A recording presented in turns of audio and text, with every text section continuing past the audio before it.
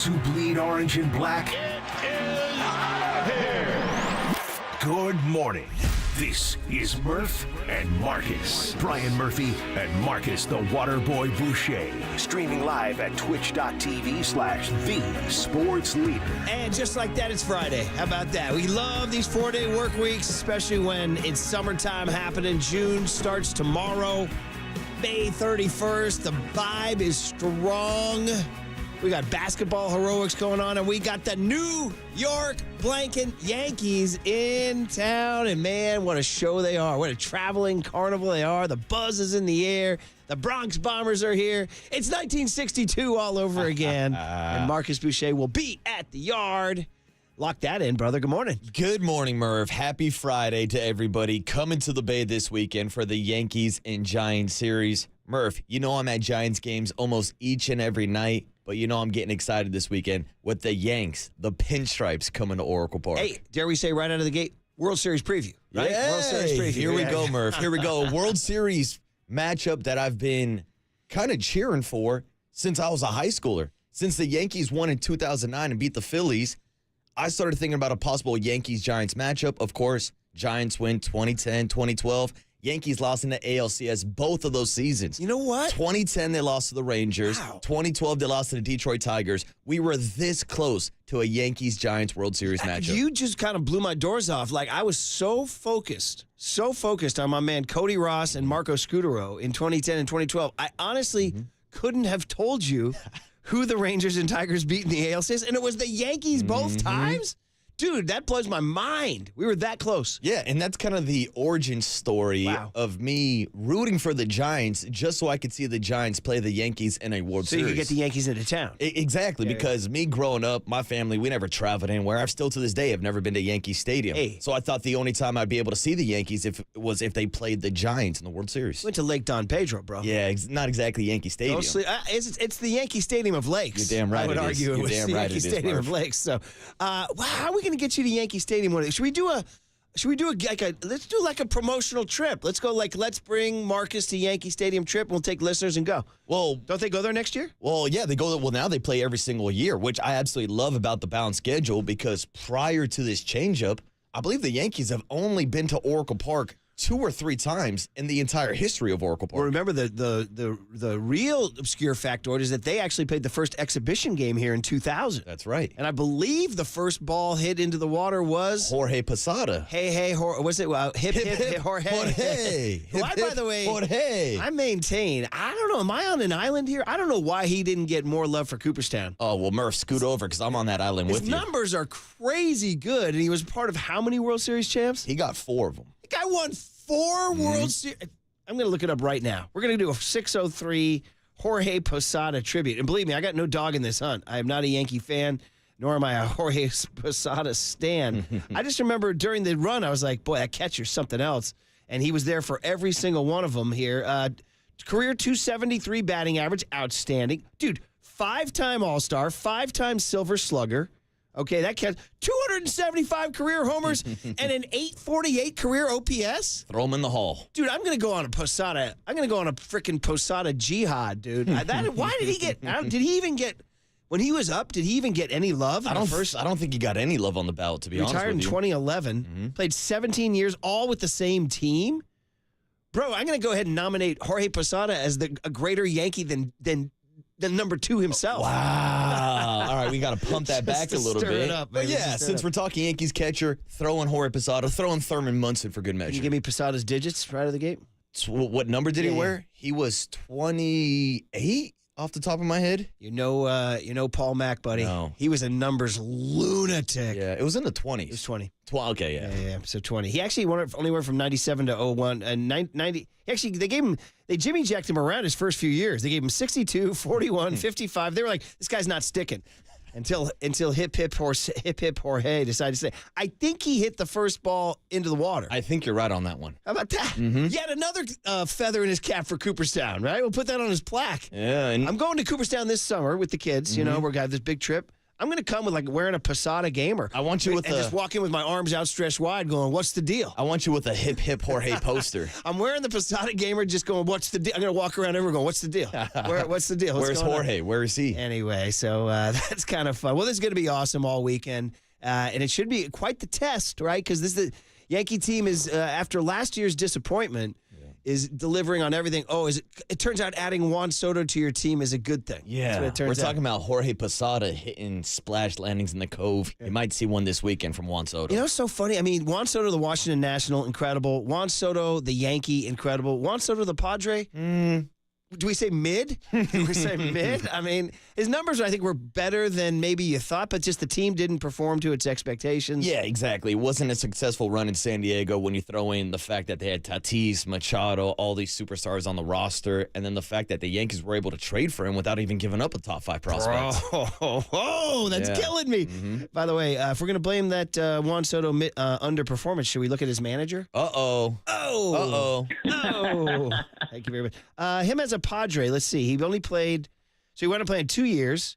He hit 265 as a Padre. What was his on-base percentage? It was 405, but his on-base percentage is currently 415. He's got probably the best eye in baseball. His OPS in San Diego was 893. It's currently 999. Yeah, dude. Look at that. And how about the fact that him and Aaron Judge are number 1 and 2 in the American League in OPS? Murph, it's the first time that the Yankees have had 2 players lead the American League in OPS since Mickey Mantle and Roger Maris. It has to be Maris and Mantle. Has to be the M&M boys. Yeah.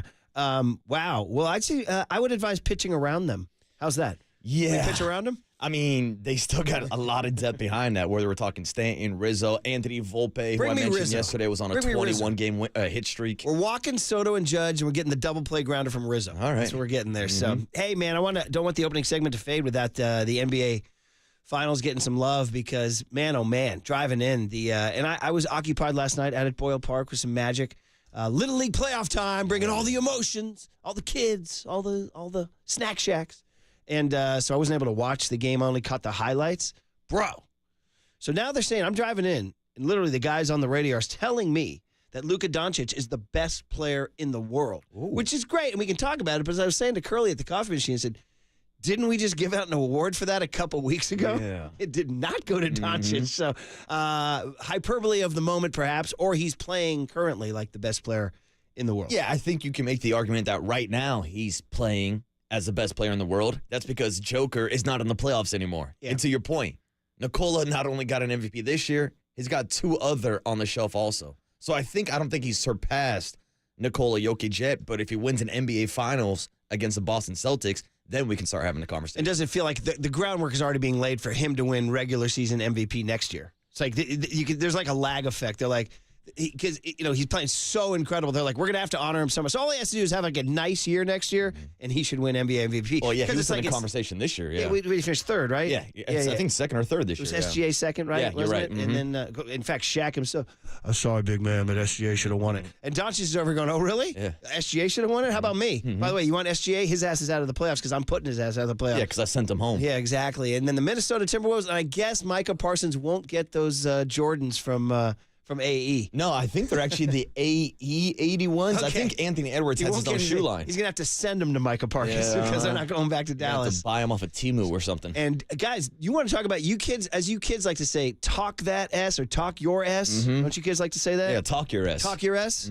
Well, and what's that little emoji we see of that silhouette of a head that's barking? You know what I mean? That was Luka last night, right? Yeah. You guys see him wolfing? Cry now, mother blankers. You see him wolfing? See Snoop shaking his head? I mean, wow! Talk about backing up your swagger. You know what I mean? Talk about I'm coming in. I'm telling you, I'm gonna kick your ass.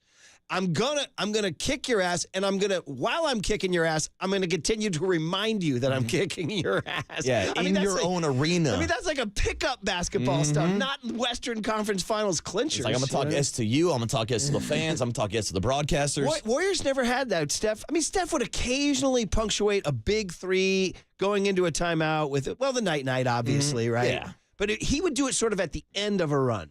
He wouldn't do it during a run, right? You know what I mean? Like, he would punctuate a win with whipping out the mouthpiece and saying, like, how do you like me now? Or you're not ready for this or whatever. Didn't he do it in Portland? Like, you don't want this or you're not ready for this. They're kind of isolated incidents, whereas Luka was just steady stream last night, barking his rear off, man. Yeah, it's because Luka's a dog. I know, and I tell you what, I'd give him a chance. I know the Celtics are already installed as favorites to win it, and Porzingis should be back, which is obviously a huge deal. But, man, the way Kyrie's playing, the way – and by the way, I want to shout out Jason Kidd. I want to shout out Almeida's own, St. Joe's Kid, because I remember thinking, is Jason Kidd really the guy who wants to grind out an 82-game NBA regular? He's a Hall of Fame player, got other interests. Does he really want to get in the coal mines and work his way toward NBA? Dude, there he is with the glasses. In the NBA Finals, after we were ripping him for not being aware of what was going on during an inbound play. Because it was confusion. Hey, man, I tell you what, it's really weird. I grew up a huge Celtics fan. Obviously, Larry Joe Bird, Larry Legend, the whole deal.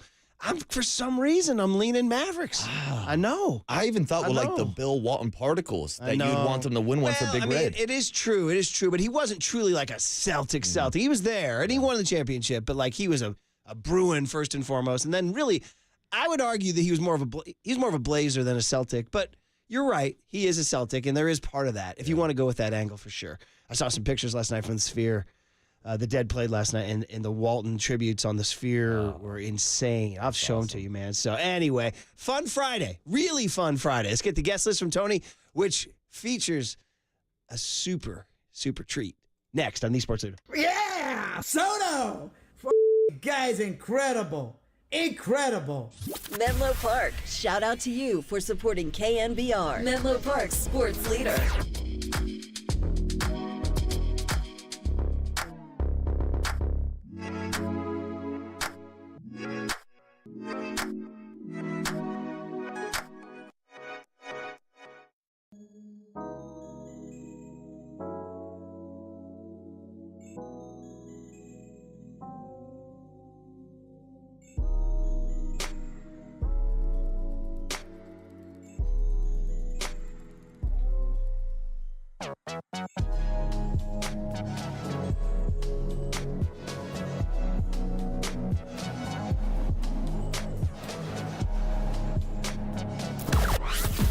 From the O'Donnell Financial Group Sports Desk. Learn more at odfigroup.com. O'Donnell Financial Group, because planning is a process, not a product.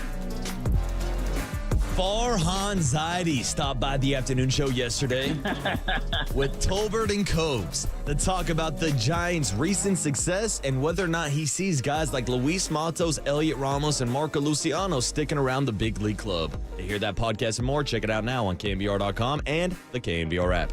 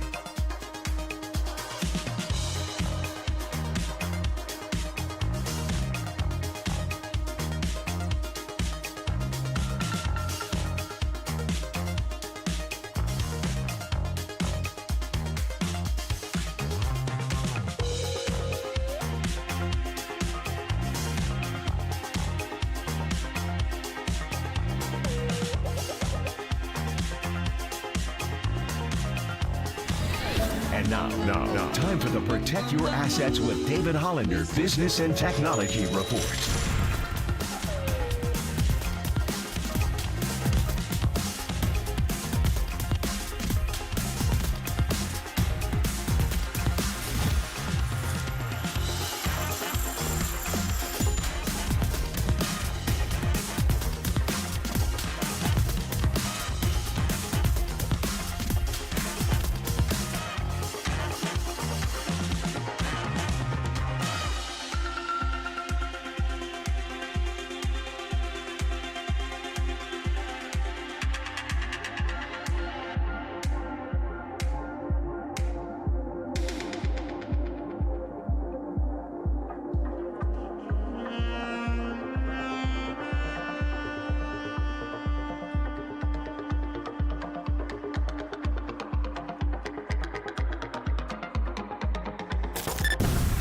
This is KNBR. And this is Murph and Marcus on KNBR 104.5 and 680. The sports leader.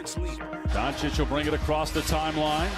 Shot clock at 9, guarded by Anderson 40 feet away. Now drives past him into the lane, puts up the shot and scores from 10 feet. A little push shot from Luka. And Doncic now with 33 on 13 of 20 shooting. Irving against Towns at the top of the key. Steps back, fires, and a three is good. 34 for Kyrie Irving. And the lead is back to 28, 108-80. Just the third time in their history, the Dallas Mavericks are going to the NBA Finals. 20 first quarter points for Luka. He finishes with 36. Irving 36 as well. 124-103 the final. That's the same. But this trophy is the whole team, man. It's not me. It's the whole team. I see you.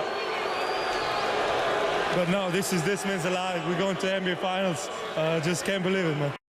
Look at Luka getting his rear end booed in Minneapolis. But, man, Luka Doncic talking that ass. And I forgot, Reggae Friday snuck up on me, Marcus. You're not wearing your Marley shirt today. No, I wore it last weekend. Yeah, we'll spot that. Huh? Just to maximize its effectiveness. Well, you can't want me wear to it every Friday. I was going to say, I can't just show up every Friday in a Bob Marley t-shirt. That would be like an Orange Friday. Yeah, it's a Marley Friday, Murph. Hey, speaking of that, so we're going to talk some hoops here, but speaking of Orange Friday, we got ourselves the whole array of, and by the way, everybody got any specific reggae requests, you can send them in to the Golden State Lumber and Building Materials text line, but you got to sell your case. You got to tell us why. We got an incredible weekend of giveaways for the Giants and the Yankees. The Willie Mays Birmingham Black Barons bobblehead tonight. I guess I didn't know they're doing a panel with Bob Kendrick. Bob's in town. I didn't know that. Ooh. Shout me out. We go get a beer. The president of the Negro League Museum. So Willie Mays Birmingham Black Barons bobblehead tonight. It's African American Heritage Night. Mark is holding up the Saturday, or no, it's the Sunday giveaway, pardon me. The Saturday giveaway is the Lamont Wade Jr. Splash bobblehead. Oh, I got that features too, an Murph. actual splash. Check this out. Watch out for the splash zone out here. Here it is right now. Hang I'm on. going to get barista mad. Check this out on YouTube and Twitch. I'm getting the equipment wet. He's It's like a little so spritz mad. it's like a little spritz of Aqua Velva. Young Tony. No way you know. And you might as well hop on the mic. Hey, first of all, good morning, young man. Good morning. How are you? Morning, Tony. Doing fantastic. Doing How are great. you guys? Happy Friday. Happy Friday. Shout out our guy Cleo downstairs holding doors for us because doors are broken. Right? Facts. Incredible. And he Leo's set that the up. real MVP. Oh, by the way, I found out this morning I'm VIP at the building because Yeah, dude. Cleo didn't have to let me in. My key card still worked today. Well, I'll tell you All what. of us struggle to get in, and Marcus just his key card works, so he's a VIP. Maybe I guess. that's a message from the higher ups. Yeah, I was going to say, I got to call my agent. I got to call my agent and see what's what's going on here. My key card still works. numbers. I got in the building. But I'll tell you this. I'm glad mine didn't work. That gave me a walk to the elevator with Cleo. Oh, I got to hell hang yeah. out with him. You know what I Cleo's mean? my guy. But anyway, I don't know why I was bringing that up because we were talking about, saying good morning to young Tony. There's no way you know Aqua Velva, is it? No. Yeah. Okay, I put that down early on. Aqua Velva in the 70s was a male cologne. Okay. And Pete Rose did the ads for it. Ready for this? Ready for the slogan?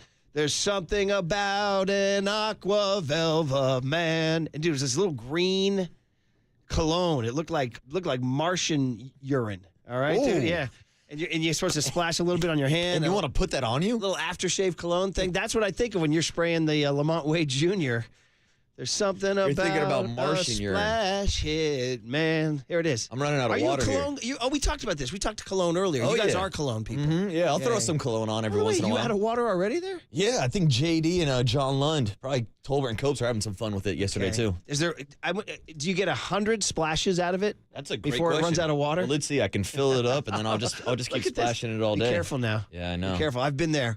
I've spilled. I know. It's not good. I'm going to need Tony to run in with some paper towels soon. You need to look up the Aqua Velva ads from the 70s. Harry Pete Rose, too. Harry. Oh. Yeah, he's in his out there in his underwear. Is he the one singing the jingle? It would be awesome if it was. You miss old jingles. I'd say jingles are dead except for Bob buys Bay Area houses. Sell your house the easy way. That's in my head for days. And don't forget about Cars for Kids. Well, KARS, Cars for Kids. You don't want to do that to somebody, do you? Oh, dude, I just made somebody freak out. Let's go back to Somebody just turned off the radio. I'm going to take that out of your head and put this back in. There's something about an Aqua Velva man. How about that? Did you find it, dude? Did you find it? Is it Pete? Oh, man wants to smell like a man. That's why I like Aqua Velva. Is this Pete? Seems so refreshing and masculine. That's right. A man wants to... Feel like a man. Yeah, feel like a man. See if I nailed it. You know, Pete, there is something about an Aqua Velva man. Here we go. So that was just the jingle. Okay, that was just the jingle. But that was a great one. Well done, pulling that up. By the way, how about the overt endorsement of masculinity? I want to smell like a man. Because nowadays, there's toxic masculinity. No, back in the old days, beat the chest, grow the chest hair, baby.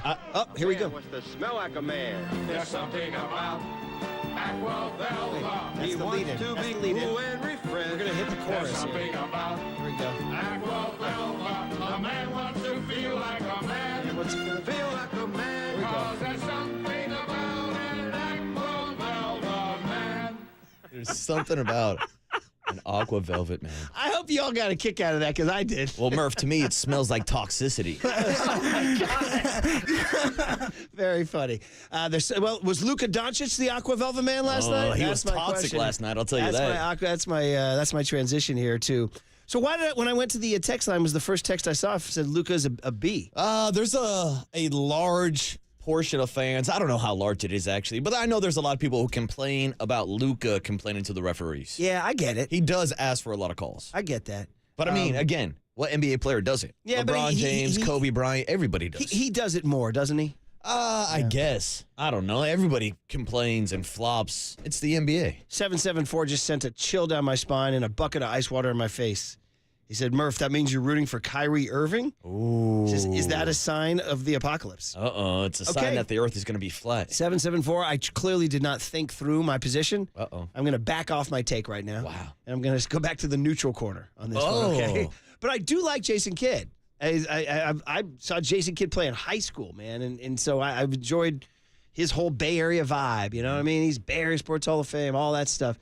But yeah, the Kyrie is a significant hurdle. How about you? Where do you come down? I'm all Luka all the way. And yeah, I know people don't like Kyrie Irving. I've never been a huge fan. But Murph, I hate Boston just in general. So I'm anybody but Boston. So I'm going Luka. So that's across the board. Mavericks. It's across the board. Well, obviously Patriots. Yeah, Patriots, and then Red Sox. But you'll throw the Bruins and Celts in there. Yeah, I'll throw them all in for good measure. If they got like a field hockey team or something, I hate them too. You root against their ultimate frisbee team? Tony, who is it? I don't care. I hate them. Here's the ultimate question for your Boston hatred: will you root against the BU Terriers in the Beanpot Hockey Tournament? Oh, I'm always going against the Terriers. Will you root against the BC Golden Eagles? When they're playing like Wake Forest in an ACC football game. Die, Eagles, die is what I say. All right, so you're across the board. But you do endorse Pizzeria Regina in the North End. Oh, phenomenal pizza. Yeah, right. And I got to say, I was actually pleasantly surprised by my trip to Boston. Well, what a beautiful little town, man. It kind of looks like mini Dublin. It's like got the old brownstone architecture everywhere and the wrought iron fences and all that. All the buildings are built brick by brick. Yeah, dude, it's your nation, your great nation's history right there. You got Paul Revere. Paul Revere was not galloping his horse down the main streets of Fresno, bro. He was down the main streets of Boston. So yeah, there is something positive there. But anyway, yeah, I used to be a huge Celtics. What is it about what have I lost with the Celtics? It might be. I think it's go back to the Bill Simmons factor. Remember, I told you my Bill Simmons thing where he and I were working at ESPN at the same time, and his supernova just exploded, and I was just this piddling little guy in the back who'd got nothing. I was so jealous. And I just was, anytime Boston won, his star exploded even more. maybe that's what it goes back to. Bill Simmons made you turn on Boston. Yeah. It's not that I don't hate. I mean, listen, I credit the guy for his success. He worked hard. He's talented. And God, what does he do now? Does he sit back and count his money? He doesn't write anymore, does he? No, I think, is he the one that runs The Ringer? Yeah, he runs The Ringer. So, yeah, I think he just sits back. He'll pop up on a podcast every once in a while, but he's pretty much loaded. He doesn't need to do anything. You would be of the Bill Simmons generation. Did you grow up worshiping him? No, I did not like Bill Simmons because he was always connected to Boston. So anytime I saw him on ESPN or anywhere else, he was always pumping up the Red Sox or the Patriots or the Celtics. So, no, I hated Bill Simmons growing up. Young Tony, were you raised on Bill Simmons? Were you? Ooh, I've definitely heard the name. Okay, so you don't. So you don't. So you were not. You definitely weren't raised on him. No, definitely. What about John Joe Curley? Were you? See, he's a classic Simmons demographic, isn't he? Yeah. That whole He's an Irishman. Yeah, they speak that little code right there. By the way, just to kind of keep it, just to kind of keep it real. You guys see the guy reading the verdict yesterday? Oh, Irish immigrant. I sent a text. I said, "Hey, Curly, your people out here taking the guy down." Oh. He goes, Curly said, "We lead from the front." That's what he said. So, no, anyway. stop it. Anyway, do we have any? What's the best Luka sound we got to play? Guys? Luka. You got any good ones here? And it was just kind of other than him wolfing and talking his mess. Old Pat checked in, Pecan, who I had lunch with last week. It was so great. I hadn't seen him in years. He said that he thinks Steph and Draymond wolf as much as Luka. Well, that was the kind of clarity I needed from you. Are you talking about Luka woofing before he wins an NBA championship? Because No, then we got to go back to like pre-Warriors dynasty. I don't. Maybe it was just the way ESPN cut the highlights, but I just don't remember somebody talking that much as like all game. Like I feel like Steph does it at the climax of a run when he like punctuates like a 12-0 run with another three. He'll rip the mouthpiece out and say something. Well, Steph's Whereas I felt like Luka was talking every bucket. Well, Steph's almost more disrespectful when he hits a three and then turns around and starts jogging down the court before he even hits the bottom of the basket. Yeah. And we know Draymond Green is a habitual S talker, so he's going to talk more S, just general S talking. Right. And even Klay Thompson will do like the 4 rings every once in a while. For sure that Draymond obviously is a major wolfer, but it's different because he's not scoring. You know what I mean? Like scoring, there's like a special place in sports for the basketball player, as our old buddy used to say, Marvin. Remember Marvin? Yeah. Like that. When you talk S, I used to have my high school buddy, Vernon Clark. He used to hit shots right in my face, and he would either say one of two things. He would say, in your eye, or there it is.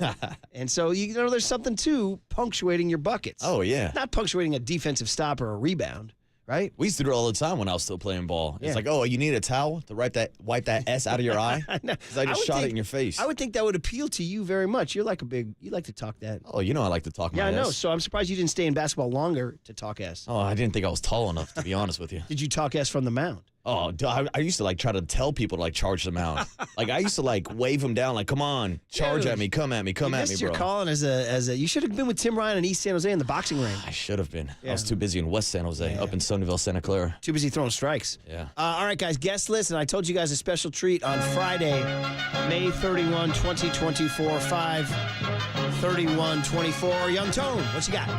All right, we have an incredible guest list lined up today, starting with Mike Krukow at 7:30 this morning to preview the Yankee series this weekend. A listener wrote in and said, can the Giants just honor the Yankees tradition by wearing their home creams tonight? No. They're going to wear the freaking black ones on Saturday night, and I'm going to be pissed. Oh. I actually like the Orange Fridays. They're my favorite jerseys. Wow, and my favorite jerseys are the black jerseys they wear on Saturdays. Yep. Jesus, what am I going to do? All right, go on. And then we got the big hit at 7:50 this morning.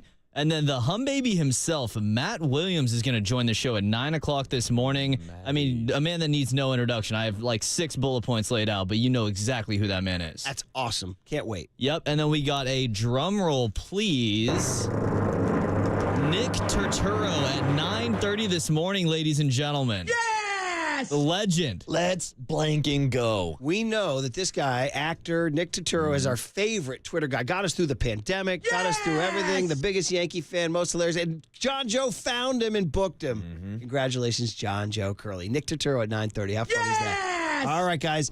Here's the deal. We got Klay Thompson in the news. We'll tell you why next on the Sports Leader. I got affection for the Irish. I do. Yeah, Conor McGregor. I grew up with the Irish.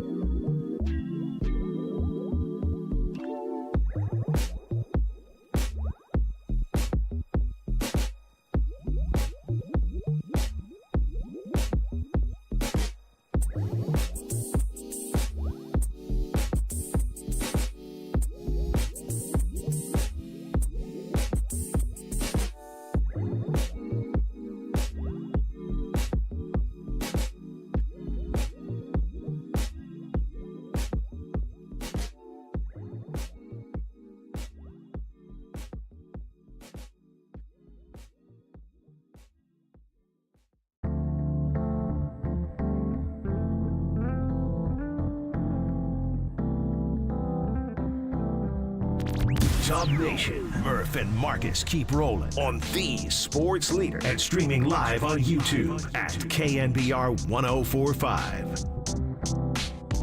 I mean, the sad part was just missing 3 wins to, get out of the play-in and have yourself in a playoff series where, even like a game like Sacramento in the play-in tournament we had, you're looking at, okay, we're down 1 and can find a way to game plan to try to get back in the series. Obviously, early in the year, we had a lot of missteps and some absences, but you do realize like we're not that far off, even, having tried to stay at this level and at this peak for so long. There's going to be some tweaks, we know. Like when you lose, you have to look yourself in the mirror and say, what can we do to get better? What holes can we fill? And thankfully, we have some time to figure that out. So, a lot of conversations with upstairs, with Coach Kerr to try to figure out how to get back to the level that we expect. I didn't answer anything specifically about what we need, but we're going to figure that out over this summer. Yeah, or are they?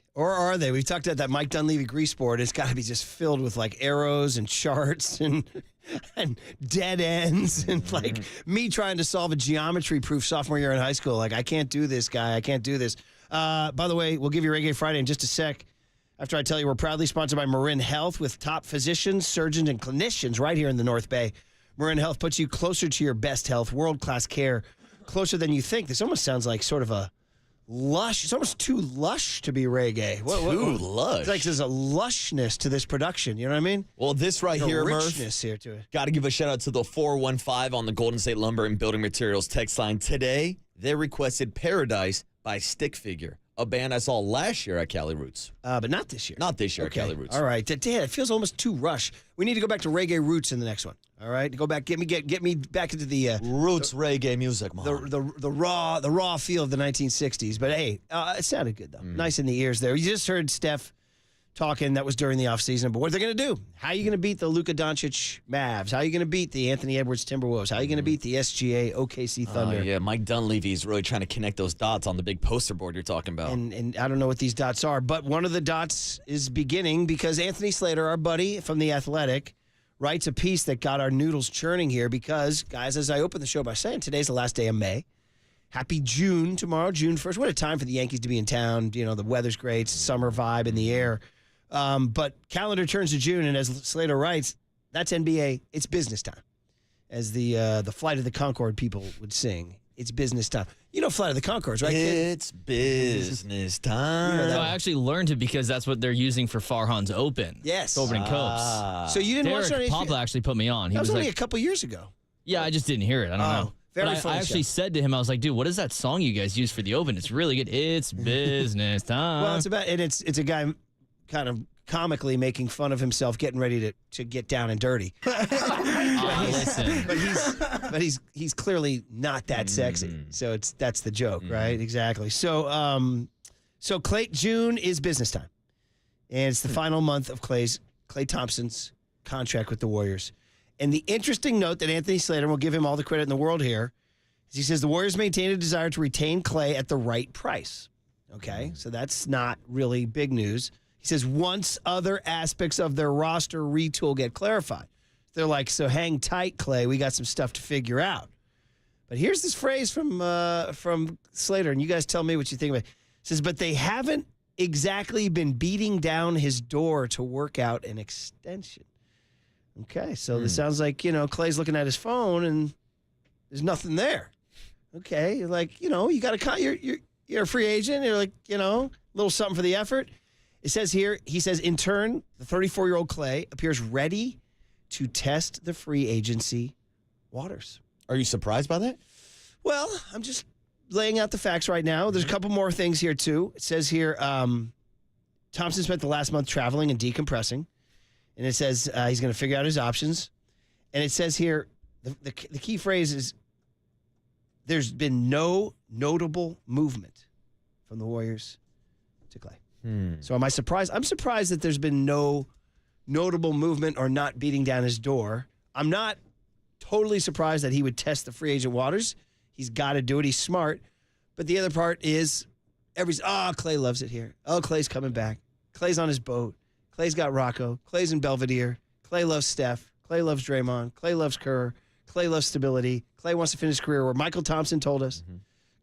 I heard from somebody else at one of the dinners we were at, no, Klay's not going anywhere. So this could all be posturing, or he could be saying, hey, where's the love? So what do you believe? The way that I'm looking at it, and I know we were just riffing about how tomorrow's the start of June, which means it's business time in the NBA, but really, business time doesn't start till July 1st. That's the start of NBA free agency. So I expect Klay Thompson to test the waters, to go out and to see what his market is. Now, at the end of the day, I think Klay's going to come back to the Warriors, but absolutely, he's going to go out to Orlando, see if they're going to offer him $30+ million. He'll go around the league to see what his value is, but I still think, again, at the end of the day, he'll be back in the Bay. So you're saying this is just all part of the game, part of the dance. Yeah, and we know that Klay was offered a 2-year, $48 million contract extension last offseason. So 2-year, 48. Yeah, so we don't know whether or not the Warriors are offering the same offer or if he wants to try to, again, test the waters to see if he can get the Warriors to raise that offer. So here's the deal. Detroit and Charlotte can offer him the most money.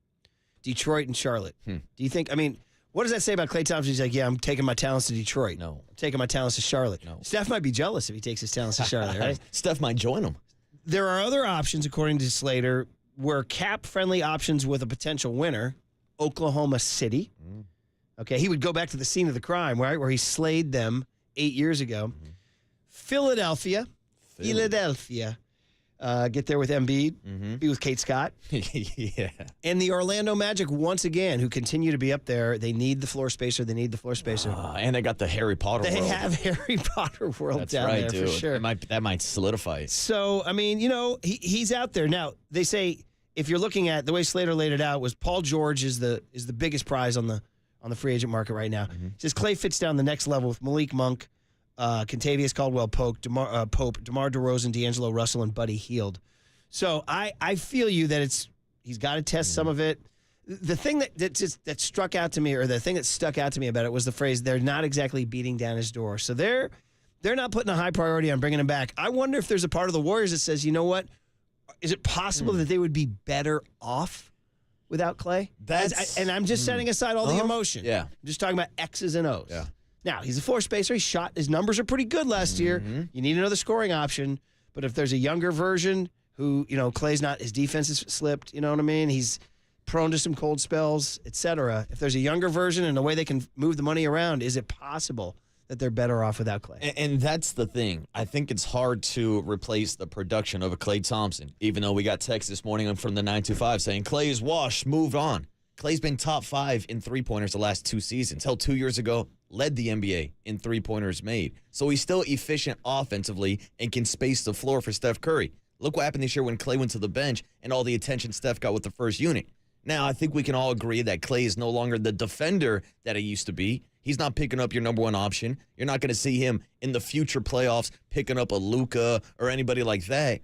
But I still think there's a place and a role for him on this team. So I would grant him kind of that leeway, and especially everything he's done here in the Bay Area. again, I think he deserves to retire in a Warriors jersey. So here's this. We bring this up all the time, man. And it's the Bill Walsh. It's Ronnie Lott. Yeah. It's Roger Craig. It's Joe Montana. It's all these guys. Move on. And you could make an argument, I think, that the Warriors would be smart. The prudent move would be to move on from an older guy. And we're talking about this iteration of the Warriors.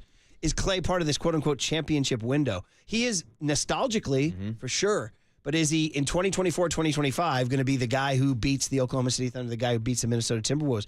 I think you have to look at your options. I think you look at the options, but you also got to hear the opinions of Steph Curry and Draymond Green. And we know Steph wants to ride out with his guys. We just had Draymond Green on the Shaquille O'Neal Big podcast saying he would rather finish his career with Steph and Klay and never win another ring to go out and start ring chasing or to move some of these pieces from the roster. 408 text in on the Golden State Lumber and Building Materials text line say, isn't Klay's trajectory arrowed down? I mean, it is, right? I mean, it is. Although you point out 2 years ago that he led the NBA in three-pointers made. Even this year he was top 5 in three-pointers made. That Kings game just rattles in your brain, doesn't it? Just rattles in your brain where he had that terrible, terrible night. So I'd have to see, on that grease board for Mike Dunleavy Jr., what the arrows are and all the dead ends and the road to the championship is. But I could honestly say that I could see a scenario where moving on without Klay, there's a road where it's better for the Warriors. There is. And it hurts to say that, obviously. But again, we've done this before. And it happened with Tim Lincecum became an Angel. Okay? Madison Bumgarner became a Diamondback. But yeah. Pablo Sandoval became a Red Sox. Exactly. It's not apples to apples at all. It's not. But it's just things about emotional figures who leave your area. And Klay's at a point. He's 34 now. And he's not what he used to be. Yeah. And so it depends on what he wants. But, man, he could be. If he does go, I'd say get him to the Eastern Conference. I don't want to see him. Just get him out there. Get him to Orlando. I mean, could you imagine if he ends up playing down in L.A. with LeBron, and then next thing you know, Klay's hitting big threes in the postseason, maybe beating the Warriors? Like, that's worst-case scenario, in my opinion. Yeah. 510 says, Bill Walsh had Steve Young. There is no contingency plan here. This is the YOLO time, and if you believe Klay has even one more productive season, you bring him back. But at what cost, and what does Klay feel about, you're giving me a one-year deal? So basically, the whole point of this segment is to put you guys on alert that June 1st starts tomorrow. Warriors are not beating down his door, and there's been no notable movement. Yeah. And so you guys got to start thinking, can you picture the Warriors taking the floor next year without Klay Thompson? Yeah, and now Mike Dunleavy's in his office looking like Charlie Day from It's Always Sunny in Philadelphia, trying to connect all the dots and figure stuff out. What's the GIF? Is it A Beautiful Mind or Zach Galifianakis or whatever? With all the... That's, I think, from actually The Hangover. When he's doing all the math, he's counting cards in the casino. Yeah, that's it. That's Mike Dunleavy Jr. right now, man. So, all right, guys, we're just putting you... Sorry to bum your Reggae Friday. And by the way, somebody wrote in and came at me. 707 said Murph needs to put some respect on Stick Figure's name out of Santa Cruz that'll not be trifled with. Believe me, 707, that was not meant as a negative comment. I said it was lush and warm in the ear. I just didn't know if it counted as true, intense reggae. It was almost like, I don't want to say reggae pop, reggae something, It wasn't like that gritty Jamaican sound. It was rich and warm. It's not roots reggae music, Murph. It's not the Bob Marley Rasta that you're looking for. How long have you been a Rasta? Well, I've been a Rasta from ever since, They just made my morning. All right, how about some Dandy Livingstone on the other side? Okay, Farhan Zaidi came on with Tolbert and Copes. Is he talking like Luka right now because his team's one game over 500? Next on the Sports Leader. I'm on cloud 109 right now, at least. I don't even know what to say.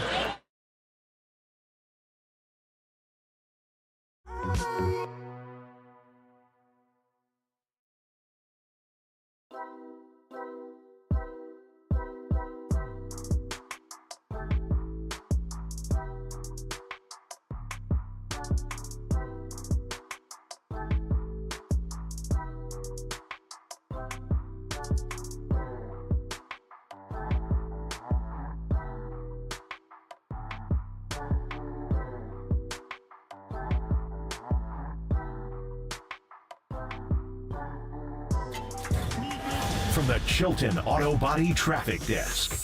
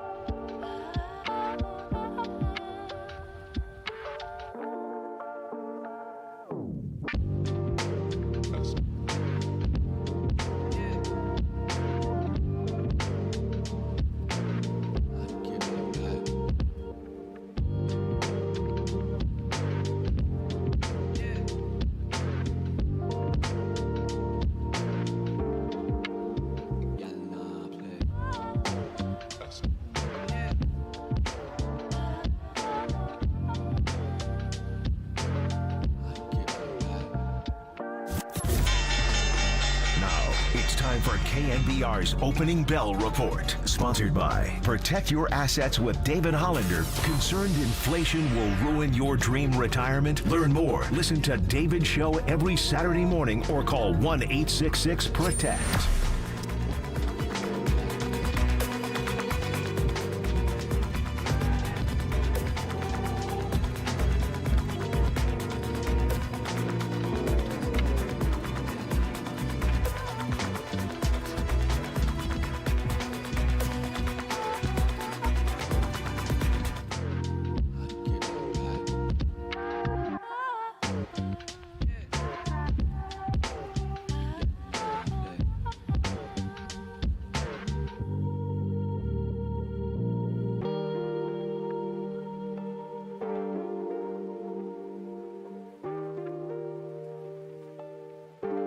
Live from the KNBR Casino Matrix Progressive Jackpot Studios. Casino Matrix. Progressive jackpots are here. Where are you? Just drop in. Please play responsibly. 1-800-GAMBLER. There we go. Getting back to the roots now. Back to the late 60s, early 70s. Dandy Livingstone. By the way, I want to be called Dandy Murphy. How would that be? You got it. From now on, you're Dandy Murphy. It's a real dandy. This sounds good, by the way. Oh, sounds dandy if you're asking me. There was anything sounding like this down at Cali Roots? Oh, well, you did get the other Marley, Stefan and Ziggy and those guys, but that was Friday and Saturday, so I didn't see them. Yeah. All right. You get the next one. Yeah. All right? Or our listener can get the next one. This was my request. All right, I got some requests for you. All right. Reggae Friday, making us all in a good mood. The only thing that put me in a bad mood is the Giants showing up in those orange jerseys tonight. All right. Well, get ready to get mad again, Murph, because they're going to be out there. To be honest, if I had to power rank, the black ones on Saturday pissed me off more. Wow. Oh, yeah. That's surprising. Yeah. Oh, no. You know what? We have. Okay, I'm going to get pissed. As a man that loves black cleats so much, I'm surprised that you hate the black jerseys. Keyword, black cleats. Yeah. Right? Yeah. So the Giants have beautiful uniforms. Like the Boston Celtics have beautiful uniforms. Beautiful uniforms. The Oakland Raiders have beautiful uniforms. I love the fact that he called them the Oakland Raiders. That's the only Raiders I know. Yeah. Who the hell is this thing down in the desert? I don't even know. Who are you telling? Who you telling? I believe the San Francisco 49ers have beautiful uniforms. I really do. But you're not a big fan of the all-white uniforms. No, the no, alternate? I like them. Yeah, I like but not them. as much as the classics. The classics are the class. No, I'll take the all whites though. Ooh, I will. the I do white not on white? reject the all whites at all. I do not reject those at all. Give me some more. Well, they bossed the New York Yankees. What are you going to say? Here come the pinstripes. Yeah, well, except for here come the road grays that just say New York. I like that very Classic much. look, classic look. Have they done a City Connect? No. Will they do a City Connect? No. The answer is no. Why the hell would they? Is this the same thing Kevin Costner got when he said, "Can I film at Yankee Stadium?" No. No. I mean, the connection is the pinstripes to the city of New York. Are the Yankees exempt from City Connect? Like they're like, no. They don't need City the Connects. Dodgers, dude, the Dodgers and the Giants and the Cardinals are doing it. The Dodgers got the worst City Connects in history. Those all blue adult softball jerseys. So to me, like the flagship franchises that have been around since the 1800s, your Yankees. But actually, that's not true. I take that back. The Yankees are not. They were only 1901. Tell them. So I'm going all the way back to the National League. The Cubs, the Cardinals, the Dodgers, the Giants, the Braves. Those are the teams that go back to the 1800s. They all do City Connects. Then you get into the 1901 American League teams. The Red Sox do City Connects. They do. But not the Yankees. They're like, they got like the... What's the rule where the one guy just doesn't have to do what the other kids do? You know what I mean? They're It's like- grandfathered in. Yeah, even but I though mean, there are like- teams older than them. Exactly. You know why, Murph? Their grandsoned in. Because of tradition. I know. Tradition. I love it. I love it. It is kind of ballsy for them to reject the City Connect. Like, yeah, no, you guys are doing that. That's not us. Yeah. Are you sure they're not going to do one? I'm pretty damn sure if they're not going to do one by now. We've had these City Connect uniforms for a couple years. I don't see any reason why the Yankees would do it. What would you do for a Yankee City Connect? Just like a hologram of Babe Ruth on there or something? I don't know. Well, I guess you can go like navy blue with white pinstripes A or subway something train on it or backwards. something? I don't even know. Anyway, let's get into the Giants tonight. It's going to be really, really fun. So the Yankees are in town. There's going to be a test. It's going to be a test here. It's Marcus Stroman tonight against Jordan Hicks. Tell you what. Aaron Judge and Juan Soto and them, they're not looking forward to facing Hicks. They're not. No, I mean, Hicks has been phenomenal. Real quick, I was just laughing because Tony mentioned in my ear, the Yankees and the Oakland A's are the only two teams without City Connect uniforms because those two teams are so close in comparison. Well, and one of them is moving to Vegas, so they're trying to sort out what it's going to be. Low key, the A's have a number of World Series championships. Yeah, they got a number of jerseys, too. They'll throw in some Kelly Green in there. Tell you what I support is the gold. I support the mustard yellow A's jersey. I hated those uniforms. I love those, man. I hate the mustard. By the way, speaking of the Yankees, John Sterling joins Tolbert and Copes at 2:50 today. Oh, Yankees win. And they're going to be live at 58 Social. Oh, Yankees win. We had him. I think you booked him for us, Damn didn't right you? I did. We booked him last year. That was great booking. Opening day. We enjoyed him, and now he's just chilling out. So that'll be great to have him on the air at 2:50 this afternoon. But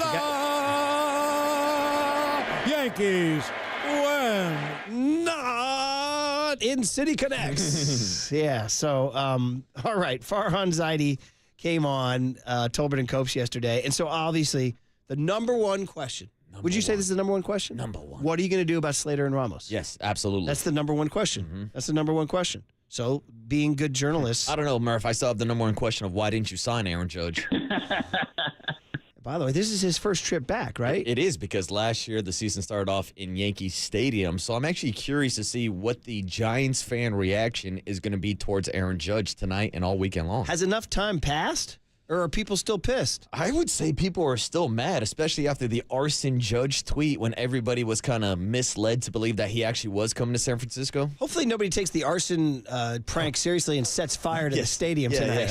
Yeah. We're going to draw the line there. Yeah. We're going to not endorse arson. No arson. But, yeah, it will be interesting. I don't think it's a front burner thing anymore because it's been a year and a half. Yeah, but he'll be out there in the outfield tonight. Well, Giants fans will heckle him. They'll say, what's wrong with Aaron? He's a bum. And I'd say, what I would say to him is, hey, how's that World Series quest working out? Because you got nothing, bro. You got nothing. All I know is you got nothing, and you would have been on the West Coast back home wearing the uniform that Buster Posey wore. Yeah, but your now, hero. Your mom and dad could be seeing you play nightly. Yeah. And As I mentioned earlier, him and Juan Soto are wearing the same uniforms that Roger Maris and Mickey Mantle wore the last time the Yankees had two players lead the American League in OPS. Do I need to hold up the bobblehead for Friday night? That's a great bobblehead. There's a guy named William Howard Mays Jr. Shout out Willie, Mickey, and we'll throw the Duke in there. All right, so talking baseball, baby. You could have worn the uniform Bill Terry wore. Come on. Anyway, I'd let him have it. If I was like 25, if I was you, Tony, and I'd be Friday night, I'd be letting loose. Oh, yeah. I'm just curious. Is Arson Judge coming to town? Yeah. Is Aaron Judge in town or is Arson Judge? You better hope that he doesn't light this series on fire. Because right now, he might be the hottest hitting player in Major League Baseball. Judge? Aaron Judge right now, Murphy. This month alone, in the month of May, 12 home runs, 23 RBIs, 24 extra base hits. Bro, this is the big leagues. You're not supposed to do that. He's facing Major League pitching. He is absolutely mashing right now. So we're just going to pitch around him. And here's Jordan Hicks tonight, though. As you've mentioned, Jordan Hicks has been phenomenal all season long. He's got a tough test tonight. Yeah, this will be great. You are listening to KNBR AM and KNBR FM San Francisco, the sports leader, a Cumulus media station. By the way, my schedule's clear tonight, too. I'm watching tonight. I'm watching. By the way, how high did these Yankees tickets go in your season ticket draft? They were the first. They're the first ones to go. Yeah, that's what I assumed. Yeah, it was people prioritized this as the number one. They really ahead of opening day. Yeah. Although I actually had pick number 2, and I took game 162 because I knew it was this time of year, Little League playoff season and All Stars. I'm on the shelf for 2 months. And you knew that it was going to be the NL West clinching game. Still on the table, boys. It's a possibility. Still on the table. Still an option. Hey, Dodgers, I'm looking at you right now. Right now, I'm looking at you. I'm looking at you. Yeah. With that Mookie Betts talking that Luka Doncic S to Logan Webb. That's right. And Dodgers, I got a message from our 9:30 guest this morning. Anyways, yeah, the Dodgers. 6 back in the loss column. That is beyond doable. Beyond doable. Not likely, but beyond doable. All right. So no games affected the Giants last night. I am, believe it or not, keeping it. I like the Diamondbacks to stay nice and cold. They lost again. They've lost 4 in a row. I also just kind of half an eye on the Cubs. Like, they don't need to get hot. They've lost 2 in a row. I'm good with that. And all of a sudden, the Cardinals have actually risen up from a terrible start to their season. And they're now kind of in the mix with the Giants. They're right around 500. Ever since my guy Metro Boomin was out there for the City Connect release when he had the whole city of St. Louis screaming BBL jersey. See, I mean, the fact that the Cardinals did it, I mean, that's as this historic a franchise. Because even the Dodgers and Giants have the stain of moving. Cardinals are like, we opened shop here in 1880. We ain't moving.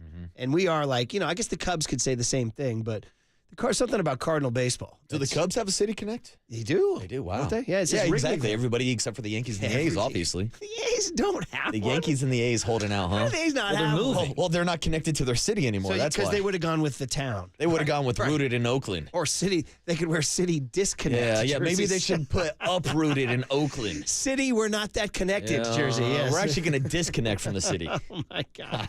Anyway, back to the story of Zaidi. Nobody calls him Zaidi. What's up, Zaidi? Maybe Gary would have, because Gary Reddish used to call LeBron James all the time. Zaidi, what are you driving? Yeah, he would say. What are you driving, young man? Exactly. Probably driving something nice. Yeah, I bet. So, will Ramos go down when will Matos and Ramos go down when Conforto and Slater come back? I don't think there is. I mean, the guy's got, an 800 OPS. He's driving in runs. He's taking walks. He's bat flipping his walks. I mean, I told him the walk bat flip is like the highlight of my day every time he does it. I think we got to make T-shirts or something that say like walks deserve bat flips or something like that, because he's taking it to another level right now. So, but yeah, you're just seeing a confident young player. It was a first round pick, top rated prospect all the way up through the minor leagues. It's just been a little bit of refinement, a little bit of strike zone refinement, and he's always been a confident guy. And right now he's really one of the leaders on the team in terms of what he's doing on the field. So, with young guys like him, talented players, you're almost looking for a pathway for them to become big parts of your team. And sometimes it happens with an injury. Sometimes, they just work their way into more playing time. So this is kind of the ideal thing from a front office standpoint. And then, that guy can be part of your future for the next, 5-6 years, decade, and that's worth investing in. So we're loving what we're seeing from him. And, I don't see him coming out of the lineup anytime soon. Dude, how about that? Fantastic news. Are we believing him? I don't know. Are you buying it? Well, if I'm Austin Slater, I mean, how am I feeling right now? If I'm Austin Slater with, thanks, boss. Yeah. Wow. Am I buying it? Well, that was a pretty strident declaration there. What do you give me for Austin Slater hearing that clip from Farhan Zaidi and Murph seeing that the movie theater job is hiring and you running upstairs to tell him you quit before you can get fired. I got it. Can I give you applause right now? That's an absolutely incredible. I've bored you with so many of the same stories through the years. You've confused my incredibly sexist and hilarious movie theater boss with my motel front office job. Oh, yeah, it was the motel job. It was the motel front job. desk, working the midnight shift. When I was your age, Tone. Does Tony know this story, by the way? I think so. I've also got all the stories confused myself. Yeah, I know, because there's like 8 stories, and they all blend into one. A lot of stories. Yeah, it's about 8 of them. You know what I mean? I do the magic 8 ball, and I'll give you that story 6. You know what I mean? But, Austin Slater just got the, it was George who told me. Yeah. He said, yeah, man, I said, oh, look, we're hiring. There's a spot here, man. He goes, dude, I got some news for you. I go, he goes, that's your job, dude. They're coming to get you, bro. How about George getting the down low, though? That's the guy who works the back channels. You know what I mean? Mm-hmm. You ever been the guy who gets are you the kind of guy who gets the down low? Little inside information. Who gets the back channels around here? Sources are saying Overnight Dave's got all the sources. Does he? OD knows everything. Does he really? All right. I'd go with Cleo downstairs. Oh, yeah. Cleo's got some good info, too. So anyway, well, that's great news, isn't it? And for Slater, it's not great news, but he extolled Ramos's OPS. Mm-hmm. He extolled the bat flip on the walks. He tried to riff on the bat flip on the walk. Is that something you've noticed or checked out? They've been doing it for a while now. It started last season, and I get it. Guys are bat flipping walks. I don't know. I'm not a huge fan of it. I think you should only bat flip when it's a no-doubter home run, but hey, do whatever you please. You as a pitcher, that pisses you off. Yeah, me as a pitcher, nothing used to frustrate me more than seeing like Yasiel Puig pimp a fly ball to right field. Yeah. Get your ass down the line. Puig. Now, there was somebody. Yeah, I was just using him as an example. That guy got under my skin. But when a guy pimps a home run and he's staring at a ball and then it bounces off the wall and he doesn't even get the second because he's not giving you a hard 90, I don't like that. I kind of like the bat flip of the pimp and the bat flip on the walk. It's not bad. It's not bad. It's a little bit of a mental game on the pitcher. Yeah. I just grinded. I just drove up your pitch count and I got a free 90. It's kind of an FU. Yeah, which I'm fine with. Yeah. Maybe it's Luka Doncic will start. It's the Luka Doncic factor. Meanwhile, what about Matos in center field? That's interesting because the first few days, weren't we? Has there ever been a bigger course correction than everybody's opinion of Matos in the first week defensively versus the beginning now? Now we're like, yeah, put him out there. First week, we were like, absolutely not. Get him out. Get him out right now. I think especially with the stark comparison to him taking over for Jung-Hoo Lee because Jung-Hoo Lee would get fantastic reads off the bat. Yeah, his first step, the way he was able to track balls down, and then immediately you see Luis Matos struggle on a couple of those fly balls, lost one in the sun, and then next thing you know, he's robbing home runs, and everybody thinks he's Willie Mays out there. Jung-Hoo's reads are almost too good, giving him balls where he runs into the wall. If his reads were worse, he wouldn't run into the wall, you know? Anyway, what about Matos here and Farhan Zaidi, Matos in center field? As far as Matos goes, I agree with you. I mean, he had a couple of shaky plays when he first came into center field. Since then, he's done a much better job. He's got great outfield instincts, which we've seen all along. I still think he's adjusting a little bit to this leadoff role. He's an aggressive hitter, and in the leadoff role, you kind of want someone to take pitches, work walks, get on base, and that's really not his game, although he's come a long way with that. But I agree with you. Think about, the sort of emotional state of the fan base of the team when Lee went down, and to have Matos come up and play as well as he has and get people just as excited as they were about Lee in a lot of ways. I mean, that's been such a huge lift for us. Okay. Farhan embracing the youth, the Bobby Evans raised youth here. Yeah, which is interesting because Bobby told us that when they signed Luis Matos, they envisioned him as a corner outfielder, not a center fielder. Well, next year he would be, right? Absolutely. Yeah. But I guess the question is for me, do you want Matos in left field or in right field? Because we saw earlier this week when they put Tyler Fitzgerald in center, I was expecting to see Elliot Ramos in right after those fantastic plays he made the first week and he was called up, and Luis Matos in left. That would have given him the opportunity to rob that home run that Elliot Ramos did not make the play on. Not saying it's a guarantee that they're going to make the play, but to me, I envision more of a Luis Matos in left and Elliot Ramos in right. A viable question and one that we will ask Matt Williams at 9 a.m. when he joins us. Matty W. will join us. Now, he coaches the infielders, not the outfielders, but he'll have a take on that. He'll have a thought on that. He's in the meetings. He'll tell us what Matos, Ramos, left and right looks like, too. So, a little bit on Farhan on Snell. Did we cut this thing down? Nice. We're this kid. Yeah, this kid. Nice job, kid. Young Tony. So this is on Blake Snell, who's going Sunday. Okay, so here's the deal. I told you Hicks tonight versus Marcus Stroman, 7:15 in the black jerseys. Tomorrow night, 7:05. Don't like it. Just say that right now. Give me a Saturday day game with the Yankees. I don't like it. By the way, if you're a Yankee fan, you got to be pissed. 10:05. I know. You got to stay up late. Like my buddy Schmitty in Philly was sending me texts from the Tuesday night City Connect game, 10 innings. He's like, bro, I can't go. He goes, I'm literally texting you from bed. He goes, Metallica, one eye open. And he said, I know, right? And he's like, I'm just going to have to wake up to this news. And that's how they live on the East Coast when they're out here. So I figured the Yankees are like, oh, it's a Saturday. We'll get a 1 o'clock start, beautiful sunshine. Not so fast. I don't know why they did this, but it's a 7:05 start. Is it a national game? Like a Fox game or something on Saturday? No, I don't think so. Anyway, let me double check on that. Interesting. But the Giants are going to go with Logan Webb. Webby. And the Yankees are going with Cody Poteet.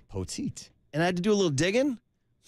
Sure you did, dude. Who? How about that? Wow. He's one of us. He might wear a 32 for the redhead on the sleeve. He's one of us. He's one of us. He's a Westwood product. Does that mean you're going to be rooting for Cody Poteet this weekend? weekend? Do you know anything about this guy? Not really. Clark Schmidt just got placed on the IL. He did? Yeah, so Clark Schmidt was originally scheduled to pitch on Saturday. He's down. He might miss like the next month of the season. That's bad news, Which is really bad news because we talk so much about Aaron Judge and Juan Soto and Anthony Volpe and all the bats that the Yankees have in the lineup.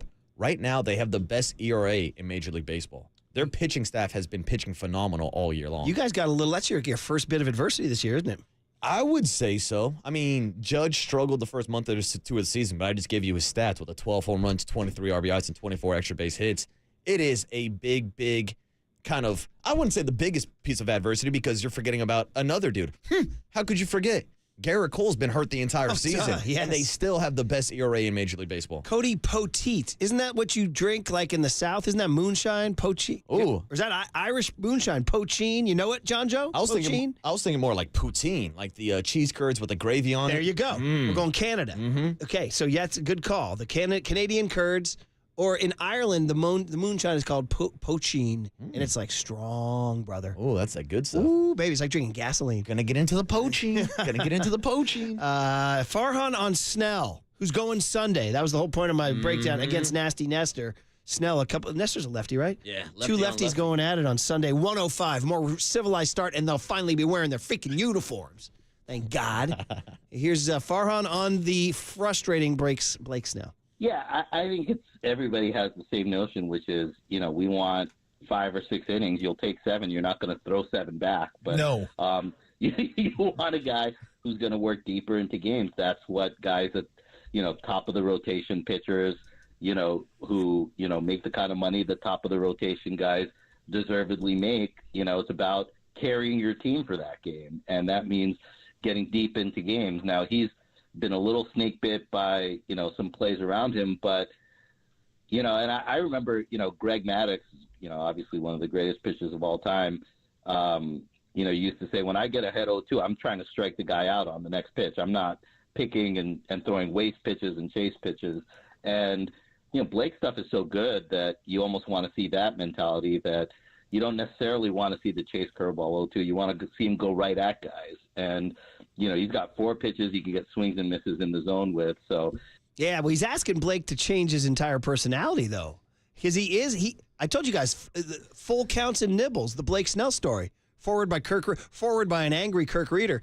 So, I mean, because he's like, 0-2, you got such good stuff attacked, but he doesn't like to. He likes to throw the chase and the waste. Yeah, he's trying to get you to expand your zone and chase something out, but this was a terrible comparison. I guess he's trying to use it as an example, like be more like Greg Maddux. But we're talking about a guy that literally has a phrase coined as a Maddux when you throw a complete game less than 100 pitches. Blake Snell can't even throw less than 100 pitches in 4 innings. Blake Snell has never thrown a complete game in his career? I don't think so. I think the longest he's gone is 8. Whereas another guy has a complete game stat named after for him. less than 100 pitches, which most guys don't even get through 5 or 6 innings these days. Probably 2 guys who should never be mentioned in the same sentence. Yeah, I didn't like that take by Farhan. Well, he wants him to be more like Maddux. Yeah. Snell's like, huh? I want all my pitchers to be like Greg Maddux. You know what they told Snell that? He goes, who's he? Who? That's what he said. Yeah, He's like, what's a Maddux? I'll give you a Snell. I'll give you 100 pitches in 3 2/3. That's a great bit now. If a Maddux is a Maddux, what's a Snell? It's a Snell. A Snell is 5 shutout. You got to go 5 shutout. 8 strikeouts. You got to have 8 punchies, and you got to walk how many? 4 or 5 at least. 4 or 5, and you got to hit 100 pitches? And 100 pitches minimum. That's it. Before the 5th inning. We've coined the Snell. It's a Snell. That's a Snell. And your team wins. How's that? All right. Well, that was fun. Good revisiting with Farhan. Enjoyed it. Hey,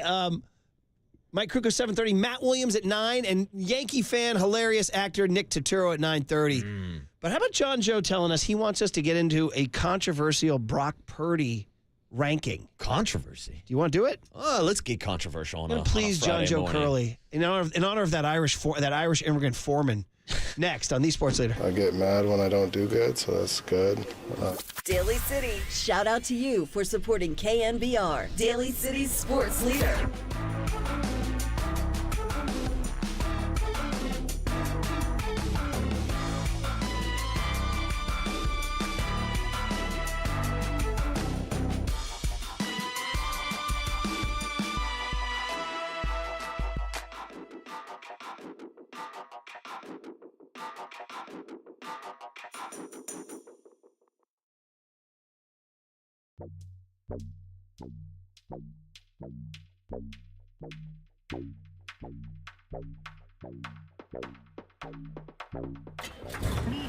From the Chilton Auto Body Traffic Desk.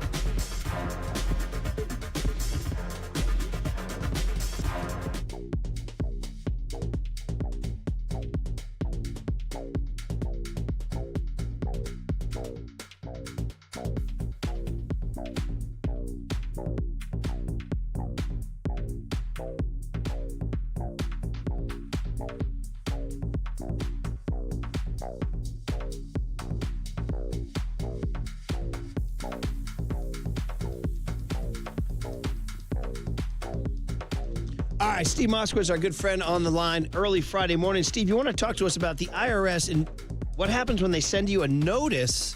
What does that mean? Just because the IRS says you owe a lot of money doesn't make it so. We've had so many of these cases. Just yesterday, the IRS confirmed that our client, who they sent a big bill to, owed them zero. A lot of times what they send is wrong, especially if you don't file tax returns. They make something up. It's called an SFR, substitute for return. Suppose you sold your house for $1 million and it cost you $1.1 million. There's no tax on that. You lost money. But the IRS doesn't know about the cost piece. So you owe taxes on the mill, plus penalty, plus interest. Things like that happen all the time. But even if you do owe the taxes, after we check it out and make sure you really owe that amount, we want to cut a great deal for you. And a lot of times you don't file returns. A lot of times that fixes the problem. The bottom line is we want to take care of your listeners' tax problems. The only thing you have to do is call us for our free consultation. Say, hey, Steve, what can you do for me? Well, that's great. That was tax attorney Steve Moskowitz. He's my tax attorney, and he should be your tax attorney. Give him a call at 888-TAX-DEAL, or you can go online to moskowitzllp.com.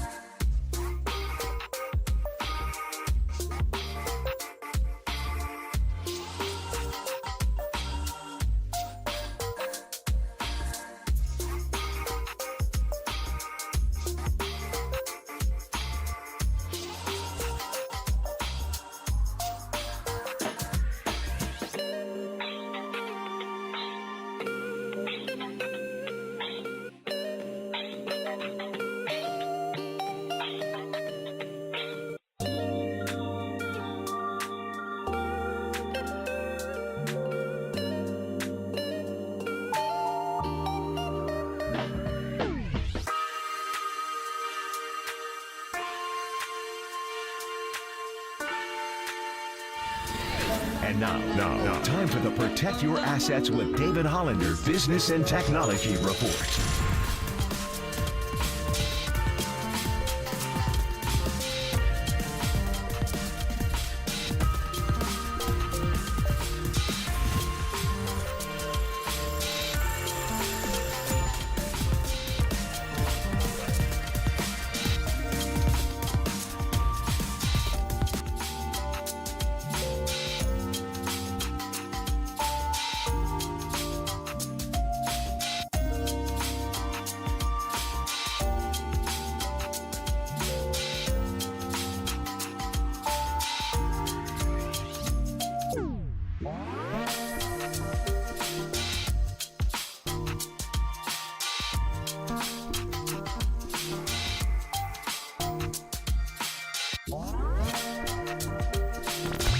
Faithful, Murph and Marcus keep your morning moving. Streaming live at twitch.tv/thesportsleader.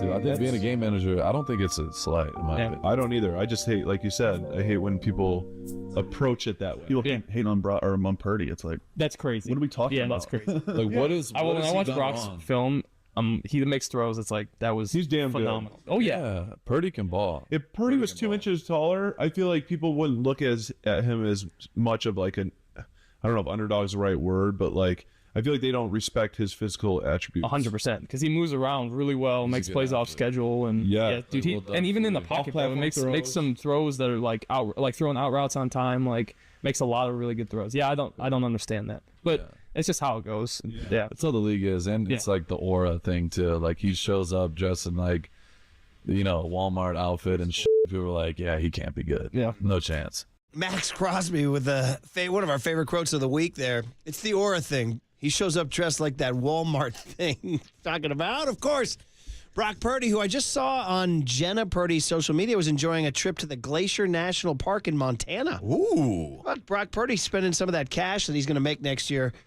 They're taking Jeeps up there, and there's all these glaciers and stuff going on up there. It's like gorgeous, and they were up petting polar bears. Wow. I'm riffing. There's no polar bears in Montana. No, but they should have like a TV show or like a documentary series, Backroads with Brock Purdy. They look like, I tell you, social media, man, life is so great on social media. They look like the happiest people in the world. They're like, Glacier National Park, and everybody's young and pretty, and they're smiling and happy. I think there was a grizzly bear at one point in one of the photos. But anyway, I just hope there weren't any coyotes trying to eat any dogs. Coyote! Well, if there were, he would have saved them. He would have saved the day. So you just heard, and again, that podcast was Aiden O'Connell, the backup quarterback for the Raiders, Max Crosby, and who was the third guy? Do you remember? Just some host, right? Oh, it's the third host. Just some host. Yeah, He's down there listening. He's like, wait, dude. Yeah, sorry You're for the just some disrespect. host too, right? Yeah, that's us also. We're just some guys I'm talking sorry, on the I don't radio. have the young man's name, but the featured performer is Max Crosby. Yeah, it's the Rush podcast with Max Crosby. Okay, and they were extending and defending Brock Purdy. Now, this is, an ongoing thing with Brock Purdy and where he ranks. So John Joe Curley, our producer, so it is the kind of stuff that before this guy got here, this would, in a million years, would never have been a segment. But this is the John Joe effect. Yeah. He's like, guys, or as he calls us, fellas. All right? My man. He says, fellas, Chris Sims ranked Brock Purdy, ready? Wait for it. 17th. 17th in the current NFL quarterback rankings. 17th.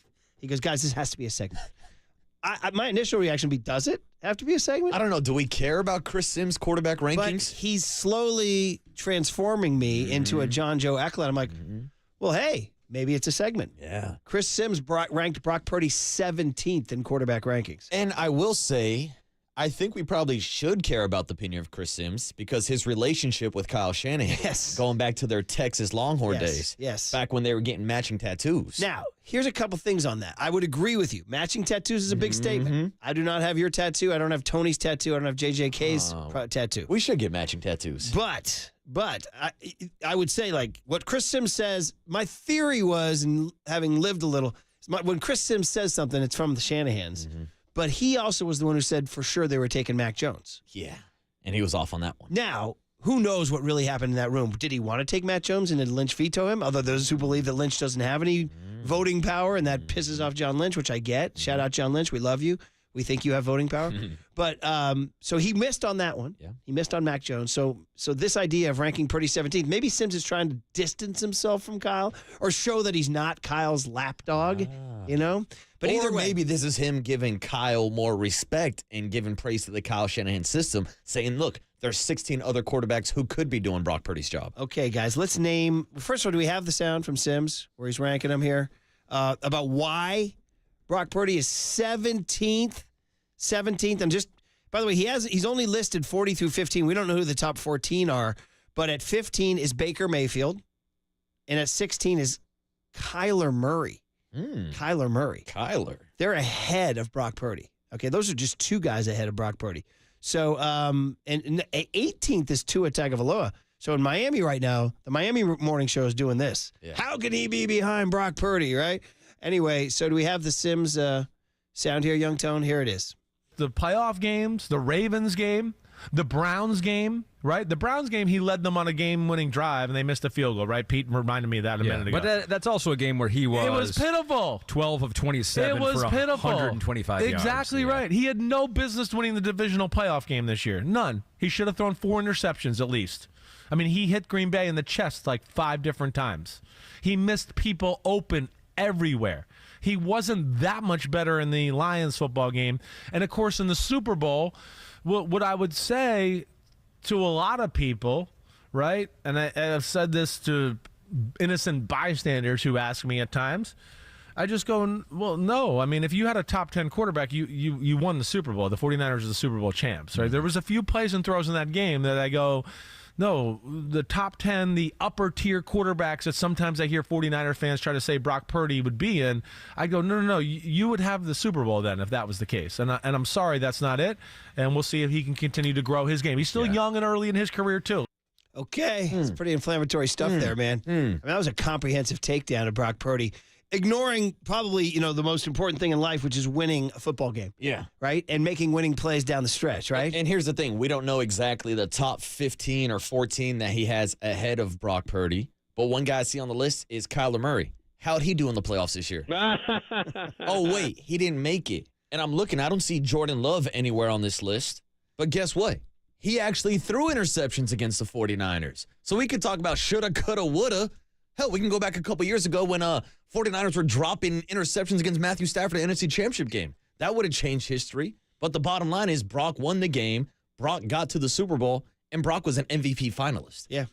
This is really outrageous, man. I mean, go look at any measure of numbers, any measure of, well, there's 2 different ways to look at it. There's the numbers and then there's watching the game. And it was what those guys said in the Raider podcast thing about the off-schedule throws that he makes and the off-schedule plays and how he doesn't get the love for those plays. He does. I mean, he really listen, I'm not saying he's – okay, so there's Mahomes. Yeah. There's Burrow, right? There's Lamar. No, he's not there.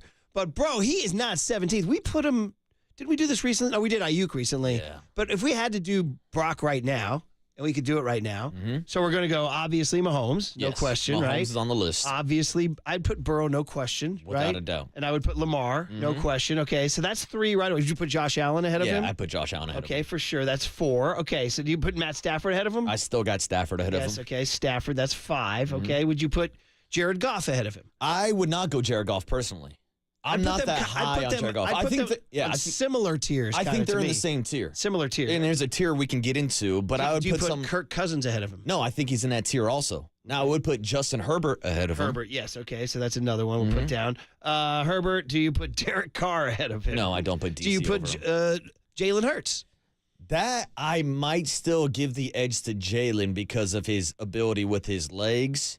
I think I'd put Jalen ahead of him. How about Trevor Lawrence? Trevor Lawrence hasn't shown me enough. No, believe me. I had him in fantasy. Trust me. But I guess that's the question is, what would Trevor Lawrence look like in the 49ers situation, in the Kyle Shanahan scheme? I used to hear that about Montana. Yeah. You know what I mean? Again, and it's something that will probably never happen, so we'll never know the answer of it, but I feel like that's the argument for these guys' list. Jordan Love. Jordan Love you put ahead of him right now. You put ahead of Purdy. I think Jordan Love has a higher ceiling than Brock Purdy, yeah. Right now, I would not put Love ahead of Purdy. Has not done it at a long enough level. He basically had 4 or 5 good games at the end of the season. Yeah, he did. He went really hot, but I think his ceiling is higher than a Brock Purdy. Well, no, I'm not talking about ceilings. I'm talking about who's a better quarterback right now. Oh, well, right now, again, I'll put Purdy ahead we of could just go Love. Purdy finishing top 3 in the MVP finalist. Then Well, you that's wouldn't why- put any of these guys ahead of Love's him. not there yet. He's got to do it for a longer time. And then the other one is that we have left off is C.J. Stroud. I'd take Stroud over Purdy. Well, Stroud might be better than him right now, for sure. I'd throw your guy Aaron Rodgers on that list too of quarterbacks who are better than Brock Kind of Purdy. forgot about him. Yeah, forgot about that Hall of Famer. That's 1, 2, 3, 4, 5, 6, 7, 8, 9. So I think by any reasonable measure, you'd put Purdy somewhere in the 10 to 12 corridor. I think that's fair. 17 seems like a slap in the face. Now, you did not mention Dak Prescott. Where do you have him on the rankings? It's funny. I'm not a huge Dak guy. No. I have respect for Dak. I'm not a hater. I'm not a huge Dak guy. They've faced each other a couple of times, and Brock won every time. Yeah. But yeah. I mean, I get it. He's Dallas. He's Dak. He's good. I'm still not going to go there yet. I'm not going to I'll put them right in the same 10 to 12 quarter. I know other people think of Dak much higher than I do. Exactly. And that's why I think there's a difference between like the elite, like top 3 or 4 quarterbacks in the league. Then there's that second tier we just went over, like 5 to 7, 8, 9. And then I think you get down to that third tier of your Brock Purdy's, your Jared Goff's, your Kirk Cousins, your Dak Prescott's, and even throw Jordan Love. I think the national view on Dak is that he's higher. I think that's the national view on him, but that's because the national media loves Dak Prescott and the Dallas Cowboys. They love But the I Dallas would Cowboys. take Brock over Dak. I think he's more mobile. I think he creates more in the offense. I think he does extra with his legs to extend those plays. well, this is a case where this is a classic case where you're just gonna have to again the Walmart after the Aura. I think Max Crosby's right. I think Aura has a lot to do with it, and I think the other was it Aiden O'Connell who said if he was 2 inches taller, Yeah. people would feel differently. Or if about he him. was drafted in the second round versus the 7th, people would feel differently about him. Yeah, and if they won the Super Bowl, people might think that. And then there's a guy who just wrote, "Who gives an S what Chris Sims has to say?" He got us going though. It's a great text. He got us going. Okay, guys, that was fun, enjoyable. Thanks, Chris Sims, for the controversial content. But what we're going to do right now is we're going to go to Mike Krukow. The Yankees are in town. Come on, man, great test for this Giants team playing better ball. So Mike Krukow and then Matt Williams at 9. How about Nick Turturo at 9:30? All coming up. It's Friday, fool. It's Reggae Friday. What was that? We didn't even comment on the last. That right there was another Santa Cruz band. Shout out the Expendables. That right there was Sacrifice, Murph. Okay, so we're really definitely like a 50-year span from like current reggae back to Dandy Livingstone. We're due for some roots on the way back. Might be due for some Bob or some Peter, just to return to the classics. But that's all coming up on KNBR 104.5 and 680 The Sports Center. The body I love, Yep. okay? I mean, it's rare to see a white guy tight end with that kind of legs and ass.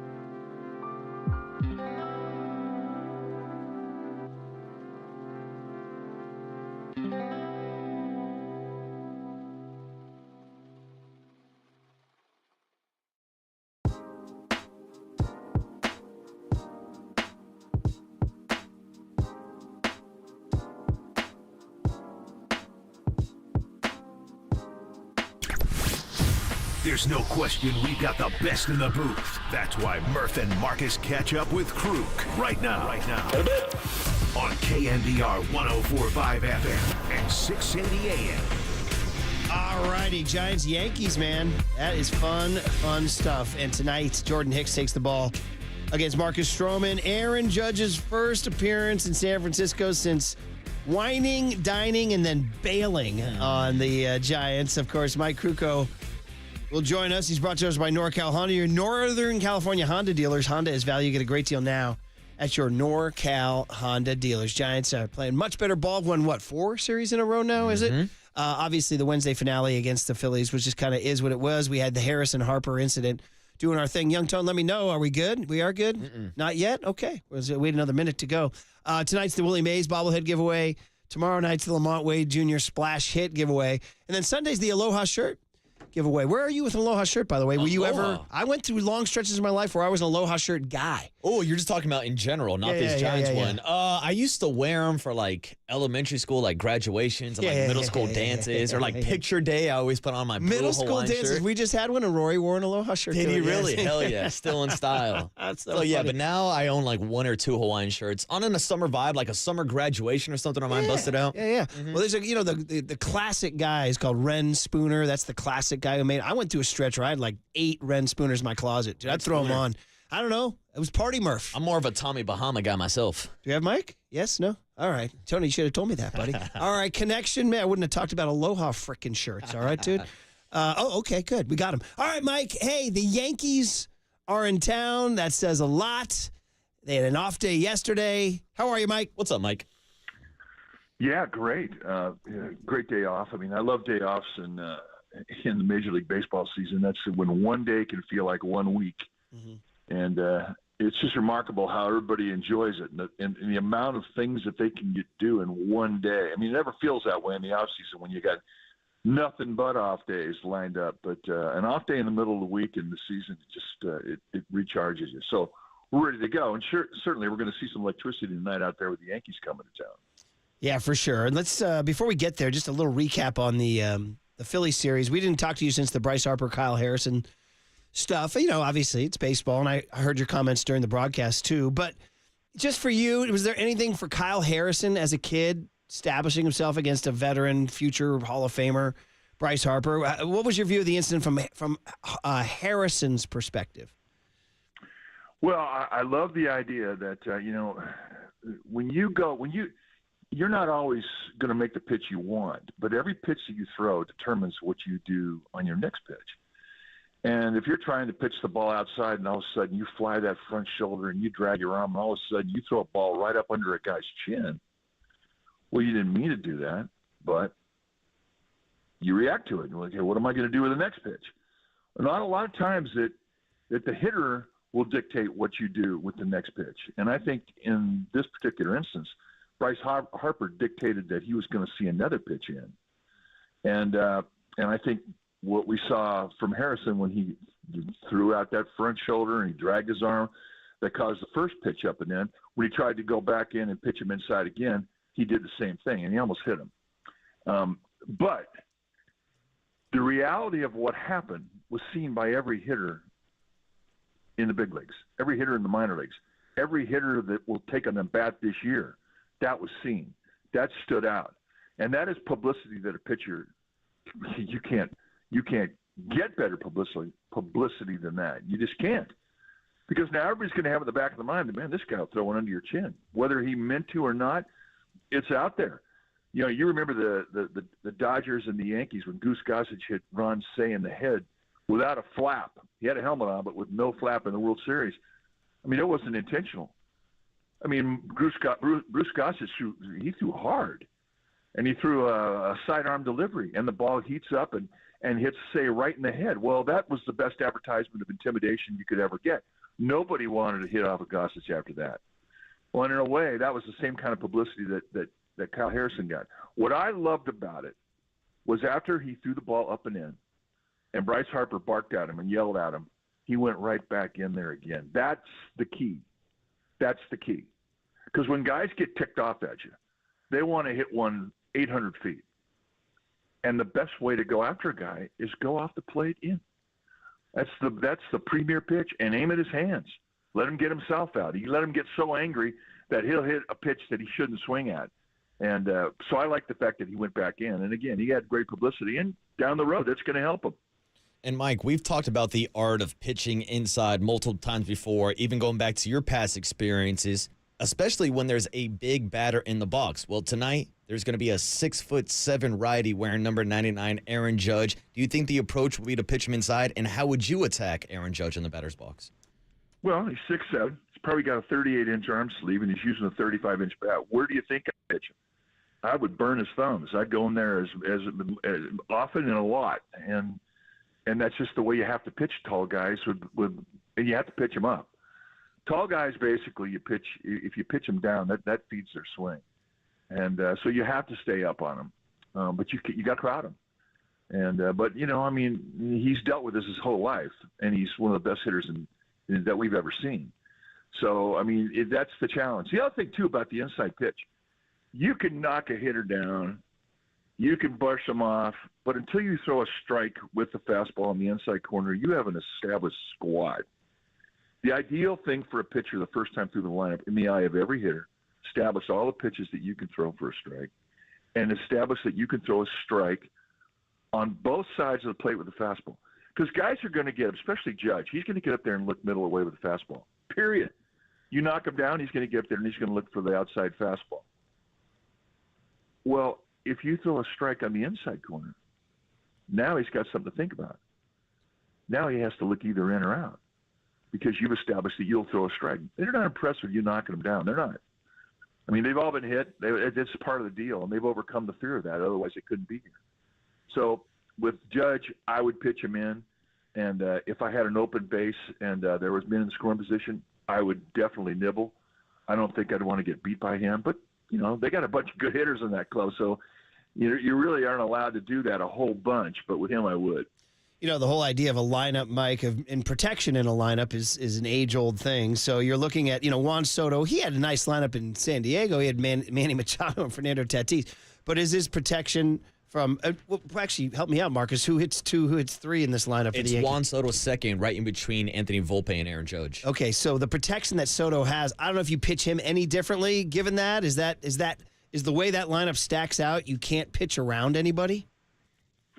Well, at times you can, given situation, and you take advantage of that with an open base. You could have runner second and 2 outs and an open third base, and that's a base you can use. You can nibble. So you could have first and third, and 1 out, and an open second base, and you can pitch around that, and that's an opportunity to nibble. But with a hitter like Soto, he's such a well-balanced hitter, and he uses the whole field. There's no one way to pitch him. He has an extremely good eye, and he just doesn't get himself out. He doesn't help you out by swinging at your location.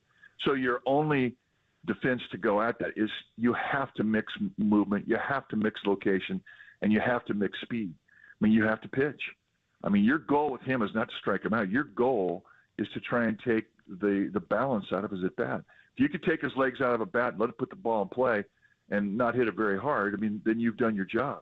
But he's tough, man, and they got a bunch of guys like that. They got, a bunch of hitters that think well in the box. They use the whole field, and that's why it's like it's like the New York Times Sunday crossword puzzle with an ink pen. Go get them, pal. It ain't going to be easy, but it can be done. And that's what's so great. And you know what? That's what's so great about the interleague. I didn't get to play interleague. Yeah. I didn't get to play against the best American League hitters of my generation. I never got to tee it up against George Brett or Don Mattingly. And that ticks me off. I wish I could.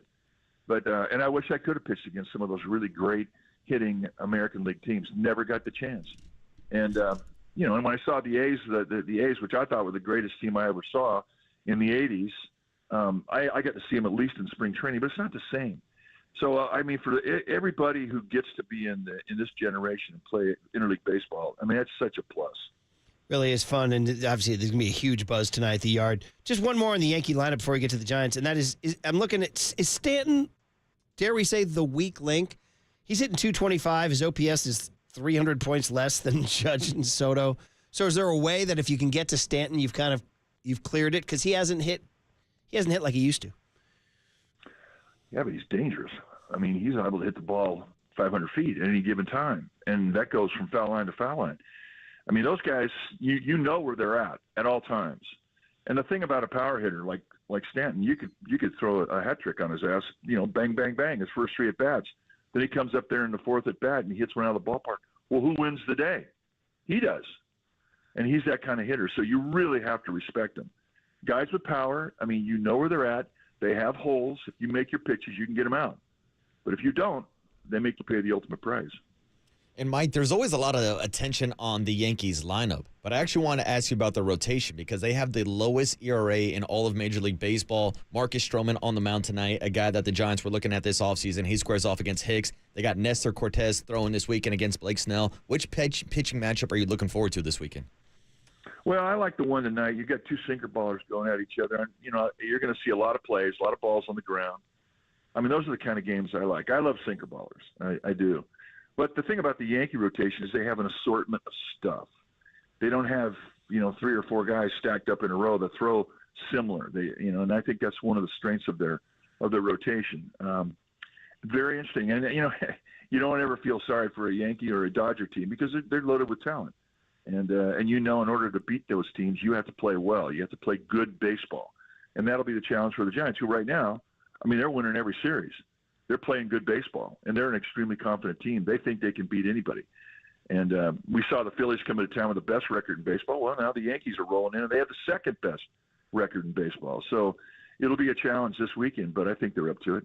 Yeah, I think we all feel that way. Mm-hmm. And actually, one guy I wanted to see this weekend, which we won't have the chance to see, is Carlos Rodon, who, of course, was here in San Francisco for a season. He pitched last night in Anaheim, so we will not play against the Giants this weekend. But it seems like he's really having a bounce-back season this year after dealing with a back injury last year. What have you seen from Carlos Rodon this season?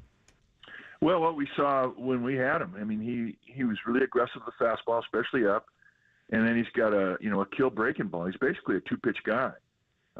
But, he's one of those guys that can tell you, I'm going to throw a fastball to you, and he throws it across your letters, and you still can't get it. Mm-hmm. And that's really what makes him special. And just about the time, you're so geared up for that, he drops a back foot slider on you, and it's a rough at bat. The thing with him is you have to really try and fight to stay in the strike zone because his high fastball above the zone and his slider below the zone are 2 kill pitches, but it's not easy.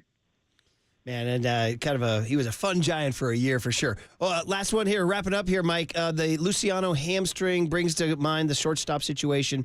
And it's funny, they're going with Brett Wisely, who's a second baseman by trade, but we asked Bob Melvin in the dugout on Wednesday, and he said, no, we want to keep Estrada at second base and stay in that groove. Wisely seems to be taken to it. I don't know Ahmed's status, but for you, in terms of Luciano, maybe a hammy, Luciano's defensive state, are you okay with young Brett Wisely out there, man, in the 6th spot?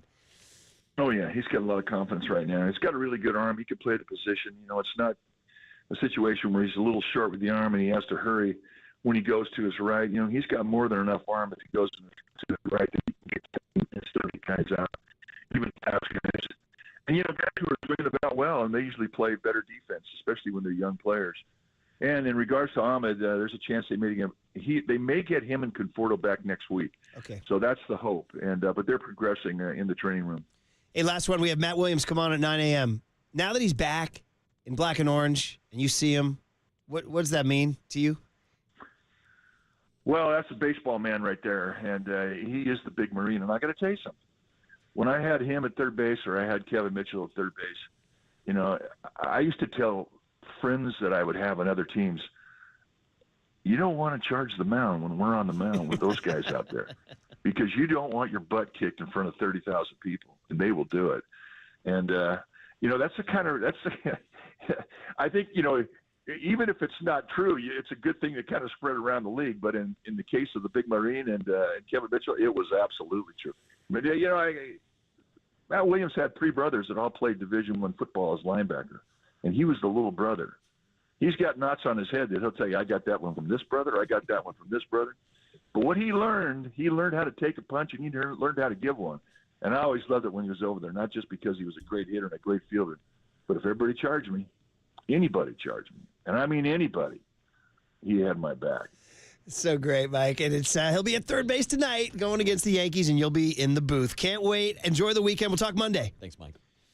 Mike Krukow, sponsored by your Northern California Honda dealers. Honda is value. Get a great deal now at your NorCal Honda deals. I'm ready for the weekend now, buddy. Yeah. That's our big hit. Giants-Yankees. Farhan talked. 808 KNBR is a phone number. How hyped are you? Are you coming after Aaron Judge? Are you coming after Arson Judge? And do you believe Farhan when he says the guys are staying? All coming up. 808 KNBR is the phone number. The big hit is next on the Sports Leader. Yes!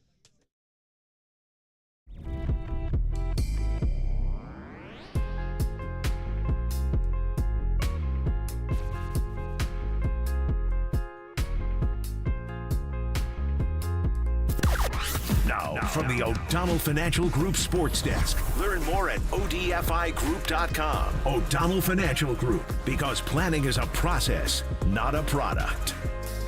The one and only Bill Burr stopped by our show yesterday morning to talk about his comedy show out in Berkeley in a couple weeks, but also to talk about Bill Walton, Barry Bonds, Tom Brady, and much, much more. To hear that entire podcast, check it out now on KNBR.com and the KNBR app.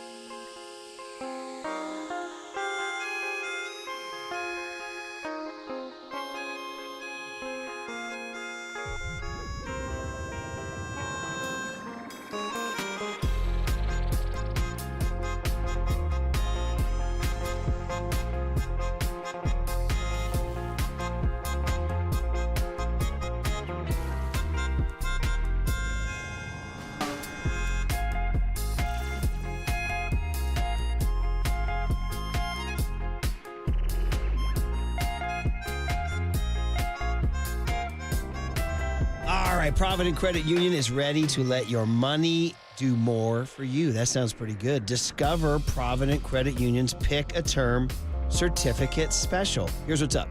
With Provident's Pick a Term Certificate, you can watch your money grow quickly.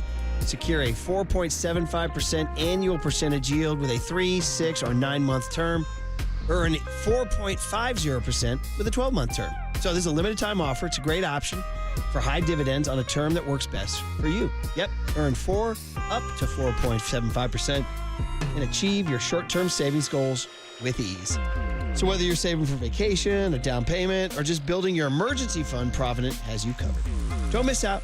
Secure one of the most competitive rates available on the market. Open an account today and start earning more. Visit them at providentcu.org or stop by a branch for more details. This rate is effective as of March 26, 2024. Minimum balance required of $10,000. Early withdrawal penalties may apply. Federally insured by the NCUA. For additional information, please visit providentcu.org.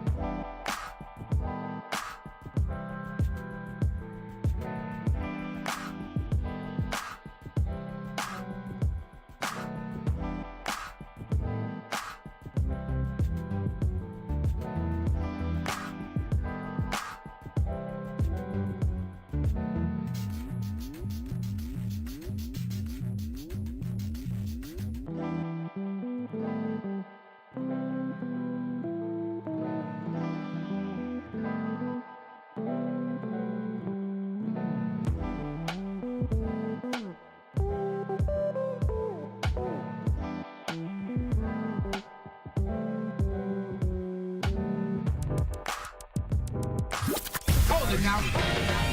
This is the Big Hit. Sponsored by Benjamin Moore Paints. Experience the Benjamin Moore retail difference at their independently owned authorized retailers today or at benjaminmoore.com. On KNBR 104.5 FM and 680 AM, the sports leader. Now a swing and a ball hit sharply up the middle, backhanded behind second by Torres. The snap throw to first for the out and the game. The Yankees take the rubber match of the series over the Giants 6-0. The Giants do end up being shut out twice in their first 3 games of the season here in New York.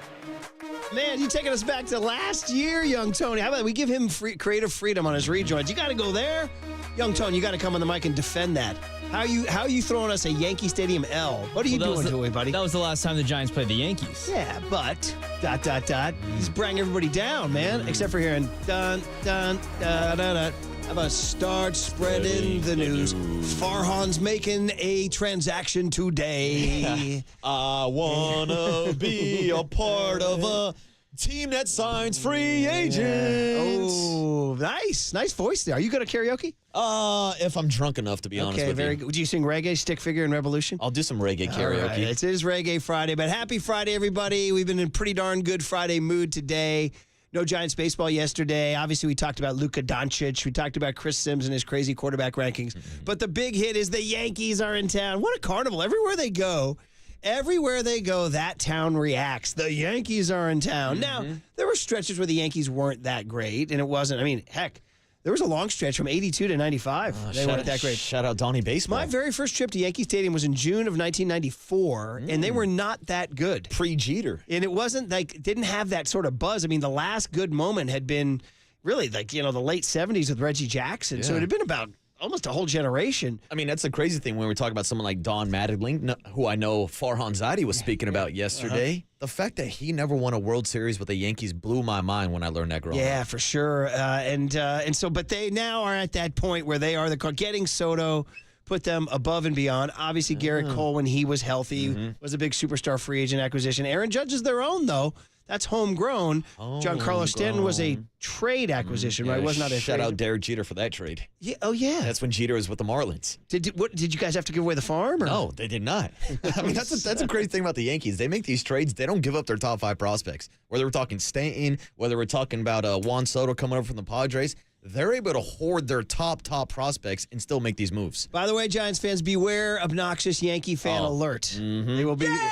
We're gonna have to power rank who annoys you the most in the stadium. Is it the dreaded Dodger fan? Yes! Who's taking it over? Is it the dreaded Philly fan, who my 16-year-old was exposed to and was like, "What is up with these guys?" The dreaded Boston fan, the dreaded masshole, and then of course tonight, the dreaded Yankee fan. And that guy, by the way, that fantastic shouter, Nick Turturo, will join us at 9:30 today. Matt Williams will join us at 9 a.m. You heard the Big Marine. But let's get into it, man. Show me a tiny. It is time for the big hit and what this means to the Giants. So you basically, here's my goal: win the series. I'm shooting for 2 out of 3. I understand who Aaron Judge is. I understand you told me he's the hottest guy in the month of May. Yeah. I understand Juan Soto is on one. I get it. But here's a little bit of a hole. Saturday night, Clark Schmidt went on the DIL. So they're bringing up a guy, Cody Poteet. Don't overlook him, dude. A Bruin. Yeah. And the Giants squaring off on Saturday against Logan Webb. And your the Giants aces on the bump. Hicks, Webb, and Snell. And I'm wondering if the calendar flipping to June will bring out a new Blake Snell, or just finally, you said you were mildly encouraged by some stuff you saw last time. So maybe Snell becomes that guy, and that gives them a fighting chance to win the series here. And that's what we thought with Blake Snell and Logan Webb being in this rotation would kind of lead to a playoff preview. Again, they obviously won't be playing the Yankees in the playoffs unless they make it to the World Series. But we brought up the Dodgers and the Braves and the Phillies, and the fact that if you're in a 3-game wild card series or even a 5-game series, you have 2 or 3 aces on their roster where you can go out and win these series. The problem is Blake Snell has not pitched like an ace this season. No, he hasn't, but it'll be June, right? He's supposed to be those second half Snell. Those April, May numbers. Has he had the baby, by the way? Or has his babe had the baby? Not Good him. question. Dads don't have babies. Although some would dispute that. Hey, man. Very good. Okay, guys, so part of the big hit is Farhan Zaidi coming on KNBR yesterday And we're still not there yet with the Conforto and Slater. Sounds like this weekend the roster may stay the same. Although you show up to the park on a Friday and you never know what a transaction is. But here's Farhan Zaidi asked yesterday by Tolbert and Copes, okay, well, Slater's coming back at some point. What are you going to do about Slater for Ramos? And he cast his vote for Ramos. I don't think there is. I mean, the guy's got, an 800 OPS. He's driving in runs. He's taking walks. He's bat flipping his walks. I mean, I told him the walk bat flip is like the highlight of my day every time he does it. I think we got to make T-shirts or something that say like walks deserve bat flips or something like that, because he's taking it to another level right now. So, but yeah, you're just seeing a confident young player. It was a first round pick, top rated prospect all the way up through the minor leagues. It's just been a little bit of refinement, a little bit of strike zone refinement, and he's always been a confident guy. And right now he's really one of the leaders on the team in terms of what he's doing on the field. So, with young guys like him, talented players, you're almost looking for a pathway for them to become big parts of your team. And sometimes it happens with an injury. Sometimes, they just work their way into more playing time. So this is kind of the ideal thing from a front office standpoint. And then that guy can be part of your future for the next 5-6 years, decade, and that's worth investing in. So we love what we're seeing from him, and I don't see him coming out of lineup anytime. Wow, there it was right there. He dropped a decade bomb on you. 5, 6, a decade. A decade of Ramos. By the time Ramos is done wearing that Giant uniform, young Tony will be doing a show saying, "What did young Mike learn today?" Doing his thing. What did young Rory learn today? What did young Declan learn today? It'd be probably more D than R on that topic here because of the sports fanaticism. But man, oh man, do you believe? And first of all, we talked about Austin Slater and Waterboy with a tremendous joke. Inside P1 knowledge that when I was once working at the Best Western Corte Madera Inn, and my mate, I noticed that there was a want ad for our front desk job at the motel.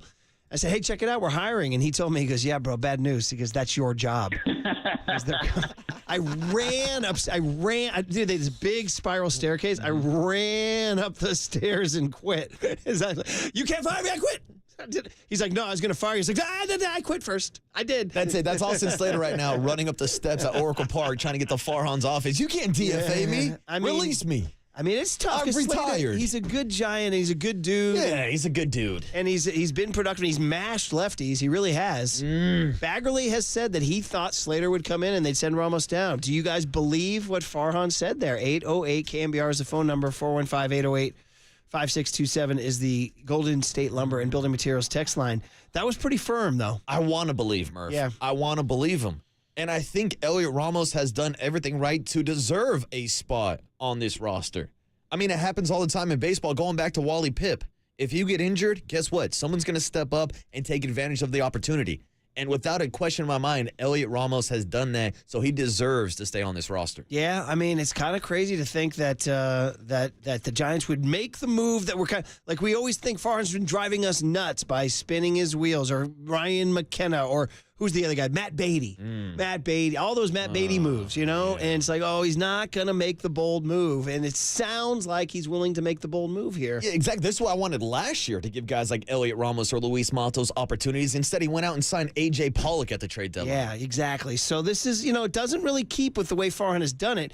It's funny, when he got hired, one of the things, I remember one of the in all the analysis of him, one of the analysis was, oh, he'll fast-track his prospects. I was like, oh, well, that's unusual. We're looking forward to that. He has not fast-tracked his prospects at all. Maybe Kyle Harrison. Maybe. Yeah, but even with some of these actually, I take it back. Pat Bailey. Casey Schmidt, those are guys from the same draft class. But then he sends them back down. That's what I'm saying. He'll fast-track them up and then fast-track them back down. That fast-track, that Disneyland pass only lasts for a couple of days, Murph. Yeah, exactly. So, I mean, this is guys staying here. Matos, Ramos, as far as Luciano, the hamstring could be an issue here.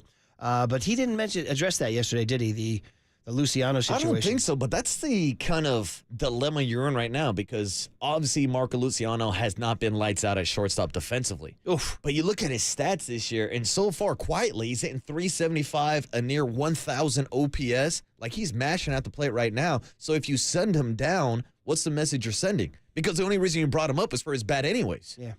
Cut N as in Nancy here, young tone, is about Matos. So here he is. He's now your center fielder. So what did Farhan tell Tolbert and Copes about that? As far as Matos goes, I agree with you. I mean, he had a couple of shaky plays when he first came up to center field. Since then, he's done a much better job. He's got great outfield instincts, which we've seen all along. I still think he's adjusting a little bit to this leadoff role. He's an aggressive hitter, and in the leadoff role, you kind of want someone to take pitches, work walks, get on base, and that's really not his game, although he's come a long way with that. But I agree with you. Think about, the sort of emotional state of the fan base of the team when Lee went down, and to have Matos come up and play as well as he has and get people just as excited as they were about Lee in a lot of ways. I mean, that's been such a huge lift for us. Yeah, it really has. And we talked about it. Like next year's team, you think Jung-Hoo Lee's in center. But is next year's outfield Matos, Ramos, and Lee? I think if these kids keep playing the way they're playing right now, we're going to have the Pelikids out in the outfield next year. The Pelikids. Fly, Pelikids, fly. Fly, Pelikids, fly. Man, oh, man, the way Farhan's talking. Now, this will be a big series. What if the Yankees come in here and, show them how the big boys do it? And Man, Pelicans fly. Come on, Pelican. Thank you very much. I mean, there's a scenario. This is going to be a good test. And then they go down to Arizona next week to play NL West. Now, the Diamondbacks are not playing good ball right now. They've lost 4 in a row. But the point is that this is, I wonder how a Matos and a Ramos, they see Judge and they see Stanton and they see Soto and they see the Yankee fans. They see Nick Turturo hanging out in the club in the stands. And it'll be, the Yankee uniform does stuff to people. Sees Alex Boone chirping. There's a chance Alex Boone gets run this weekend. Dude, there's a chance that I might be sitting behind the Yankee dugout talking S to the umpire, and Aaron Boone might get ejected, like what happened earlier this year with the Yankees. Oh, I said Alex Boone. Who's Alex Boone? Former Niner O lineman. Yeah. How about that? You're going interior offensive lineman. Maybe Alex Boone will show up and get tossed. I don't know. Thank you very much. Toss them both. All right, Waterboy. Elephant in the room time, brother. Oh, no, by the way, you're listening to KNBR AM and KNBR FM, San Francisco, the sports leader, Cumulus Media Station. We always got to be honest with the listeners. Always. Always. Like, whereas I'm, as honest as getting fired from the Best Western Corner Madeira. And although 774 says, why did they want to fire you? To be honest, 774, I guess they didn't see me as the model employee. I wanted to be a sports writer, and it was my side gig. And I was maybe you know what I was doing, buddy? No joke. I was like riffing a lot. I was like trying out a lot of material. Good. And the guy did not like my material. Oh. That was pretty much it. Like, for example, we had a little board with what do you call those little felt boards where you put letters up that say, like, there's a conference room, or, it's a 9 a.m. conference. The Daughters of the American Revolution are meeting in the conference room A. Yeah, I know what you're talking about. Or like outside of church, they'll put like the letters up and be like, well, I would put up come little, see Jesus this Sunday. I put up little riffs. Like, I would tell where the conference was, but then I would spend time. One time I put up, it's Sinatra's world, you're just living in it. And he was pissed. Wow. He's like, that's not representative of our company. Ooh. Yeah. And look at you now, Murph. Yeah. Look at you now. Keep riffing, kids. Keep riffing. He didn't like my riffs. I did tell you listen to KNBR AM and FM San Francisco, the sports leader, Cumulus Media Station. Okay, so here's the deal. How is Marcus, the lifelong Yankee fan, going to now? And how is Marcus, who's now worked at KNBR for how long? 6 years, I think the date is. And Giants baseball is your daily existence. Not just like symbolically, but literally. You're at the park every day. Yeah. You know this team stone cold. You've gotten to enjoy some of the characters. You got some personal favorites. You wanted Matos and Ramos. You've seen Bob Melvin, Gabe Kapler come, Bob Melvin go, all this stuff. I've interviewed Kyle Harrison about 4 or 5 times. Exactly. You're a big De La guy. I'm down in San Jose getting beer batters at Turkey Mike's. You know the minor league system as well as anybody. Yeah. Where does lifelong Yankee fan Marcus Boucher stand this weekend? Well, Murph, it's funny. You brought up your side gig, the job that you used to work. The Giants, I've always joked around being my side team, a.k.a. my side piece. Look, I'm in a long-distance relationship with the Yankees. I was born and raised a Yankee. My dad's a Yankee fan. His dad was a Yankee fan. I didn't choose this lifestyle. I want to make this clear. I was indoctrinated into being a Yankee fan just like I'm a Raider fan because of my pops. And last time I took my dad to a Yankee game, Domingo Germán was throwing a perfect game across the bay. My parents are coming to town tonight.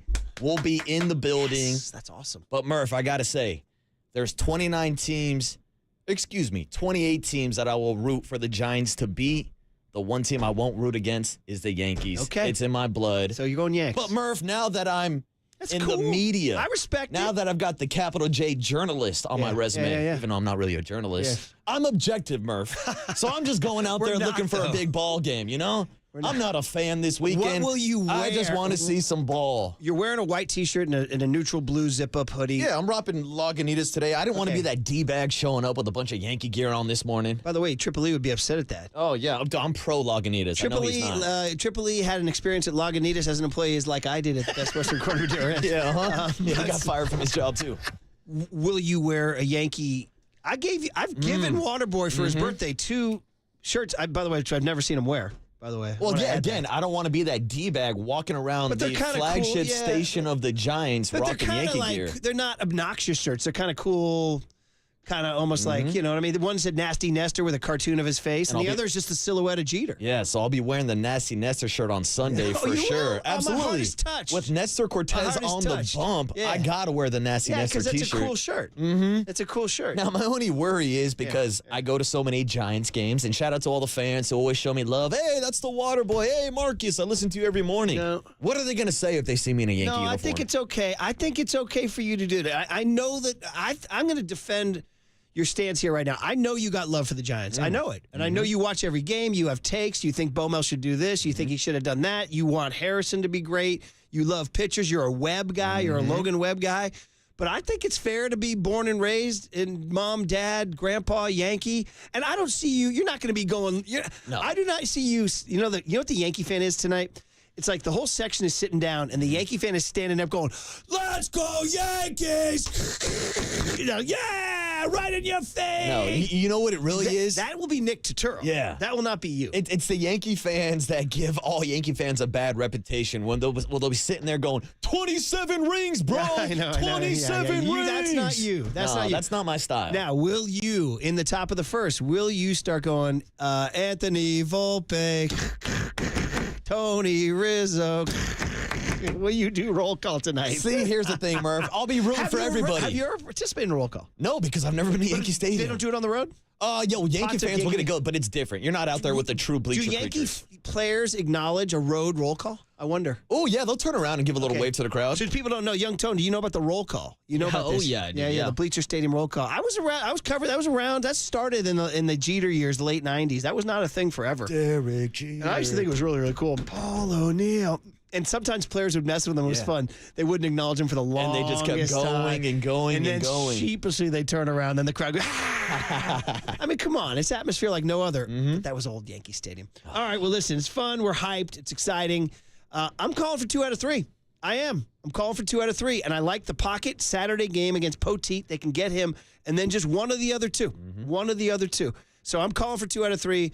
I'm delighted that Marcus will be there with his parents tonight. That's a great story. I'm calling for a good time and this I don't want anybody on the text line coming at him because he does have love for the Giants, but I think this is real. Oh, no, this is fair game. You can come at me all you want. 808 KNBR is the number. How much do you hate me for liking the Yankees? How much do you hate the Yankees? How much do you hate Aaron Judge? And how much do you hate me? There was the guy who said, get Marcus off the air right now. There's that guy. But to those people, I'd say, do you hate Dave Righetti? Do you hate JT Snow? Do you hate Randy Wynn? Do you hate Carlos Rodon? Do you hate Tyro Estrada? Like, there's a lot of history between Yankees and Giants. 209 says you could be that guy in the Nasty Nestor shirt, Giants hat. Ooh, that's always a bold strategy. Yeah, and then Tom Torbert's an Angels fan.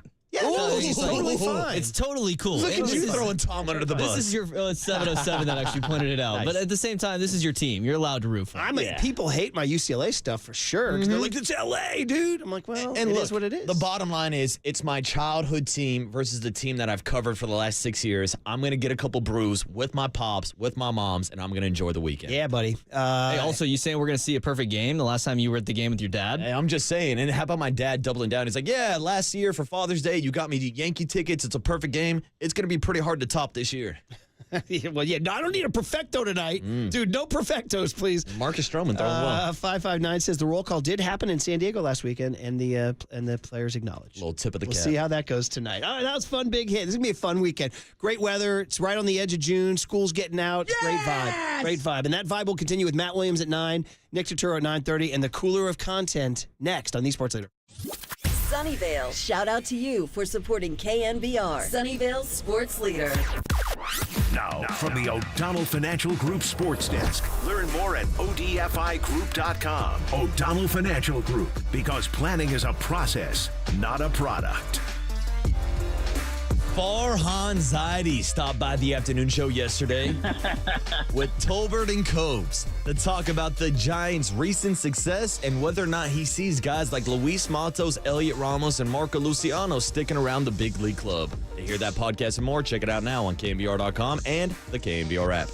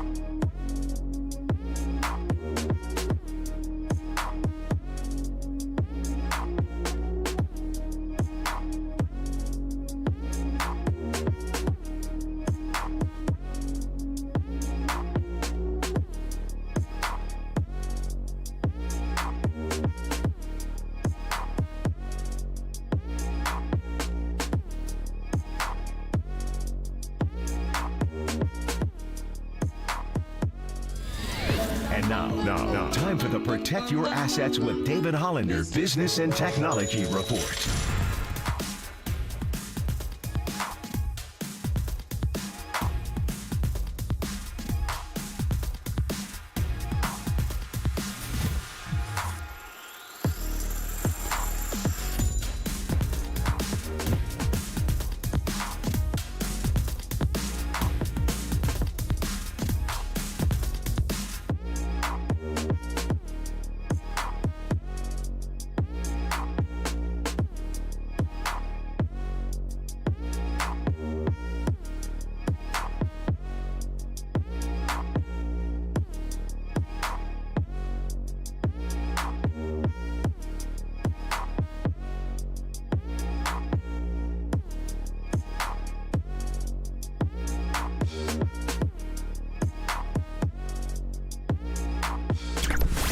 All right.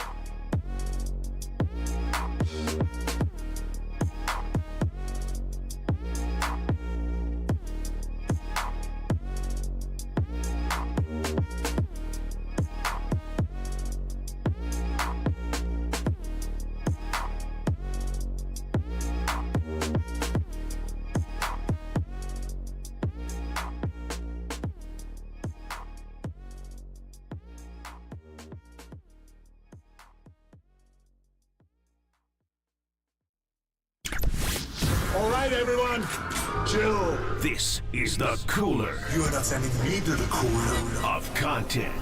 Sponsored by Mancini Sleep World. Sleep better, live better. Visit sleepworld.com. And by Marin Health. Marin Health Medical Center and Marin Health Medical Network world-class care. Closer than you think. On the Sports Leader. All right, cooler content time. Fun Friday. Text line exploding on the Marcus Boucher Yankee Giant dilemma here. The Fun. origin stories. Yes. And earlier this morning around 6 a.m., we mentioned when my fandom started to embrace the San Francisco Giants after the Yankees won the World Series in 2009. Then in 2010, they get to the ALCS, lose to the Rangers. 2012, they get to the ALCS, lose to the Tigers. Murph, as a high schooler / college kid, You don't know how badly I was praying for a Yankee and Giants World Series. Yeah, and it's so funny you said that. I was so laser focused on Cody Ross and Marco Scutaro back then that I couldn't have told you who the Tigers and Rangers beat.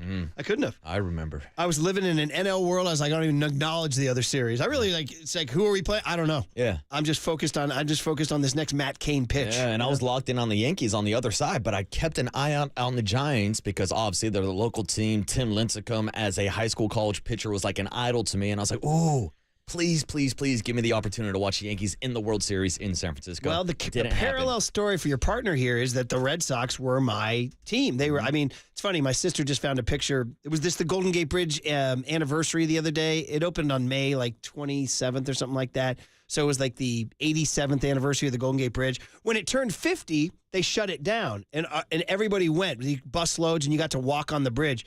In 1987, there's a picture.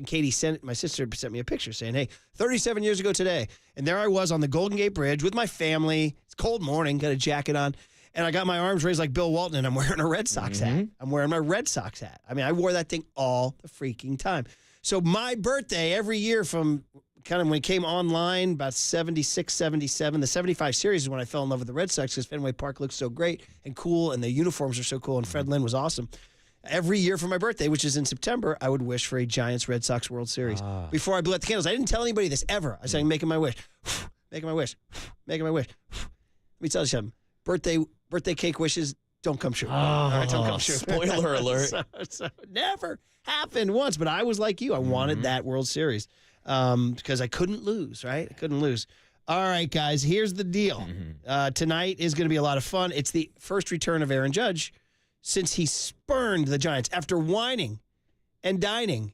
And I don't need to finish the bumper sticker from the gas station. You know it. And 99ing. Well, there you go. Nice. That works. Very nicely done. You nice dance out of that. He didn't come, but we thought he was coming here. Yeah. And we so much so that, well, the creative department, led by Creative Tony, built some promos.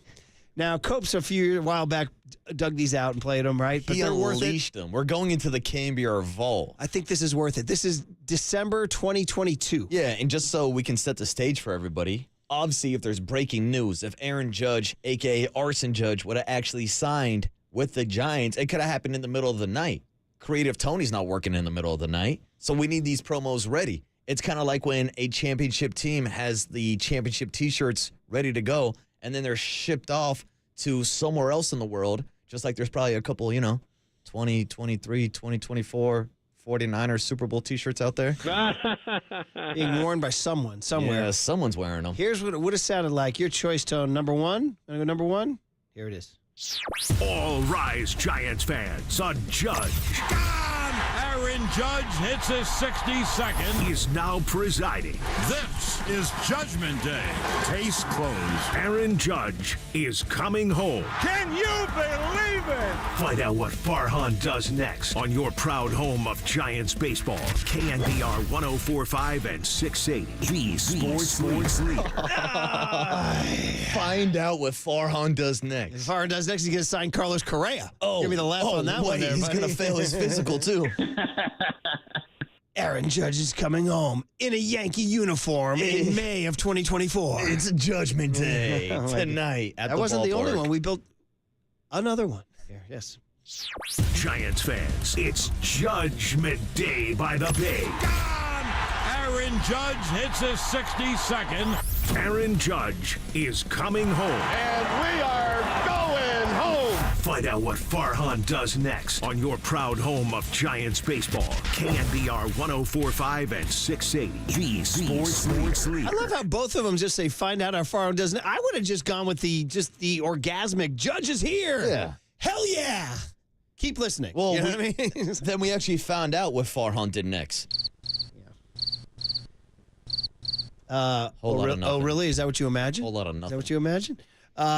Yeah, buddy. Well, thank you, Creative Tony and Spider, for the promos. I could have sworn there was a third one, too, like, Giants fans, wake up. Santa Farhan put Aaron Judge under the Christmas tree. Did he make any for Correa? Ooh, I think we probably have some Carlos Correa ones. Which isn't I'm sure we could dig deep enough. You can find a Bryce Harper one. You can find a Shohei Ohtani one. I think we had ready to go this offseason. By the way, how about this whole situation with the shortstop, Luciano with the iron skillet out there? Ahmed, he can't hit. Brett Wisely's playing out of position. How would Correa look right now? Yeah, pretty darn good, I'll tell you that. Pretty darn good right now. I tell you, I still supported the Correa thing. And by the way, he hasn't.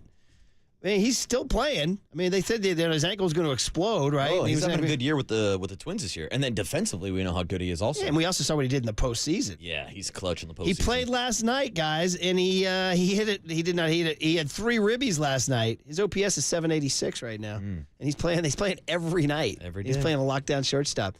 All right, well, he's coming back in the gray, the road gray that says 99. Welcome back to the Northern So he'll be out in center field tonight. He'll be in center. So he'll be checking out the garden and the 415 Club and all that Just tell stuff. him to stay away from that chain link wall. Ooh. I don't need any more issues. Yeah, right? Shout out Dodger Stadium last year, breaking his toe with that cheap-ass wall they had out there. Yeah. Well, no, we don't want that. We want Judge to play healthy. Klay Thompson finds his way into the cooler of content. And listen, we talked about him earlier today because Anthony Slater wrote a piece in The Athletic saying it's business time. The calendar flips to June tomorrow, and that's NBA Business Month. And that there's been, quote, no notable movement between the Warriors and Klay. Business time. And he says the Warriors are not beating down the door. Interesting. But more important, Klay Thompson hits the cooler of content because he goes to Instagram. And you knew he'd do this because the connection, Portland. Yeah. So Klay Thompson's dad, Michael Thompson, was the #1 draft pick of the Portland Trailblazers. So Klay spent much of his childhood up there in Portland. And as I told you, even though there was controversy at times, if you watch that documentary, when Walton spent his first 2 years on the IL with the foot, Portland was not happy. They wanted the hip, and plus his hippie movements and all that stuff. They were like, get this guy out. They're making riffs about the Grateful Dead yes. and Bill Walton. Yeah. Some guy actually said that in the documentary. He's on the streets of Portland in 1976. He has that look, too, of a 76 guy. It's that grainy 76 film. He goes, yeah, well, I'll tell you what about Bill Walton. I know he's a big fan of the Grateful Dead, and there's a lot of Oregonians who wouldn't mind if he was dead. Oh, come on. I was like, well, that's a little dramatic. Come on. That's a little dramatic. Yeah. Guy cycling hiking the rivers of Oregon, the lakes. But instead, he wins the championship there, and he becomes an icon. And that's part of sort of Klay's family, really.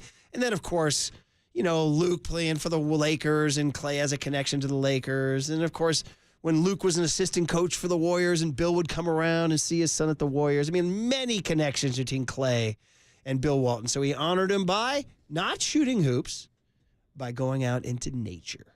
What's going on, everybody?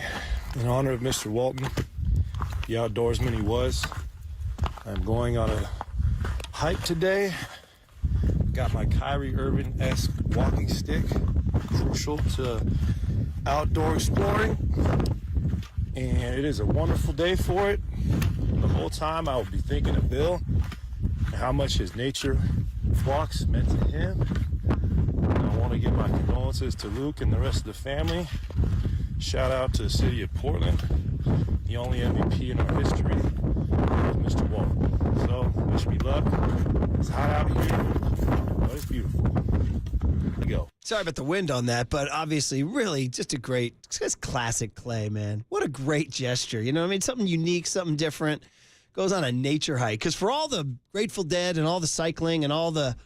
This guy loved to get out. In that documentary, there's shots of him. He looks like Bigfoot. He's like walking through the forest, 6'11", crouching down, scooping water in at streams and stuff. He's like this giant hulking man walking all alone through the forest. He really does. He looks like giant swinging arms. So that's so great of Klay. He's just the best, man. Yeah, and we know Klay not only has a connection to Portland, but we know that Klay also has a connection to Mother Nature. Whether it's purifying himself in the Pacific Ocean or whether it's him being out on his boat. Like, this is a guy that loves nature, so it's good that he's able to go out, clear his mind, kind of have a moment of reflection, and maybe he should reflect about how nice these hikes are in the North Bay. Yeah, right? You don't want to take that hike in North. What kind of hiking's going on in Orlando? Yeah. Or Oklahoma City? Yeah, no, there ain't no hills. There ain't no mountains. No. Stay, Klay, stay. Well, that was cool, man. I'm glad we played that. That was awesome. And by the way, I showed you, last night was the Grateful Dead's first appearance at the Sphere since Walton passed. And man, some of those graphics are just gorgeous. Yeah. Absolutely gorgeous. So I advise you guys to go on social media and check it out. Just that Sphere. I mean, the Sphere looks just I can't believe I haven't been yet. And you got to go see the gigantic Walton tributes on the wall. One of them just a beautiful picture of him with his kids and his wife at a Dead show in the middle of the crowd, all with big smiles. Luke's got a headband on, Luke looks like he's on the walk in 1977. So anyway, the Dead did it right. They paid tribute, and then we'll continue to pay tribute to Bill Walton for sure. Last one is this Michigan man, not a Florida man, Michigan man. Michigan man, right? And I know Tolbert and Copes played this yesterday. We're stealing it. This has nothing to do with sports. A guy who has to go to court, you can go to court via Zoom? Apparently, I guess post-pandemic you can. So the guy has a court appearance. He did something wrong. There's only one thing wrong. He has a suspended license, and he goes to court via Zoom while driving. Mr. Harris, are you driving? Actually, I'm pulling into my doctor's office, actually. So just give me 1 second. I'm parking right now. You stationary? I'm pulling in right now at this second. Yes, I am. All right. What are we doing? So maybe I don't understand something. This is a driving while license suspended? That is correct, Your Honor. And he was just driving, and he didn't have a license. That is with the charges, Your Honor, yes. No, I'm looking at his record. He doesn't have a license. He's suspended, and he's just driving. That is correct, Your Honor. I don't even know why he would do that. So defendant's bond is revoked in this matter. Defendant is to turn himself into the Washington County Jail by 6 p.m. today. Failure to turn himself in will result in a bench warrant with no bond. Thank you. Thank you, Your Honor. Mr. Harris, I'll be giving you a call. Okay. Come on. Okay. That's better than I thought. I hadn't heard that. Oh, that was man. better than I thought. Everything about it. The best is now. I'm just pulling in right now. Give me a sec. Dude, and That's the look best right on there. the look on this guy's face too. He's nonchalant as he's driving, like he's doing nothing wrong at all. I'm pulling in right now Oh, at that's this the part. second. Yes, I am. The best right now. Let me drop the e-brake on you, I'm dude. committing a crime right now. And you can hear the judge is dumbfoundedness. Wait, is he driving? And then but everybody plays their role because the court clerk plays her role. Yes, Your Honor. Yeah. Yes, that's correct, Your Honor. I mean, that whole thing's like 3-part drama. Each person's playing their role perfectly. The totally oblivious guy, just give me a second right now. Okay. The confounded judge and the straight person is the clerk. Yes, Your Honor. Can I get a yes? That's correct, Your Honor. Yeah, that's from correct. From the I might need you in here at He's 6 like, wait a minute, he's tonight. driving right now? She's like, that's correct, Your Honor. This is a driving while license suspended? Yes. That is correct, Your Honor. See, that's what I'm telling you, everybody. Well, that made my morning. Man. Very, very Stupid is as stupid does. Very, very Friday-ish. Hey, this whole thing's brought to you by Marin Health with top physicians, surgeons, and clinicians right here in the North Bay. Marin Health puts you closer to your best health. World-class care, closer than you think. Hey, spinning off that Klay thing, let's talk about the Slater piece and the news with Klay, or lack of news with Klay. And then Matt Williams at 9, Nick Turturo at 9:30 on KNBR 104.5 and 680, the Sports Leader. I'm pulling in right now at this second. Yes, I am. This is a driving while license suspended? That is correct, Your Honor.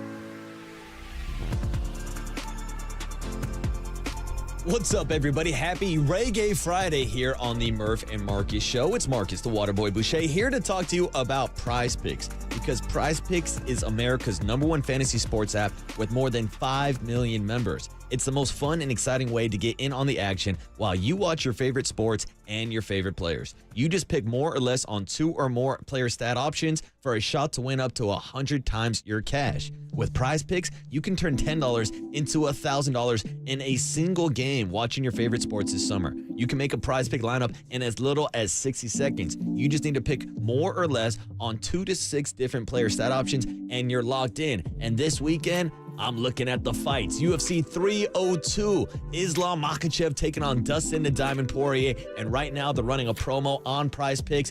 If Dustin Poirier lands one significant strike, that's it. A single punch, you can win this weekend and cash in on that bet. So join me on PrizePick and download the app today using the code word LEADER for a first deposit match of up to $100. That's promo code LEADER for a first deposit match of up to $100. PrizePicks. Pick more, pick less. It's that easy.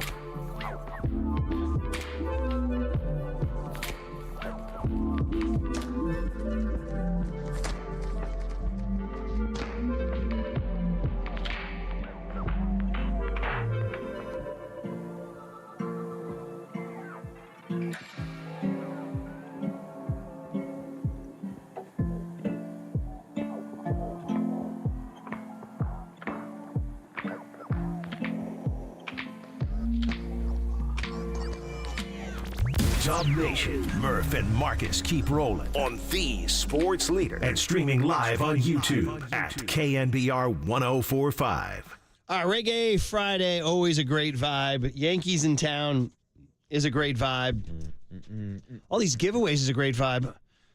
I was severely chastised by getting the giveaways wrong. So the Aloha shirt is Saturday night. Is that right? That's what a listener said to me. He got very upset at me. He said, John, He said, pay attention. Oh, like I'm back in school. I mean, it would have made more sense to me to give this out on a day game than a night game, but I could be wrong. It would have made more sense if they just didn't do promos for a Yankee weekend, in my opinion. I don't think you need to give away the shirt is Saturday. 916 is correct. It's a nice shirt. It's a nice bobblehead. It's really cool, but hey, who am I? I would have given this away on a Sunday so everybody could wear it in the sun. I got it right here. African American Heritage Day, Friday, May 31st. They're giving away the Willie Mays bobblehead. And then Aloha the shirt Willie Mays giveaway. Birmingham Black Baron bobblehead. Correct. That's key. Yeah. Birmingham bobblehead. And only the first 20,000. Only the first 20K. And then Aloha shirt giveaway Saturday, June 1st. The first 20,000 fans receive a Aloha shirt giveaway. And then the Lamont Wade Jr. 100th Splash Hit bobblehead on Sunday. Are you going to do it again? Hang on, here it is right here. Watch it. Look at that. Splash. You're changing the bobblehead game.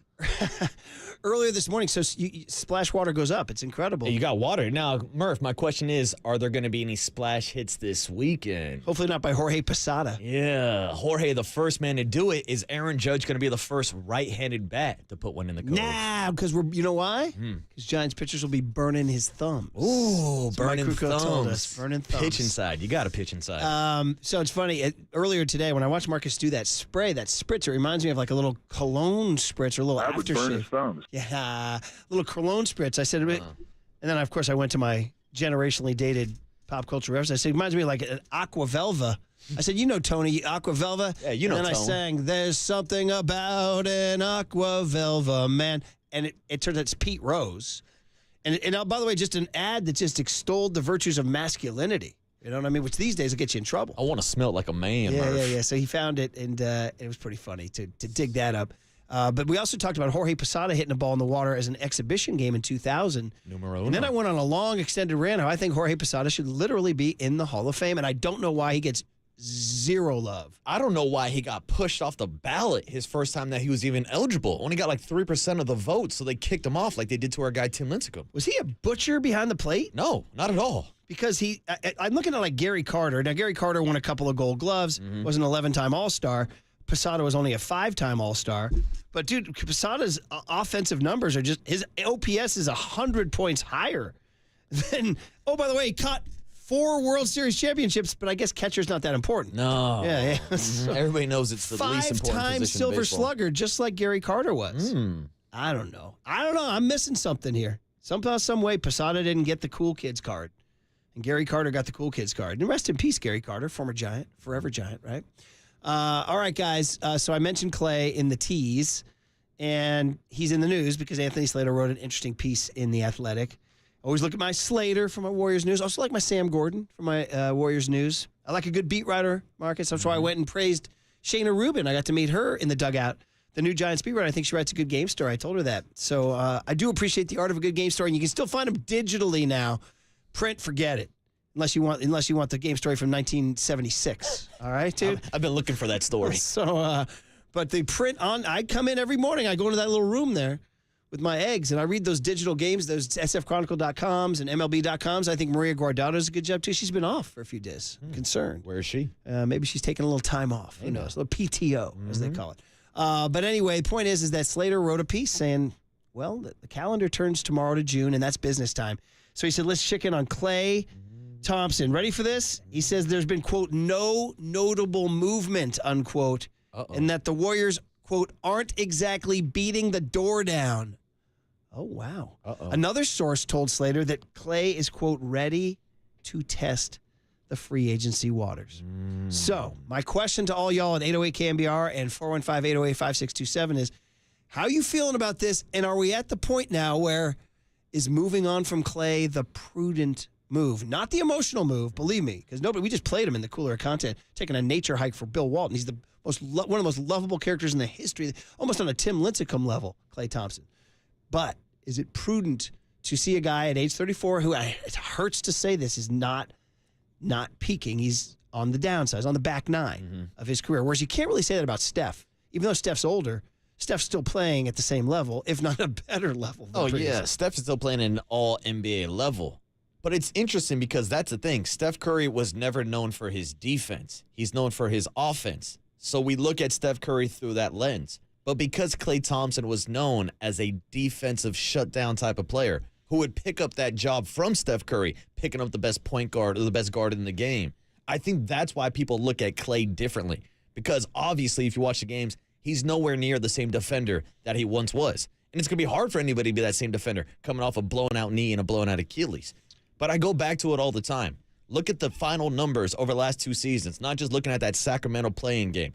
Klay Thompson has been a top 5 three-point shooter over the last 2 seasons. And so we're talking about spacing the floor and gravity and creating more space, not only for Steph, but for young guys like Jonathan Kuminga who want to take the ball to the dish. That's where I still find value in Klay Thompson. Do I think he should be the second highest paid player on the team, getting a max contract? Absolutely not. But that comes down to, what does Klay Thompson want? Does he want the money, or does he want to finish his career with Steph and Dre? What does Klay Thompson want, and what offer will they make him? Now, the landscape out there says Detroit and Charlotte have the most money to give him. And that's just, you're just cashing in. That's just flat cashing in. You're not looking for anything other than money, which is, I mean, it's his right. The next level, though, is very appealing. The guys that can fit him in. Oklahoma City, which would be kind of funny. Come back to the place where he's absolutely destroyed the franchise.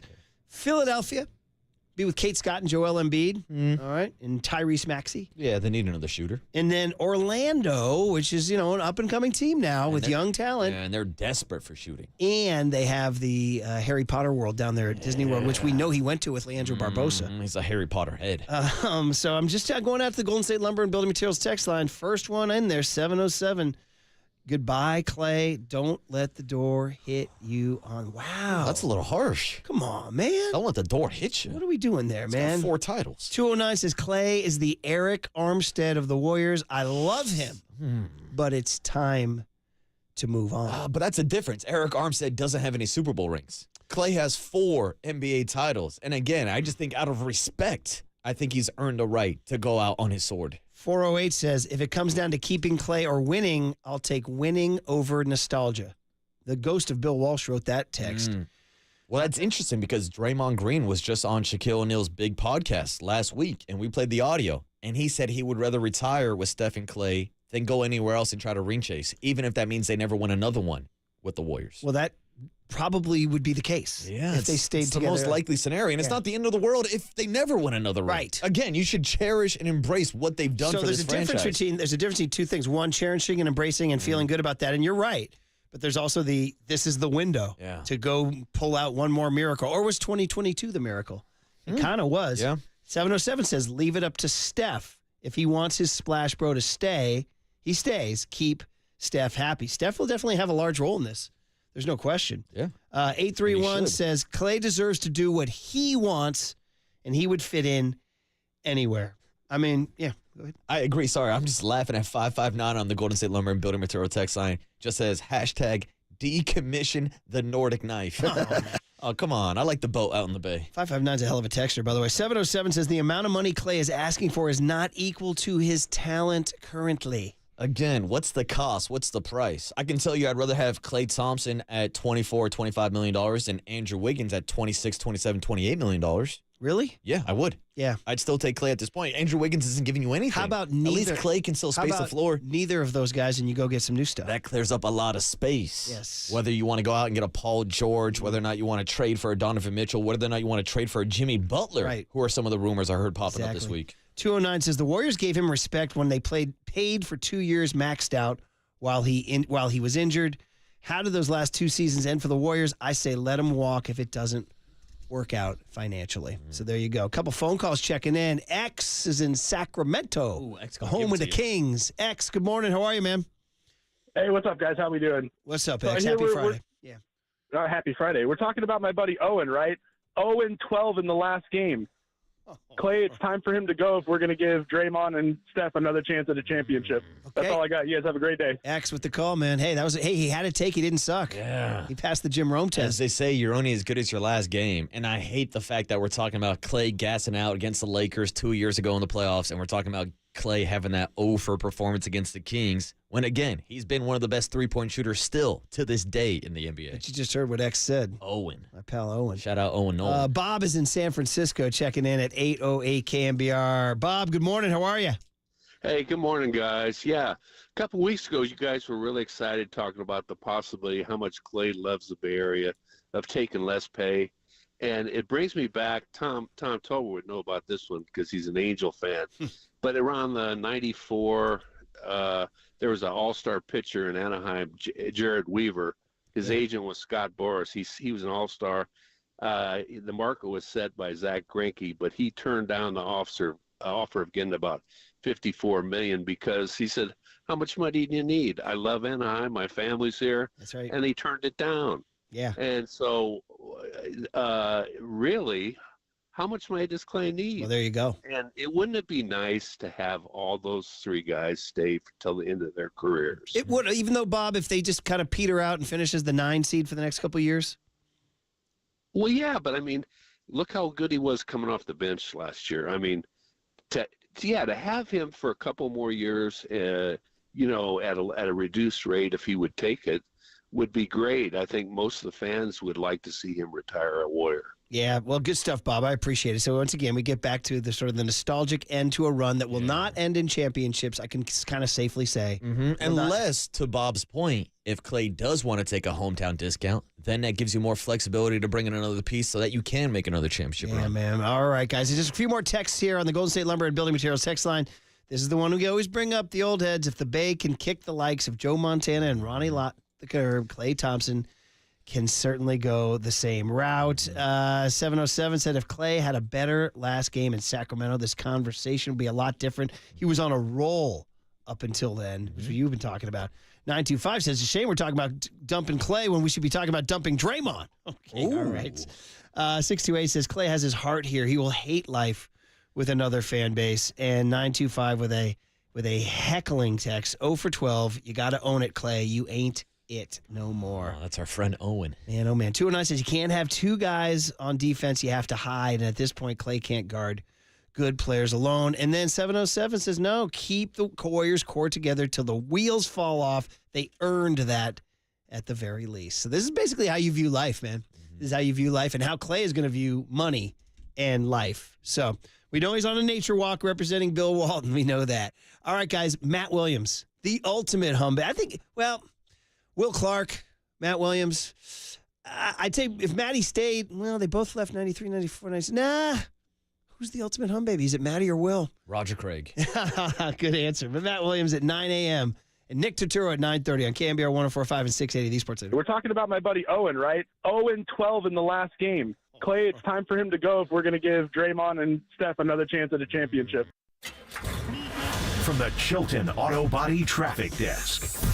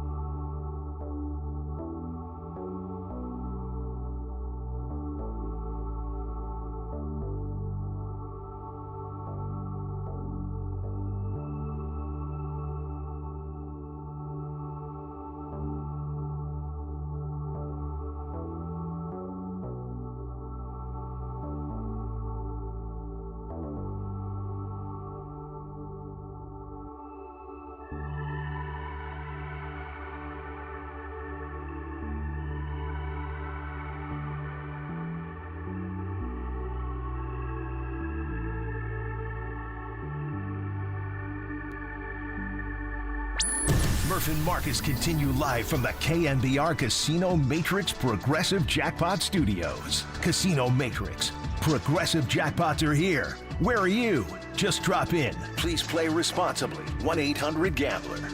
Don Mattingly. Again, it was probably one of my least professional moments when I got to LA as the GM and Donnie was the manager, and I told him I had a poster of him up on my wall. I don't think that created the best professional rapport between us. He was the Yankees, when I first got into baseball in the 80s. And, weirdly, he kind of his career bookended, World Series championships for the Yankees. And I know a lot of other people think about Jeter and that era, but for me, Donnie baseball is the first thing I think of. Look at that. Farhan Zaidi fanboying out on Don Mattingly. Reggae Friday is back, baby. Who do we got? Just request you? What about you? Or? No, I believe this is Peter Tosh right here? Yeah, this is, wait, hold on. It's Step and Razor. Step and Razor and 415 wanted me to play that. That has been one of that listener requests for a while. Yeah, I know some Tosh when I hear him. Yeah, sounds real good. Real good. Reggae Friday. Dangerous. I wonder how Matt Williams feels about Reggae Friday. He'll be joining us at 9 a.m. sharp. That'll be awesome. You know what's funny about Don Mattingly? And it's fun that Farhan said that. And so Mattingly played from 82 to 95, which was extremely unfortunate because that was really literally the only dark era in the last 50 years of Yankee baseball. Like they from 76 to 81, they were on a heater. From 1920 to 1964, they were on a heater. 65 to 75 was a dark era for them. Pre-Reggie Jackson, yeah. Yeah, and pre-Catfish Hunter and all that. Rest in peace. But then from 95 to now, they've been relevant, although they haven't won one since 09. I was going to say, from 95 to 09. Relevant. Yeah. Relevant in the playoffs. How many of these years? How many years have they missed the playoffs in the 2000s? Well, they only missed look that up right now. They only missed the playoffs once in Derek Jeter's career, and I believe it was his final season. And then after that, they missed the playoffs in his final season? I think they missed it in his final season, yeah. They were terrible that year. And then they missed it a year or two ago. So I would say maybe twice they missed the playoffs in the last 20 years. Wow. So 20, yeah, see, they made it in 22, 21, 20, 19, 18, 17, not 16, 15, not 14 or 13. So 13, 14, and 16. Then 12, 11, 10, 9. Didn't make it in 08. What's up with that? The year before they won the series, they didn't make it. 7, 6, 5, and then we know the rest, 4, 3. So really a handful of times. The standard's incredible. But Don Mattingly, who Farhan said he had a poster of Mattingly on his wall.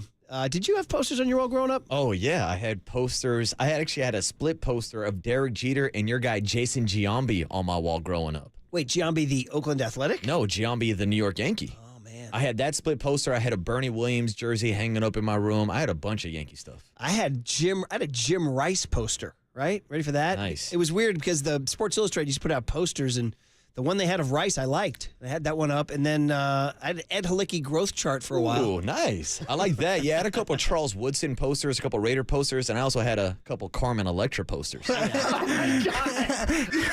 Very good. Shout out to my big bro on that one. What's wrong with being sexy, yeah, right? You know what I'm saying. My buddy had the Farrah Fawcett. San Diego Mike had the Farrah Fawcett. Less posters for me, SI covers. Ooh. So a lot of Joe Montana SI covers. And so anyway, so Mattingly representing a little Farhan Yankee nostalgia coming in here. We talked about it earlier. By the way, Mattingly, I told you guys I only have 8 stories. We're getting ready for Matt Williams to join us at 9 a.m., and we'll get into it in just a sec. I've told you the Tony Gwynn, rest in peace, the Scottsdale Stadium story in 1997. I believe so, but refresh my memory. So it was my bachelor party in 97, and back then Scottsdale Wright Field, which is now the Charo Lodge. There's a huge lodge out there. It's a restaurant. You can't, but it used to just be a grass berm. We were out in right field, and Tony Gwynn was playing in the 8th and 9th inning of a Cactus League game. And for some reason, me and my buddies got into a discussion/argument with some group next to us about Don Mattingly. And they were Yankees fans. And they were like, Don Mattingly should be in the Hall of Fame. Now, mind, in 1997, the steroid era had not ruined the Hall of Fame. It was a stringent thing to get into the Hall of Fame. And it was like, believe me, in 97, if you told me Scott Rowland was being in the Hall of Fame, I might say I'm never going to watch another baseball game in the rest of my life. I'll be like, Scott Rowland, and I'm not trying to dog Scott Rowland, but I am trying to dog Scott Rowland. He's, by the old standards, was not, like Thurman Munson's not in. No, you had to hit a major standard to get in the Hall of Fame. We got Scott Rowland and Larry Walker. Exactly. But so you have to get into the mindset of 1997, because I'm looking at Don Mattingly's career now, and by today's standards, he's probably a Hall of Famer. Because he won an MVP, he was a career 307 hitter. His career OPS was 830. He had 2,100 hits. He won how many Gold Gloves? He won a lot of Gold Gloves. He won 9 Gold Gloves. 9 Gold Gloves, 3-time Silver Slugger, 6-time All-Star, batting title, MVP, all that stuff that gets you in now. But back then, we were like, no way. He's like Steve Garvey. He's good. Hall of Very Good. Dale Murphy, Will Clark, all those guys. So one of us is on a heater, and I said, I think it might have been me. So that's Tony Gwynn. We're like, Tony.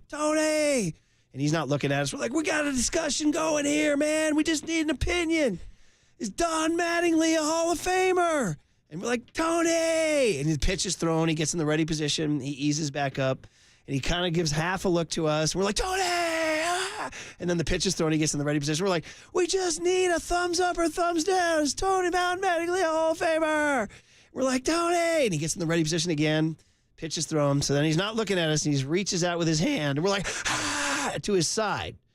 And he puts the thumb out on the medium like this. Like he this. gives it a gladiator. No. And then he goes, and he turns it down. Thumbs down. Tony. We went bananas. And then we said, Steve Garvey. And he went thumbs down. We went bananas. Then we go, Tony Gwynn. And he's like 5 pitches later, and he goes like this. He touches his heart, and he goes 50-50. He goes like that. Come on, Tony. So, I love it, Murph. It's the final vote.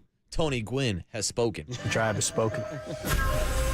So anyway, it's fun to hear Farhan talk about Mattingly, who joins that Dale Murphy, Will Clark group of the guys who were outstanding MVP level players who aren't in the Hall of Fame, and now literally Scott Rowland, Larry Walker in the Hall of Fame. Yeah. So here we are. Helton's in too, isn't he? Who was that? Todd Helton just got in. I think Todd Helton got in. And here we are talking about Donnie Baseball, Jorge Posada, Thurman Munson. Anybody else from the Yankees you want to throw in the Hall of Fame? They don't got enough guys in there. Bernie? Oh, put Bernie in there. No, I'd put Posada ahead of Bernie. Yeah. Although I'd have to look at the numbers, so for sure. Anyway, it's fun stuff. We'll talk about it with Matt Williams here. And hey, before we get to Williams, let's grease the wheels here with some Farhan from yesterday with Tolbert and Copes. About the major question is that, hey, if Austin Slater comes back, and Elliot Ramos would get sent down, they asked him flat out, could you foresee or do you expect Elliot Ramos to stay in the lineup? Cut K, Tony, here. I don't think there is. I mean, the guy's got, an 800 OPS. He's driving in runs. He's taking walks. He's bat flipping his walks. I mean, I told him the walk bat flip is like the highlight of my day every time he does it. I think we got to make T-shirts or something that say like walks deserve bat flips or something like that, because he's taking it to another level right now. So, but yeah, you're just seeing a confident young player. It was a first-round pick, top-rated prospect all the way up through the minor leagues. It's just been a little bit of refinement, a little bit of strike zone refinement, and he's always been a confident guy. And right now he's really one of the leaders on the team in terms of what he's doing on the field. So, with young guys like him, talented players, you're almost looking for a pathway for them to become big parts of your team. Mm-hmm. And sometimes it happens with an injury. Sometimes, they just work their way into more playing time. So this is kind of the ideal thing from a front office standpoint, and then, that guy can be part of your future for the next, 5-6 years, decade. And that's worth investing in. So we're loving what we're seeing from him. And, I don't see him coming out of the lineup anytime soon. I mean, very strong statements from Farhan. Very strong for a guy. Elliot Ramos hitting 292, 2 bombs, 13 ribs, and an 801 OPS. One of the many topics we can hit about the current 2024 Giants with our next guest, third base coach, and, of course, all-time San Francisco Giant hum baby, Matt Williams. Last time we talked to Matt was down in Scottsdale. It is great to have you back on the Murph and Marcus show, Matty. Brian Murphy, Marcus Boucher. Happy Friday morning. How you doing, Matt? Hey, morning, Matt. Good, fellas. How are you? We're good, man. The sun is out. The Yankees are rolling into town. Do you feel that extra little buzz in the air with the Bronx Bombers coming into town? It's kind of an unusual and exciting time, huh? Yeah, it's fun for the fans. They don't often get a chance to see the Yankees play. So 3 games this weekend. It'll be fun. Yeah. And Matt, what are your thoughts on the new balanced schedule? I know it's a little bit more travel on the road, but as you mentioned, it gives fans opportunities to see guys in both leagues now. Yeah, it's a little more difficult from a player perspective because, as an example, our first 3 major trips have all been to the East Coast. So that's a little daunting from time to time, but it's nice for Giant fans or fans around the league to be able to see players that they don't ordinarily see. So fun for them and fun for us to get a chance to venture out and play different teams as well. It has been intense, and the 3 East Coast road trips is a big ask, and I wonder if that'll become a story more as the years go on. But for the meantime, one of those trips turned your season around, Matt. If we can go back to Pittsburgh and New York and talk about those 4 straight comeback wins, if you can take us inside the dugout and the clubhouse, I guess that's the question is, did it turn your season around? Well, I think that it started a little bit of momentum, for us. Anytime you have comebacks, it creates momentum within your clubhouse, within your team. And the fact that we were able to get down early and keep fighting and coming back and end up winning a lot of those games just boosts confidence and gives guys a sense of, hey, we can do this. We can come back. We would certainly prefer to get out and score early and often in games and give our pitching staff a little bit of a breather. But the bullpen has been phenomenal in that they're available every day, and it's been a little taxing on their arms. But nonetheless, wins are wins, and we'll take them any way we can get them. Yeah, now you guys have won 4 straight series, wrapping up taking 2 out of 3 of the Philadelphia Phillies. And Matt, of course, we have to ask you about being in the middle of the Kyle Harrison, Bryce Harper situation, especially as someone who managed Bryce Harper with his time with the Washington Nationals. So what was that like from your perspective? Well, from Harry's perspective anyway, the balls that miss for him are always arm side, just due to his approach to the plate and the way he throws the baseball. If he does miss, it's up and into a lefty, and it's heat of the battle and competition stuff. And so again, as you said, I know Bryce for a long time. He's a competitor. He loves to get out there and play and try to win, and Kyle's feeling his way through. So this is his starts are a learning process every time he takes the mound. So he certainly wasn't trying to hit Bryce, and Bryce acknowledged that. And it's part of the game. It's fun to get out there and compete. Sometimes tempers flare, but it calmed down quickly, and we were able to get back to business. Mike Krukow told us that he said there was nobody he'd rather have. You and Kevin Mitchell playing third base gave him a great sense of security. That if anybody charged the mound, he said you and Kevin Mitchell were his guys. So, I mean, you've lived through the era of there used to be dust-ups, and I watched you guys in the Cardinals, and now there aren't anymore. I don't know. I mean, nobody endorses violence per se, but we're just talking about, has something been lost in letting teams police the game themselves? Well, yeah. I mean, there's rules in place for player safety, and we've seen those changes happen over the course of time. Anymore, it's difficult to determine, whether somebody's doing something on purpose or not. And at this point in the game, it's good that the rules are in place and that, we have safeguards for player safety. We know over the course of time, as an example, what a fouled ball does to somebody like Patty Bailey. It's a real thing, and we certainly don't want anybody to get hurt out there, and we want to compete, and we want to win, and we want to create team unity and all of those things that are positive for your club. At the same time, nobody wants to see somebody get hit with a baseball thrown 100 miles an hour. So it happens from time to time. We police it, from a coach's perspective and try to diffuse everything. And that's the way it happened the other day. So everybody's moving on, and it's all good, and we're ready for the Yanks. Yeah, Matt Williams is the voice you hear this morning on the UMA guest line. And, Matt, we've got to ask you about the hot corner. Matt Chapman has been playing phenomenal over the last couple of weeks. What has he done differently to turn around his season? I think he's just gotten comfortable.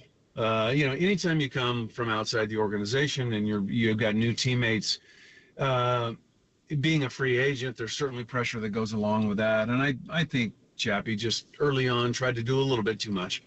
and he's settled in. So the offense has come around. He's a little bit streaky by nature, so he'll have those weeks where he puts the team on his back and carries. And there's other times where he'll struggle a little bit offensively, but that comes with the territory. The good part about this is that, in my opinion, he's the best third baseman in the game. So that stability within the infield certainly helps us, especially if we've got young players playing next to him. So that helps our continuity. It helps our team unity, and he brings his glove every day for sure. Can you take us into that final play in New York? In all your years, having played that position, that situation, bases loaded, squirrely, nubber, bare hand throw, plus Lamont on the other end with the dig. The Matt Williams PhD breakdown of that play. Well, from Chappie's perspective, he closes better than anybody in the game. So we all know about how deep he plays, and the reason that he can do that is because he closes so well. So his body control is phenomenal. That play typifies exactly what we're talking about, right? So he's on the run, full speed, able to bend down, grab it with the bare hand, and get off a throw as quick as anybody can. It wasn't the perfect throw, and Lamont did a great job of sticking with it on the other end to get the final out. Those are exciting plays, and they, the reaction within the bench and the clubhouse afterward was, oh my God, I can't believe he made that play. And that endears you to your teammates, and it helps certainly win games. So we're happy to have him. It was just out of control here. And since we're on the infield, and you coach the infielders, correct? Yes, that's right. Yeah, so let's stay on the infield. The shortstop positions become a revolving door. Nick Ahmed was here. He's a little dinged up. Marco Luciano comes up, has very obvious issues. Brett Wisely becomes a kid who's not a shortstop by nature. You guys put him there, and Bob Melvin told me in the dugout the other day was to keep Tyro Estrada in his comfort zone over at second base. Can you comment on that, Matt? The idea to keep Tyro there, to give Wisely that chance, and then how you're coaching up Luciano. Well, Lucy, first and foremost, has been injured quite often throughout his professional career. So he hasn't had that ability to settle in and play a full season, really, at any level. So it's still a learning process for him. And, we know that baseball is a repetition game. We know that the more time you're out there spent, the more you learn, the more things that become second nature for you. So Lucy's in that process. Wise, he's a middle infielder by trade, plays some center field, but he's done a great job over at shortstop. His arm strength is certainly there. It's true on his throws, and he's done a nice job of adjusting to that position quickly. Nicky Ahmed is just about to come back. He's getting better, and he's almost ready to go. He's certainly stable at that position. So it's been a little bit of a challenge for us, but it's part of the game, and it's part of, your season sometimes when guys get injured. Some guys are going to have to step up. And we've had that opportunity for guys like Luciano, for Casey Schmidt for a short time, for Brett Wisely to come in and get at, consistent at bats and get out there and play. And, we're piecing it together at this point until we can get that stability within the left side of the infield. And we've seen guys like Brett Wisely or Casey Schmidt move around the infield with their versatility. I'm wondering if there's been any thoughts or discussion about maybe moving Marco Luciano around at the diamond to get him some extra playing time at a different position. Well, right now it's about him getting reps. Again, given that it's been a tough go for him because of the injuries. That's stuff you just can't determine, right? You don't know when things like that are going to happen. So it's about reps for him, and it's about the opportunity to play and learn. Sometimes that's done at the major league level, and you just can't get away from it. It's you would prefer that Lucy get all of the reps he needed and learn at throughout the minor league system, but that hasn't been the case. He's been pressed into duty, so we as coaches just have to coach him up and give him positivity. Be there and available for him, and help him improve and help him get comfortable. So, moving him to the other positions is certainly above my pay grade, and it's not my decision to make. But if he's going to play short, I need to get him ready to go every time he goes out there. Last couple minutes here with Matt Williams, of course, the forever home baby, and back coaching third for the Giants in the black and orange with his buddy Bob Melvin, his old teammate. And the Giants take on the Yankees tonight, 7:15. Last one, I know you do the infield, Matt, but just a thought on the outfield. We were talking about how Luis Matos has really settled in at center field, but ultimately down the road, the corner outfield positions. And that the other day when you played Fitzgerald in center, Bob Melvin put him in center. He put Ramos in right, put Matos in right and Ramos in left. And I was wondering, do you see either one of those guys, because right field is the tough spot, do you see either one of those guys as sort of the natural right fielder more than the other in that park? Well, given the situation we're in, with Michael being out, the thought process going into the game was, okay, Fitzy's going to be in the game. Where is he most comfortable? And where's Luis most comfortable? So we know that Matos has played right field more than Fitzy has. So that's the reasoning behind those positional changes within that game. Because Fitzy's more comfortable in center field and he hasn't played a lot of right. So in looking at the game prior to starting, you want to put your guys in the most comfortable position they can be in, and Bob does a great job of that in getting guys comfortable before the game starts and letting them go play and being free out there. So, I don't know who's the best fit. I know that there's opportunity for these guys given the injuries, and a lot of them have really stepped up. This is the sophomore season for all of them, really, and so. They've got experience, limited experience within the major leagues, and now they're getting everyday reps and they're coming through for us. And it's nice to see. They bring energy, they bring enthusiasm every single day. It's fun to coach them. Matt, it is great to share some baseball talk with you on a Friday morning. We will look forward to saying hi to you down at the yard, and sure we'll enjoy this upcoming weekend. Thanks for coming on, Murph and Marcus. Yeah, thanks, Matt. You got it, guys. Thanks for having me. I appreciate it. Yeah, Matt Williams, some good, meaty baseball talk. We can react to it next. And Nick Turturo at 9:30 for some laughs on The Sports Leader. Crack it back. San Jose, shout out to you for supporting KNBR, San Jose's sports leader.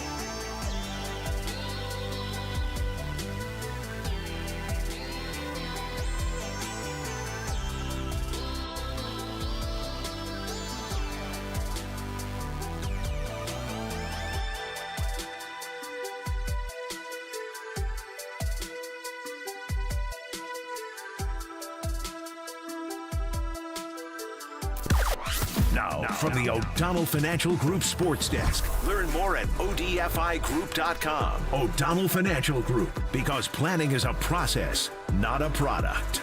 The one and only Bill Burr stopped by our show yesterday morning to talk about Kyrie Irving going back to Boston for the NBA Finals, Barry Bonds being a victim of the steroid era, and his thoughts on the Tom Brady roast. To hear all of that and more, check out all of our podcasts available on KNBR.com and the KNBR app.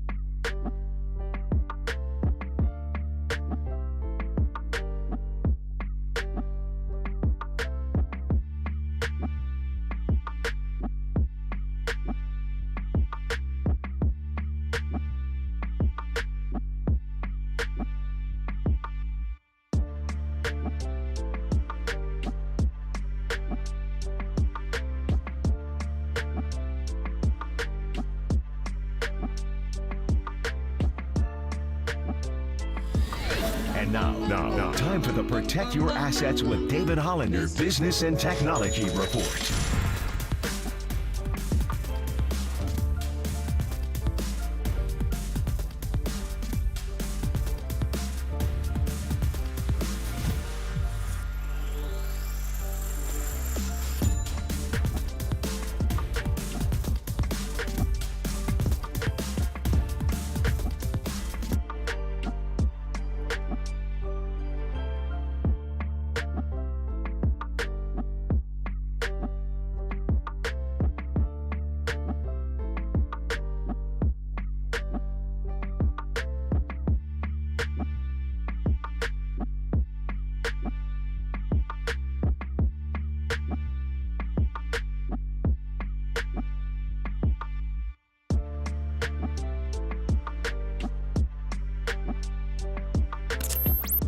And Marcus keep rolling on the sport on YouTube at KNBR 1045. Well, right now it's about him getting reps. Again, given the fact it's been a tough go for him because of the injuries. That's stuff you just can't determine, right? You don't know when things like that are going to happen. So it's about reps for him, and it's about the opportunity to play and learn. Sometimes that's done at the major league level, and you just can't get away from it. It's you would prefer that Lucy get all of the reps he needed and learn at throughout the minor league system, but that hasn't been the case. He's been pressed into duty, so we as coaches just have to coach him up and give him positivity, be there and available for him, and help him improve and help him get comfortable. So, moving him to the other positions is certainly above my pay grade, and it's not my decision to make. But if he's going to play short, I need to get him ready to go every time he goes out there. There he is, Matt Williams, man. Good, meaty baseball conversation with him. Just a lot of stuff to talk about, whether it was Kyle Harrison, Bryce Harper, or whether it was Matt Chapman at third base, or what's going on at shortstop and what to do around the infield and how this club is with the young kids. Just good to hear Matt Williams, of course, big league manager. And as by the way, Reggae Friday continues here. Yeah. Getting close to the end of a little Tosh here. Back-to-back Tosh, huh? Ooh, Johnny be good. All right, buddy. The young kid, Tony, always puts together a little bio for us.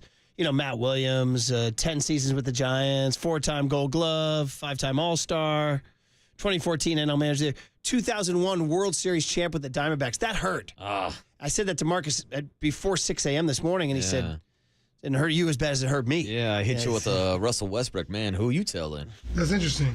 So, because it beat his Yankees in 7. That was the year the Yankees were supposed to, for sure, because of 9/11 and everything. And it would have been 4 straight. Yeah. Well, that's your 1990 NFC Championship Buffalo. That's your 1990 Roger Craig New York Giants game. That's the one where that would have been 4 straight. Luis Gonzalez getting sawed off. You give the ball to Mariano with the lead in the ninth inning. Dude, more people have walked on the moon than Mariano Rivera has scored in the World Series, and Luis Gonzalez gets sawed off, and they're walking off World Series champions. Sawed off, too. Oh, dude, it broke my heart. Yeah, that was incredible. That was absolutely incredible. Did they score? How'd that whole rally start? Was there an error? I don't want to go back. I don't even want to think You're about like it. the 1990 NFC Championship, bro. I still have trouble. Oh, dude, those kind of memories, the 04 series against the Red Sox, obviously, I just dump and permanently delete from the back of my mind. So that's how you handle it. Yeah. You deny till you die? Yeah, anytime those highlights show up on ESPN, I just change the channel. I don't even dive back into it. Can I get I a just little pretend like it never happened. Can Piven comment on this, Well, I please? can tell you what Piven and me were doing. Deny till you die, pal. It never happened. I don't remember it. Okay, so what are the Giants going to do about the shortstop situation going in? So many different options. You could keep riding Brett Wisely. I mean, no, he's not an premier, top-of-the-line Major League Baseball shortstop. But was Nick Ahmed, and are Brett Wisely's at bats better than Nick Ahmed's? Yes. Yes, the answer is yes. You see, Nick Ahmed is obviously the better defender at shortstop. He's got 2 Gold Gloves to prove it. But I thought Wisely has been serviceable over the last couple of games at short. I've been quite surprised, actually, and we're going to continue to watch this, I guess. So righty tonight for the Yankees, Stroman. So it should be Wisely back up there, and we still really haven't got an update on Marco Luciano's injury. No, that's going to be a big one today. And again, that's a good point from Matt about Matt Williams to us. Luciano's he's 22 and he's been hurt a lot in his career, so he hasn't had those reps. I mean, so it's been a start and stop for him, and yet here he is in the bigs trying to like just go swim in the deepest part of the pool, right? But that's why I asked the question about maybe moving him to a different position, because they've done that before, as we just mentioned with Brett Wisely. They've done that with Casey Schmidt. The kind of ironic part of all that is Casey Schmidt started playing shortstop in the minor leagues down in Eugene because Marco Luciano was dealing with a back injury. And that kind of accelerated Casey Schmidt's call-up to the Giants last year. Now, we don't know what the future plans are for him, but think about it for a second. If the Giants were willing to give this long-term contract to Carlos Correa, who obviously plays shortstop, then what were the long-term plans for Marco Luciano? You were either going to have to, A, change his position to most likely third base, which I've kind of profiled him since seeing him down in San Jose, or you're going to trade him. So I'm surprised they have not at least tested the waters moving Marco Luciano around the diamond. Or, as you said, I think, he remains a trade piece. Although, I don't know, the more people see around, I don't know how much his trade stock is. He's 22 years old, and like you said, his at-bats are good, right? I mean, that's the thing. He's batting .375 so far in the big leagues, has a .986 OPS. And by the way, we didn't even get to first base because we ran out of time with Matty, but that situation, as you said during the break, you said, is this guy Trenton Brooks still on the roster? I said, yes. Is he playing And by the way, there's a righty pitching tonight. He might be the starting first base. Give me Wilmer. This might be the point where you start to, the Wade injury against when teams like the Yankees come into town, you have to match them lineup card for lineup card. This is where, like, listen, all due respect to Trenton Brooks, but he, it ain't Tony Rizzo. No, and that's now, why I was curious whether or not Marco Luciano could put on a first baseman. Yeah. I was curious whether or not Jorge Soler could put on a first baseman. I mean, we were talking about Sean Estes' idea of maybe Michael Conforto getting some reps at first base. Again, this Giants team has been open to this idea in the past. Jock Peterson was playing first base last year. We've seen Blake Sable get some reps at first base. I know it's a different regime, but at some point, you got to start mixing and matching to get these bats in the lineup. Or do you just, like you said, do you just ride Wilmer Flores, righty on righty? Yeah, I mean, because that's the thing. Last year, you were playing him essentially almost every day, but his numbers had fallen off a cliff since last year. By the way, 2001. Here's how it is. I'm just going to take you there, buddy. Who's bringing up 2001 again? I'm taking you there. So bottom of that, he's got a Space Odyssey? He's got Mark Grace. Grace singles up the middle. That's how it starts. I didn't ask. Grace single. I didn't ask, Murph. They pinch run David DeLucci. All right. Here's the key. Damian Miller hits a comebacker, and Mariano throws it away. Yeah, that's the E that does. That's the play. Why you got to bring up Louis old Gonzalez. Come on. So now there's first and second. Nobody out. Nobody's asking for this box score. Absolutely. I'm fascinated by this. Come on. Jay Bell lays one down. By the way, is anyone going to lay one down in today's game? Is anyone going to lay one down in that situation? No. He lays one down. They get the force out at third, though. They get the force out at third. So you're in pretty good shape now, first and second. With one out, Tony Womack. Nobody cares. Doubles to right. Tony Womack doubles to right. I prefer Bobby Womack. The pinch runner. Oh, yeah, so do I. Does he, can we bump Reggae Friday for a Bobby Womack? I'll take some Bobby Womack right now. Midray Cummings had pinch run for Damian Miller, and he scores on the double. So now it's a 2-2 ball game. And now David Bell goes all the way to third. How about this? He nails Craig Counsell. Anytime there's a hit by pitch in a climactic inning, that's a tough deal. Nobody cares. No, we do care. This is baseball history. I just baby. got done telling Murph how I never go back and watch his old highlights, and now he's giving me the actual play-by-play. Zach, I'm doing this for Matt Williams, who won a World Series championship. Baby. This is for our guy. Bob Brenly managing him. Mm-hmm. Another baby right there. Another one. So Craig Counsell gets plunked by Mariano, and that reminds me of when Doval hit Justin Turner in the ninth inning of Game 5 in 2021. It's like, bro, what are we doing? The hit. Let me tell you, from even on the Little League level, in a climactic moment, when there's a hit by pitch, we got trouble. Yeah. We got trouble. You got problems. And then Louis Gonzalez. Yeah. So there it is. So Mariano did not have his best stuff. Had he been overused? 808 KNBR, let's second-guess Joe Torre right now, guys. What do you want to talk about next? The 49ers overtime decision? Dude, no, the 1990 NFC Championship's far worse than the Niners overtime decision. Far worse. Oh, stay tuned. I'll pull up that box score. I've gone through it. I can stare it down. It's tough. That's rough. I watched it recently. I don't know what happened, why I saw it. What was it, like some sort of documentary or something? And I was like, I'll just look at it. I was such a Red Sox lunatic that I didn't look at the Bill Buckner play for 20, 25 years. I've only seen it now like on clips where they like string together reels of great moments in baseball history. I was in a dark place when Bill Buckner. Dark place on Bill Buckner. Darker than you were in 01. Yeah, let's go through that box score. And then let's talk about Game 7 that the Mets ended up beating the Red Sox in. Game 7 was like, what do you give me for Game 7 of the 86 series and Game 7 of the 2002 series? It's like you're a zombie. Game 6 had your guts ripped out. Although I was in Game 7 of 2002. I covered a Niner game that year. I was a Niners beat writer for the Chronicle. Niners played the Falcons that day. Anyway, I'm one of the least professional I've ever been in a press box because I had to get home to the Giants game. Did the fastest interview I've ever done in a locker room, fastest run up to the Candlestick press box, fastest game story I've ever written. Got in the car, drove home, and heard Joe Angel call Garrett Anderson. What did he flare a double off of Levo or something? It was just so. Anyway, I was walking around that day though saying Giants are going to win this game. I kept saying, if any team can come back from Game 6, it's the Dusty Baker, Benito Santiago Giants. And everybody's like, no, bro. No, it ain't going to happen. And it didn't happen. And it didn't. No, it didn't. So, guys, here's 4 and 5 says, Murph, I still haven't forgiven Roger Craig for what? Roger Craig for the phone. I thought he meant Roger Craig, the Giants hum baby. Oh, hum baby. Anyway, guys, come on. Roger Craig was a great 49er. Yeah. Probably should be, unlike Don Mattingly, probably should be in the Hall of Fame. And Murph, I'm saying we need to get these reggae vibes back up on a Friday, and guess who's right around the corner? Yeah, absolutely. Should be good stuff, man. All right, guys. That was fun little recap there. Who will play shortstop tonight? Probably Brett Wisely. Who will play first base tonight? Trenton Brooks? I don't know. Wilmer Flores? I'd rather see Wilmer. And obviously Chappie and Estrada. Pat Bailey probably behind the dish. And then you're going across the board. You're going to go, where are you going to go? Ramos. You're going to go Ramos, Matos, Yaz tonight, right? And then take your chances. That's your outfield. And you'll be out there. All right. Okay, Aaron Judge comes to town. We talked about it all morning. And one of the guys who I think will be there Sunday, maybe courtesy of KNBR, who knows? Yes! Nick Turturo, of course, the brother of John Turturo, the great actor, the cousin of Aida Turturo, who is, of course, Tony Soprano's sister.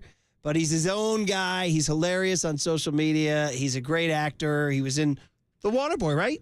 No, you're thinking Longest Yard. Longest Yard. Brucey! Pardon me. The Brucey! Longest Yard Yeah, you remake. haven't seen that remake. He's been in he's in all sorts of great stuff. NYPD Blue, right? Come on, baby. He's the best. Nick Turturo next on the Sports Leader. Show me a tiny.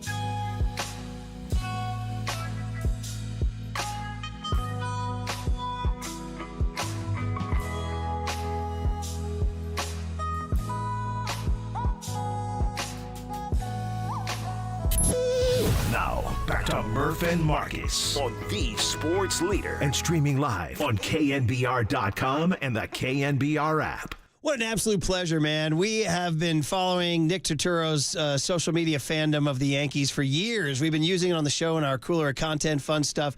He's just one of the great fans of the great game of baseball, wears his heart on his sleeve. And, of course, we love his acting career, whether it's NYPD Blue or Blue Bloods or Black Klansman or what do you name it. I mean, comes from this great family. And then it dawned on our producer, why don't we try to chase him down and have him on the show? And John Joe Curley, our producer, he chased him down, and he got him. So, Nick, you have no idea, buddy. You're a cult figure on this show, so it's kind of, we're going to fanboy out on you, brother, and welcome you to the Murph and Marcus Show. Brian Murphy, Marcus Boucher up here in San Francisco. How you doing, Nick? Hey, what's up, Nick? Hey, guys, how are you? It's kind of funny to have a cult following in Frisco. You do. You know, it's, I mean, you just... But you know what? I mean, originally, you know, in San Francisco, the Giants are a New York team. I mean, they're the original, one of the original New York teams, New York Giants, Brooklyn Dodgers, and New York Yankees. I mean, that's why the Mets were created. The Mets are like the bastard child of the Dodgers and the Giants. I always say the Giants and the Dodgers had a child, and it was the Mets. But you chose growing up, and you were born in Queens, and you did not go Mets. You went Yankees. We need the origin story, Nick, on how, did you have was there a fork in the road and you had to choose Mets, Yankees? Well, in New York, New York is a hardcore town, so it usually goes like Mets, Jets, Islanders, and it usually goes like Yankees, Knicks, Rangers, Giants. So it's Jets, Mets, Islanders. Who am I leaving out? I don't know. I'm going brain dead. But that's the way it goes. It's usually kind of hardcore. You either have one side or the other. You're either a Met fan or a Yankee fan. You're either a Knicks fan or, a Net fan. They were an ABA team. But if you're a Giant fan, you're usually not a Jet fan. But I grew up around Met fans. I think my first game was in 72 at Shea, and I was afraid of heights, and I was just introduced to baseball. Then in 73, I went to the original Yankee Stadium before they refurbished it in 74, 75. So I went in 73. They had Bobby Mercer. They weren't that good yet. They had Thurman Munson. But they were new to me. I'd never been to the Bronx. I was a Queens kid. The Bronx was kind of a scary place, but I walked in the stadium and just fell in love. Something happened. It's like when you see, the love of your life. You see her and you spaz out, and I spazzed out. I was like, this is it. This is what I'm about. I don't know what it was. I just went a lot that year. And then they closed that stadium, sadly. I got to see it 1 year. And then I went to Shea Stadium to watch the Yankees play in 74 and 75. And then I started really educating myself. Then in 76, the Yankees won a pennant, the first pennant in 12 years. And I jumped on the field. I was in high school when Chris Chambers hit the home run. And I ripped out turf grass, and I planted in my mother's backyard. So, the love affair started, not when they were winners, but when they were losers. And it just happened by accident. I don't know. But I think, you're born that way. You sometimes you look at a guy's face and you go, he's a Met fan. I could tell. He's a Yankee fan. You could just tell. You could feel it. You could look in a guy's face and say, he's a Red Sox. He's a Red Sox fan. So I kind of have that instinct. Oh, this is a phenomenal breakdown from, of course, Nick Turturo is a voice here on the Uma Guest Line this morning. And, Nick, I actually love the fact that I'm a Yankee fan out here on the West Coast. I was born in the 90s, but I learned a lot about those 77 Yankees from the ESPN show The Bronx is Burning, where, of course, your brother, John Turturo, played Billy Martin. So what was that like for you and your family, the kind of clash of worlds from the team you grew up watching to your brother playing Billy Martin? Yeah, I mean, my brother's a brilliant actor. Actually, Billy Martin, I would be better suited to play him. But, my brother's the bigger actor. So they actually offered me a role at the time, I think, to play Yogi Berra. But, it was great to see him play. I mean, he did a great job. I mean, it's just that he doesn't know baseball like me. He knows basketball very well, knows boxing. But baseball, I'm a savant. He's not on my level with baseball. So, it was just kind of odd to see him. He's a little taller than Billy. His ears were a little bigger. But John did a great job. I mean, John is brilliant, one of the best actors in the world. He's definitely inspired me. But it was weird to see him playing Billy Martin. I don't know, because I know so much about the 70s. I mean, you could ask me questions, detailed questions, and I could educate people on the 70s, especially those teams. They're my favorite Yankee teams. I mean, Thurman Munson's my favorite Yankee. and I was at a lot of those games. I was at the Reggie 3-run homer game. I was at the game where Nettles made all those plays against the Dodgers when Reggie stuck his ass out. I could tell you moments. So it was kind of weird watching him play, Billy Martin, because he's my brother, and I'm like, man, I didn't want to say anything because I'm like, this is my sport. This is what I feel like I'm a doctor in baseball. But it was good. It was good. What are you gonna do? Yeah. Did he call you up and say, "How do I do this, Nick"? He's not like that. He's not like that. I mean, he's one of those real actors that gets really digs in deep, and he does a lot of research, and he worked very hard on it, and he did a good job. What am I going to say? It's all good, Nick. Hey, yeah. I want to jump in and get you because, so Billy Martin, did you know that when Billy came out to Oakland, I'm just going to ask kind of a random question here. Do you know the Oakland A's travel secretary, Mickey Morabito? Do you know him? I know of Mickey Morabito, with the wild hair, wild hair, yeah. What about him? Well, he's here in the Bay. I was just wondering if you because Mickey to me, so the story on Mickey, when I heard you telling these stories, you and I are close in age now. I work with a bunch of young kids. They don't know the 70s. I know the Chambliss and the whole deal. I'm with you on every step of this, man. I'm the Giants fan here. He's the Yankee fan, the young kid I work with. But Mickey, when Billy came west, to the A's, the one guy he brought with him was young Mickey, who was a bat boy in those 77, 78. He's a Bronx kid. Anyway, I was just thinking you guys would be birds of a feather, and he's been the A's travel secretary for years. So I just think you guys should be buddies. And if you're coming up to the Bay, we should hook you guys up. But if you don't know him, we can move on to the next topic. I'd love to hook him up. I actually met some of the old Yankees at the premiere of The Bronx is Burning, and I met Billy's son, and we got along great, Billy Martin Jr., and we got along great. We've kind of lost contact over the years, but love to meet Mickey. Because, those guys from the 70s, man, they were a different breed. The players were different. The people were different. And nothing against the guys today, but those are my kind of guys. Baseball was a different sport back then. Now it's become like, entertainment. I still love it, but it's not the 70s. You think about the 70s. You had the swinging A's. You had the Big Red Machine. You had the Yankees. You had the Pirates, the Phillies, the Orioles. There's nothing like the 70s. The A's won 3 in a row. The Big Red Machine back-to-back. The Orioles won in between. The Yankees won back-to-back. The We Are family.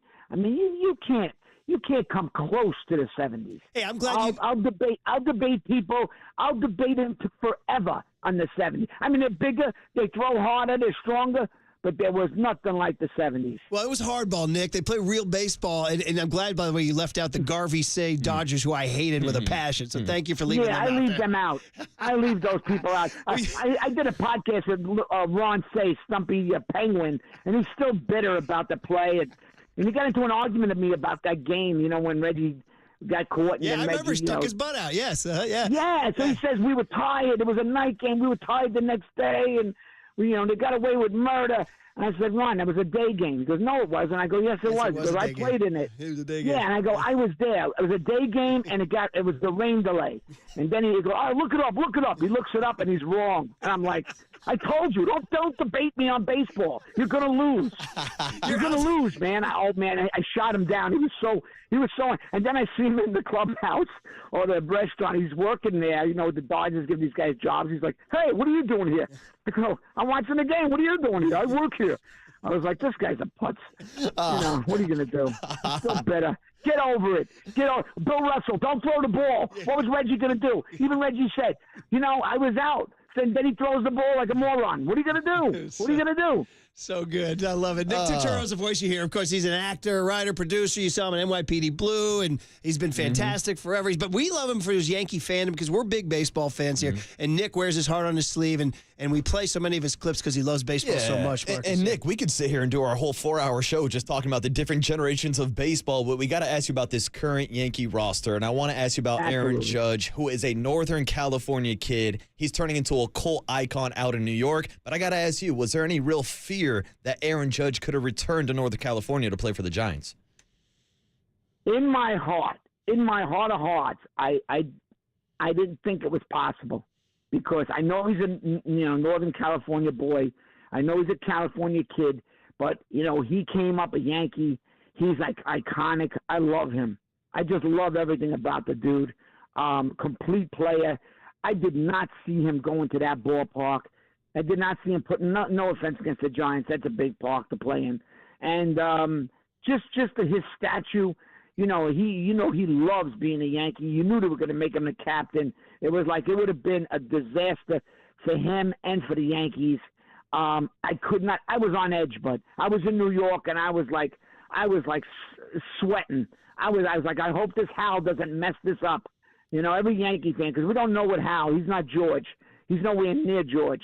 And I was worried. I was a little worried, but in my heart, I thought he would be a Yankee. And now they have another situation with this guy Soto, who's changed the whole team. I really like this team, and he's changed, and they can't fool around with him. I mean, he turned down a lot of money, so it's not about money. I can't see him going to the Mets.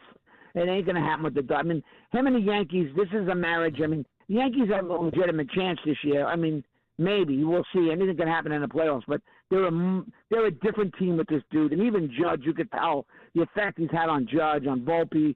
I mean, I love the guy. He's a winner. He got a ring already.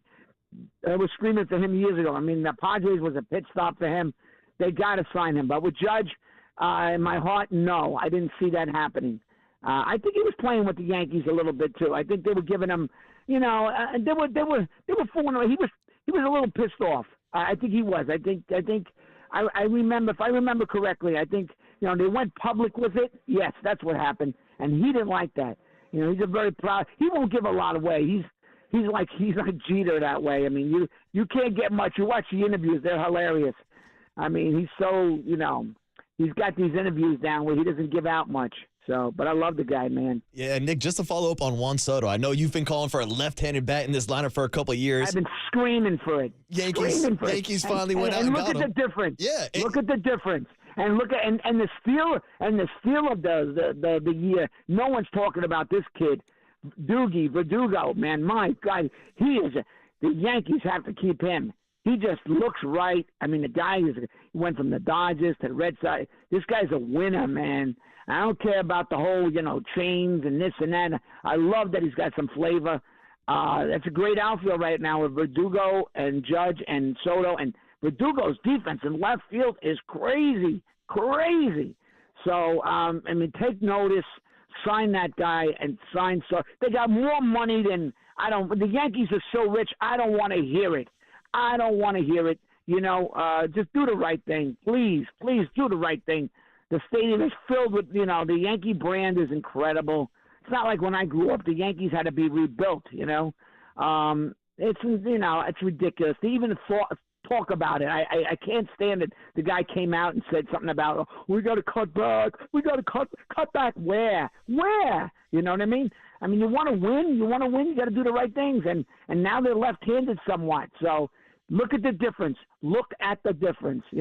Do the right thing. A beautiful reference to your relationship with Spike Lee, of course, where you've done a bunch of movies with him. We're almost running out of time, Nick. I got to ask, though, because you're such a great baseball story. One quick thing. I just did a part with the Spike. I just want to throw it out. It's a new movie that's going to be out next year, big movie with Denzel Washington. But here's the funny thing. Being we're talking about the Yankees and my fandom ship and all this stuff, it's called High and Low. It's a remake of a Japanese classic Kurosawa movie. Anyway, I'm playing an insane Yankee fan on a subway in this movie. Easy. So Spike said, hey, Nick, it's typecasting. So he goes, what do you want to be called? And so my name is, the movie ain't out, but it's, I think I could say my name. My name is Frankie the Lunatic. And I'm going to be in this, but it's going to be very memorable because I'm going to be on the subway. And, I don't want to give it away. Frankie, I am playing, I'm playing a Yankee fan. It's kind of weird because I was like, I do this stuff for real, and then Spike was like, how crazy can you go? And I said, well, it depends. I only go crazy, I only get mad when I'm in the moment, and so, I just react like a lot of fans react. Yeah. Oh, man.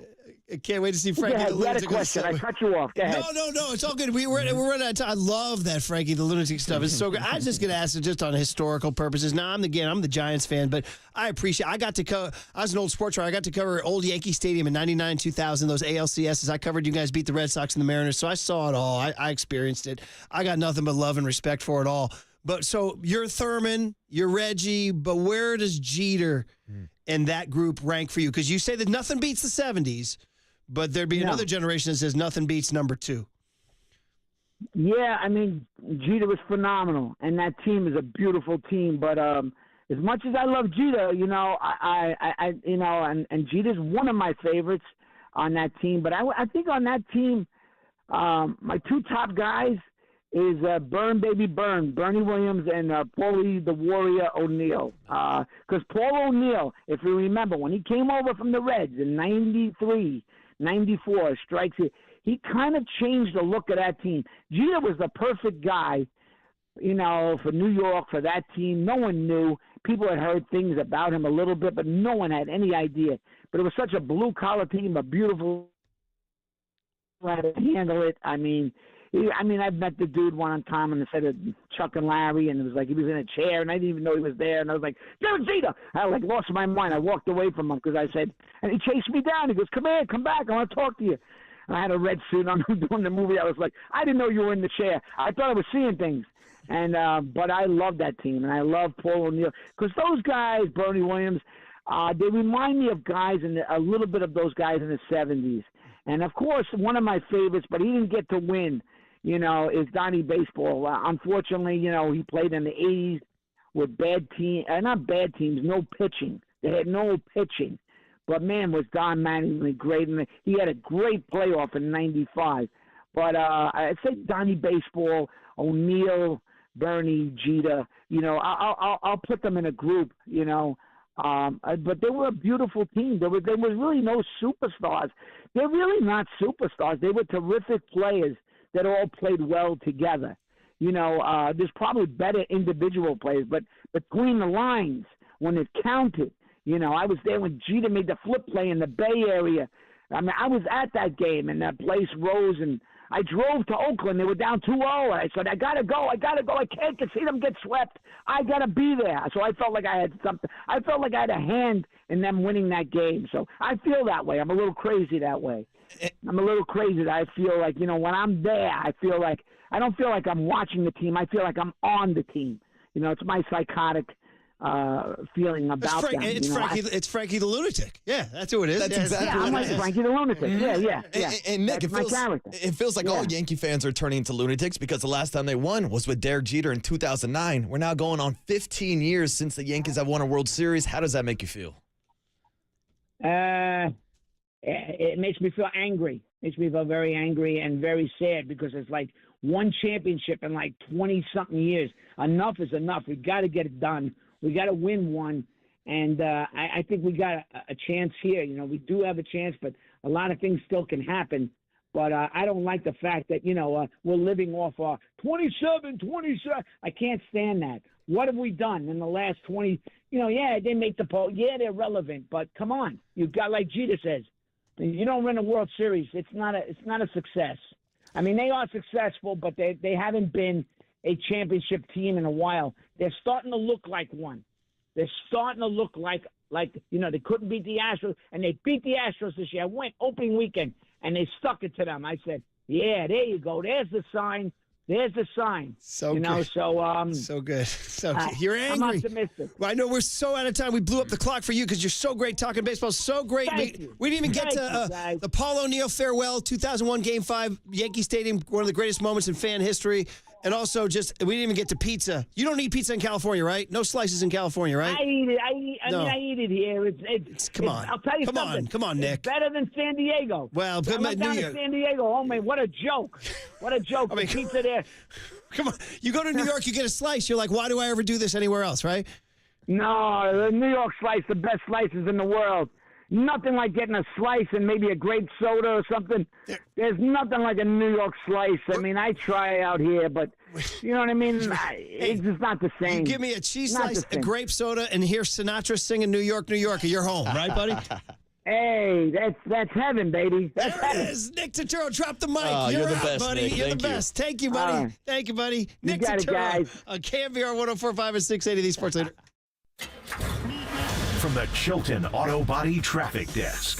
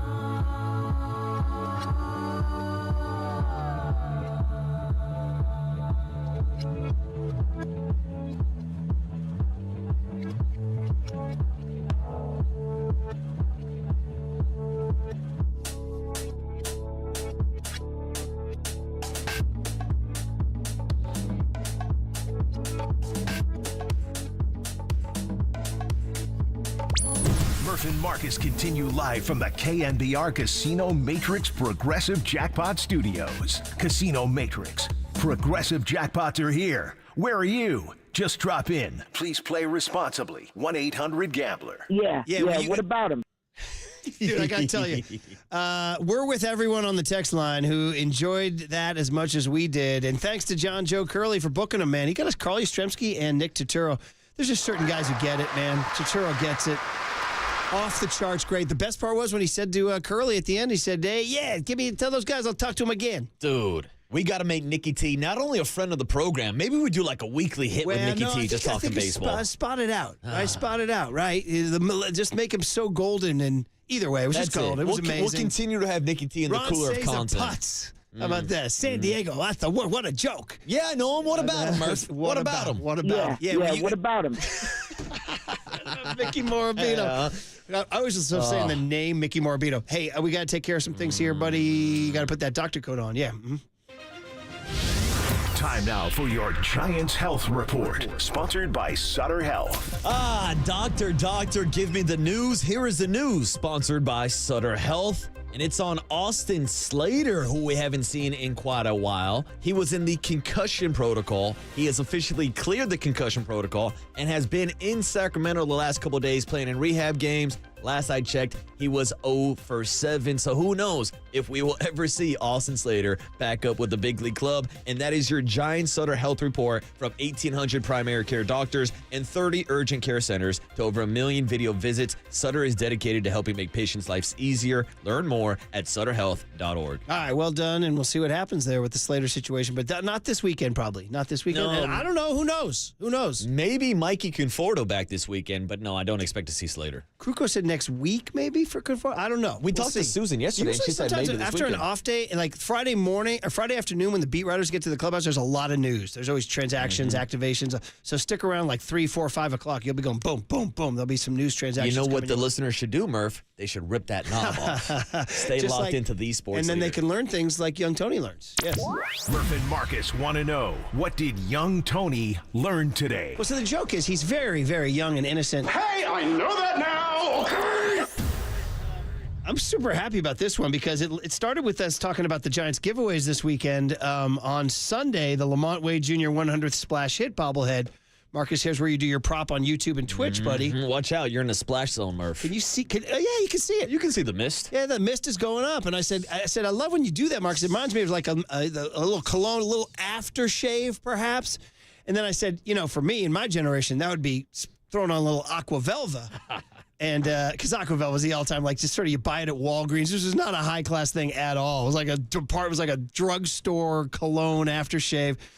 And I said, there's no way Tony knows Aqua Velva. And of course he didn't. And I said, Pete Rose used to do the ads. And then I broke out the song for you guys.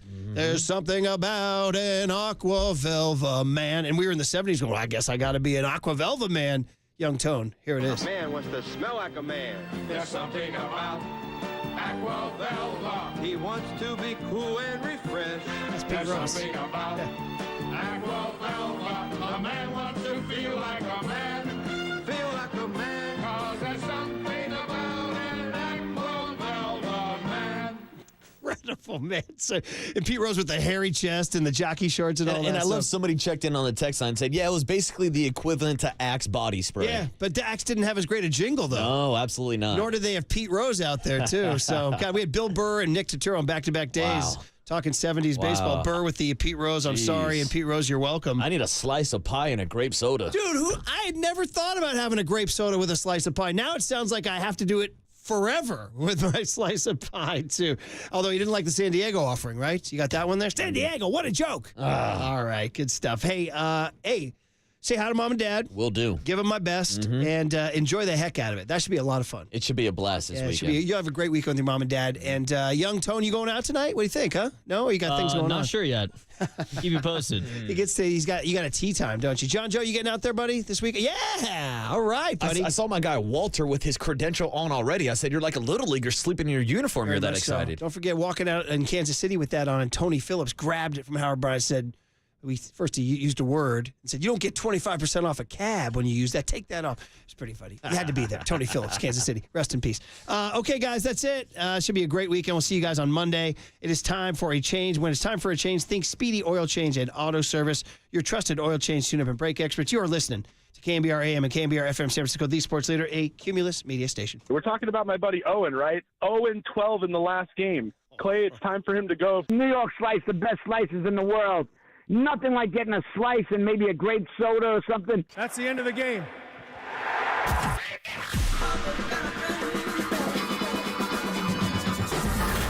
Ladies and gentlemen, Prepare yourself. prepare yourselves I love it when you call me Big Pop. for Greg Papa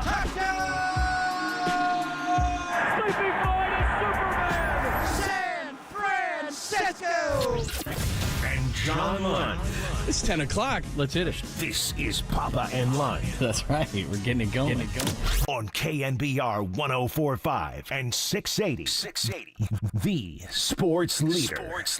There was a tweet. Yeah, I think my name changed a little bit. Arson? Arson Judge. I haven't seen his stats yet with the Giants. Me neither. It's got to be pretty good, though.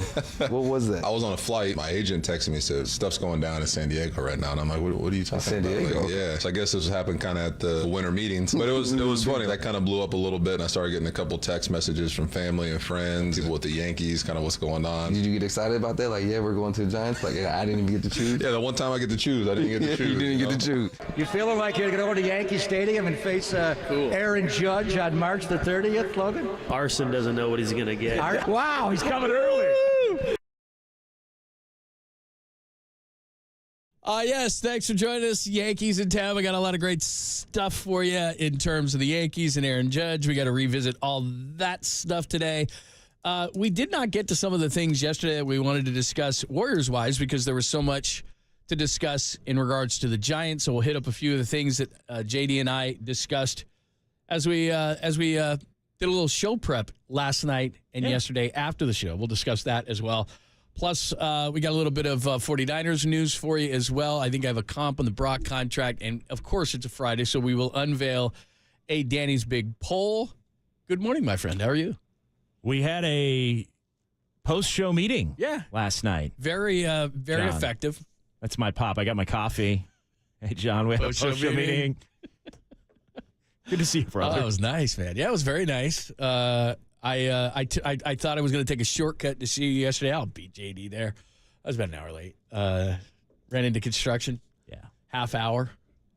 Stick with what you know, brother. Know. Just got to do it. I know. That was a rookie move yesterday. I thought, you know what? I know a shortcut. And then they were doing road construction, the shortcut, and I sat in one place for a half hour. And I'll just say this. When I was younger, I would have absolutely lost my mind if I had to sit in one place for a half hour. I'd have been screaming at the construction guys, getting out of my car. That's what I saw people. You also would have said, you know what, I'm just going to go home. Yeah. I'm just done. I'm going home. Yeah, I would have. And I looked behind me, and that's what was happening is younger drivers, less experienced drivers were out of their car. They're yelling. There's guys doing construction with the big vests on, and they're shrugging their shoulders like, dude, like, it's not me. This is my job. Somehow you ended up going from the city over to the East Bay. Yeah, you're on 24. And then you try to do the shortcut, but you end up coming up north 680, which is like the worst thing you could do right about 3:30. So, yeah, I felt bad. So, anyway, everything worked out fine. Yeah. Had a couple of snacks. I walked in, and there was a guy just giving out free tequila samples. The guy right next to you. You had a much better day than I did. I walk in, Len's like, I'm going to be there in 45 minutes. What is going on? We left at the same time. I know. But the guy to my left is like, here's a free tequila sample. And I missed that too. He's like, pouring. He was packing up when I came in. I'm like, bro. Yeah. Like, sorry, man, you missed it. I'm like right before you came in, he just emptied the bottle right there in the bar, like lined up like 7 shots. Who wants a shot? I look at him and he's just, sorry, man. He was packing up. Yeah. Like, well, that must be a nice job, by the way. Probably bad on your liver, but I mean, that's what you do, right? You just go bar to bar and hey, check out our new tequila. Distributor, selling it, all that kind of thing. Yeah. There were 2 of those guys Good there. job. Thought of that. I mean, I thought I had a pretty good job just talking sports and not really working, but man, that's a pretty good job. Go to a bar and pour tequila. It's what happens when you have a post-show meeting at 3:30 on a Thursday. It's me and the 2 guys selling booze. It picked up, but yeah, you're right. By the way, and then we'll get into everything, I promise you. Thursday is an underrated drinking day. Like, a lot of people like Thursdays. The new Friday, John. Yeah, extends their weekend. They know they can, they can call the boss or something. I've got the Big Johnson account. Can't come in today. I'm prepping it or whatever. Well, nobody actually goes in on Friday. No, I know. Right? Like nobody goes in on Monday. Nobody goes in on Friday. Drive in today was like a kid at the bridge today. It was like a Sunday at midnight. Yeah, it was awesome. It was beautiful.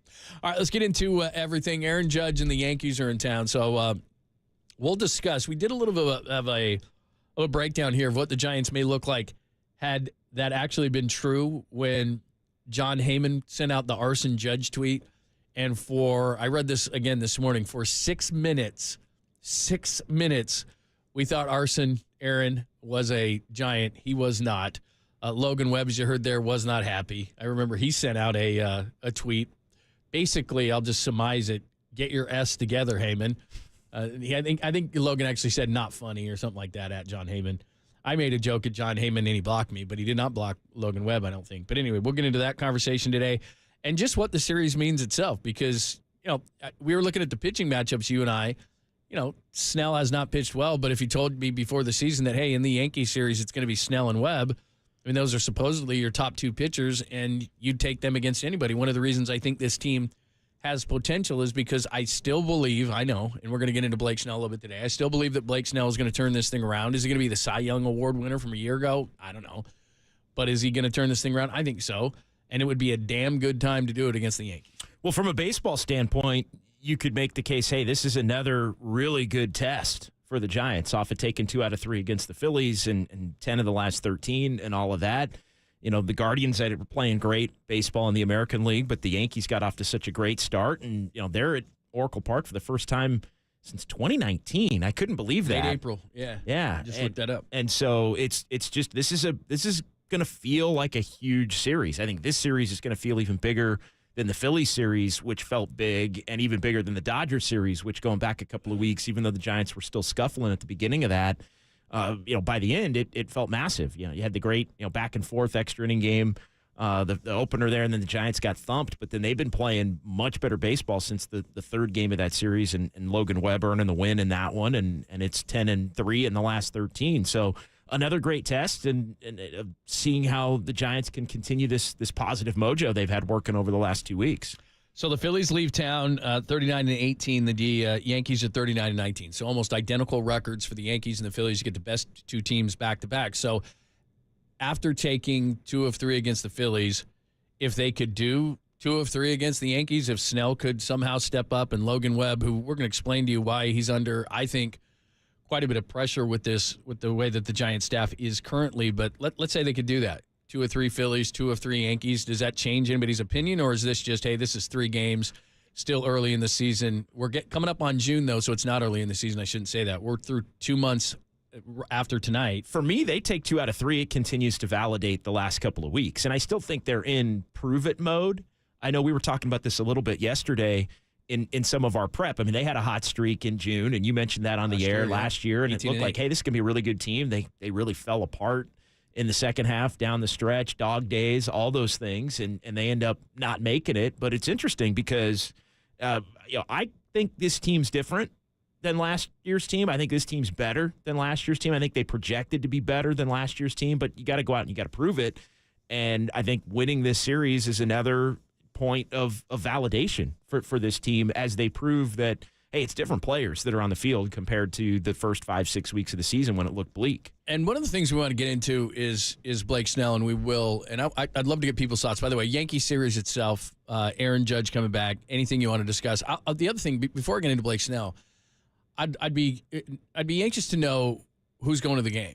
Are you going to go out to the game? Because I have always loved interleague baseball. I think it's great. I like that you get to see everybody. I like the way that they've done the scheduling now. You see everybody, every other year, or you're going to go to their place or whatever. And Mike Krukow made a point this morning with Murph and Marcus that I had never heard before. He said he was bummed out that he didn't get to participate in interleague baseball because he didn't get to face all the great hitters. So there's all these great hitters in the 80s and over in the American League, and he didn't face those guys, and he would have liked to have. So it's a really cool opportunity if you're a Giants fan. Look, I think the park is going to be like it is for the Dodgers. I think there's going to be a lot of Yankee fans. But the reason I'm asking if people are going is if you believe in the Giants, let's say you have tickets and you believe in the Giants, then you probably go. It's going to be a cool atmosphere. If you think, you know what, I think the Yankees are going to rock my team. I can make a few bucks from Yankees fans who will overpay for my tickets, then I'm not going to go. Like, I'm going to go on Saturday. I have a thing on Sunday that I can't go to. You're going to go to all the games. I was just asking Murph. Murph said he couldn't go. I think Marcus is going to go to some of the games. I mean, this is nothing against any other series, even the Phillies series. But there are some special series that come here. I think behind, the Dodgers come all the time. So this might be actually the coolest series to go to all season long, because we see not that the Dodgers is more important, but you see them all the time. And I was just running back in my head, and I may have it as I was sitting here, but you go back to 2019, and I think before that it was 2007 that the Yankees were there. And I want to say those are the only 2 times the Yankees have been at Oracle Park. So this is the 3rd series that the Yankees have been at Oracle Park. I know they played, I think, an exhibition game or the first 2. Right. I think they played the first exhibition game at Oracle Park going back to 2000. The Yankees were coming out. I think they were starting on the West Coast, so they played 1, maybe 2. I can't remember if it was 1 or 2, but they played the first, but then no regular season games till 2007. And then from 7 to 19, just the way the schedule worked, and now 19 to 24, they are going to be coming on the current format every even year now, because that's the way they do the schedule. But to your point, I mean, it is even more unique. It's only the 3rd series. I mean, that's 6 games that the Yankees have ever played at Oracle Park. Plus, it's Aaron Judge coming back, and I know that last year, he didn't sign here. I think most people are over that kind of thing. And then they opened the season, ironically enough, and you were talking about this yesterday. I can't remember if it was on or off the air because things get a little hazy. But, Aaron Judge hits a home run early. Logan Webb, the Giants, struck out, I think, 15 times in that first game. Game 1. Or something. It was just crazy. Well, and think about that. With everything that happens in the offseason and Arson Judge and the Heyman report, and it doesn't work out. And then they're facing Aaron Judge. I mean, the schedule makers did a number on him there at Yankee Stadium, and they end up, But this is the first time he's been back here. So, look, that's all going to be dredged up. I think I saw a couple of pieces locally that did it. There was a national piece revisiting it and going back past that. So, look, I don't know if people want to go back and revisit it because, this is what it is. But I did go back and look if he would have signed. So, like, for example, this year it's open for debate. Jorge Soler is not off to a great start. Blake Snell is not off to a great start. I'm not breaking any news here.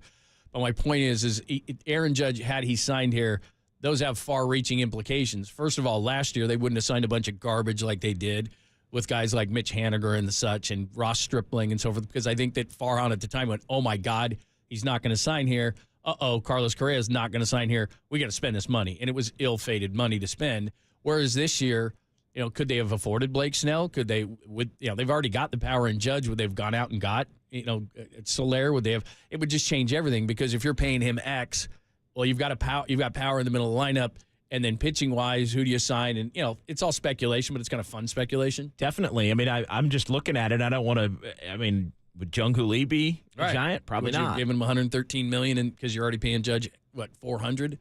So, it would greatly or severely limit what you could do, and then a bunch of Farhan specials, and he's trying to fill in around him, or would they have been able, which other guys they maybe wouldn't have brought back, like Yastrzemski, they probably wouldn't have brought back. Do they go after Conforto? I think Wilmer Flores is somebody they probably would not have brought back. He had been under contract, and then they ended up re-signing him. All right, so we'll get into that conversation as well. Would they be better, worse, the same if Aaron Judge had signed here? We'll get into all those things. We've got to talk about Blake Snell. It's time for him to get it together against the Yankees this weekend. Farhan spoke with the afternoon show with Tolbert and Copes yesterday. Some interesting stuff, including on Ramos, which I know people are going to want to hear this, because then what does that mean for everyone's favorite Austin Slater, who I really like, but people are very angry when you bring his name up. So we'll get into that conversation as well. We've got a bunch of Warriors stuff. We got to hit some Niners and a tremendous guest list that we'll give you next. JD is in for Pop.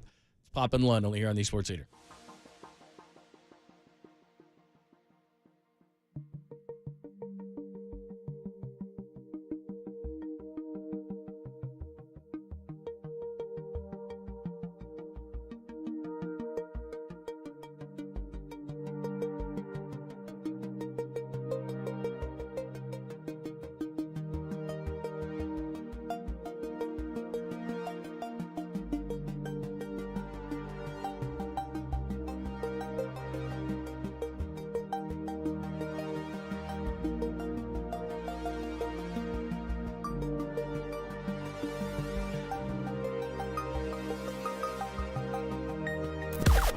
Now, from the O'Donnell Financial Group Sports Desk. Learn more at odfigroup.com. O'Donnell Financial Group, because planning is a process, not a product.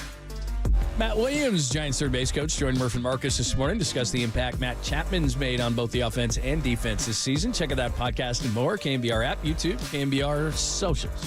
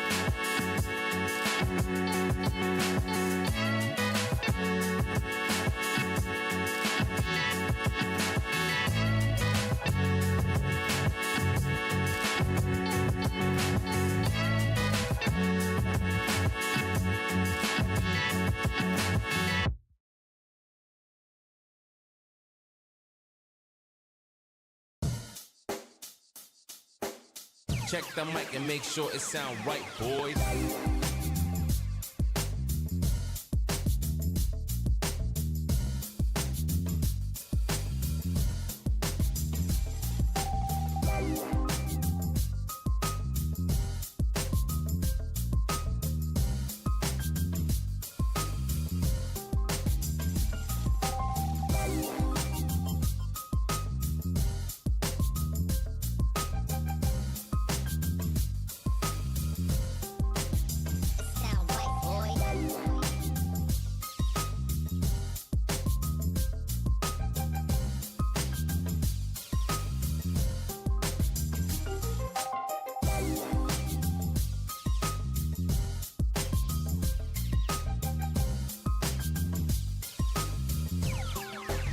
It sound right, boys.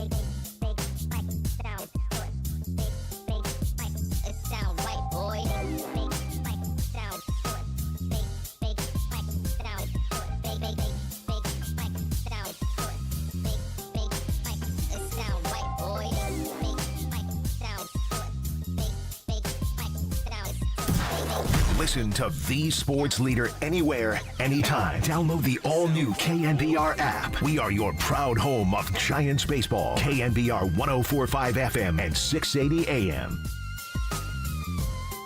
Yeah, I absolutely think so. I mean, I think some of it is, you know, when you have these young guys come up and they spark you, you know, you have a great game, they do something, and it just makes you all the more excited for the next day. So I just think, you know, you see one of these young players have a great day, and I think everybody from, you know, the manager, the coaching staff, the other players, fans, us in the front office, we're all thinking, what's this guy going to do next? So I think that level of excitement just keeps the energy level high, and I think that's what you've seen here the last couple of weeks. That's Farhan Zaidi. We'll play some more of his cuts throughout the show today, but he's making reference to Elliot Ramos and essentially saying this guy's here to stay. Now, look, if he falls on his face and goes through an 0 for 20, hello, Sacramento. But for right now, that's what he's saying. So a lot of people are thinking, well, does that mean Slater's going to be DFA'd? We're going to find out soon enough. But every time you bring up Slater, people go crazy. But my thought was Ramos going to go down? I don't think Matos is going to go down because I think he's your everyday center fielder. I mean, that's as much as he got off to the great start. He's not as hot, but he's been in the middle of a lot of these wins and making key plays. I'm thinking a couple of weeks ago or a week ago, he had that double. I think it was against Pittsburgh that started that one, and they looked like they were out of that game. He had a game-winning hit the other night. Like, his numbers may not be eye-popping right now, but he's making plays. He's making defensive plays. I think they have a lot of confidence in that, so it's going to be interesting when Slater comes back. One of the things I was just during the break as well, and by the way, if you go to the Yankees-Giants games this weekend, love to hear from you. Great giveaways. Do you have that Willie Mays over there? I do. Yeah. Look at that. If you're on YouTube and Twitch, you got to look at this. That's beautiful. Yeah. That's nice. Look at that. That's a nice The one. Birmingham Black Barons Willie Mays bobblehead. That is awesome. With number 8. That is sweet. Number 8 in the Birmingham jersey. That's nice. And then we have the, I don't know where it went. Maybe somebody stole it. Then we have the Lamont Wade Jr. Splash hit, and it's got the cannons. Darren Jan sent this out, and it got like 2 million hits on it. You just kind of hit the thing. Yeah. And we're easily entertained. It's got the... and we got that. Oh, yeah, you got that. And then I'm gonna hold it away from the laptop. But yeah, you got water in it still? Yeah, it's got the...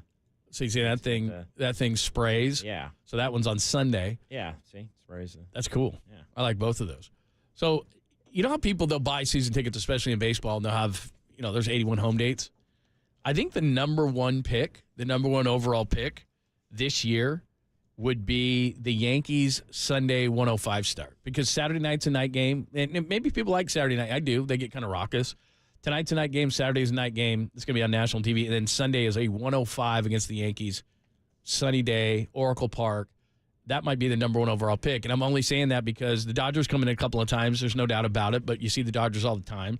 The Red Sox is a road series this year. Houston comes in. That's pretty good. If you want to see the A's for the last time when they're the Oakland A's, they come in.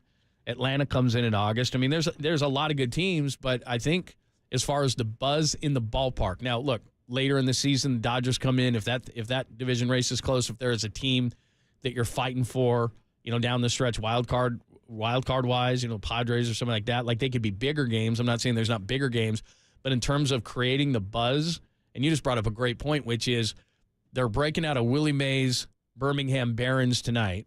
They're breaking out a Hawaiian shirt on Saturday, and they're breaking out the water cannon on Sunday. You think the Giants want Giants fans to go to the game? Yeah, and making sure that those are 40,000 plus, which I think they were going to be anyway, and I think a couple of them already are, right? If I'm not mistaken. But yeah, you're making sure, and you want to get Giants fans there, no question. You don't want it to be a takeover.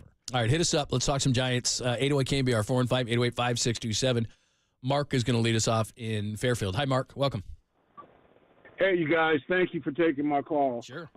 I will be in attendance tonight. I gotta have that Mays bobblehead. It'll be a classic with the GOAT still alive, one of the greatest players ever, and in a Negro League uniform. I got to have it. Secondly, I wanted to get your take on what was the marketing department's ideology of having these fantastic bobblehead, the Hawaiian shirt giveaways against the Yankees. I mean, it couldn't be to sell tickets because you're going to get $40K a game on those when that schedule was created. Don't sell your tickets. They don't want you. They don't want you to sell your tickets. You had it, Lund. You were all over it. It's you want Giants fans specifically to be those in the because seats. Mark, what they don't want is they don't want to be an overrun by Yankee fans like it gets overrun by Dodgers fans. And by marketing it, I agree with you 100%. The first thing I thought was, well, wouldn't you have that against a lesser team that you're not going to get attendance in? But they want a Giants fan to think, geez, I want, just like you just said, I want the Willie Mays Birmingham Barons on Friday. I'm not selling my ticket. I'm not putting it on StubHub. I'm not selling it to a Yankee fan. And then the Hawaiian shirt, I don't know how much that's going to do. But then everyone's buzzing like hell over the water cannon Lamont Wade. Like everyone's going crazy over it. Like seriously, national people are like, oh my God, there's a water cannon on a bobblehead. That's unbelievable. Like people are going crazy. So maybe it works, maybe it doesn't. But the thought is 2 of those 3 days where you would think the game would be sold out, which it is going to be, But they don't want it overrun by Yankee fans. They want Giants fans to say, well, I want that. I want those bobbleheads, and I'm not selling my ticket. That's it. I mean, that's right. That's the name of the game. Yeah. No, it's get there early, and, be among the first, get those, and don't give them up. Don't get overrun, as you said. Well, because if you think about it, and that's what I was just quickly doing this during the break, and maybe there's other games, but this is the marquee series of the season, and the Red Sox aren't coming. The regular teams that are coming. The Dodgers are always going to be a marquee ticket. There's no doubt, but we see Dodgers only come twice now as opposed to 3, so I think there is probably more added value to the Dodgers with one fewer series. And I think later on in the season, that's what's going to be crazy about this. If you just assume for a second, I know the Dodgers aren't hot right now, but if you assume for a second that they're going to be in it, as we talked about yesterday I didn't check this morning, but as of yesterday, there were 7 teams between 28 and 30 losses, and the Giants being one of them. So you're going to fight with the Padres and the Cardinals and the Nationals and the Pirates and and then you got a team like the Reds, for example, who are not playing well right now with like 32 or 33 losses. I expect that they'll get hot at some point. Every team gets hot at some point. I keep waiting, for example, like the Nationals. Aren't they going to fall to the bottom with the Rockies and the Marlins? But they haven't. So there might be a game later on in the season, or a series later on in the season where you say, okay, that's a more important series.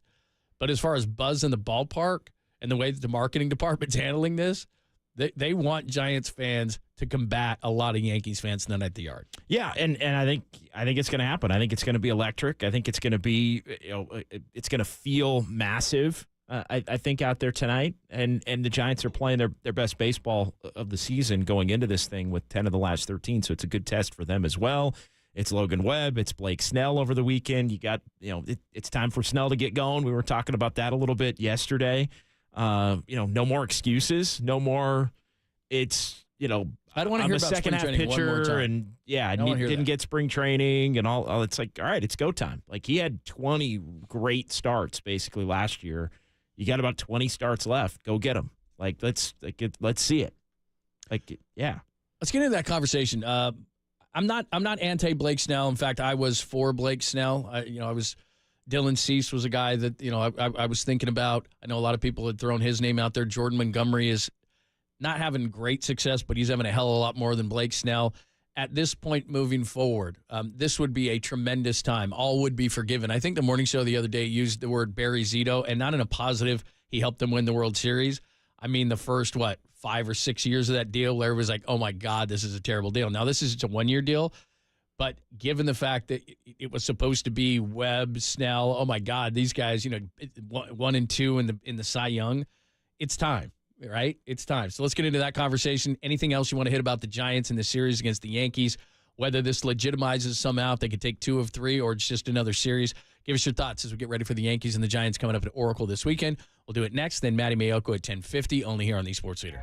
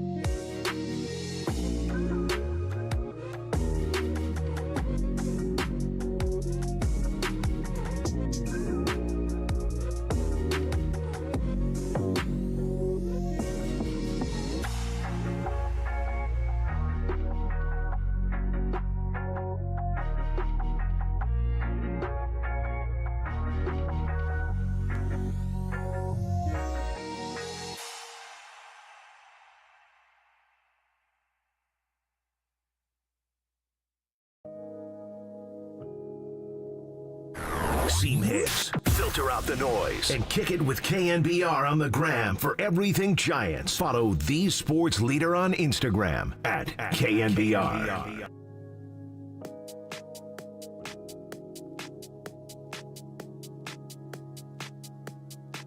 What's happening? Thanks for joining us.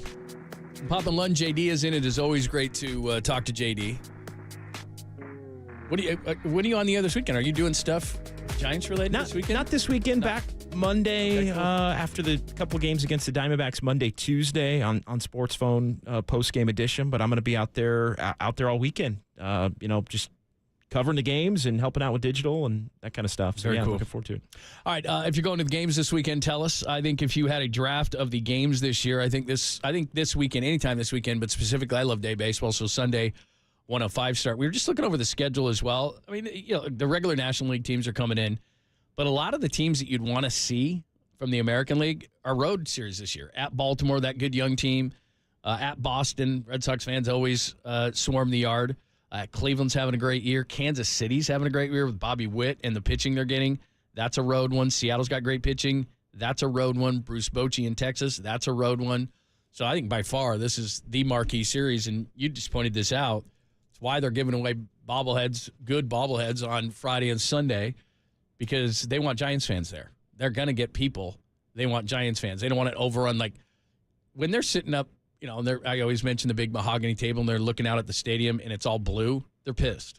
And they don't want it to be all Yankees fans. Aaron Judge, pops a homer or something, and they're going crazy. Well, and especially it's given the fact that this is going to be a huge destination. I know Yankees fans always go when they play the A's and all that, but that's different. Like in the few times that the Yankees have been, you don't have to have very many of them to dominate the yard. Well, not dominate the yard, but like this is. I mean, I think Giants fans do this. I think fans of all teams do this. You look at the schedule, and if you're a big time fan, you look at some of the road games. And in the summer, you look to make some trips. Like, hey, I want to go to Seattle and see him play, or I want to go to Boston and see him play. So you look at which games fit at different times of the year. Now, Boston was early, so that was probably tougher. It was April, end of April, early part of May. So I think, but Yankee fans, I think, are looking at this like the Yankees have only been to Oracle Park twice in the regular season, 2007 and 2019. So that's almost a whole generation. If you're 20 years old, basically you don't remember the first time if you're a Yankee fan, and you barely remember the second time because it was 5 years ago. So a lot of Yankee fans are making this the weekend that they come out and look to make this a destination type thing, like Giants fans would be going to Yankee Stadium or going to Fenway. No, you bring up a great point. I think I've been to all but a couple of stadiums, and maybe I'm biased in this whole thing. This is, I think, the best park in baseball. I love the backdrop. There's not a bad seat in the house. All these different things, the food offerings, what's around the park. I mean, I've been to Wrigley. I've been to Fenway. I've been to Yankee Stadium. I've been to, everybody loves PNC. I've been to Target Field. Like, they're great. But my point in saying all this kind of stuff is if I'm from New York and I'm saying I haven't seen this ballpark because my team's hardly there, I'm going. Like I'm interested to see what the mix of fans will be. The Giants marketing department is obviously putting these bobbleheads out on Friday and Sunday, two of the best of the season, maybe the two best of the season, to say we want Giants fans to not sell their tickets. I mean, that's the point. But there'll be a ton of Yankee fans for the very point that you just mentioned. Unlike other sports, for the most part, a football stadium's a football stadium. I mean, some are better than others. NBA arenas, kind of the same, right? But a baseball park is unique. You can make it unique. You can make it different. You can make it really cool. I mean, the fact that it's sitting where it sits, I mean, I'm not telling anybody anything they don't know, but if I've never seen it and I see pictures or video or whatever, or I'm watching a game on ESPN and I'm like, I want to go see that. Absolutely. It's a destination park. It would be at the top of the list, I think, if you were a Yankees fan this year mapping out, hey, Where do you want to go? Oh, San Francisco? That's only happened twice. Yeah. And in 20 years, basically, 25 years of the ballpark. It's happened twice. And I think, Wrigley is one, Fenway is one. I mean, the older ones, you definitely got to do that. But then you start looking at modern ballparks, and you're like, this is the one. So give us your thoughts. 808 KNBR. This is a great question. Robert's in Santa Cruz. He's got a great question. Robert, thanks for the call. Go right ahead. Yeah, I just kind of wonder what kind of reception y'all think Judge is going to get. Is he going to get like the Raiders battery throwing end zone or the Altuve kind of thing, or you know what I mean? That's a great question. Thanks for the call. I appreciate it. We'll throw it out. 415-808-KNBR, 415-808-5627. Is everybody over it Like, we've moved forward. There's a bunch of young outfielders on this team. They did sign. Like, if we did this poll a year ago, I mean, like, Stripling sucked and Haniger sucked and Conforto was hurt. Yeah. And I mean, Farhan panicked. Let's be honest. It was like Christmas Eve and you didn't have any toys for the kids and you ran out and you just bought whatever. It was horrible money spent. Now, give him credit. He got rid of Haniger. He got rid of Stripling. A lot of these guys are gone. Conforto, when he's healthy, can play. But there's a lot of bad money spent. Now, this year, some of the guys haven't performed, and it's still, we just mentioned Blake Snell. We'll get into that. I don't have a problem with the money he spent, even though some of the guys haven't worked out. 2023, I was like, my God, man. I hated all of them. and I didn't blame him for Correa or anything like that. But, I mean, what do you think the response? Because you or I mean, tell me if I'm wrong. He's getting booed, number one. He is going to get booed, do you think? I think he's going to get booed lustily tonight. Good word. You asked, are you over it? Like, I think a lot of Giants fans are not over it because they thought they had him. And I know it was for 6 minutes. They thought they had him. I was like, wow. Yeah, couldn't believe Plus it. But when you look back in hindsight, and I think, not everybody gets into the weeds like maybe you or I do, but if you really play it out, he played the Giants. Like Aaron Judge and his they played the Giants with the sighting and the, he might it just like top to bottom. He used the Giants as leverage in a big time way to get the Yankees to pay him what he wanted to be paid because the reality is he wanted to stay. So he used the California kid. All of that stuff. Went to the Gotham Club. The meeting, all the stuff that got leaked. Remember the video? The video. Yeah, no, that's what I was thinking. The video when he was in a hotel. Yep. You think that was a plant? Like, look where I am, Yankees. I'm in a hotel in San Francisco. I didn't at the time, but I think when you look back at how the whole thing played out, I think you could make the case that it was. So, do Giants fans remember that? Do Giants fans really hold that against him? All of that, I think, is up for debate. But no, he definitely gets booed. 808 KNBR, give us your thoughts. 4 and 5. 808-5627. Now batting. Oh, it's who's? I don't even know who's doing but I'm just going to fake it. It's not going to be me. Now batting, number 99, Aaron Judge. And it's just, boo. That's what you think. And mixed in with lustily. Mixed in with the cheers of the Yankee fans. Like this? And then there'll be the Yankees. Yeah. Like that kind of a mix. I do think that it'll be a mix, but I do think the cheers will get drowned out mostly. 4 and 5, 808-5627. I honestly, I have no idea because as a professional media member as we are, I don't know if I was a fan what I would do. I'm not mad at Aaron Judge. That's the thing is that so he came in here. And he went to a dinner at the Gotham Club. I think we had Rich Aureli on like the night after, and he kind of gave us the once over on it. There's rumors he didn't like Gabe Kapler. There's all sorts of stuff. Can't blame him for that. So, but here's the thing: we've all done that. We've all like, okay, look, I might go to this company, and then you sign with your old company or whatever the case may be. I remember my dad telling me one time, hey, if you get leverage, be prepared to use it because there might be a company that says you suck anyway. Go ahead, go to the other team or go to that other company. But everybody does that, right? Everybody tries to at least, if they want to go back. I think the thing that hurt Giants fans, and we may have this cut, we may not, but it was Hal Steinbrenner calling him, right? Hal Steinbrenner was out of the country or something like that, the story goes, and he basically called Aaron Judge personally and said, what's it going to take? And they didn't want to go $400 million or whatever. I think the Giants forced it. And remember the Padres, I think, at the winter meetings, they said the Padres. Well, they ended up being second, right? It was actually Padres who offered him a ton of money before. But the perception was that the Giants were right there at the wire. But I think that perception was what Judge's camp wanted the Yankees to believe because they knew how, let's just say it, desperate the Giants were at that point. Oh, and we all sat here. We had all these different shows. With good reason. He's from home. His parents are here, this, that. And we were trying to decipher, because he hadn't said anything. We were trying to decipher, do you want to go home? Is it, because we all have had that pull, right? Oh, do I want to go home? Do I want to not? All these kind of things. And we all assume that athletes want to go home. And a lot of times athletes don't. They want to have home be home and work be work. And, I'm away from it.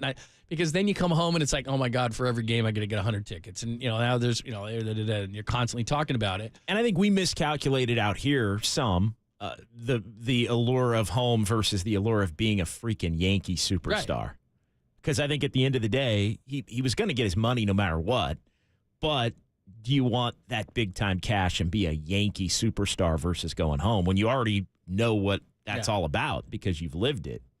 And I think the thing that probably hurt Yankees fans was when that story came out that Hal Steinbrenner said, okay, what's it going to take here?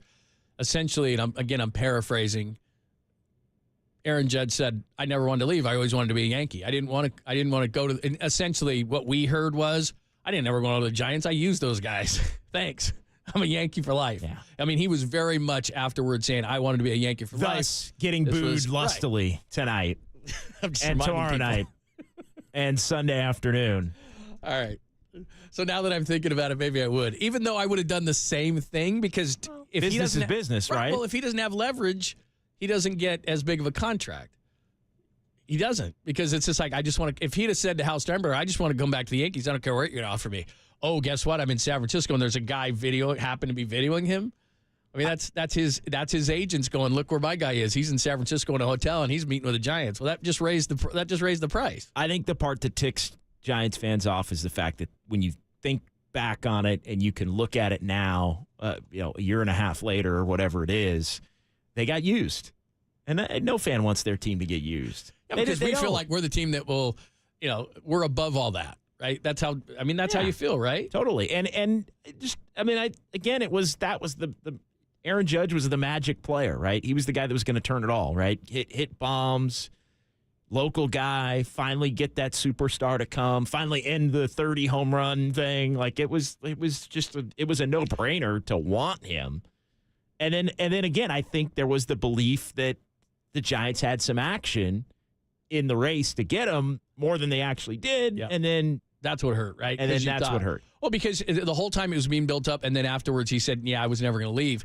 We thought, now that we're continuing to talk about this, it's starting to come back in my head. I'm a little slow. But we all were talking like it was a Barry Bonds situation, right? Like hitters don't come here, but there's a homegrown guy that has ties to the Giants like Barry Bonds. He came home. Aaron Judge, many years later, he's going to come home. And the thought was, remember that interview he did? It was years ago. There was two that made Giants fans believe. One, he was at his first All-Star game, and I don't know if we can find this, and he said the guy he was most excited to meet was Buster Posey. And we kept playing that and playing that and playing that. And then he did another interview, and he had Posey's jersey just happened to be behind him in his house, and it was a framed 28. And so everybody made a big deal of that. Oh, he wants to come home. He loves Buster Posey. Posey's his favorite player. Posey's in the front office now. Oh, this is done, man. He's a hometown guy. He's coming home. He's the next Barry Bonds.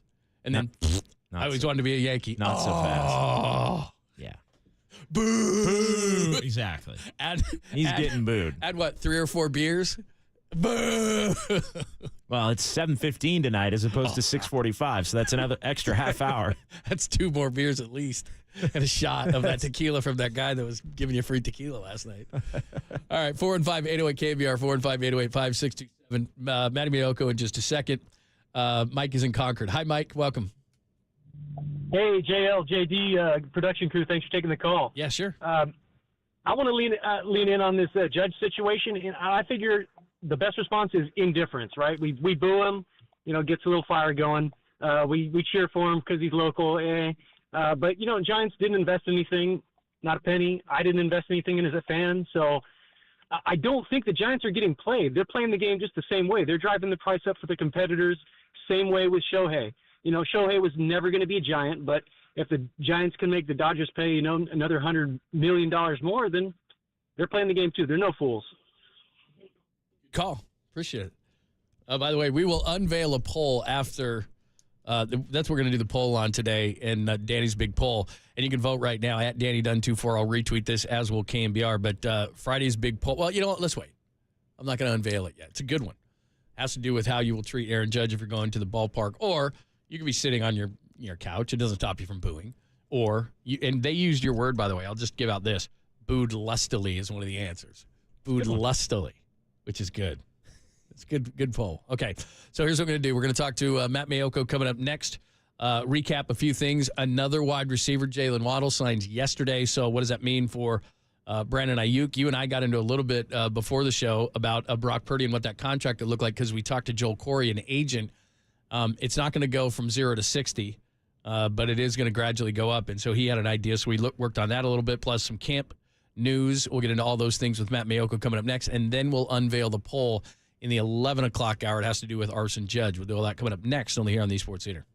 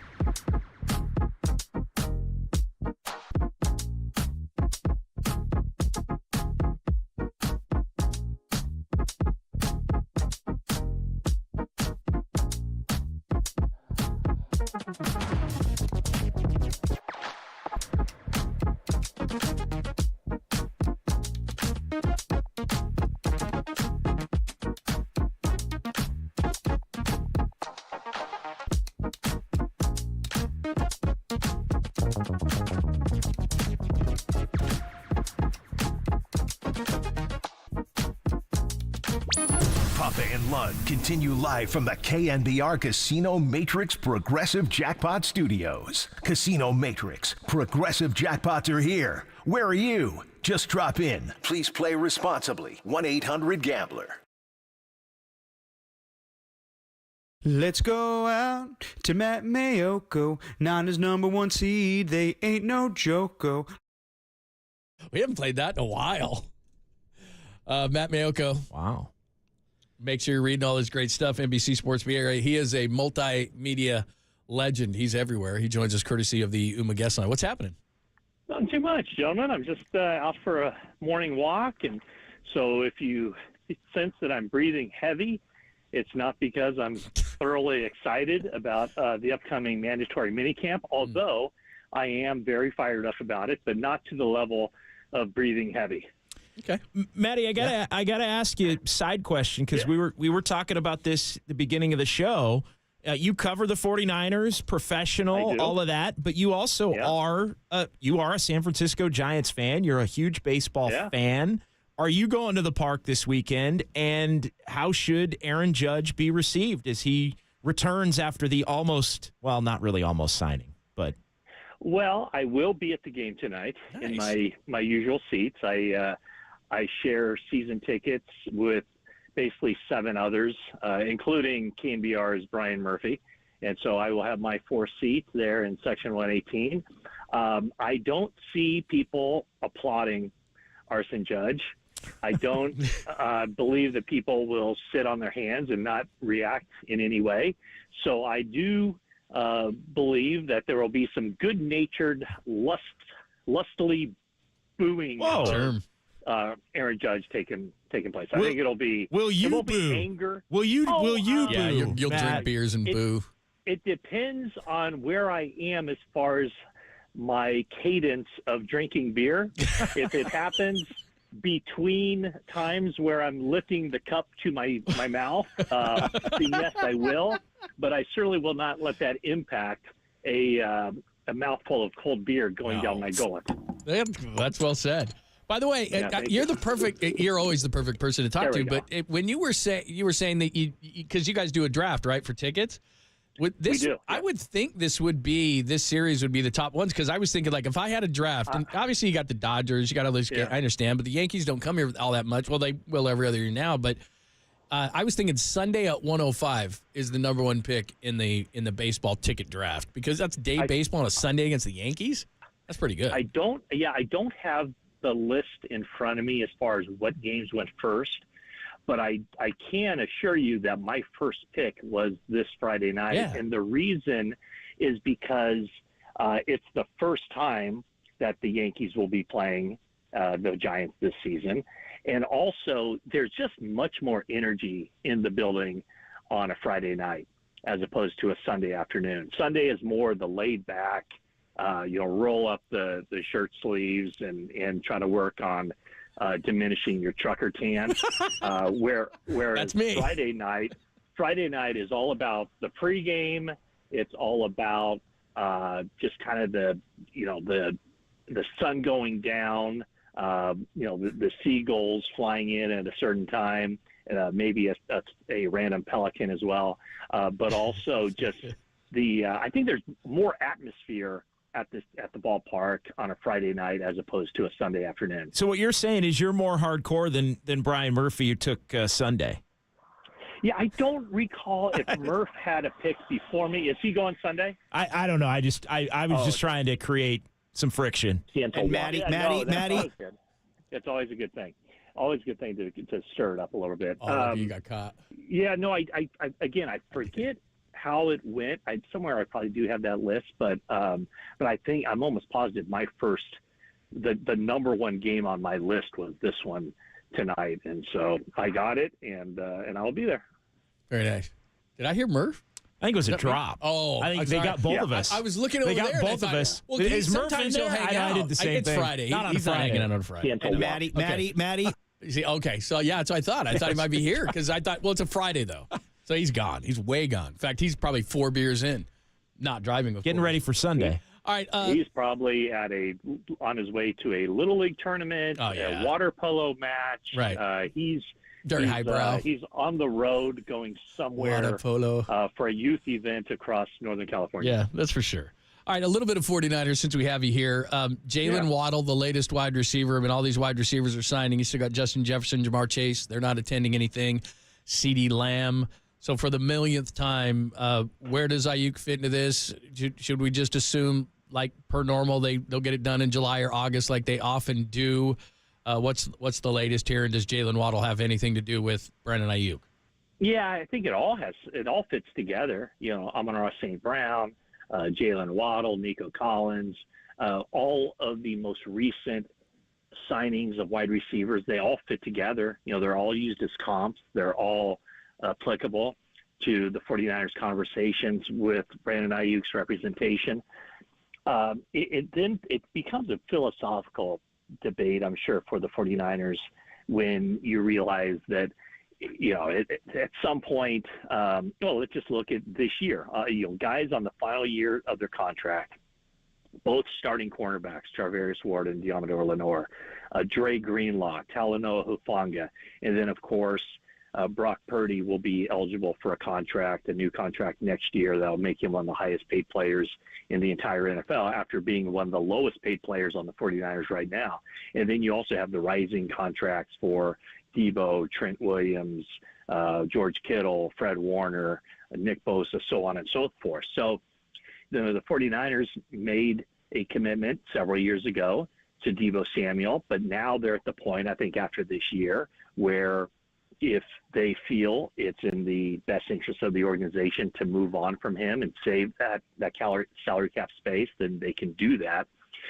They locked up Juwan Jennings for 2 years, and then they kind of doubled down at the wide receiver position by getting Ricky Pearsall. So, how much longer can they keep Ayuk and Samuel together? Certainly this year, that Ayuk's contract is already accounted for. If they do sign him to a new contract, they will reduce his salary cap figure for this year. But, is that something they want to do? I would think they would. And then, you have one more year. Debo is signed through 2025. It is possible that they're able to keep those four guys, this group together for this season and next season.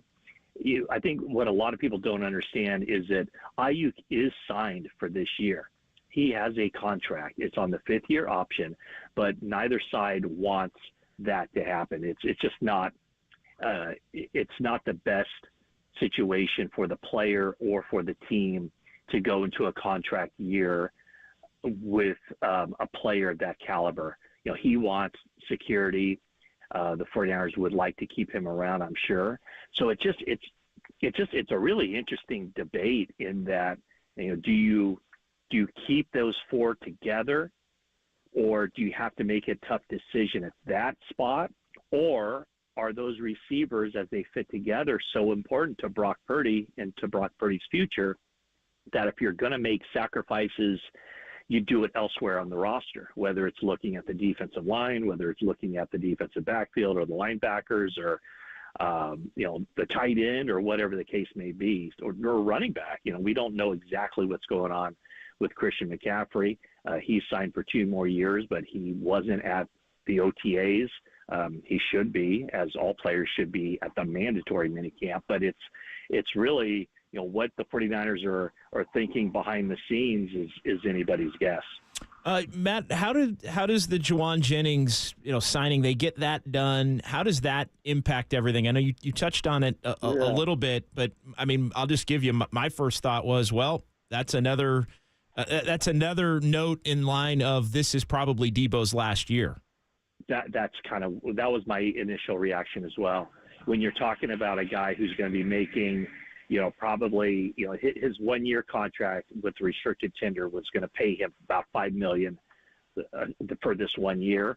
And now he signs a new contract, a 2-year deal that'll pay him, let's just say roughly $7 million a year for 2 years.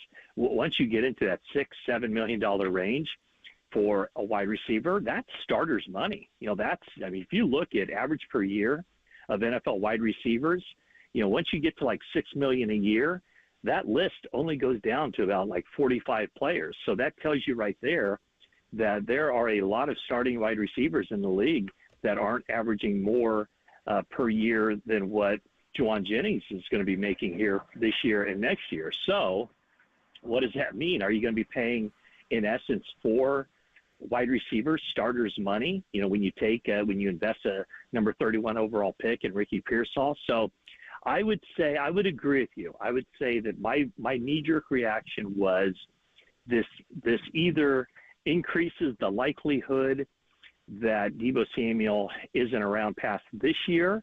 You could also look at it as, well, maybe it increases the likelihood that Brandon Ayuk plays on the 5th-year option and doesn't get re-signed. I would think that the best way for the Mariners to do business would be to keep around Brandon Ayuk, pay him what he's worth, pay him on par with Amon-Ra St. Brown and some of the guys that have signed contracts this offseason.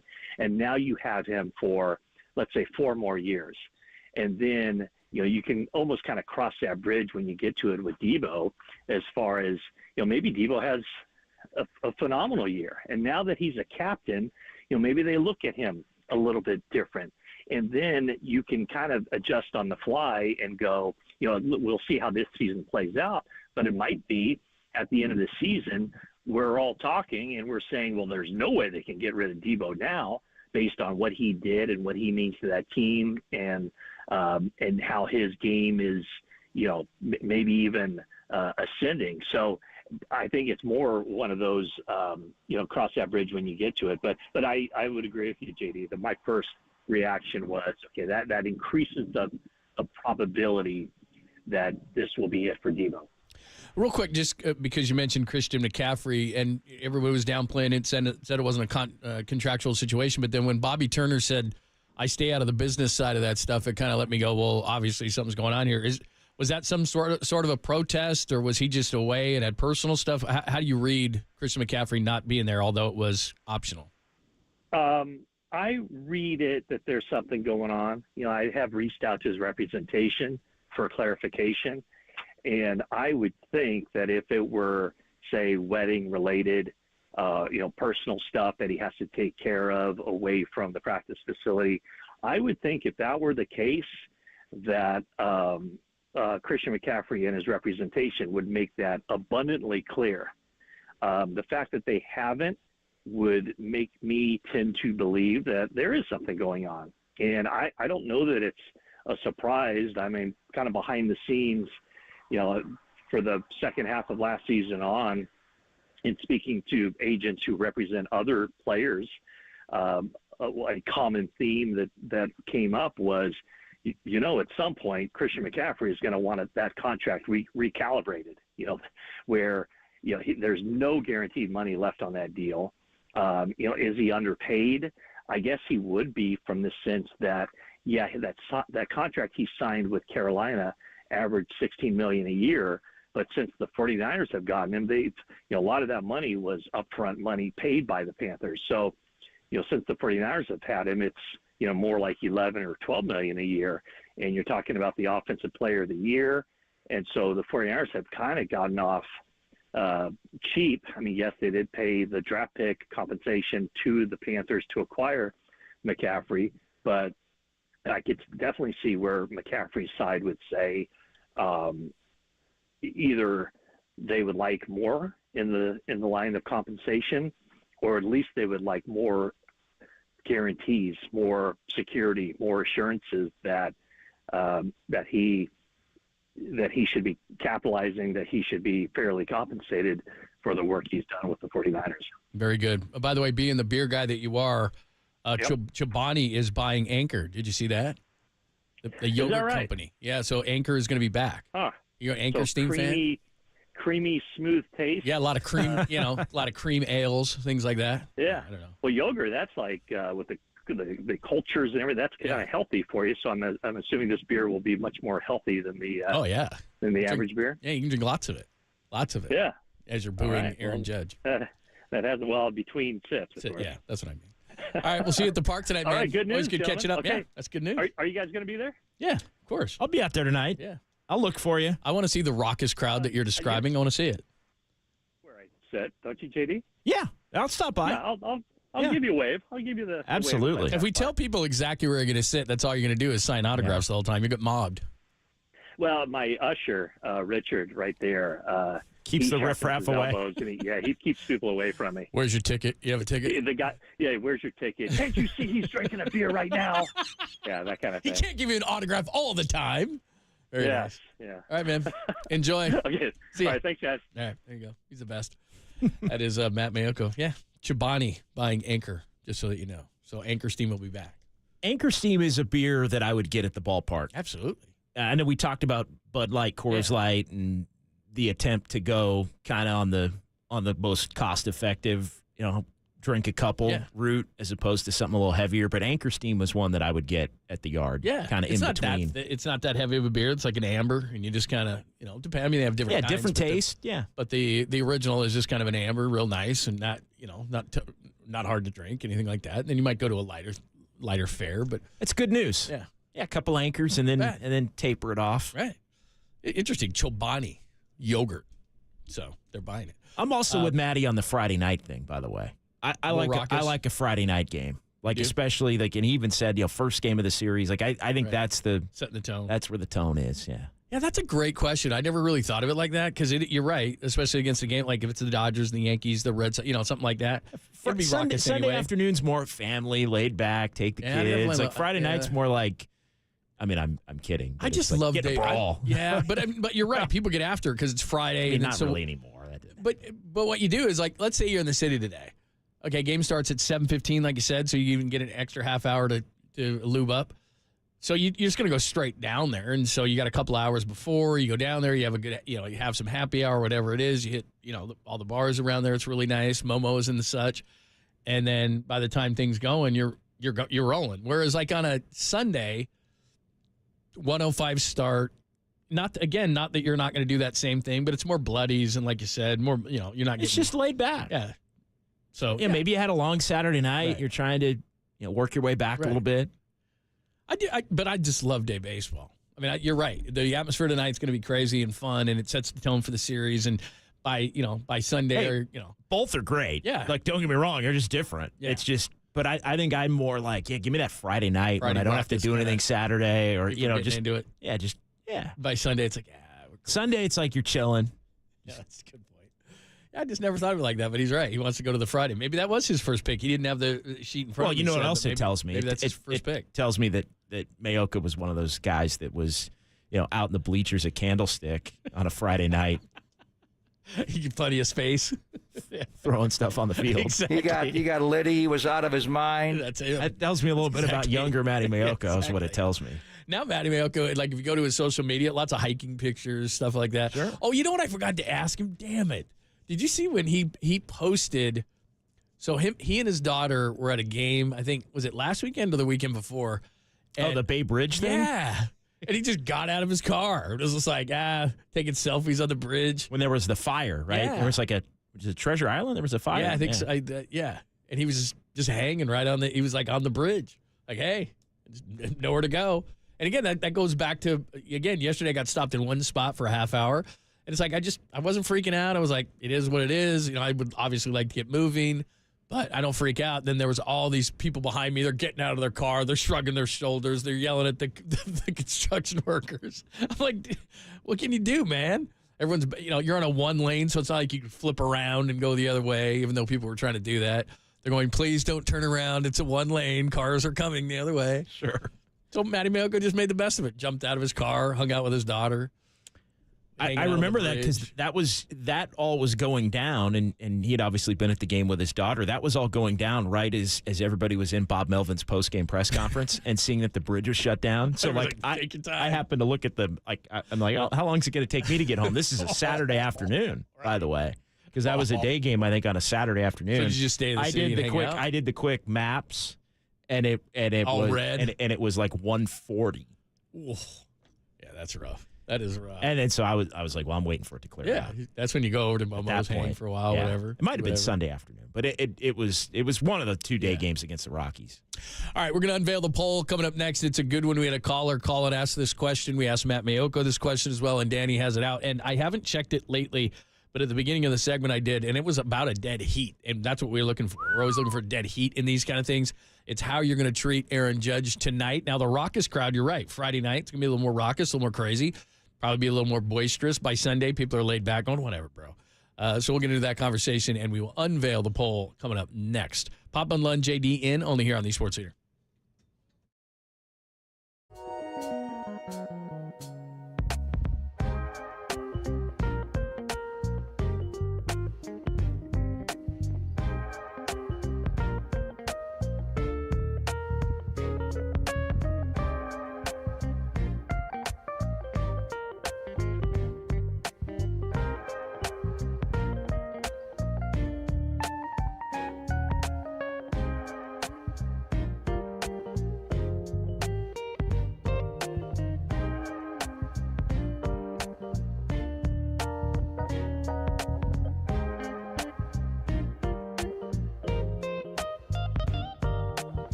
Now, from the O'Donnell Financial Group Sports Desk. Learn more at odfigroup.com. O'Donnell Financial Group, because planning is a process, not a product. Giants president of baseball operations, Farhan Zaidi, joined Tolbert and Copes yesterday, said that Elliot Ramos, he's not leaving the Giants anytime soon, even with guys coming back from injury. Check out that podcast and more. KNBR app, YouTube, KNBR social.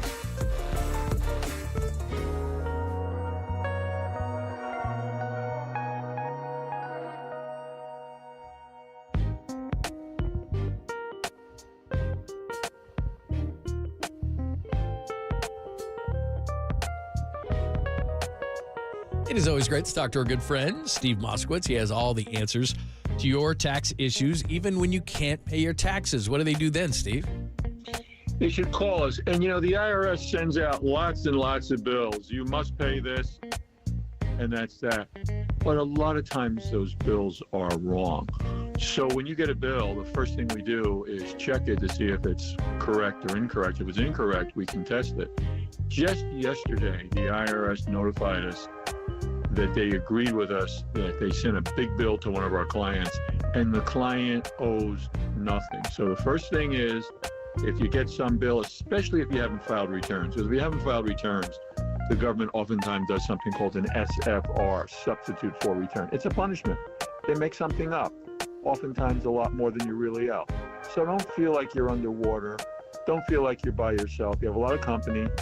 Give us the bill. We'll check it out, see if it's right or wrong.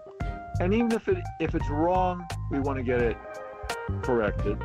But if it's right, there's all kinds of good opportunities and rights that you have. We'll explain everything to you. The only thing you have to do is pick up the phone, call for your free consultation, and just say, hey, Steve, what can you do for me? That's a free consultation. You just heard Steve Moskowitz talk about it. You're going to unfile tax returns, can't pay your taxes.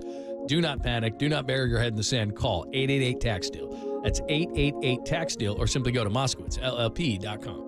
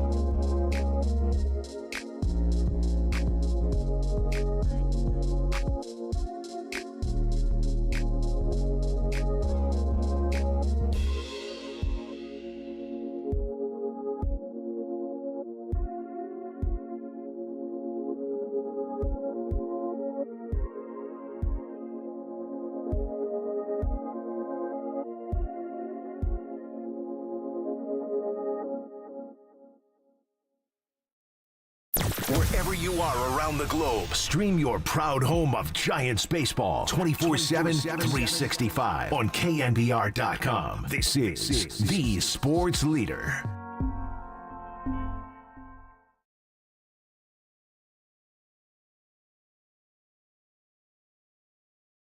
Problem is, you play in the Super Bowl, there's no damn offseason. When are you going to have sex with your wife? Out of context, Papa. Every time he leaves, that's what we do. Thanks for joining us. John Lund, John Dickinson. On a Friday edition of the show, we're going to unveil the poll in just a second. Andrew Baggerly is going to join us in 15 minutes, so the perfect time to unveil the poll. And then Bags will give us the latest on the Giants in 15 minutes. Do not miss that. Are we ready? Let's officially unveil Danny's big poll. Dude, grab my pole. This is Danny's big poll. The most important decision you can make right now is what do you stand for, Danny? All right, a simple one. How you feeling about Aaron Judge returning for the first time since using the Giants? He used us. What do you think the reception will be for Aaron Judge tonight at Oracle Park? You've retweeted this. I have retweeted this. KNBR has retweeted this. These are your 4 answers, being on Twitter and X. He's a bum. You use this term. Booed lustily is the second one. Fans are over Judge. Or Arson! A nod towards John Heyman, who still has me blocked for making an Arson Judge. It was a funny joke, and he didn't like it. So here is where things stand right now, with just a couple of hundred votes in. Again, vote early, vote often. Fans are over Judge, 37%. Booed lustily, 34%. Yeah. Up to 35.1 now. Okay. I got there you go. He's a bum. I've got it at 15% and Arson at 14%. So there you go. Right now, fans over Judge, but close with booed lustily. So that's in a neck and neck, and we like that. We like that they're close. I'm stunned. That they're over it? That's the leader. Yeah, I really am. I thought it would be, and I put my vote in booed lustily. Well, you Since I came up with it, I had to vote for it. Yeah. So I voted for it. 35.1% right now to the fans are over Judge, 37.1 in the latest update. I'm like Kornacki. I'm breaking down the percentages? The percentages. Okay, so jump on the line. 415-808-5627, 415-808-KNBR. Are you over Judge? Would you boo him lustily? Are you going, and will you? He's a bum or Arson. The only reason we're running the poll, he hasn't been back. Now, remember, to start last season, Aaron Judge hit that home run in his first at-bat against the Giants. Maybe, again, it's been a year. After we talked to Bags at about 11:50, in about a half hour, I kind of did a breakdown of it. There's no science to this. It's very kind of sports radio-y to say, okay, where would they be if they had him? Who couldn't they have signed? Who would they have probably still signed? It's really difficult to do because that's such a big domino. Who would be here? Would they have traded some guys? Could they have signed some of this pitching? Could they have signed Matt Chapman? Would they have kept Mike Yastrzemski? There's just far-reaching dominoes this far, but we'll do the best we can in that. But if you're going to the ballpark, what will you do? We already had a few people call and just say, because this is true. Now, look, I've never been an athlete. I've never been booed, at least to my face, probably in your car many times. But in terms of, you only boo people who are relevant. So like Reggie Miller, guys like that, they ate it up. Reggie Jackson, people. There's a lot of guys who are like, oh, you boo me? I'm going to play better. Kobe Bryant. You think of guys like that who, if you boo them, they're going to play better. The other thing, too, is you only boo players that are relevant. Like, you don't boo the 12th guy on the bench. You don't boo some guy. Now, maybe he played for your team. Maybe he said something stupid. But I'm just saying, like, a player with no history in your town, a guy's going to come up, some no-name guy's going to come up and pinch hit this weekend for the Yankees that you never heard of. You're not booing the guy because he's not relevant. So you're actually doing a player, I think, a favor by booing them. In other words, I'm saying you're so relevant and so good that I'm going to boo you because people don't boo nobodies. You matter. Right. You matter, and there's a tie. It goes back to the fact that the Giants thought they could get him. They thought he was interested. Turned out he just wanted to be a Yankee and get paid. It happens, but there's a price to pay if you're Aaron Judge. That means you're getting your ass booed tonight. Yeah, like we're all weekend. Well, it's the only way. There's two ways. Because we wanted you bad. Right. If you're a Giants fan, yeah. There's only two ways to really make him feel one way. It's boo because we're mad at you didn't come and we think you used us, everything else. Or you just stay silent at all, like you're not even relevant enough to boo. But rarely we as fans, especially on a Friday night after a few beverages, can say, you know what, let's all get together and not, so number 99, Aaron Judge, and just dead silence, right? I mean, that would be kind of funny, but nobody's going to do that. Everyone's going to have beverages and they're going to boo him. And even if you think right now, driving around in your car in a hopefully sober fashion, that you're not going to boo him, if you were at the ballpark, you just probably would. Yeah, right. Because you get emotional, you get mad. Look, he would get booed. He gets booed anyway because he's their best player, and it's the Yankees, and it's the Yankees. So you're going to get booed just based on that as a baseline, right? But then you go from there. How about this one? How do Giants fans handle Juan Soto? Because he could be the guy they want, the next guy they want.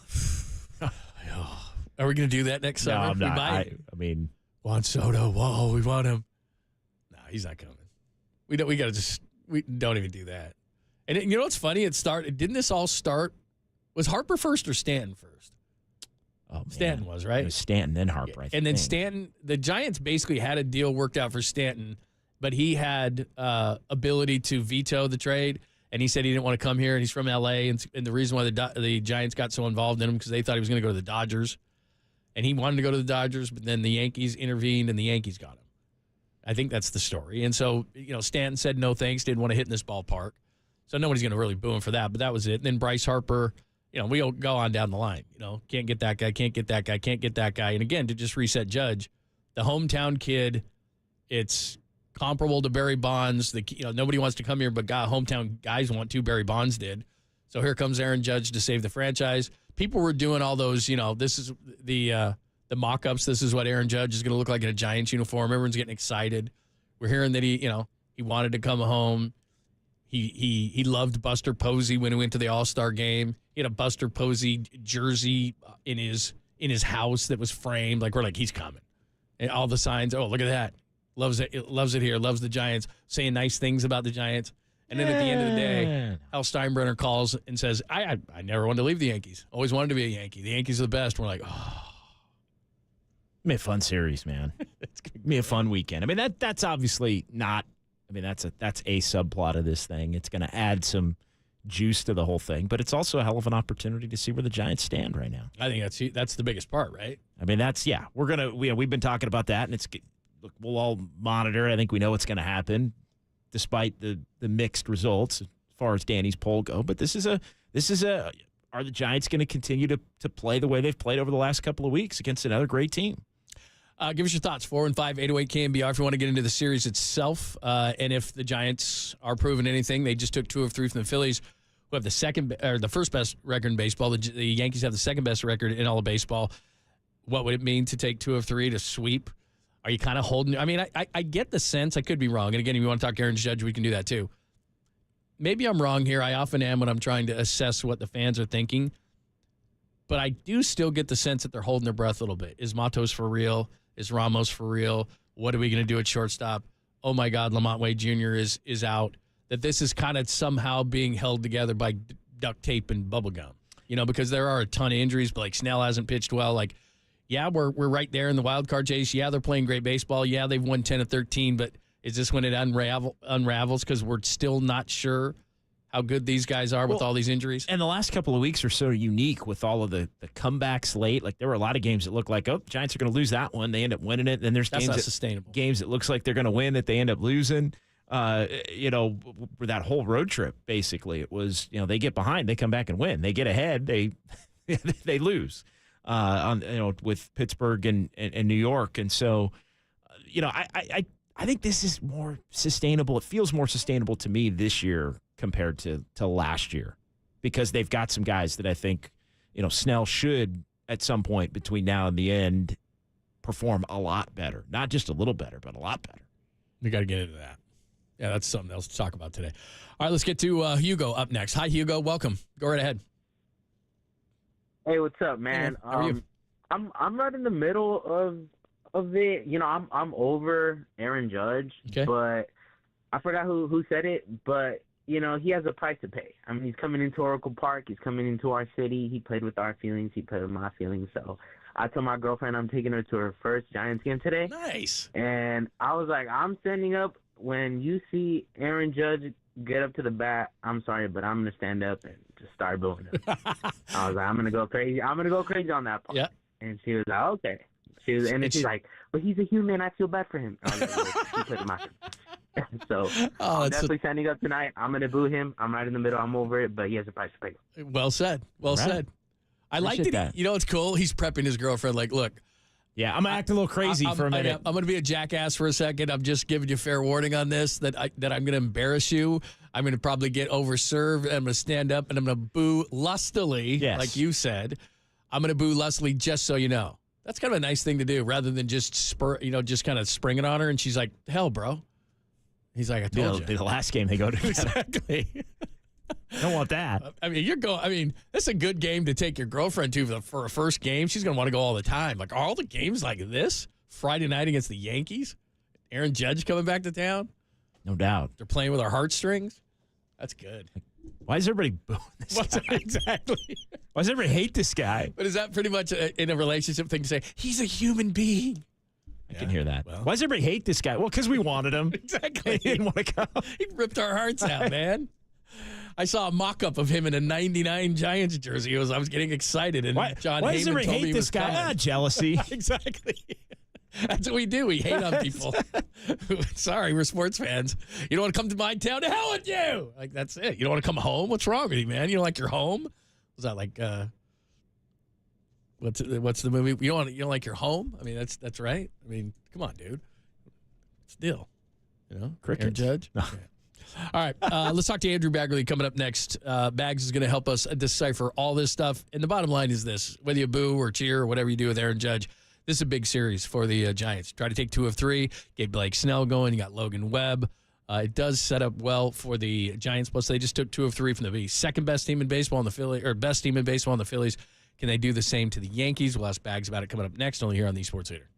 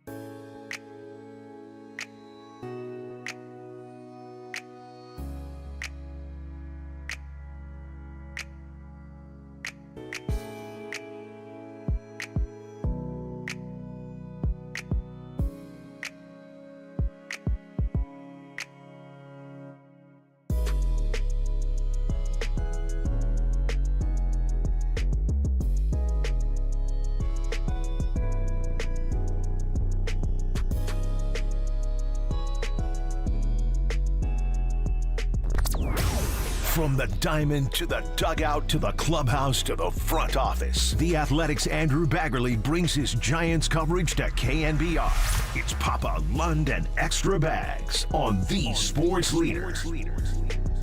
I think me and Buster Posey, that was pretty cool. Just like I said, just because I grew up a Giants fan in California and just watched him over the years and finally getting a chance to meet him and actually getting a chance to play on the same field as him is going to be pretty good. So that was Aaron Judge's first All-Star game, and that's what spurred us. We all thought, oh, he loves Buster Posey? Oh, he's coming. Wait, is that a framed Buster Posey jersey in his wall? Oh, he's coming. Oh, who doesn't want to come home? And then it was like, oh, he's on to be a Yankee. Get out of here. Just use you guys. Thank you very much. Thanks for joining us. Aaron Judge and the Yankees are in town. Going to be a hot ticket. Going to be fun this weekend. And the overriding factor is, can the Giants do the same thing they did against the Phillies, get 2 of 3, and continue to move forward? Blake Snell, we're going to talk about that as well. He goes this weekend, as does Logan Webb. Let's talk all about it with our good friend Andrew Bagley at Extra Bags and read all his great stuff. Tremendous at The Athletic. He joins us courtesy of the UMA guest line each Friday. How are you? I'm doing well. How are you? Yeah, good. We're running a poll on Aaron Judge. From your standpoint, is it just that's old news? It was the year before last. They already went to Yankee Stadium. They already faced him. He hit that home run. Or is it still a big storyline tonight and in this series for you? You know, it's funny. I was on yesterday with Tom and Adam, and we were talking for about 15 minutes about various Giants topics. And I kind of interjected, and I'm like, are you guys going to ask about Aaron Judge coming tomorrow? Because I was thinking about it earlier in the week, and it's like, do I need to write like in advance or something? And I just kind of was, what are you going to say? I mean, what is there really to say? And it is a little surprising that this is going to be his first time actually playing a game in the Giants ballpark in San Francisco. You know, where obviously he's been there. He's been in the building. He's attended games as a fan. He was the world's biggest Richard Rillia fan at one time. We all know the story there. But yeah, I guess, you know, whenever the Yankees had come in on rare interleague trips, he'd been on the IL or whatever. So this will be his first time playing there. So, I mean, I got to think it'll be special for him, for someone who grew up, you know, maybe not right around the corner from the ballpark, but, you know, grew up a Giants fan. It's got to be a special thing for him to be around. And Barry Bonds has been around lately. I wonder if Bonds will have a little side sort of side panel with Judge at some point. But yeah, I mean, you know, it'll be cool. It'll be interesting to see how he's received. I think we all are kind of assuming that there's going to be a pretty vocal Yankee contingent in the crowd, and so I'm sure there's going to be quite a few cheers. And I don't know if you hold anything against him, really. I mean, you know, the Giants had to do their due diligence. They had the resources to sign a player like him who could be a franchise-defining type player. He had Bay Area roots. He grew up a Giants fan. They knew that, you know, trying to get him away from the Yankees and the legacy he was creating there was going to be a tall order. But you figure, well, I mean, it's not like this guy's from, you know, Tupelo, Mississippi. He's from our backyard. So if he's interested, we gotta try to make a pitch for him. But you know, it didn't work, and I don't think they were really too glum about it because everyone kind of assumed that what would happen happened, and you know, I think that they felt good about, you know, the fact that they had good meetings with him, and you know, he's obviously off to a great start this year. He's fueling along with Juan Soto, probably the best team in the American League, and you know, the Giants are coming off a good series against the Phillies, play the best team in the National League, and took 2 of 3. So, you know, they're probably just focused on, hey, let's try to keep some momentum going here. But yeah, for sure, Aaron Judge coming to town, I think, is a super interesting sort of sidebar story, and it'll be fun to watch him take aim at those bleachers. Yeah, Bags, we were talking about the other kind of big storyline for the weekend is really just the fact that the Giants have been playing much better, and this is another true test for them coming off of the series against the Phillies. So what are you looking for? I mean, Logan Webb's going to be going. Blake Snell's going to be going. Where are you at with Snell right now? And just you know, they keep talking about progression and things getting better, but at some point, it is going to have to, you know, he's going to have to start to look like the guy that they signed him to be. So kind of where are you at on all of that as they head into the weekend? Yeah, you know, it's kind of funny. I mean, you know, I was talking to someone the other day about, you know, the kind of the angst that we hear from Giants fans, especially on social media, maybe not in the ballpark so much, but, you know, kind of the crankiness of the fan base that we hear online. And I think that more reflects just the general crankiness of people online. But, someone told me that it's almost like the 49er fan element has invaded baseball fandom, where people treat every game like it's 1/16th of the season, where it's not. Obviously, you don't overreact to one game or one series or even 1 week. But when you look at Snell, I mean, every start that he makes is essentially, a starting pitcher has 32, 33 starts in a year. He's going to have a lot fewer than that because he got started tardy and then he missed 3 starts on the IL with the groin. So you're looking at maybe 25, 26 starts you're going to get out of the guy. You're paying him $32 million for it. So every start where he kind of has a clunker or he's at 90 pitches through 4 innings and you got to cut him off right there. I mean, that's 1/25th of his Giants season. So it is kind of a big deal that he hasn't gotten going. It is kind of a big deal that he keeps struggling to he used 14 pitchers and he couldn't put away the Phillies' 8 and 9 hitters the other day. And the stuff is better. The stuff is ticking up. We know that, based on the calendar, he's really good after June 1st. There's still a lot of reason, I think, for optimism. But every start that he has that's not good, that puts more onus on the bullpen, is this bullpen has pitched a lot. I mean, they haven't gotten 5 innings out of that turn in the rotation, whether it's Snell or anybody replacing Snell, all season. And that has a cumulative effect. Especially, it puts a lot of pressure on Logan Webb. I mean, if Logan Webb has a bad one and he only goes 5, that kind of puts behind the 8 ball for the rest of the week because he's the guy they need to sort of reset their innings from a relief standpoint. So the bullpen's been amazing. I think they've been an undersung story as this team has kind of turned around and gotten on the right side of 500.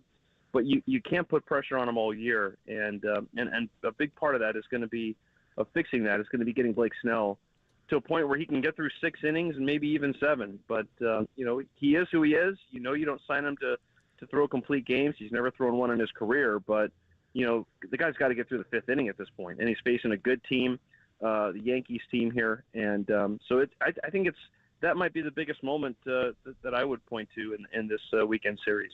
Talking Giants with Andrew Baggerly with the Yankees coming to town for 3 over the weekend. It's Papa and JD, John Dickinson with us here on the Sports Leader.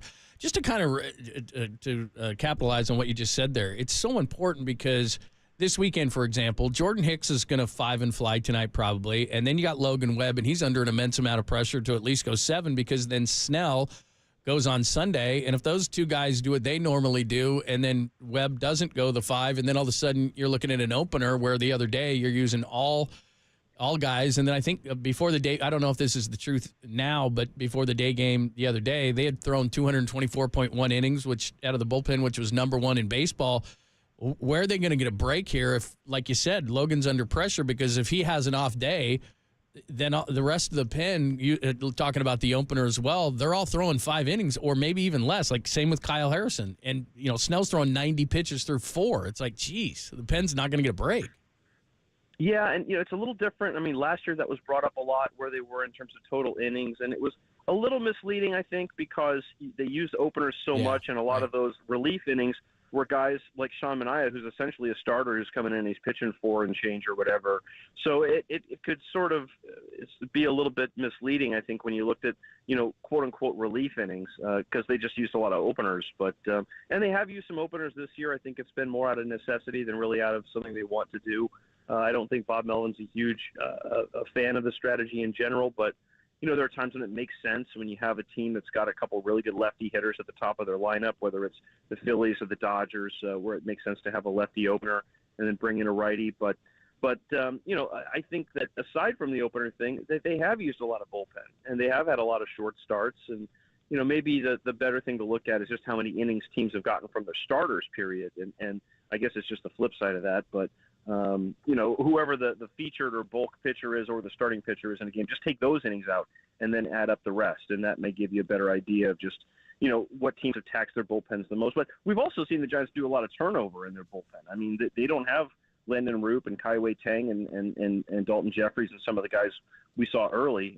And boy, Randy Rodriguez, I think we're not talking about him enough. I mean, this guy looks, I was telling Tom, he's an Angel fan, right? I said, he kind of looks like K-Rod to me of, the early 2000s Angels. It really is something else to watch Randy Rodriguez go out when he's throwing strikes. He's just mowing people down. So, but you're right. It's something that you want these guys to be fresh. You want them to be be able to be effective late in the year, especially. That's when the leverage goes up and up and up, and you don't want to wear out that bullpen here in May. So, yeah, it's going to be important that they get more length in their starting pitchers. Alex Cobb is not close to coming back. We know that Robbie Ray is still a couple months away, so they're going to have to find a way to piece it together, and and they're going to need Logan Webb to be Logan Webb, and he has been his last couple starts, so that's been a positive.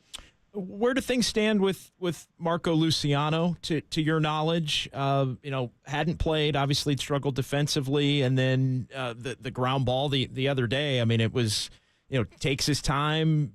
Runner ends up being safe. He leaves the game with what they called hamstring tightness. Just what's your sense of where they've been with some of the defensive issues and the injury, and just how that whole thing was handled on Wednesday? Yeah, well, if I'm not mistaken, I think Casey Schmidt didn't play for Sacramento yesterday. So I think it's probably a pretty decent guess that he's going to be up today. Don't know that yet. They'll announce things a little bit later today. But wouldn't be surprised if we see Schmidt and Luciano on the IL. And to be honest, it might have just made the Giants' life easier than having to make a tough call on Luciano. A lot of times you see young players come up and the game gets too fast on them, right? They try to be too quick, and then that's when they make a physical error. And with Luciano, you're seeing a little bit of everything. I think he let the game get too fast on him, and then there are other times that maybe he's sort of underappreciated just how fast the game is up here, and hasn't really had that internal clock sort of finely tuned to know exactly, and if you have to do your homework. You have to know who's running. You have to know if Bryson Stott's going down the first base line. You got to hustle a little bit more than if it's Kyle Schwarber. And maybe that was lacking a little bit, or maybe he just didn't have the sort of internal clock to know how much time he had to make that play the other day. There was the play in New York where he's the base runner and he's sort of stutter stepping into second base and he gets forced out where he wasn't, clearly expecting a throw to go from first base to second base. And, that's just playing the game. And I think we forget that he's 22 years old. He lost a whole year to COVID not playing. And this is a kid that in the Dominican, he played baseball to impress people and run the showcase circuit. And it's an entirely different game when you start playing, the organized games. And he doesn't have, as many games in pro baseball as you might think. Missing time with some of the injuries that he's missed time for, and he just needs, I think, a little more seasoning. And I think it's going to be really interesting to see what the conversations are like, and if there have to be some conversations that the Giants are having in which they say, okay, is it time to move him off shortstop? Is it time to give him some reps in the outfield when we send him back to AAA? And I don't know where they are with that, but it's got to be at least a conversation at this point. And the encouraging thing is that the at-bats have been really good. The swing decisions have been really good. Other times we've seen him come up in spring training as an extra guy or in winter ball. He really did look overmatched, especially seeing breaking pitches. And this is a guy who's needed a little time at every level to ramp up and kind of master his level. But he's done it every single time he's done it while being one of the youngest guys at his level. And I think that the growth that we've seen from an offensive standpoint is probably more encouraging than the defense is discouraging, because this guy, his calling card was his bat. It was all along going to be, is the bat going to play? And I think it'd be a much more sort of disheartening situation if it looked like the bat wasn't developing, but it is. So, from there, the decision becomes where do you get his bat in the lineup, and how do you develop him? And if that's the decision they have to make, that's a lot better than the alternative of how do we get this guy to be a productive hitter in the big leagues. Okay, so then the next logical question would be, if he's not a shortstop, then long-term for the Giants and long-term like this season, who is? Who's going to play there? Well, you got Nick Ahmed coming back somewhat soon. I think he's ramping things up. And, I know that he's not a guy that, maybe is going to excite fans as much, but he catches the ball and, doesn't quite have average arm strength, a little below, but he's got some smarts to make up for it. We've seen in the 9-hole, if the rest of the offense is kind of clicking a little bit, and it has been clicking a lot better, you can hide a guy who is going to hit, 230 for you in the 9-hole.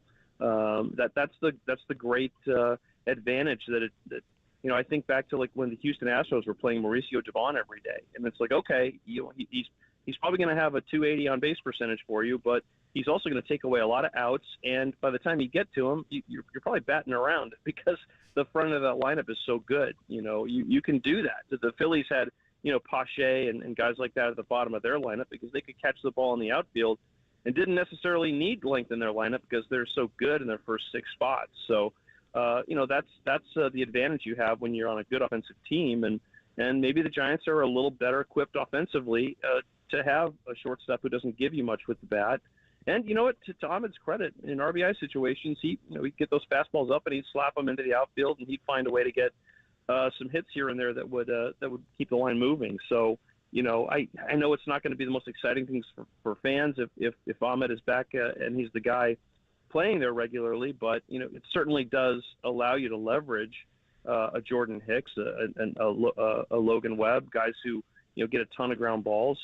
You're sort of folding in to your strengths there with a shortstop who can catch the ball reliably, and so that would probably be my expectation. Obviously they can put Tyro Estrada there, Casey Schmidt can play there, but that would be my expectation for where they would go. And you know what, if Luciano goes down to AAA and he's learned, hey, I got to be better at X, Y, and Z to be a major league shortstop, and he goes and he works on it.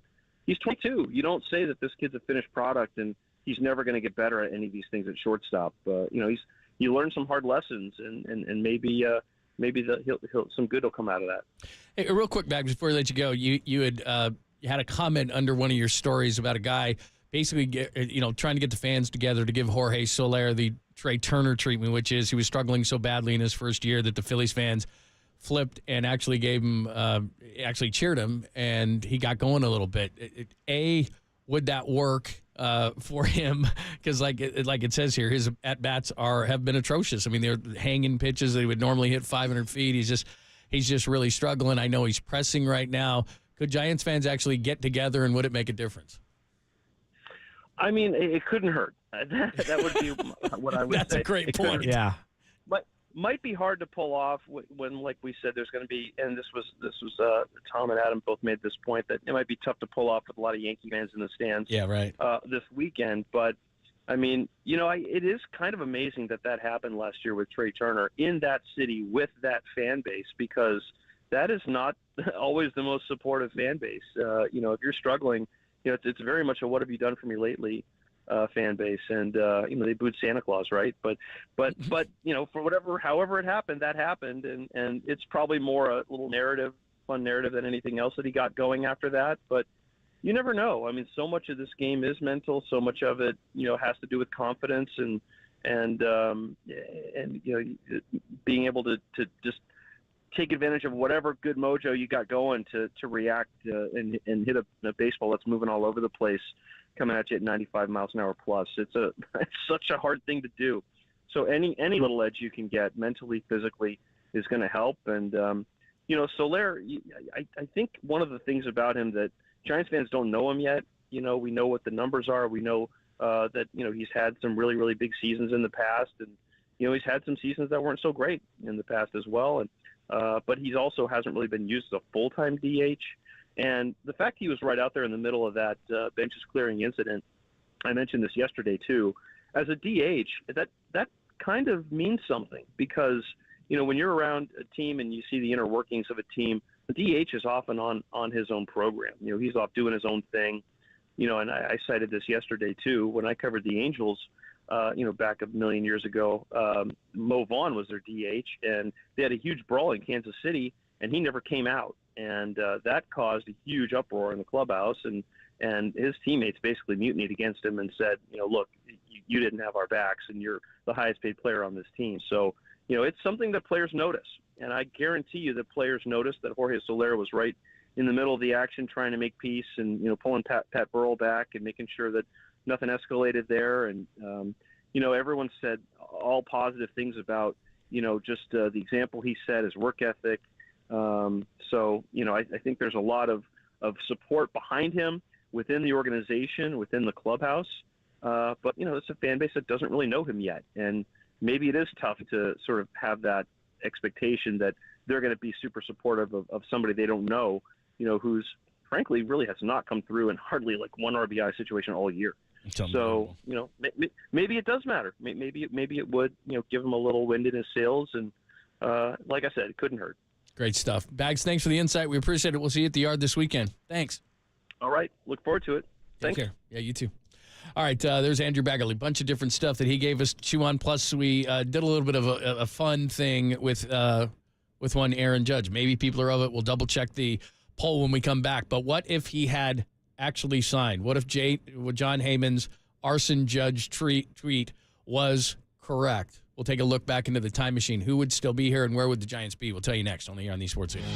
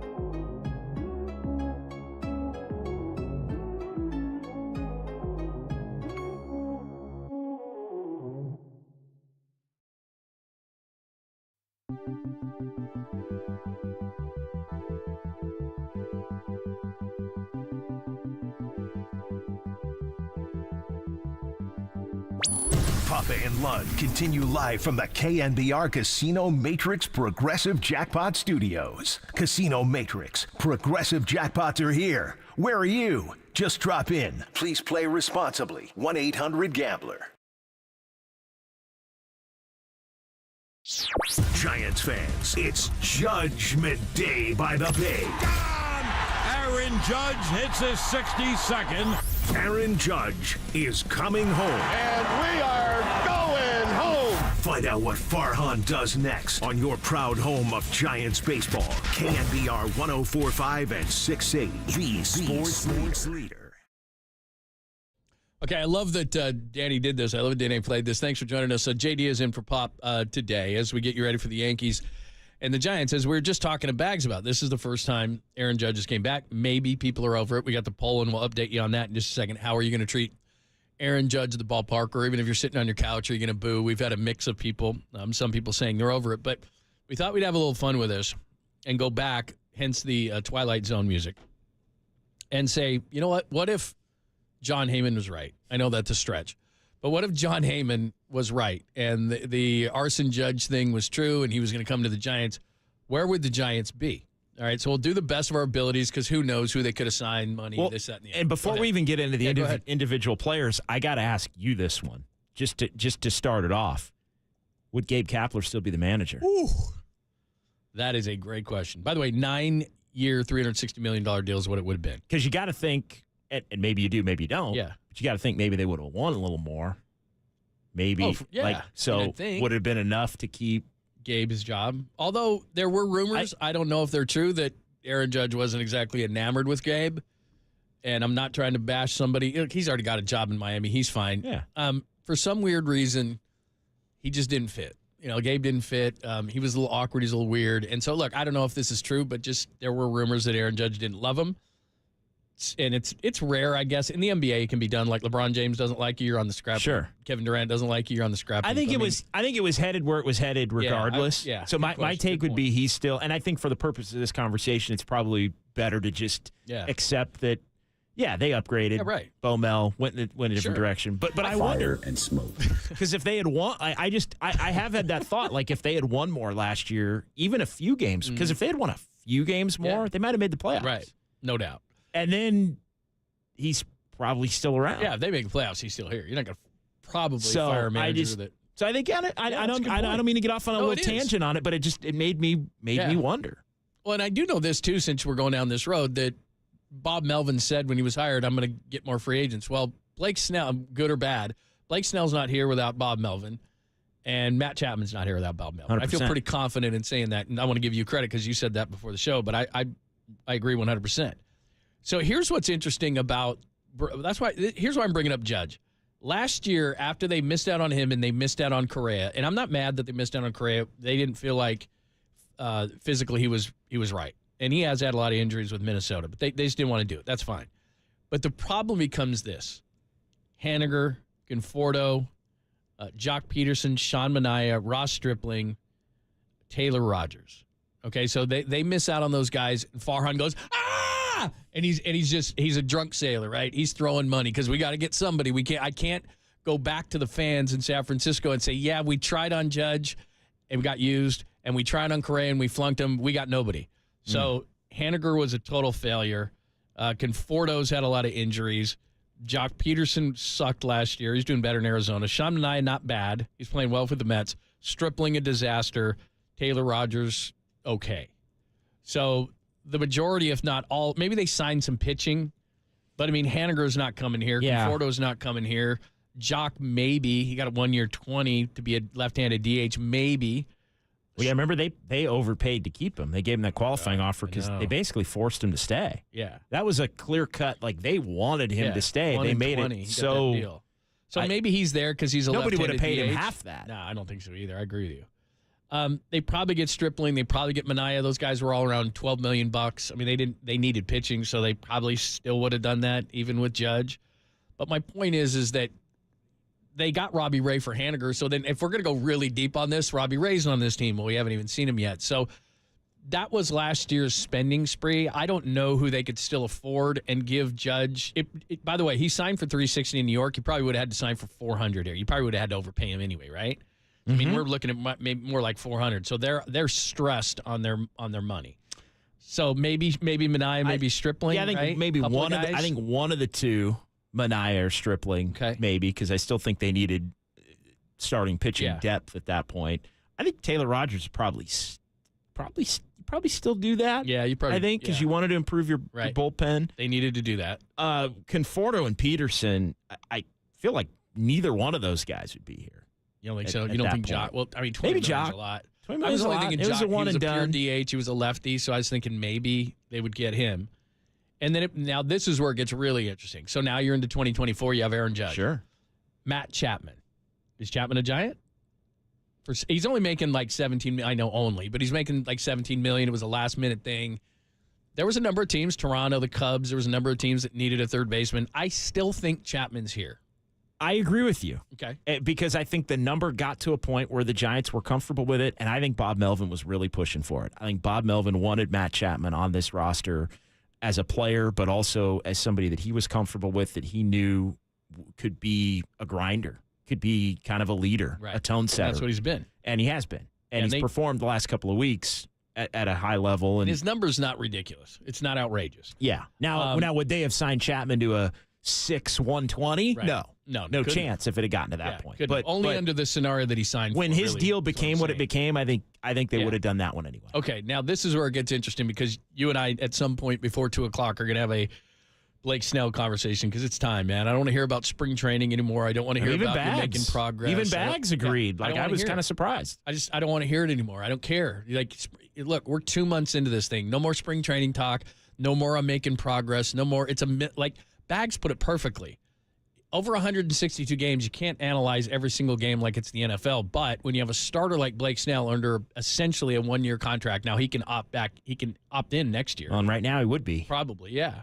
But as we sit here right now, he's making over $1 million a start, and we can scrutinize each start because he's not going to make 32 or 33. He's probably going to make 23 or 24. So each start, we're going, what the hell, bro? Because you sucked again, and there's another $1 million out. So obviously they wouldn't have signed Snell, but they have. But safe to say, I think Chapman gets signed if they sign Judge last year. Snell does not, right? I think we're fair on that. Yeah, I agree with that. Yeah, I agree with that. I think Snell definitely not. I don't even think they entertain it because I don't get the impression they really wanted to. That was more of a, I haven't. He's a big name, and we have some money here. We can get him. Right. He's a big name. Bomel likes him. It's a 1-year deal, essentially, unless he opts. Jorge Soler is not here because he's a right-handed power bat. That's Aaron Judge. So you're not signing Soler. Yeah, correct. This is the interesting one. You and I discussed this before the show. Are you signing Jung-Hoo Lee for $113 million? Now, again, under the scenario that I'm thinking, Judge is not a center fielder, he's a right fielder. So that means Yaz is probably gone. I don't know who's in left. Maybe it's the young guys, whatever the case may be. But the only reason I'm bringing Jung-Hoo Lee up is you still need a center fielder, but do you have $113 million lying around if you sign Judge for $400? I don't think Jung-Hoo Lee gets signed. I think that was the initial big ticket player for that. It was like, hey, we can get this guy. This guy's sweet. He's going to come over, and he's like that was. So no, I don't think that. No, I think that was a pivot. So I don't think he's here. Okay, and then one other guy they signed this year, and I do think they signed him because they took a chance and they got him for a fair price. Although he's 5 and fly every time. Hicks at 4 and 44. Can they do Hicks at 4 and 44? Because they still need some rotation pieces to me. So I think they could still swing that. You don't think so? I don't think so. Okay. I just think, I don't think so. Okay. But would they have been able to get all But part of that I think relates back to Minaya and Stripling from if you didn't get both of those guys to where you had to move off of them. I know Minaya opted out, but would you be in a position where you'd have them? You know what I mean? Like you had to get off of Stripling basically to get and off of Haniger, so you wouldn't have had to have done that. So maybe you would have had the money to do Hicks. So, but here's kind of the point of this whole thing. Is you got Aaron Judge. Okay, they got Aaron Judge. And some of these guys, it's obvious. I'm just going to use the names. No Haniger, no Conforto. We're going to say Jock. No Minaya, no Stripling. Taylor Rogers, we're going to say. Chapman, we're going to say. No Snell, no Soler, no Jung-Hoo Lee. We disagree on Hicks, but that's fine. Point is that Aaron Judge is great. And I'm not saying they shouldn't have signed him, and they probably would have been better. And here's where the debate comes in. We take a long way to get to this thing, but would they be better? You lost all those guys. Now, some of those guys like Stripling and Haniger and stuff, you never wanted them anyway. But there are guys who you feel like long term, Conforto's been decent when he's available. Hicks is pretty good. Soler, you got to hope is going to get going. Obviously, with Snell, you hope he's going to get going, but. It's pretty obvious. All those guys can go if you get Aaron Judge, right? Well, I almost think you have to look at it a different way. I think you have to look at it as, well, what would the team actually be? Because I think that's how you fuse the two together, at least how I'm kind of doing it in my head. All right, well, Aaron Judge is playing right field. Mm-hmm. Aaron Judge is playing right field. Yeah. So let's just go. Like Patrick Bailey would still be here. Patrick Bailey would still be here. Yeah, this is Wade would still be. Oh yeah, You'd have Wade. You'd have Flores off the bench, right? Because they signed Flores before Estrada. Judge. I'll skip short. Chapman. I'm gonna say Ramos in left, Lee Matos in center, Judge in right. I mean, that's not exactly right because I think what happens is then Farhan goes bargain basement shopping. I think they would have signed a cheaper center fielder. Right. I think they would have went bargain basement shopping on some of these, and Farhan would have done some garage sale specials and tried to, I wonder if I actually wonder if maybe Yaz is still here as kind of a left-handed good defensive option. Probably they like could carry more with he's easier to carry with Judge, with more power. Plus, I know fans have a love-hate with him. Like, he makes a diving catch and right, and they go, oh, I love that guy, and then he strikes out on a high fastball. I hate that guy, but the organization likes him. So he probably still would be. Because the one thing as you go around the horn, and if you go Bailey, you go Wade, you go Estrada, you go with Chapman at third. Who's the shortstop in this situation? They're in the same spot. I mean, Ahmed, Luciano, and Wisely are around. Like, who? I don't know. Does he sign? Do you keep Brandon Crawford because you signed Aaron Judge? They were out on him. There was no chance. And there's no belt. Don't give me that. They wanted to get away from those guys. But if Judge isn't right, then you would need at least one left-handed hitter among your left fielder or center fielder. Right, that's very right-handed. Yeah, you're right. So you would definitely need one left-handed hitter. Probably a lefty, corner. Wade's a lefty. But Wade's playing first. Right. So you'd need in this scenario. Or maybe they would, and then your DH you would want. So maybe they would have still done Jock. Probably. For that season. To have a to have a lefty power threat that would just be a DH. I think the thing that you have to look at is if they get Judge, he had to have had another plan to say, I do think they'd be better. Because when you and I were having this conversation last year, it was if they can sign Judge, who else could they bring? Because one of the conversations about Judge was Judge is saying, I remember MLB Network did this, and they said, because for that 6 minutes that we thought that Aaron Judge was a Giant, MLB Network popped a thing on and said this is going to be their lineup, and I thought to myself, Aaron Judge ain't coming to San Francisco. That's what did it for you. Well, because he had no one to protect him in the lineup. I was looking at it going, God, if he's with the Yankees, he's got, and that was before Juan Soto, obviously, but he's got all these guys in this lineup that can protect him. And then I looked at it and I went, one of the things Aaron Judge had to be asking at that dinner at the Gotham Club was, hey, this is all well and good. Who's protecting me in the lineup? Jock Peterson. Exactly. He's like, I'm not signing here. And then Gabe's like, smoke and bourbon. Will you shut up over there? Like, it was just, that's, to me, okay, you're going to give me 400. They're going to give me 360. It's California. All these different things that went through his mind. I think one of the main things is, A, he knew the Yankees were going to try to win at the highest level every single year. And B, that lineup, it has guys in it that are going to protect me. Am I going to be just a one-man show and everyone's going to pitch around me in a ballpark that's hard to hit out of anyway? Now, he can hit it out anywhere, but still, that's a consideration for guys. Yeah, I think it is a little bit of a tough sell. He would be wondering, where's my left-handed power bat? Anybody who's balance, here. protection. Yeah. And that's the one thing, obviously. I think now I do think he is enough of a threat as a hitter to where he makes other players bet. Like, he would make Wade better. Mm-hmm. He would make Chapman hitting around him better. But you do have to have the one guy that protects him. And I do wonder how they would have gone about doing that. Yeah, I don't think there's any question that if you can get a guy like of that caliber, and especially the way he's playing right now, you just get him and then you just worry about things. They'd be better. But the one thing we can't assess, and Farhan loves doing this, is he would have went big time garage sale shopping. You know what I mean? Well, he would have he would have tried to get. Now I don't know if it. He's also good at that. Yeah, he's also been good at that. Right, and I think the other thing too that fans. Again, I don't know that they're going to take this out on Aaron Judge tonight by booing him, is he just – I'm not criticizing Farhan at all about the signings and the money. Look, Soler hasn't worked out. Snell hasn't worked out. I don't think that's on him.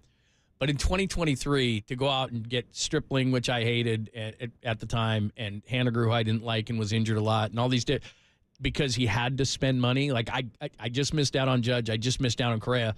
He got out of that money pretty well. I got to be honest. Flipping Haniger back to Seattle for Ray. I think he's good at that too. But yeah, I mean, Stripling, he got rid of him to the A's. Like, he got rid of a lot of those guys. And when Conforto's healthy, he can hit. But Minaya wasn't terrible. Like, Minaya actually has been the Mets' best pitcher this year. It's crazy. And in retrospect, now as we're short in the rotation and waiting for Cobb and waiting for Ray, maybe you would have liked to have signed him tonight. I mean, he didn't sign a huge deal with the Mets. That's all in retrospect. I don't blame Farhan for this year. Last year, I thought he was a drunk sailor spending money because he felt pressure to have to spend it. And how can you in some ways blame him for that? Because at that point, I'd go back to, well, what if they had just, not signed Chapman this year, or not gone after Snell, or not signed Soler? I mean, at that point, you couldn't get any big fish, and you're also, in essence, admitting by default that you're in a rebuild. Well, nobody would have been excited about that. I know a lot of Giants fans want to see the young guys and all that, but the masses, like, they were not, from a bottom line standpoint, in a position to say we're rebuilding after the way that the last, 5 of the last 6 years have gone. You're not going to the ballpark. Can't do that. I mean, one thing we do also know about the Giants, and again, we talked about this to start the show. It could wind up that way, where like the young players end up playing as they have, but there's no way that could have been the plan. Right. Like nobody would have bought. Yeah, Matos and Ramos, the guys that are, have basically underachieved to this point, before they came up this year and have been successful. Like that's not. Nobody would have signed up for that. You can only do that in places. Hey, we're rebuilding. Well, like Kansas City, places like that's what they have to do because they don't have the financial wherewithal to do this. I'm not saying that the Giants are the Yankees or are the Dodgers or whatever in terms of their spending, although this last offseason they spent a lot of money. But those teams have to do that. Kansas City, small market teams, they have to do that out of necessity. That's just what they do. Whereas here, we have an expectation level, and if you don't meet it, we won't go to the park. Totally. And you can't go big game hunting on one hand and then not do it and say, well, we're rebuild.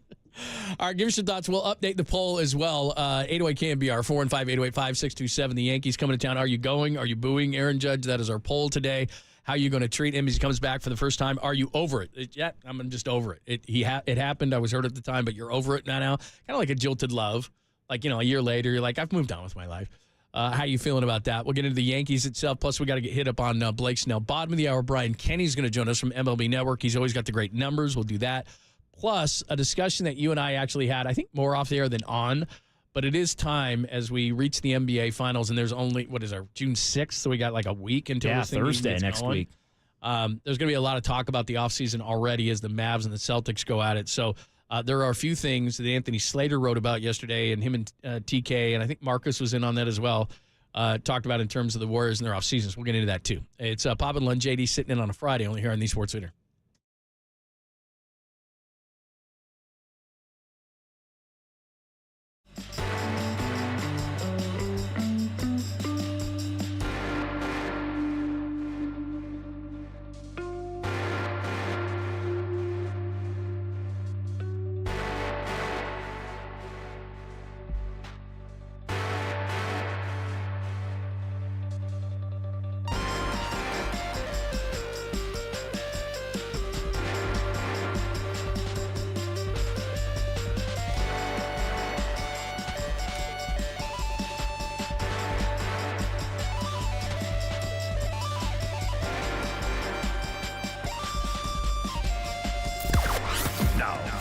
O'Donnell Financial Group Sports Desk. Learn more at odfigroup.com. O'Donnell Financial Group, because planning is a process, not a product. The great Matt Williams joined Murph and Marcus this morning to discuss the impact Matt Chapman's made on both sides of the ball. Check out that podcast and more on the KNBR app, YouTube, KNBR Socials.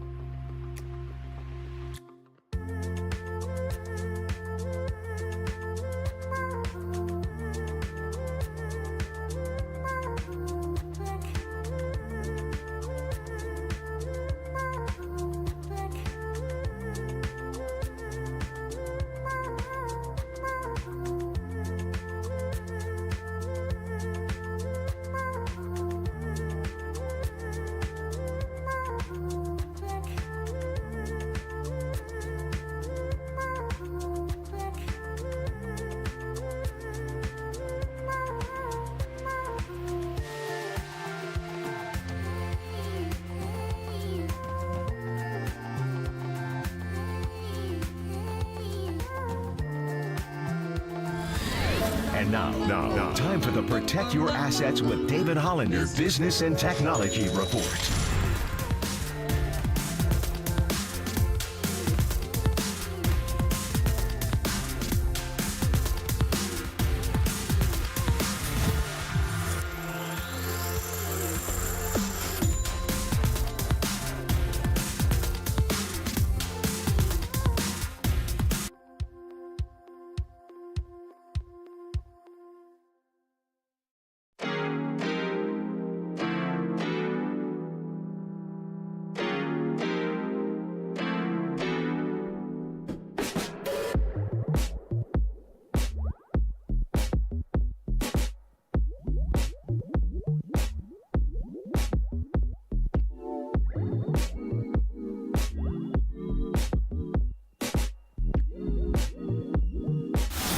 Single interview from every single show. Hear them on demand at knbr.com/podcasts. We are the sports leader.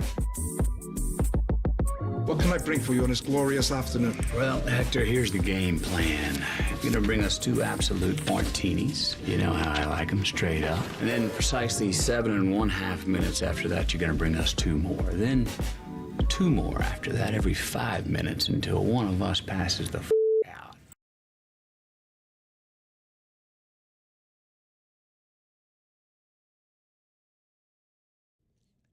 out. Yes. JD made it to the bar for our post-show session yesterday and got free tequila. I was late. Post-show meeting, pre-show. Yeah. Show prep for Friday. Yeah. Those nachos did not sit with me later. Not sit well at all with me later. No, they were good. I mean, they weren't bad. Good. Going down, especially you have a couple of drinks. Like, nachos? Are you kidding me? Nachos. Yeah, I knew it was going to be a fun evening when I walk in. And it wasn't even evening. It was like 3 o'clock. That's when you know the people who aren't messing around are in. It's a Thursday. I walk in at 3:15. Like, There's like 2 people there, and they're both like the guy's like, "Yeah, you want to sample this tequila? Sure." I love it. Day drinkers. Like, first of all, if you got nothing going on, whatever, day drinking is the most fun because I mean, seriously, you're in bed by like 8:30. You feel great the next day. There's no hangovers. There's nothing like that. I mean, it's just but that's your like you walk in. It's kind of like a Cheers situation. You walk in like the middle of the day. And there's people hunkering down on the bar. If we were at a circular bar, people hunkering down at the bar, and you're looking across the bar, and I'm like, you just have it in common. Like, yeah, I'm not messing around. Well, and especially now, you're getting into summer. Right. Oh, it's beautiful. Beautiful in the city today. It was like mid to high 80s out in the East Bay yesterday. It was amazing. No doubt. Like, Heating up. God. Yeah, it was great. Pushing 70 here. Yeah, I mean, it's beautiful. Going to be a beautiful week with the Yankees. All right, we'll get back to the Yankees and the Giants and all the talk. We'll update the poll in a little bit as well. Brian Kenny's going to join us in 10 minutes at the bottom of the hour. Analytics, he's everything. But we'll talk to him about the Yankees, the Giants, all the stuff that's going around in Major League Baseball at this point. But you and I got into a discussion. We were going to bring it up yesterday, but then we didn't get to it. But the guys at The Athletic got together, and we're talking a little bit about the offseason, and it's going to ramp up a little bit because we got a week until the finals, so it can only break down so much. And then, obviously, we've been talking a lot about the offseason, but a few different things struck me. First of all, you gave me a quote this morning. And if you have it right there, I don't want to spring it on you, but I can pull it up in my notes as well. But essentially what it sounds like is, yeah, we want Klay back, but A, we want Klay back at our number, and B, we're going to look at some other scenarios first, and if we can get better, like a Jimmy Butler, for example, that I want you to comment on, then maybe Klay isn't coming back. It doesn't sound like the slam dunk that maybe some people think it is. Well, and this is the second paragraph from Anthony Slater, the Athletics piece, and I'll just read it. The Warriors, so it's his words, the Warriors maintain a desire to retain Thompson at the right price once other aspects of their roster retool get clarified. But they haven't exactly been beating down his door to work out the framework for an extension, which, in parentheses, he puts, can be signed at any time. In turn, the 34-year-old Thompson appears ready to test free agency waters, exploring external options for the first time in his career. So what that also is there's 3 teams that I think he could potentially go to, and they all have money. Now, I don't know if they would make him their top priority either. Obviously, Orlando needs shooting badly. Orlando, Philly, and OKC could clear money as well. And those teams are all championship caliber type teams. I wouldn't say Orlando's championship caliber, but they're pretty good. Philly could go get 2 guys. Yeah. And Philly's that caliber. OKC is that caliber. Orlando's a step below, but they all need a shooter. Now, the only way I see Klay leaving is if they make him a fairly outrageous offer that's a lot more than the Warriors. If it's close, I think he comes back. If, Orlando's just, they saw, their playoff performance, they couldn't shoot. And if they just decide, you know what, we're going to give Klay 35, and the Warriors say we're going to give him 25, and Klay goes, man, I'd love to come back, but $10 million, like that's how I see him leaving. But those three teams are all attractive. They are. And I think at this point the Warriors are almost in a position of, hey, this is our offer. And again, I know there's no like formal report of an offer, but it's like this is the range. And I think Klay Thompson's people know the range in which the Warriors would go to or are comfortable with. But I think they're also allowing Klay Thompson to go out and, all right, hey, if you think you can get more, you're gonna have to prove it to us before we're gonna engage. And that's where I wonder, don't know the answer, but that's where I wonder if there is maybe a little bit of friction, because the sense that I get from Klay, I do think he wants to stay with the Warriors, but I also think he feels he should be paid, in a sense, more, like to stay because of everything that he's brought to the table through the years. Like I think he wants a little bit of show me some love. Draymond's already signed. Obviously, Steph is Steph, and he's already signed for a couple of more years. Like, why are you not coming to my range? Like automatically, like why is it not 2 and 60 to line things up for the next couple of years? But the Warriors aren't, at least to this point, willing to do that, because I think if they were, it'd be done. Like I think if it was, hey, if the offer was 2 and 60, let's line this up with Steph. Let's line this up with Draymond. I know Draymond's got an option year for even beyond Steph at this point. Lines him up with Kerr. Like I think if the Warriors were in that range, it might be, maybe it's not done because he still wants to go out and explore and see exactly what the market would say. But I think it'd be a hell of a lot closer to being done if it was in that range. Okay, so that's kind of the Klay situation. But the interesting thing, not that Klay isn't interesting, but it is. Jimmy Butler's name came up. But it's also secondary, right? Like that's the other part of it. So like they would take Butler over Klay. It sounds like I thought the biggest takeaway for me, and I know you want to get into Butler, so we'll do that. But the biggest takeaway for me off of what Slater wrote was they want to retain Thompson at the right price once other aspects of their retool. So he's not the top priority. So it's like they want to keep him.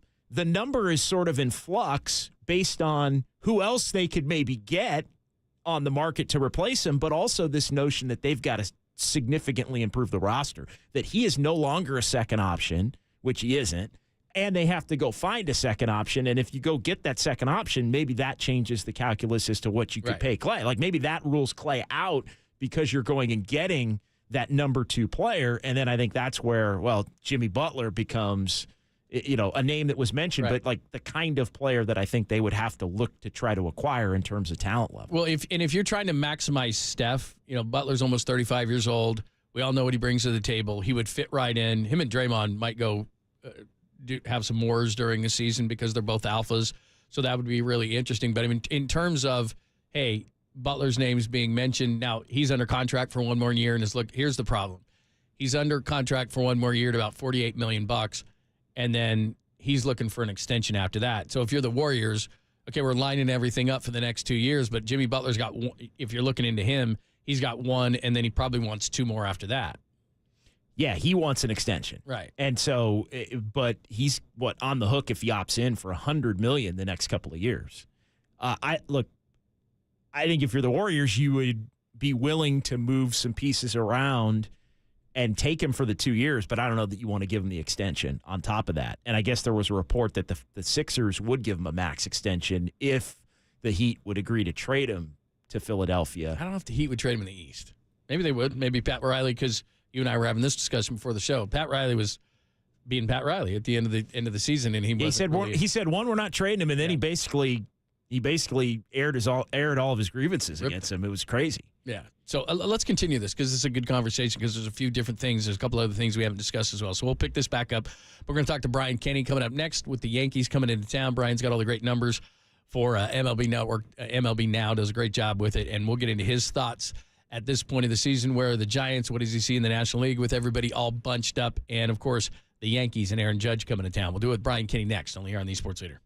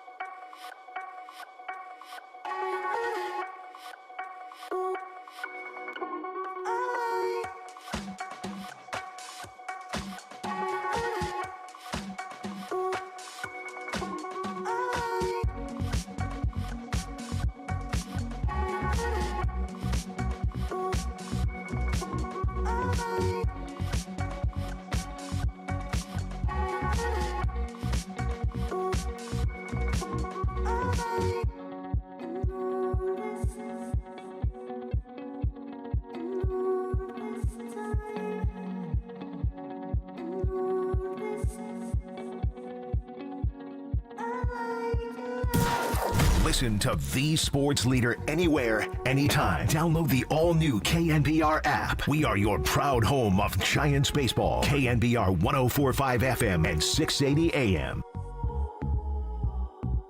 All right, we're expected to be joined by Brian Kenny, MLB Network, MLB Now, and he's got all the numbers, and we want to get into a little Giants-Yankees with Brian Kenny. Quickly, let me go back to the poll real quick.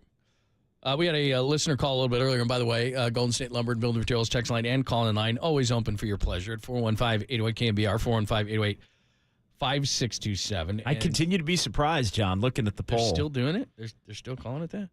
Yeah, wow. Well, it's still kind of close. Friday's big poll, Danny's big poll. What do you think the reception will be for Aaron Judge down at Oracle Park? Remember, he hasn't played here since saying, "Thank you for the leverage. I'll take $360 million from the Yankees, and I never wanted to be here anyway." The answers are, again, what do you think the reception will be? 35% fans are over it. 31% booed lustily, which is a term you used. 19%, he's a bum! And 15%, arson! So there you go. 35% over Judge. I think they say that now, and then they'll have a beer or two, and then he'll be announced, and they'll boo him. Well, and then the other way to look at it is, maybe he's not booed lustily, but he's a bum also falls in the category of being annoyed by it. So it is still about 50%. Ooh, that's a good call. It is still about 50% annoyed by it and maybe 35% over it at this point. So I think, as in with a lot of these polls, you can dig into the numbers a little bit and kind of find what you want to find. Bill on Twitter says, I'm not over it, and I don't think most Giants fans are. He got our hopes up just to squeeze more money from the Yankees. There you go. But who wouldn't do that? Fair enough. That's called leverage. Business. Who wouldn't do that? Called business. The great Brian Kenny is joining us, MLB Network, MLB Now, which is an awesome show, MLB Tonight. And Brian joins us courtesy of the UMA guest line. He's a New York guy. Hi, Brian. How are you? Good, John. How are you? Yeah, we're doing great. This is the first time Aaron Judge has come back. It's been a long time now, and we're just talking, the fans and how it's going to be tonight. In your recollection of this whole thing, even though there was a tweet sent out that said he was going to come to the Giants, did you ever feel like Aaron Judge was going to leave New York, the Yankees? Oh, yeah. Yeah, I think that was very much up in the air. And I think he was close, and I think at the last minute, ownership got involved with the Yankees. I think that's really where he wanted to stay, but he wanted to feel respected, and that really drove the money up. But no, I think he was close to leaving. It's interesting. The Giants are hot. They're playing better baseball the last couple of weeks. Some wild games, some leads blown, some comebacks in some games that looked like they were completely out of. 10-3 in the last 13. I love your perspective because you're watching everything. You're digging into the numbers. What's real about the Giants' 10 of the last 13 and what maybe isn't? Yeah, all along I've felt that the Giants, Padres, and Diamondbacks would be very close, and they'd all be competing for a wild card. I don't know if it's the last wild card, but a good possibility of the final wild card spot. So I thought they were there, and I thought, depending on how well Chapman and Snell would play, because both their ceilings are quite high, and I think very highly of Matt Chapman. Snell, obviously, at his ceiling is outstanding. Now, Snell has not been good for the Giants, but we just did a thing. I don't know if you ever watched this. We do run differential theater. Sure, we did. Oh, yeah. We did run differential theater today. And I pointed out, normally when you see a second-place team like the Giants, negative, I forget what they are, negative 19 or something like that. Negative 19. But they are plus 30 since May 15th. So they're plus 30 in 2 weeks. So I kind of look at, the Cubs are trending down, the Astros and the Giants are trending up, that they're a little better than their overall run differential. But I think that's who they are. I don't think they're a superpower. I think, obviously Dodgers, Phillies, and Braves, and maybe not in that order, are still the upper echelon, and the second tier, that's where the Giants reside. And I think it's going to be a dogfight through the summer. Brian Kenny is joining us, MLB Network, MLB Now. And one of the things that does concern me, you mentioned Blake Snell, and he and Logan Webb are pitching this weekend against the Yankees, so you'd think, hey, that looks pretty good. But what's happening is that you've got Logan Webb, who's going to throw hopefully 7, maybe even 8 innings. But then a guy like Jordan Hicks, for as good as he's been, he's 5 and fly, and we don't know what we're going to get from Snell. And Kyle Harrison's kind of giving you 5. So all of a sudden this bullpen, and then they've got an opener strategy after that because they're short. They don't have Alex Cobb. They don't have Robbie Ray. So now everybody but Logan Webb is throwing 5, and all of a sudden your bullpen's getting taxed. Yeah, and that's a problem. Like, you can see that. Look, I like it as a strategy. I would ideally build a team, or try to build a team that had more than half their innings come from the bullpen. I prefer it that way. But if you're not designed for that, if you don't have enough long guys, then yeah, you can run out of innings, and you go into a tailspin when you're in that situation. And that happened to a bunch of teams even over the last few years, where they're just like Cardinals last year, right, most notably, where they had a very good position player team, but their innings were so few, and they had a good end of their bullpen, but they didn't have a bulk bullpen. They weren't built that way. So when they ran out of innings early, they just got hammered, and they were out of the race within a month. So, yeah, that can become a real problem if you don't have enough, like, quality long arms. The more you study this, the more you realize it's not about stars, and we get caught up in $100 million deals, $300 million deals.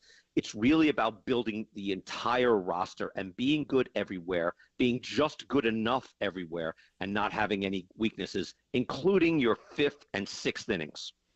Brian, how do you explain Blake Snell's struggles? I mean, you mentioned it. We've all talked about it. He hasn't been good. We know the narrative, second-half pitcher, all of that. He mentioned needing a big league spring training after his last start earlier in the week. He was, saying basically, hey, teams could have come and signed me, and I would have been there if I had been signed sooner to the money deal that obviously he wanted. Where do you land on all of that and how he eventually gets things going? Yeah, I think it's obvious, right, that his late start is hurting him. I don't think there's any question. He's he's an artist in a lot of ways, and we saw this with the Rays. In the Rays, like, he was a guy he'd have his ups and downs. We know that he can be the best pitcher in the league, and then he could be a guy who's a league average and I'm talking for like a full season. When he's relaxed, when he's on his game, it's these nuances that he has with the spin of his curveball and the way he mixes his pitches where he's kind of unbeatable. Last year, he was fantastic down the stretch. I watched his last start. I thought he was good, and yet just little subtle things going wrong here or there, or like even early on, I thought his pitches were being mixed in nicely. He had good, crisp action on them, and I really thought this looked like Snell. And then he gave up some loud outs, so there's just something not quite.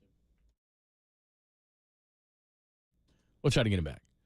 He was just breaking down. Yeah, definitely. The one thing is, and I want to ask him a follow-up to that as well, and we'll jump and get Brian Kenny back and have him finish his thought on Blake Snell, is I think it concerns me is, and he did this last year with the Padres. He had 99 walks. He led the National League, all those kind of things.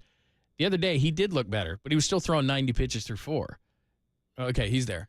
Sorry, Brian, we lost you for a minute. You finish your thought as we were talking about Blake Snell. Yeah, I don't know where I left off, but he needs fine-tuning. He's a high wire, artist.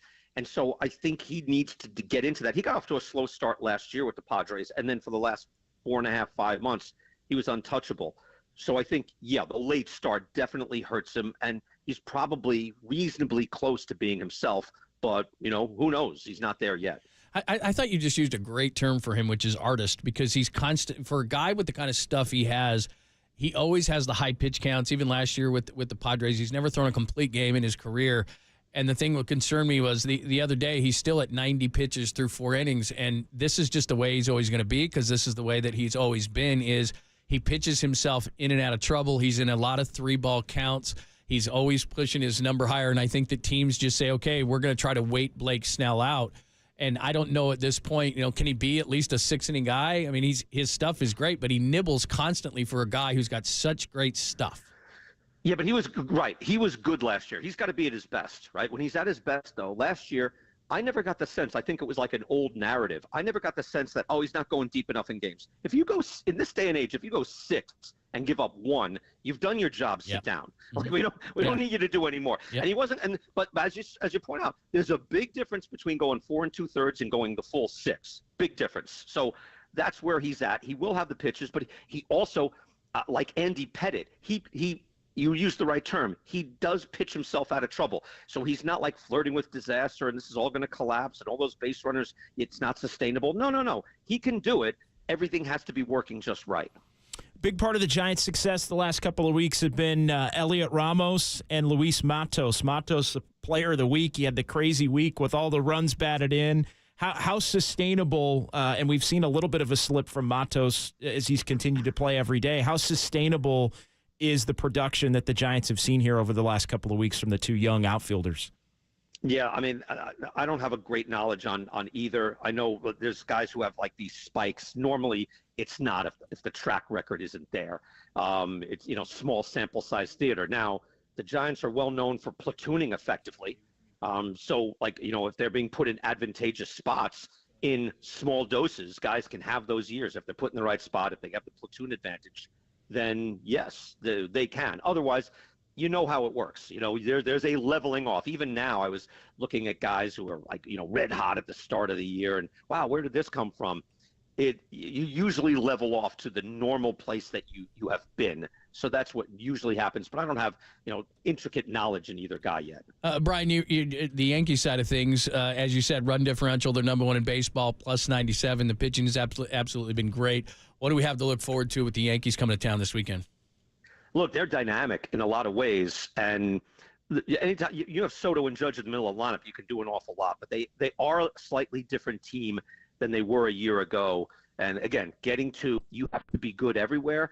Just having Alex Verdugo in there and having a slightly better Anthony Volpe at shortstop gives them a different dimension. The lineup is a little deeper. They can run a little bit more. They're not as stagnant because when they, Soto is not he's not a runner. He's not a fielder, but he's reasonably athletic.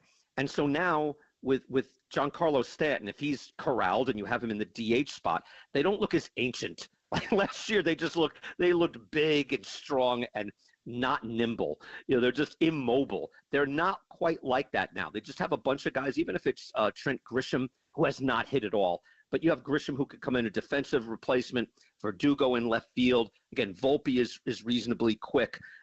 They're a different club. So they're, as I said today on the show, their engine is very powerful. When their starting pitching is that deep, and then you have a slightly balanced lineup with two guys who are, going to both end up in the top 10, probably the number 1 hitter in baseball. Probably Soto is number 4 or 5, that, and lefty righty. They both have good plate discipline. That's extremely dynamic. Great stuff. Brian, it is always our pleasure, man. We watch you every single day. We appreciate it. We'll talk to you soon. Thank you so much. Okay. Thank you. You got it. Take care now. You too. That is the great Brian Kenny. He's got all the numbers, MLB Now, MLB Tonight. He is awesome. You got to watch that show every single day, and they break it down. He was talking about they were doing the run differential again. Plus 97 if you're into those kind of things, a big Billy Bean number. Plus 97, which is number 1 in baseball. Well, and the Giants were among the worst in the NL. I think they were the 3rd worst in the NL behind Colorado and Miami a couple of weeks ago. So, yeah, while they still are, minus 19, it was minus 49, which at the time was the 3rd worst. And so it's coincided with this hot streak and the 10 in the last 13 for the Giants and all of that going back over these last 16 days since this all started that day that he mentioned, May 15. Yeah, that's what they're doing. Great stuff from Brian Kenny. John and John, JD is in for Pop for the rest of the week. We'll continue the conversation. You going to the game tonight? How you feeling? Aaron Judge will update the thought as well. If they can take, say, 2 of 3 from the Yankees like they did on the Phillies, will that further illustrate that this is a legit team? Brian Kenny said a lot of times guys are going to play to the mean. We're excited about Matos. We're excited about Ramos. But a lot of times, hey, we got to get a bigger sample size on that whole thing as well. Farhan, by the way, and we'll play this for you at 1 o'clock as part of the foreplay, does believe in Ramos. He thinks he is here to stay. So we get into all those things. Want to get your thoughts as well. The Golden State Lumber and Builder Materials text line and call-in line the same. at 415-808-KNBR, 415-808-5627. So you can jump on that. We got to finish our conversation. We have about the Warriors as well. Klay not being a top priority. Maybe Jimmy Butler jumping into that arena. What would you think of that? So we'll finish that as well. But remember, giving away a 4-pack of tickets to see Third Eye Blind before the top of the hour at Shoreline on the 15th of September, 2024. So all you have to do, cue to call. Do we have a cue to call? Would you like to sing this, JD? Nah. Be the 10th caller to the studio line, 415-896-KNBR, 415-896-KNBR on that line only, and you can win. Thanks to our good friends at Live Nation. Find official rules at KNBR.com. Tickets on sale right now at livenation.com. Finish up a Warriors conversation, getting back into the Giants, and a foreplay to come only here on the Sports Leader.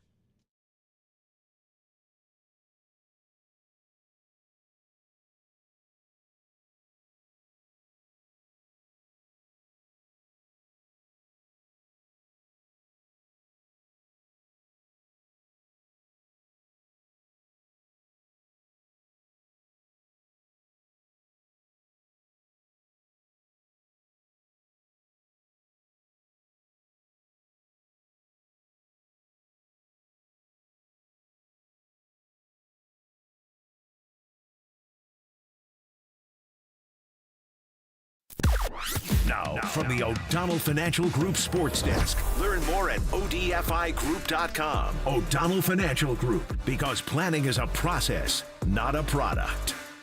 Giants president of baseball operations, Farhan Zaidi, joined Tolbert and Copes yesterday, said that Elliot Ramos, he's not leaving the Giants anytime soon, even with guys coming back from injury. Check out that podcast and more. KNBR app, YouTube, KNBR socials.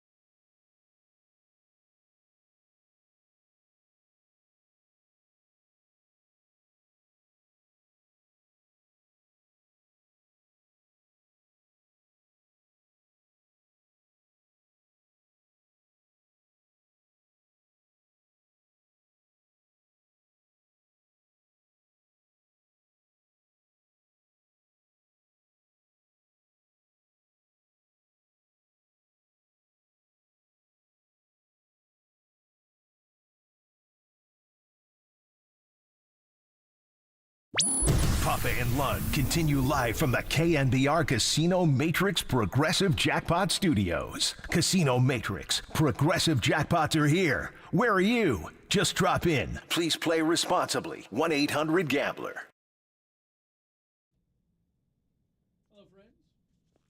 Hello, friends. Thanks for joining us. We'll have a foreplay for you in 10 minutes.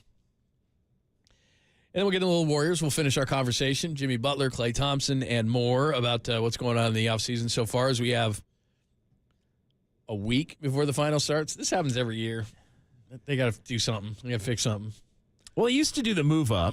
They used to have the option to, well, if both series are over, we'll start early. They don't really do that anymore.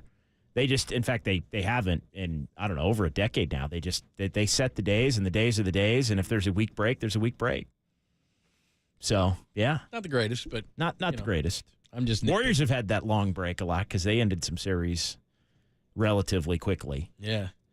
There was somebody most years. I can't remember who did it, but speaking of the Warriors, I read a column today, and somebody ripped the hell out of Draymond Green and basically said that he's ruining inside the NBA. And you know, I wonder what he's going to end up as. Like, is he going to end up like Kendrick Perkins on ESPN, and he's just going to say all the hated things and just do the car wash every day? He's too smart for that. I don't think he'll do that. They're going to do Basketball Night in America after the NFL. So on those Sunday nights after the NFL, and then it's Basketball Night in America, is he going to be on a panel like that? Is he going to join inside the NBA? I mean, he makes great money now. The way that things are trending, and I think that Draymond Green, as far as broadcasting, is going to be a free agent that everybody's going to be after, especially with NBC going to be able to spend more on that kind of stuff. So I think he's going to do great. I just wonder what he's going to be. Like, is he going to be long-term the replacement for Barkley like a lot of people think?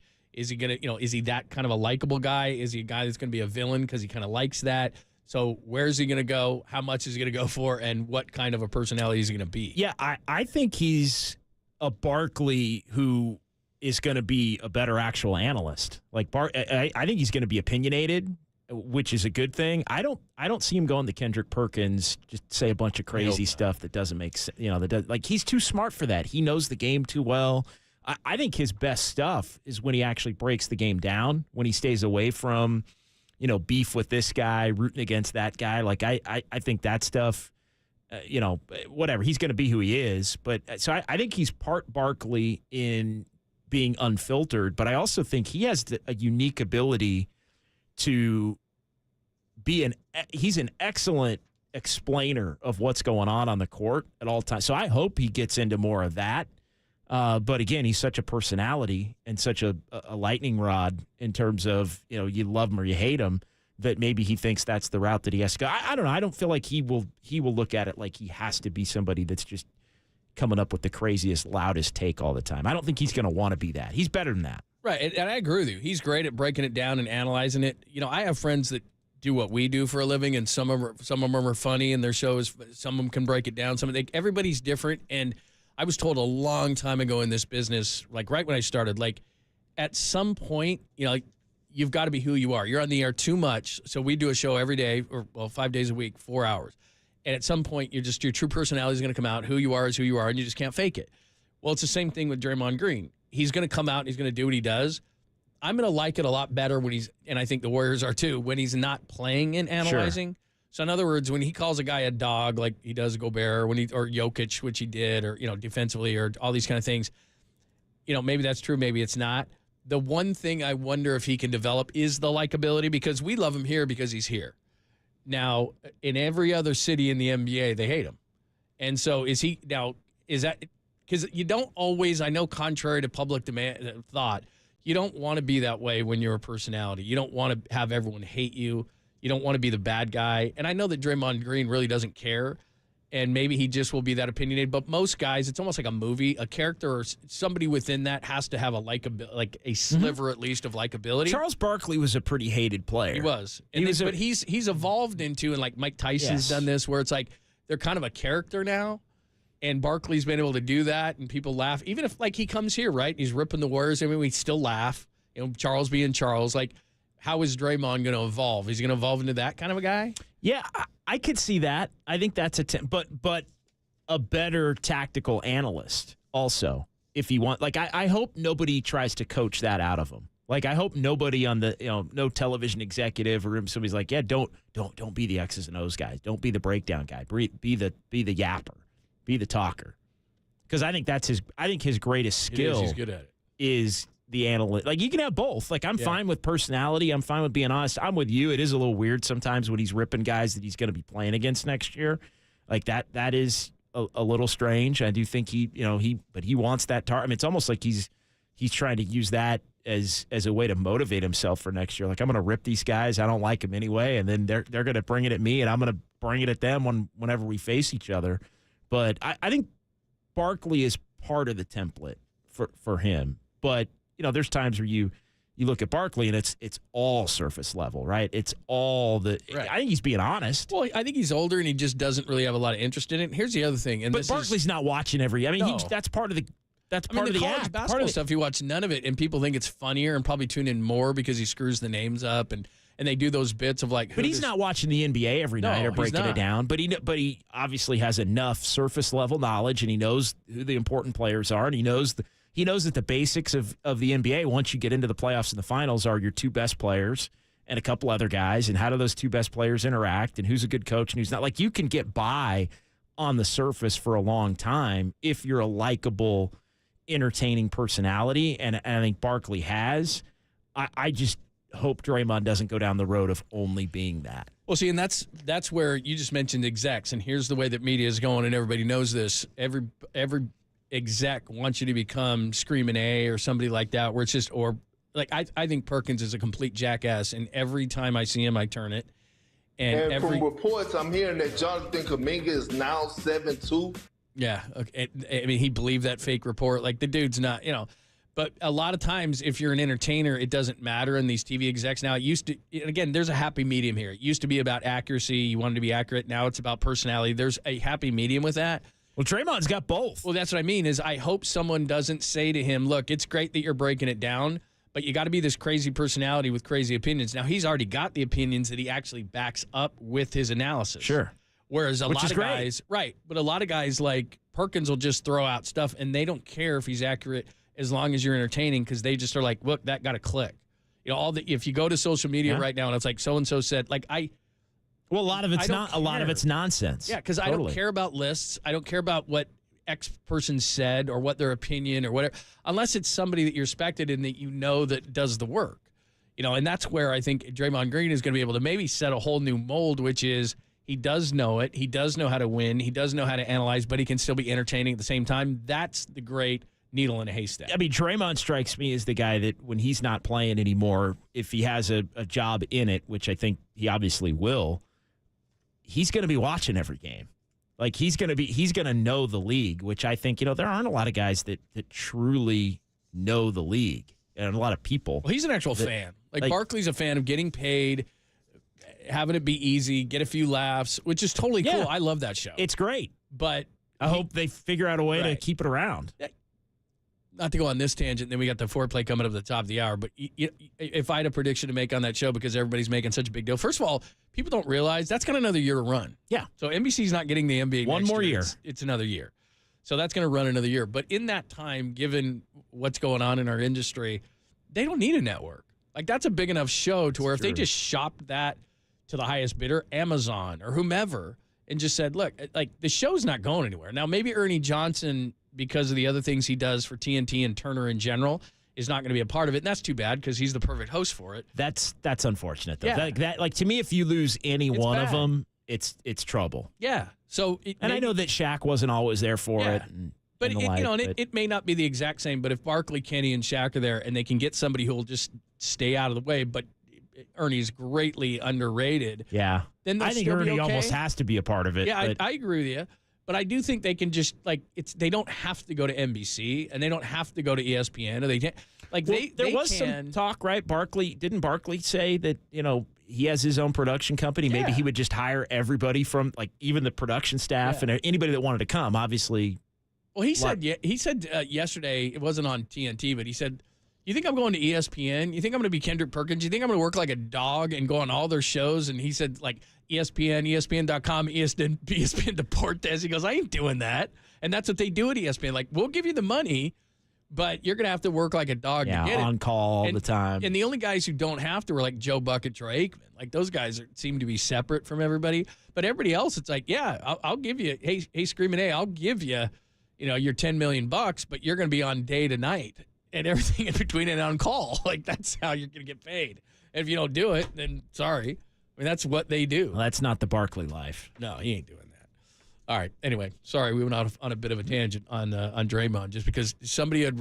I'll have to find it because I got to give him credit or hate. But, Draymond doesn't want to be Kendrick Perkins. Yeah, but they were ripping on him and saying he was breaking the rhythm of it, and he was breaking up the chemistry of it and all. And I was like, I don't see it that way. I don't see it that way. It's interesting, and I'll just end it on this note. But yeah, I think it would be very difficult for anybody to come in and be the fifth with the other four voices. I actually think he's done a pretty good job of it because he brings a different element. Like when he brings it different. Like I don't personally love the Gobert stuff and all that. Like fine, whatever. But the breakdown of the game and knowing these players playing right now, like that's something where I do think even Kenny, who's the most straightforward, analyst of the group, like even he doesn't always have the perspective that is needed, I think, in terms of the straight up analyst. He tries to provide it better than obviously the other two with Shaq and with Charles Barkley. But Draymond is like, I think that's why it has worked with him being added in, is because he is bringing a different element when you separate from the, I hate this guy, I hate that guy, I'm openly rooting for this dude to fail because he's more of a contemporary because he's playing right now, so he can talk from an expert standpoint of what it's like playing against certain players and what the league's like now, because Barkley's come around to it, but remember, he's the original a jumpsuiting team can't win the NBA championship before the Warriors won all those championships. Like that was his thought. It was like, dude, yeah, really? Because it never happened in the 90s. Yeah, exactly. It's like, dude, what are you kidding? Anyway, all right, there's that tangent. We will get back to some of the things you were talking about, the Warriors at 15 after, but a heavily weighted Giants foreplay. Pop and Lund with JD and on KNBR AM and FM San Francisco, the sports leader, Cumulus Media Station. Let's foreplay. Time for some foreplay with Papa and Lund. I'm Dirk Diggler. 4 chunks of audio that really get you going. I have a gift, and I am trying to not be selfish about it, but to use it. On KNBR 104.5 and 680, the sports leader.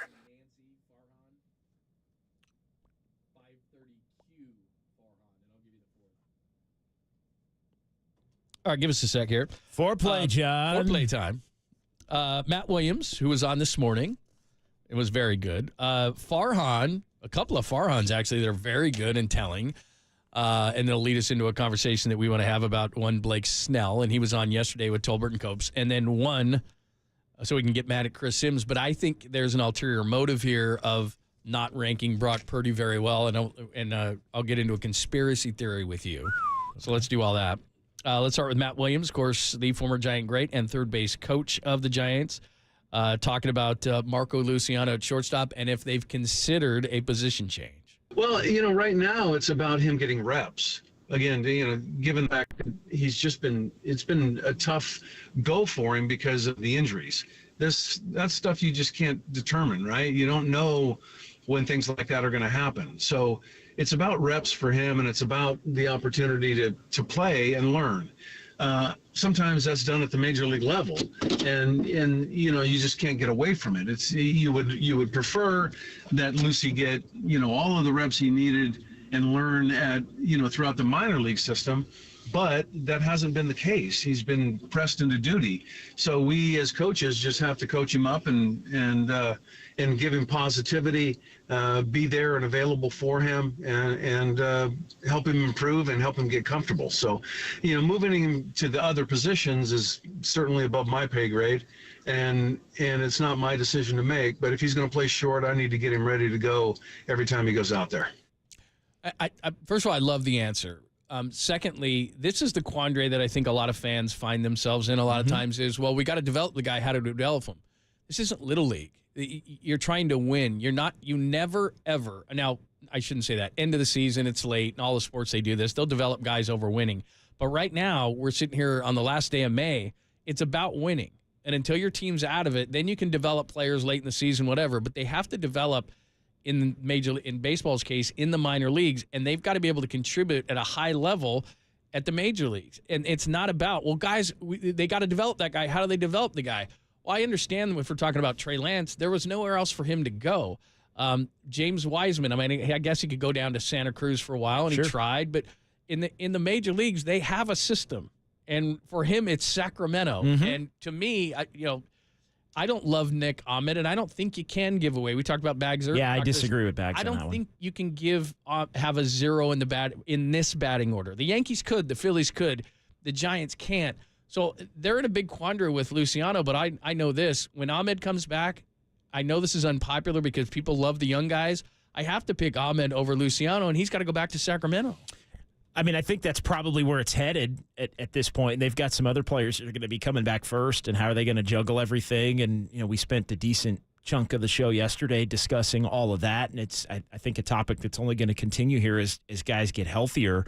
But I think the big takeaway from what Matt Williams had to say there for me was more just the fact that it would be futile at this point to try to change his position in the middle of the year, because I know that's been something that's been thrown out there a lot. Well, try to change his position to get his bat in the line, and it's like, well, you're really going to do that in the middle of the year? Like, no, he needs to go down and play shortstop. This is the actual position he's been working on. And get back. How do you think he'd be at another one? Well, and it's basically there may come a time to do that, and you hit it earlier. You said, hey, they're probably discussing. I think even Baggerly said, hey, they're probably discussing it internally, like when. But that, I think, probably becomes a next year thing, an offseason thing, a next year thing, a fall league thing, all of that. The only thing I can say, because we got a lot of feedback on this when we talked about Luciano yesterday, that I cannot answer the question, and I didn't see on the sheet here that they asked him the question, but we've known for years publicly that they weren't real confident in Luciano being a shortstop. So why is he still a shortstop? Like, people have said corner outfield. If they didn't sign Chapman, I don't know. He's not going to be a better third baseman than shortstop. Doesn't look like, yeah. So, where would he be? I mean, he's kind of a big guy. Is he a first baseman? I don't know. Is the bat that good? Because your first baseman better mash or do what, Lamont Wade Jr. was doing, like get on base all the time or something. But he's got to be a net positive, especially on this team at first base, big time. So, I don't know. You just signed your DH for the next 3 years. So, I don't know where Luciano fits. I don't. But like you said, this isn't Little League and you just say, hey, Billy, grab a glove and go to second. You can't do that.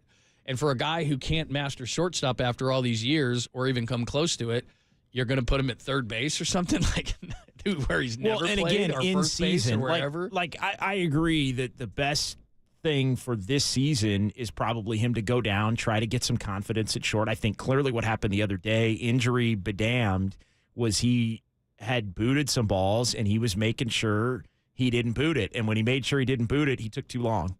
And couldn't throw the guy out, and then it was like, oh, like that. It almost it was an unraveling, I think, and I think some of the confidence had gone away to where they had taken him out of the lineup to give him an opportunity on the big league roster to work on it for a few days. They put him back in there, and then that happened. So now it's like, all right, well, what do you do? How do you deal with it? But the answer in my mind is you send him down, you see if he can gain some confidence playing shortstop in the minors, and then you try to bring him back up and see if there's been progress at some point between now and the deadline when you have to decide whether you're going to go outside the organization this year. Because Nick Ahmed's not the end. Nick Ahmed's not the guy in October. Nick Ahmed's not the guy in September. Yeah, I like Nick Ahmed, and he's done a really nice job. I have nothing against him, and Bags is right. We talked about it yesterday. He may be the option in a week. Right. Or, whenever he comes back. But, yeah. And, he knocked in a few early runs, but more times than not, he's a zero at the end of the batting order. He's Timmy the right fielder in Little League. I mean, it's like, Timmy's up. Let's go. There's 2 out. We're going to have to go out there. It's nothing against the guy. He's a really good defensive player, but at this point of his career, I think he's, especially on this team when they don't have an abundance of offense, he's going to be a late-inning shortstop replacement, and they may have to live with Luciano unless they can make a trade a little bit later. Farhan Zaidi was on, President of Baseball Operations with Tolbert and Copes yesterday. And this is going to start happening because with some guys coming back, and it's going to be Slater and Conforto and all this stuff, here's what he thinks about Luis Matos offensively and defensively. As far as Matos goes, I agree with you. I mean, he had a couple of shaky plays when he first came into center field. Since then, he's done a much better job. He's got great outfield instincts, which we've seen all along. I still think he's adjusting a little bit to this leadoff role. He's an aggressive hitter, and in the leadoff role, you kind of want someone to take pitches, work walks, get on base. And that's really not his game, although he's come a long way with that. But I agree with you. Think about, the sort of emotional state of the fan base of the team when Lee went down, and to have Matos come up and play as well as he has and get people just as excited as they were about Lee in a lot of ways. I mean, that's been such a huge lift for us. All right, so those are nice things that he said, but when he talked about Ramos, he talked about Ramos as a guy who's here to stay. When he talked about Matos, and again, I'm not saying he's inaccurate. He's not, because Matos, we all thought he was going to be all-world. He knocked in a bunch of runs. It's like, wow, well, he's kind of struggled. His average has kind of gone down. Now, he's made plays. He made a great play to get on base, get that double against Pittsburgh, ends up winning it, had a game-winning sacrifice fly. He brings energy to the team. He's played much better defense in center. I like Matos.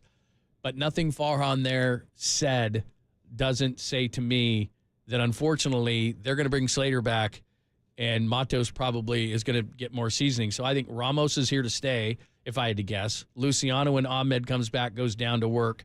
And Matos, we'll see, could be the odd man out, even though I think he's giving him great energy, because he's right. He's not a leadoff hitter. So I don't know what Matos is. He's not quite a power guy. He's not a middle-of-the-order guy. He's not a number 2 guy because he doesn't make good enough contact. He doesn't walk. So, I mean, I like Matos, and I think he's got a future, but where do you put him? Well, and he's hitting 243 now. Like, he's already, like, he had the hot week, and he was driving in every run. And look, I'm not saying average is the end-all be-all or anything like that, but the point I'm getting at is if he ends up in a real cold spell at the time in which a decision needs to be made, and Ramos continues to do what Ramos is doing, which is basically get a hit or a couple of hits every day, and he drives in a run seemingly every day. His defense has been pretty good on its own. Like I don't know. That was my big takeaway off of all of that with Farhan yesterday is Ramos ahead of Matos? Because I think when the fans talk about it, it's Matos is ahead of Ramos, and I don't know about that. Although the center field component comes into play there too. People and I do too. We get caught up in styles, right? He's exciting. He's fun. His helmet's always flying off. He's making plays in center field. He's all this flashy. Stuff. He's flashy. There you go. You just made it succinct, and I was stupid, but that's what he is. And so people like that, and we all like youth because what it represents is hope. It's a little like to use a Warriors. It's a little like Kuminga. Kuminga's flashy, right? Like when Kuminga's on, Kuminga does sweet stuff, and it makes you sometimes think he's a little better player than he actually is. I just think that and Kuminga's done more than Matos to this point. I'm not. But I also think that the people we have on, the insiders like Susan and Bags and others, say the same thing to us. They are going to, I'm sorry in advance, but they are going to give Slater a shot. Now, again, if Slater comes up from his rehab here, whenever that is, and stinks it up, then I think they'll have another decision to make. But if I was predicting, I think Ramos is going to stay. I think Matos may go back down at some point. And I think that Luciano's going to, again, Ahmed comes back. I think Luciano goes down at some point and gets more seasoning. Maybe that's wrong. But given this staff and Bob Melvin and these guys, they're going to give veterans chances to get themselves out of it.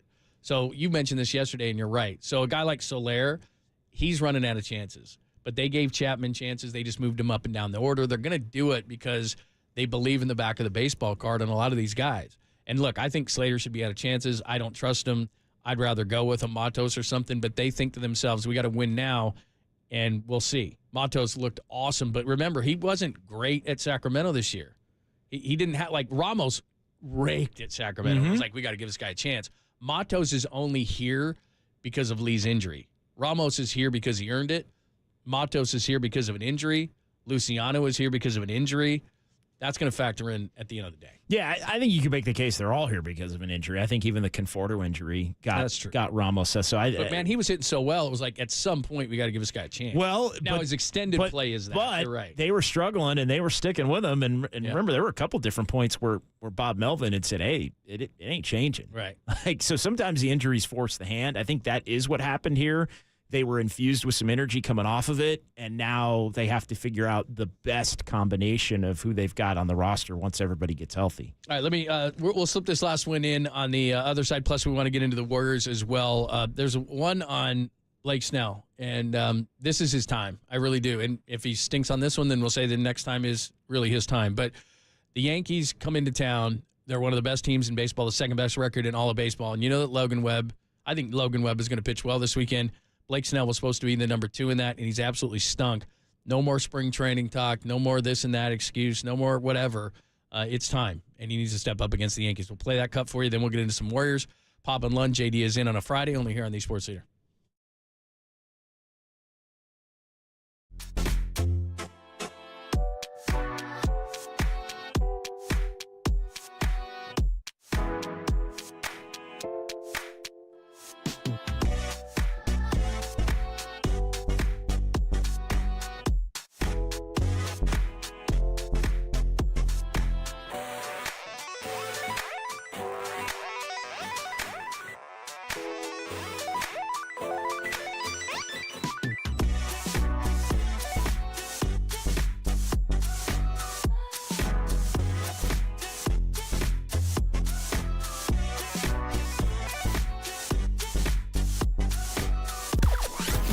From the O'Donnell Financial Group Sports Desk. Learn more at odfigroup.com. O'Donnell Financial Group, because planning is a process, not a product. Giants president of baseball operations, Farhan Zaidi, joined Tolbert and Copes yesterday, said that Elliot Ramos, he's not leaving the Giants anytime soon, even with guys coming back from injury. Check out that podcast and more. KNBR app, YouTube, KNBR social.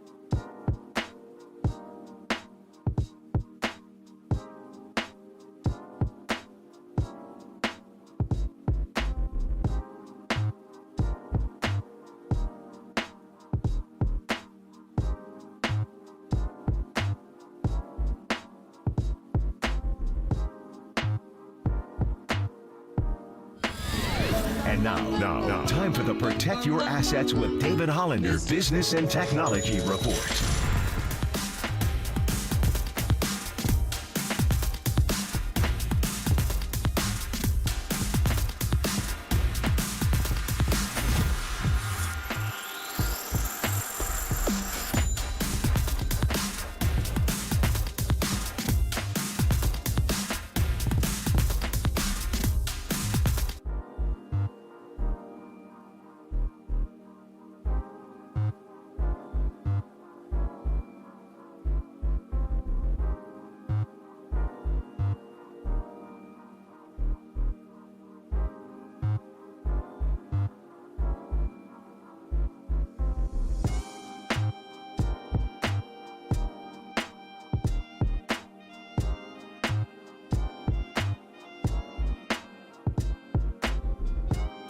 Since we're the sports leader, it only makes sense that you should follow. Find us on Twitter at KNBR. For once again, we are the sports leader.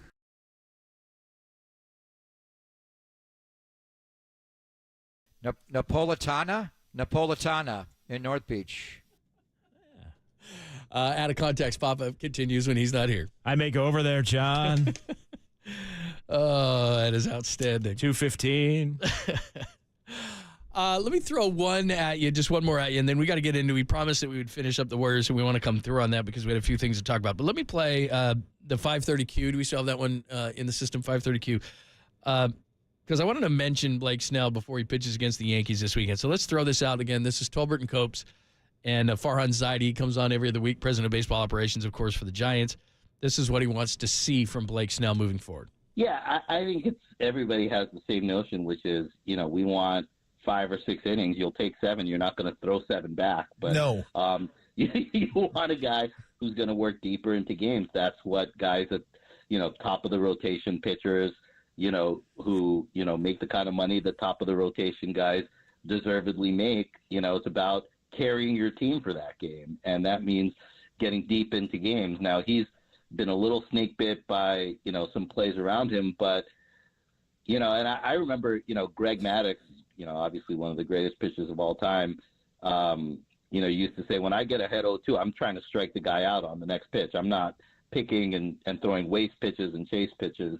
And, Blake's stuff is so good that you almost want to see that mentality, that you don't necessarily want to see the chase curveball 0-2. You want to see him go right at guys. And, he's got 4 pitches he can get swings and misses in the zone with. So I think just being more efficient. I mean, we talk about that a lot on the pitching side. We talked about it with Kyle Harrison last year. And I think that's the big thing for Blake. I think as he gets more efficient, I mean, he's getting a ton of swings and misses every game, which is a big thing that we look at. And so, you almost feel like you're watching, a closer or an end-of-game type pitcher, when he's on his game. But, you're a closer, you can have that 25, 28 pitch inning and come back and pitch the next day. But as a starter, it's so important, especially with the, how much our bullpen's been worked, that a guy like Blake go deeper into games. So he knows that. I think he feels really good physically. He feels good about how he threw the ball on Monday. And, we think he's just going to keep getting better. Okay. All that's good, and we've discussed that, you and I, quite a bit over the last couple of days. Here, regardless of what it is, deeper, yes, but better. Yeah. I mean, whatever you got to do, this weekend is a huge litmus test to me because, look, Jordan Hicks is what he is. He's solid, but he's going to go 5 tonight. And then Logan Webb is under pressure to go 7. And he might go 7 no matter what. Right, he might go 7 if he gives up 0 or gives up 5. And then Blake Snell pitches on Sunday, and it's like, dude, we get it. You haven't pitched well. But here's what I don't want to hear. Spring training, you're 2 months into the season. No more spring training. No more making progress. No more this, that, and the other. He's a quirky guy. I have nothing against Blake Snell, and it's not my money, so whatever. How about 5 innings and 2 runs? Yeah, what? I just want to see. How about 6 innings and 3 runs? I feel like we're grading him on a curve. Like, well, he threw some good pitches and he's getting better. What do you mean getting better? And all the numbers are better. And the numbers are bad every start. It's like, look, I don't. Well, he's not Kyle Harrison. I don't want getting better. I don't want progress. I don't want to hear about a lack of spring training. I don't want to hear about any of that. You're pitching against the Yankees. we're trying to see if the Giants are a legitimate team, and they are paying you a ton of money to be maybe not as great as you were in the second half. Maybe that is just way too much to ask, but be a competent pitcher so they can win a game. You unearthed this morning before the show. Jordan Montgomery in the same situation has not been great, but the Arizona Diamondbacks, I think, have won like 4 or 5 of his last starts, so they're on a roll. It's 4 in a row, and looking at all of it, because he made his first start in that 17-1 game against the Giants back in April. They're 5-2 in his 7 starts. That's the bottom line. So look, and he's given up his in the game. He's had one true clunker, and that was against the Dodgers, where he threw 3 innings and gave up 6 runs. But yeah, I'm looking at just Jordan Montgomery's innings pitched. I'll just run through it very quickly. I'm going in from most recent to back. 6 innings, 2 earned. 6 innings, 4 earned. 5 1/3, 3 earned. 7 innings, 2 earned. The one outlier, 3 and 6 that I mentioned, but then 7 innings, 3, 6 innings in this first start against the Giants and 1. Like, all of those are a lot. Quality starts, right. A lot of it. Like the next worst one is 6 innings and 4 runs. Like, so, you take that. Well, and Farhan right said, God, if that'd he be could better than any Blake Snell start to this point, 6 innings and 4 runs. And Farhan said, 6-2 would be great. Like, you're going to keep this team in the game. And again, it's not even really about the money or anything, because I don't pay it. But the after the game thing where he's not making an excuse, but he is, where he says, you really need spring training. Well, no kidding. And I don't know if he's going to stay with Scott Boras because he can opt out or he can stay in for another year, whatever the case may be. I'm not mad at the guy. I don't care about the money he makes. But you look at this rotation, nothing against Jordan Hicks, it's 5. You look at Harrison right now, it's 5. You've got an opener strategy. It's not sustainable to do this. And the reason why I wanted to sign Blake Snell in the first place was I knew that guys like Wisenhunt and Black and those kind of guys, they needed a year. They need an additional year to get themselves ready to pitch in the major leagues. So they bought you to say, look at this. We got the top 2 guys in the Cy Young. The whole reason I had optimism and have optimism about the Giants is if you can just get in and you have a short series and your top 2 are Webb and Snell, and then, if Hicks can do whatever he does, it's, whatever the case may be. But I know that you can win World Series when you have 2 guys who are capable of those type of things. But he's not even keeping you in games. He's one of the worst pitchers in baseball right now. No. Now, that being said, if you do get in and he does come around as he has throughout his career, that still could be in play, that positive side, where it's like, oh, yeah, you're in even if you're in a little short, one of the little 3-game wild card series, win 2, well, you got Logan Webb potentially and Blake Snell, 1-2, boom, boom. You end that thing real quick and line everything up for the division series. But he's got to get there. And I'm like Monday. And I don't want to hear progress. Well, Monday was the game that did it for me. Like you mentioned, okay. Monday was the game where I finally kind of snapped on the progress thing, because it's like, dude, you can't you got to look at the guy's line. Right. Like every line is bad. Like you can't. Like I get 22. Like hey, if Matos is making progress, this guy's making progress. I'm seeing good signs. I can live with that. But it's like Blake Snell. I don't want positive sides, dude. I want a complete outing. Totally. And again, I'm looking at, not to run through all of it again, but it's the Phillies game. 4 innings, he gives up 3 earned runs. That's not good enough. 3 1/3 gives up 4. 4 2/3 gives up 5. 4 innings gives up 7. 3 innings the first start gives up 3. And that was the game against the Nationals. The Giants got beat 8-1. And it was just, they're guys all over the place. What's the record when he starts? You have that? It's 2-3. They were 0-3. It's 2-3. But they've won the last 2. They came back and won the game Monday against the Phillies. They came back and won a game against Pittsburgh. He threw one of the games against Pittsburgh there. But it also, there were, and I lost track of this, I'm a big believer in what your record is in guys' starts. Like Harrison, I know you were kind of a little down. Like they're 9-3 in Harrison starts, and they had won 8 in a row before the last one. Before Wednesday, like they're 9-3. They're not good enough in Logan Webb's start. Now it's not Logan Webb's fault, but they're 5-7 in Logan Webb. It was like that last year too. And so that's not. He's been good enough for the most part. I think he's only had 3 bad ones out of 12, but they haven't won enough. Like you want that to be 8-4. It's a big deal. That's a huge deal. But it was also the starts that had to be made by others because Snell was unavailable, and those are the ones where Dalton Jeffries 0-1.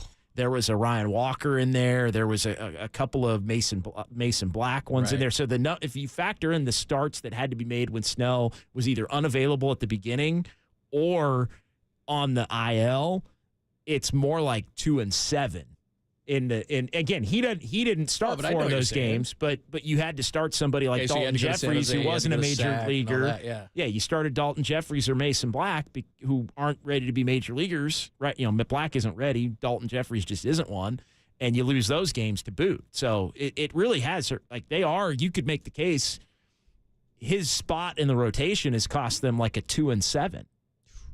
And then you add that to Webb, and it's like, well, wait a minute, it's what, you're 7-4. That's 1 and 2. You're That's 7-14 and like 21 starts. And those are supposed to be your 1 and 2 starters. So that's got to get on. They can turn it around. I'm just simply saying that if I'm far on and sitting down with him and he's being nice to us and do this and do that, it's like, dude, we got the Yankees now. We're into the 3rd month of the year. It's time. Like, we're not going to talk about spring training anymore in post-game interviews. Like, that's over. And we got to start being efficient. Let's start going. 100%. All right, give us your thoughts. 415-808 KNBR, 415-808-5627. We promised we'd get back to some Warriors as well. Plus, I do have one piece of sound that I wanted to play yesterday we didn't get to, so we still have that to the top of the hour. And then Tolbert and Copes at 2, only here on the Sports Leader.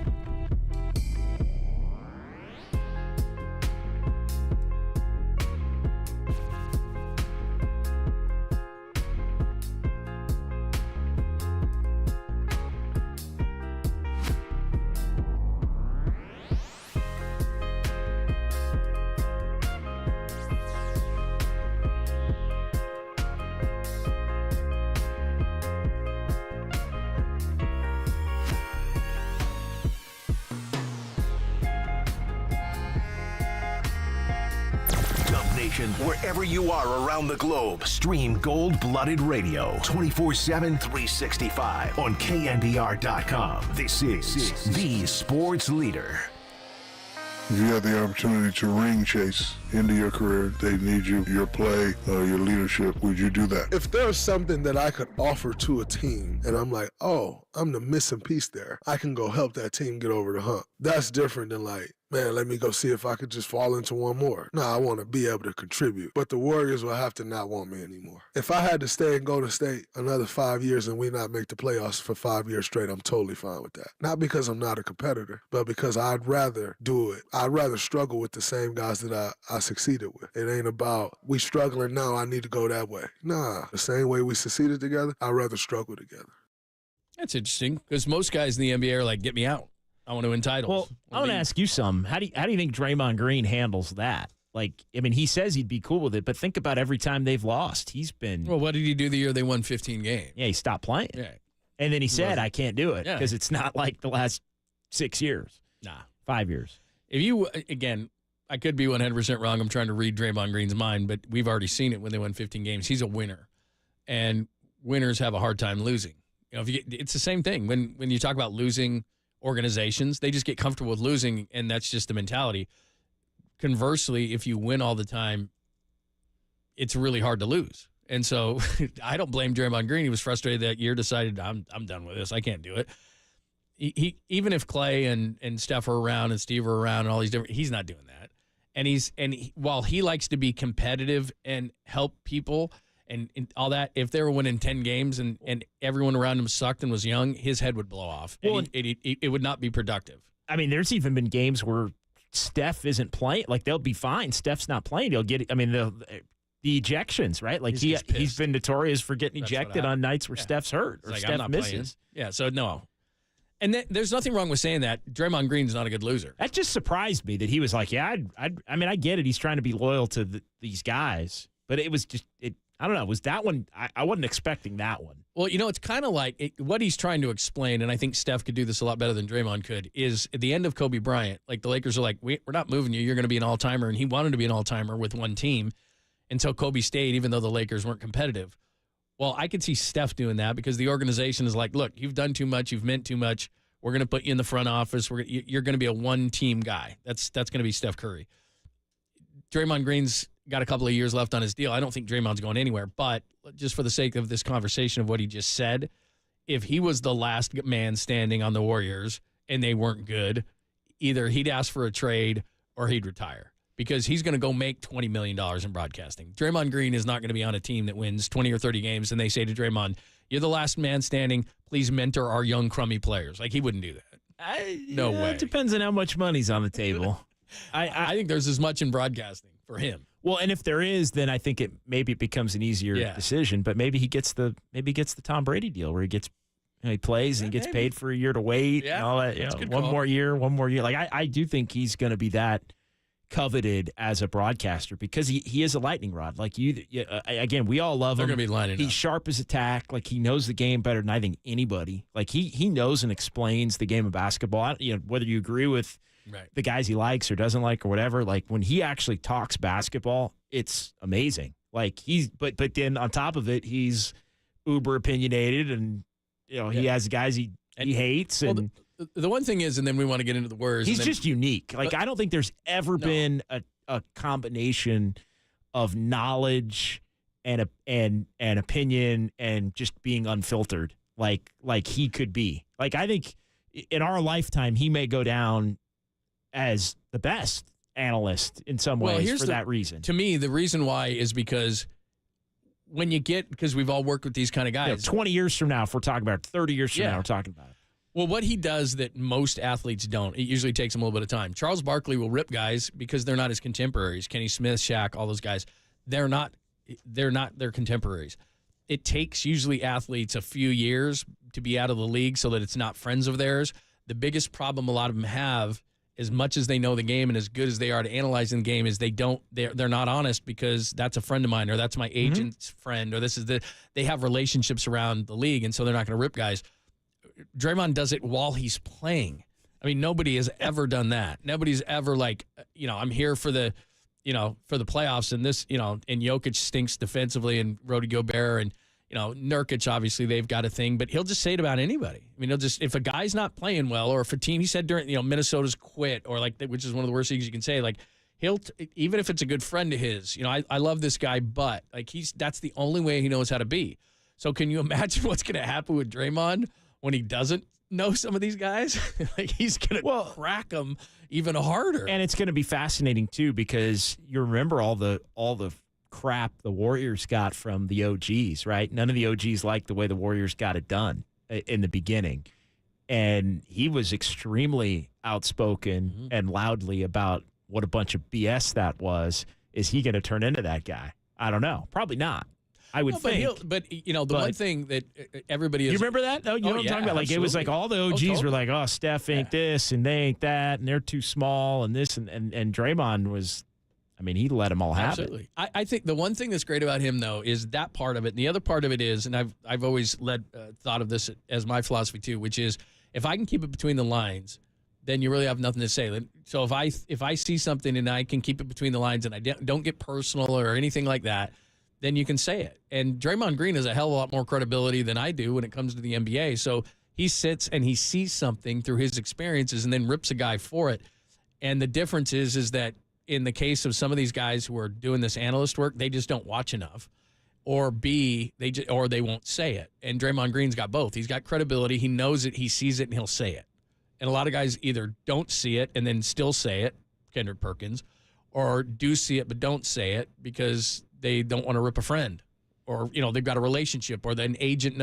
There's a business thing there, or they just don't feel comfortable with it. A lot of guys just don't feel comfortable in criticizing, especially contemporary players. Draymond doesn't have that problem, and that's why he's going to be so great. Yeah, he's going to be spectacular. But when that is, I think, is also a big part of the conversation, and we'll see. Anyway, that we got into the cut because we weren't sure when he was going to leave. All right, let's finish up this conversation real quick, and then we got some stuff we can play until the top of the hour. So we started with, you read a quote, maybe Klay Thompson is not the priority for the Warriors. They're going to look at other things first. One of the names that came up is Jimmy Butler. So let's finish that conversation. We got a couple other pieces. So Jimmy Butler would have to be traded for, and then he'd have to be given probably a 2-year extension. Yeah, I mean, you don't have to give him the extension, but he wants the extension. I don't think he'll come here without it.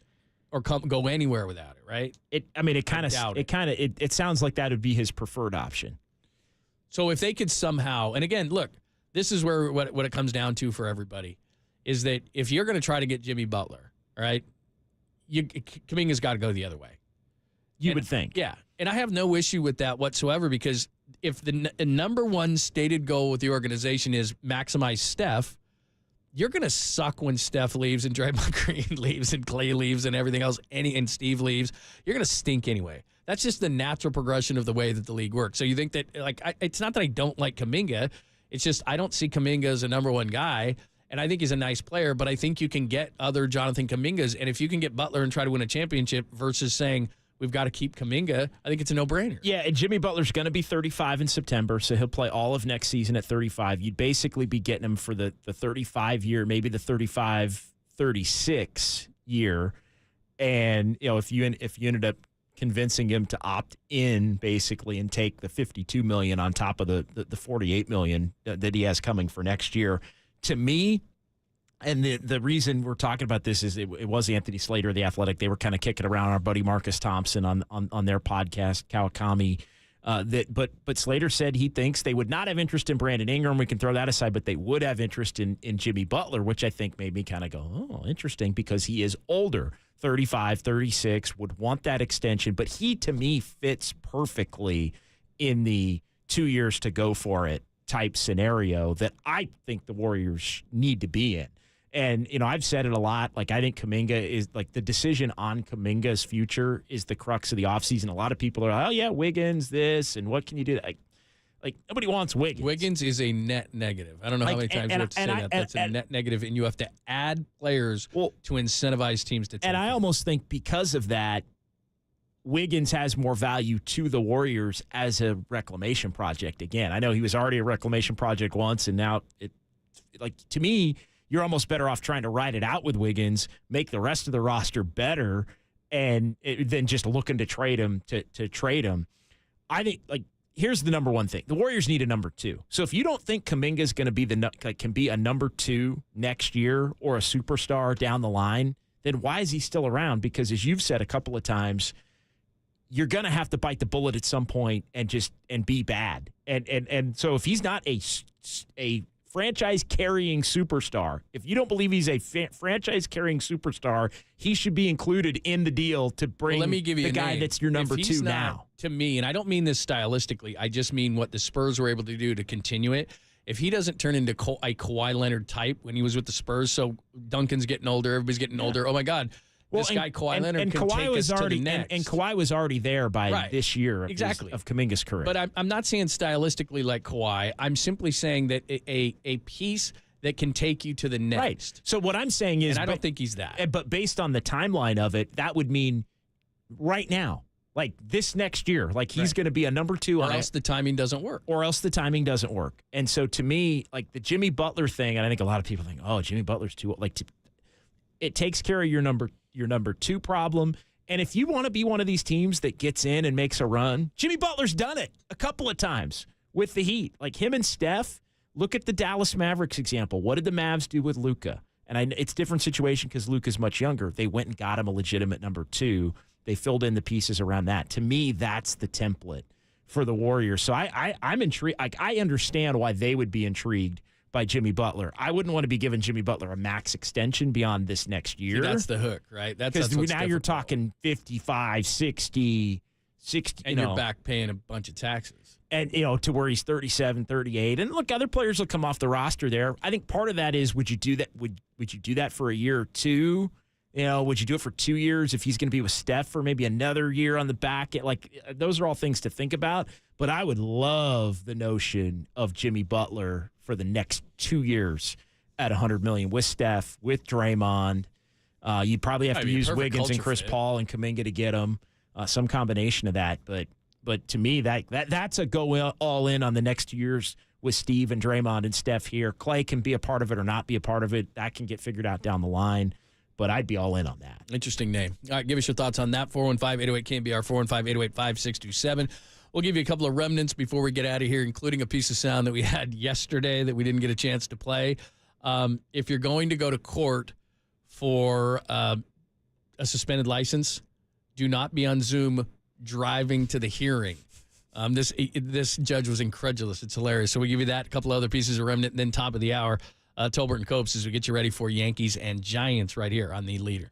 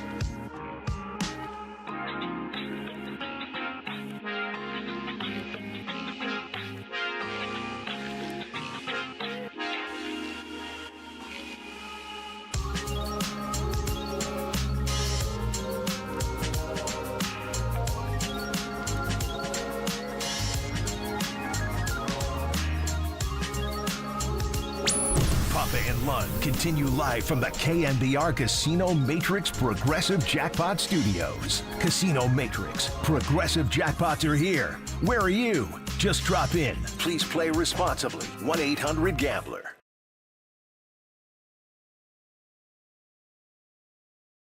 Do you like pina coladas? Getting lost in the rain? You like making love at midnight, John? Very nice. Very well done. The out of context pop. Although 10 hours till midnight, John. Although that's not out of context. We play that often, and then he does say that. And he does not resist changing it or singing anything or rapping. Yankees in town, John. Yeah, and he grew up in New York, so he does like the pinstripes. So. And then midnight is very close. He makes me uncomfortable. All right, look, we wanted to play this for you yesterday. We didn't get an opportunity to. You may have seen this as it went rather viral. So this dude is showing up for a license suspension, and he's on Zoom. Well, he's driving. And so you'll be able to hear this. We'll kind of explain this, but you'll hear a lawyer, you'll hear a judge, and then you hear the guy saying, I'm parking, but he's on Zoom. So the lawyer and the judge he's can on a see phone. him. Yeah. Yeah. So he's like, I'll be there in a second. Because he's going to go in the court, but he's on Zoom because he doesn't want to be late. So here's what it sounded like. And the judge is just like, what in the hell? So again, guy going to court for a suspended license. He's driving on Zoom. Take a look. Mr. Harris, are you driving? Actually, I'm pulling into my doctor's office, actually. So just give me 1 second. Yes, I'm parking right now. You stationary? I'm pulling in right now at this second. Yes, I am. All right. What are we doing? So maybe I don't understand something. This is a driving while license suspended? That is correct, Your Honor. And he was just driving, and he didn't have a license. That is what the charge is, Your Honor, yes. No, I'm looking at his record. He doesn't have a license. He's suspended, and he's just driving. That is correct, Your Honor. I don't even know why he would do that. So defendant's bond is revoked in this matter. Defendant has turned himself into the Washington County Jail by 6 p.m. today. Failure to turn himself in will result in a bench warrant with no bond. Thank you. Thank you, Your Honor. Mr. Harris, I'll be giving you a call. Okay. So when you hear that, there's a sigh. And again, remember, it's on From Zoom. him, right? Yeah. If all he would have to do is say, I'm having trouble, I can't. You don't have to put yourself on camera in Zoom. We've all been on Zooms. So it's like he could just, all he would have done is just said, yeah, I'm having a little hard time. I'm trying to get to a space. I can't hear you. My phone's not getting good reception. Then you park not on Zoom. I'm pulling into the parking lot. Right. And then you could sit down and you could actually put yourself on the thing. Oh, I'm just sitting in a car. Like he's driving and the judge can see him. He can see the judge. And then obviously the lawyer's in there and she can see. All three are on Zoom. He's driving. He's got his hand on the wheel. And he's like, and he's saying, yeah, I'm parking. Dude, you're there for a suspended license. Like, I don't always make the wisest decision, and I'm not the smartest, but dude. Like he's suspended, and he's just driving. Like the judge is looking at this guy. Like, well, the lawyer, she tried to, like, that. Those are the charges. And the judge is like, no. I'm watching him drive. No, actually, he's not supposed to be driving right now. I mean, you can see it. That's the best part. Where the guy, he goes, and you got to turn yourself in, and the guy sighs. Oh. Like, oh, my God, what? Like, oh, my God, you forgot you had a suspended license here and you're driving? Okay. Oh, my God. I mean, the judge is like, you got to turn yourself in by 6 p.m. 30 days. Oh, my God. Seriously, we've all done dumb stuff in our life. Generally speaking, it's around substances. But, like, supposedly the guy was sober, pulling into his doctor's office. Did he think it was a different charge? Did he have numerous charges that he forgot that one happened to be the suspended license charge? Man, that's tough. That is brutal. That's brutal. I mean, and that's never going to go away. Like, you're that guy. What? You were on that video. You were driving. What the hell were you thinking, bro? That's bad. That's bad. That's as dumb as it gets. Not good. They used to have that show, America's Dumbest Criminals or something. That's pretty tough to beat. That would apply. Well, it's almost like the judge was so taken aback, like, am I seeing this right? Yeah. Like, it took him a minute to go, wait a minute. Yeah. This can't be. I'm like, am I on, like, it was It was he had to. Yeah, the judge had to make sure. Are you driving now? That was in Michigan. Because his attorney was trying to. Yeah, those are the charges. Like he hasn't trying to like he is within a grace period, or like he's not, and like she tried to get it. Plus, what would have been amazing too is to hear, because she said, "I'll call you later," and it's like, I'm sure she called him and goes, "What a jackass what you are you doing?" So maybe I don't understand something. This is a driving while license suspended, and you're driving. Like he was. He was like, "Wait a minute, are we seeing this right?" Anyway. That is correct, Your Honor. Well, because at that point she couldn't say anything. And she's like, "What am I even doing here?" Like I can't even lie now because those are the charges. Yeah. All right. She was upset. No, she was pissed. Because it's like, come on, dude. Like, why did I even get out of bed for this? All right, Friday's big poll. What do you think the reception is going to be for Aaron Judge tonight at Oracle Park? Let me reset this thing and get the latest. We got a late rally. Oh, man, it's close. We got a late rally. Really close. Just give me 1 second. I'm parking right now.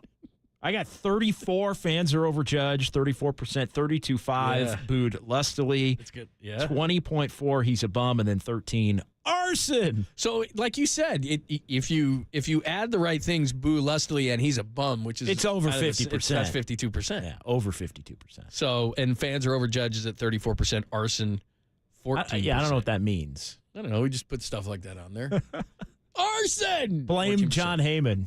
So anyway, yeah, I mean, if that sticks, and we had callers calling the same thing today, they're still upset. How much of it is John Heyman? How much of it is John Heyman? Because you thought today, he was mad for 6 minutes he was coming because of John Heyman's misreporting. Wasn't Logan Webb's tweet something like, "Not cool, bro, not cool," or something like that? It was like that. Yeah. And then we've asked about him, right? Hey, how different would it be if that had never happened with Heyman? Because that is an added element. That was bad. Well, yeah, I remember seeing it. Oh, he's not coming. He's not coming. He's not. Oh my God, he's coming. Yeah. Like when you see that, and the fact that he made it arson was just hilarious. He didn't mean to, but they just, and that's what I did. I made some joke, like maybe all 6 months later. The all lowercase Heyman tweets. And I made like some kind of joke 6 months later. I think it was fairly funny and blocked, which it hasn't affected my life in any way, shape, or form. I'm just saying, like that's. Gotta be, if you make a mistake like that, you got to own it, laugh at it. You did it. But yeah, I remember looking at it. In fact, it was right after the show, and I remember looking at it and going, "Oh my God, he's coming!" Mm-hmm. And then, like minutes later, all the other baseball insiders are like, "No!" Immediately, he's like, "Oh, sorry, I got some bad info." The Giants tell me they haven't heard. Oh, that's unbelievable. Anyway, all right, good time had by all. Thanks, bro. Good to hang out, man. A lot of fun. On the shows. Looking forward to it. After the shows. We could always have another post-show meeting. That was a nice one yesterday. Very much enjoyed it. Yeah, it was a good time. All right, we'll see everybody out at the ballpark. Have a great time with the Yankees game. Had a great guest list today. As always, if you missed anything, go to KNBR.com. Thanks to Danny. Thanks to Walter. From 58 Social. They're out at the park right now. It is Tolbert and Copes on KNBR AM and FM San Francisco, the sports leader, a Cumulus media station. Okay.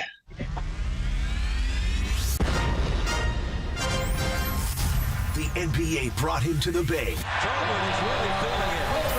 While his co-host was born and raised here. Adam, that is great co-host work right there. That is amazing. You're lucky to have Adam, Tommy. Oh, absolutely. It's time for Tolbert and Copes. Let's get it on. Tom Tolbert. Yeah, thank you. Now if I could ever get some beer. And Adam Copeland. Adam Copeland has arrived! On KNBR 104.5 and 680, the sports leader.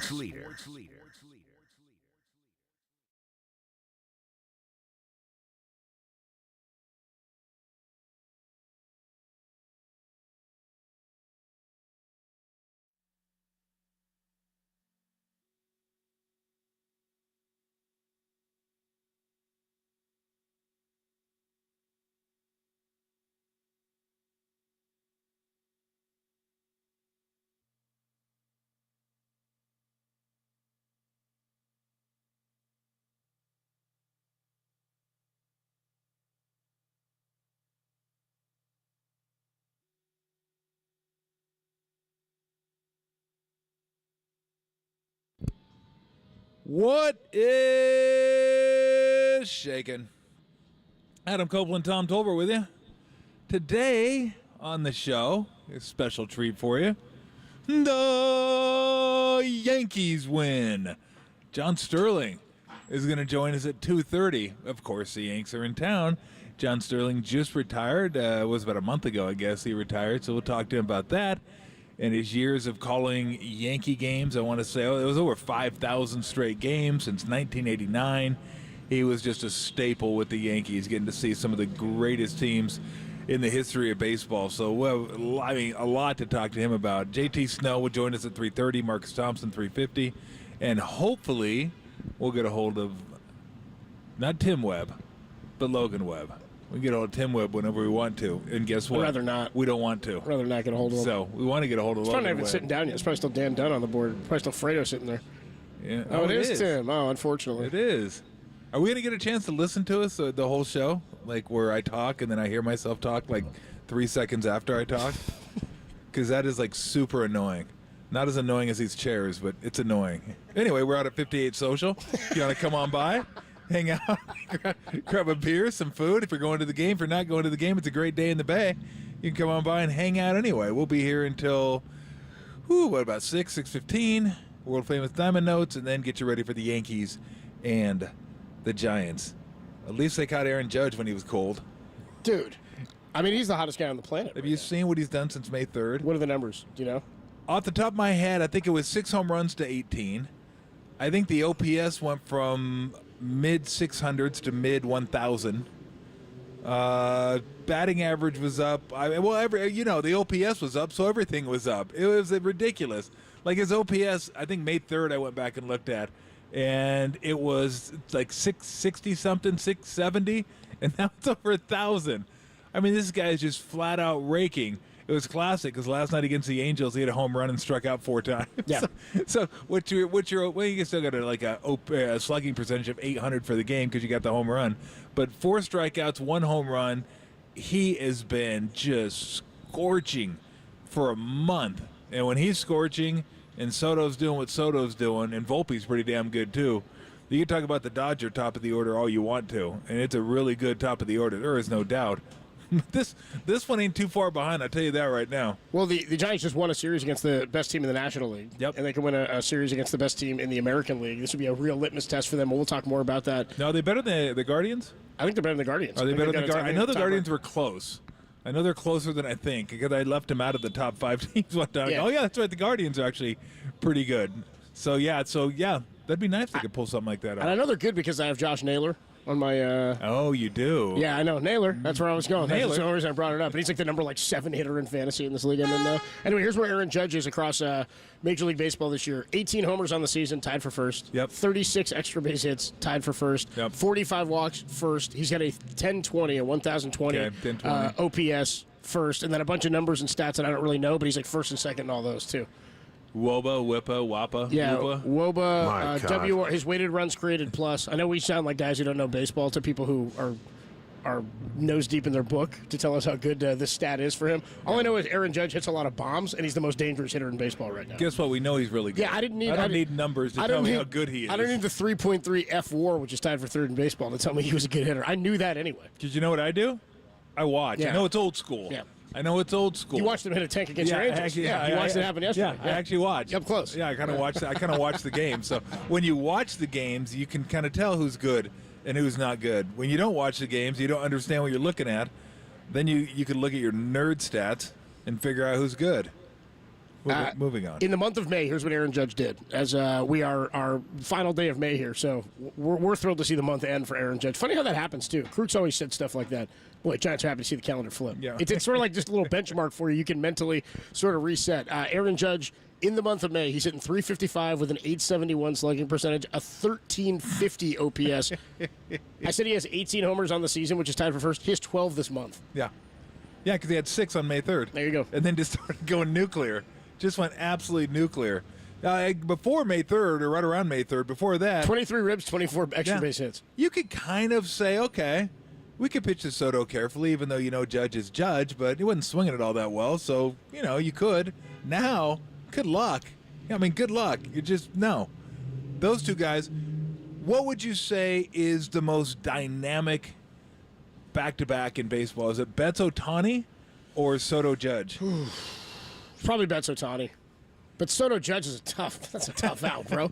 Soto, put it this way: if you want to take that one, I'll take the other one. I'm good with either one. There's no wrong answer. You take one, I'll take the other. And they're both righty-lefty. Yeah. I don't even know which one gives you more power. Yeah. You know what I mean? I don't know which one provides more power to you. Juan Soto, though, the fact that he's got such an incredible eye. Yep. I mean, Mookie's a pretty damn good eye, too, and he hits for so much power, and he's got speed, and he can get to any pitch, basically any. He can cover the entire plate and the top and the bottom of the zone. You can't low pitch Mookie. He might drop the head of the bat on it and hit one out. You try to high pitch him, he can go opposite field and hit a double in the gap, turn it into a triple. Ohtani is sure susceptible to a strikeout and a high and inside, but it's so. I mean, you saw the ball he hit here? Yeah. The home run he hit here? I was like, what the hell is that about? Yeah. Usually balls to right center aren't no doubters. There's no wrong answer. I mean, Kyle Schwarber hit one too like that. Yes, he did. That was a rocket. I was like, who says you can't hit here? These guys are hitting absolute tanks. How about the one he flipped out to left? Yeah, he flipped that one out to left to start the game against Kyle Harrison. He also had a base hit that went 2 feet in front of the plate, but 400 feet up into the air. Yeah, exactly. And dropped right in front of the Patrick Bailey and Eric Miller the other night. The other one I was going to ask is Aaron Judge. I mean, he's the guy who would be capable of doing it. Could we see him go McCovey Cove as a right-handed hitter? Like, if you're going to go short list of guys as right-handed hitters in baseball today that could do it, Mike Stanton or Giancarlo Stanton. Yep. Yeah, definitely him. And Aaron Judge for sure, because he has such incredible power to all fields, and he hits home runs. Like, there's different types of home run hitters. He's a big towering home run guy. Like, he'll hit low liners that go out. Stanton hits ones that get out, like, in half a second. It seems like they're, like, on their way up when they leave.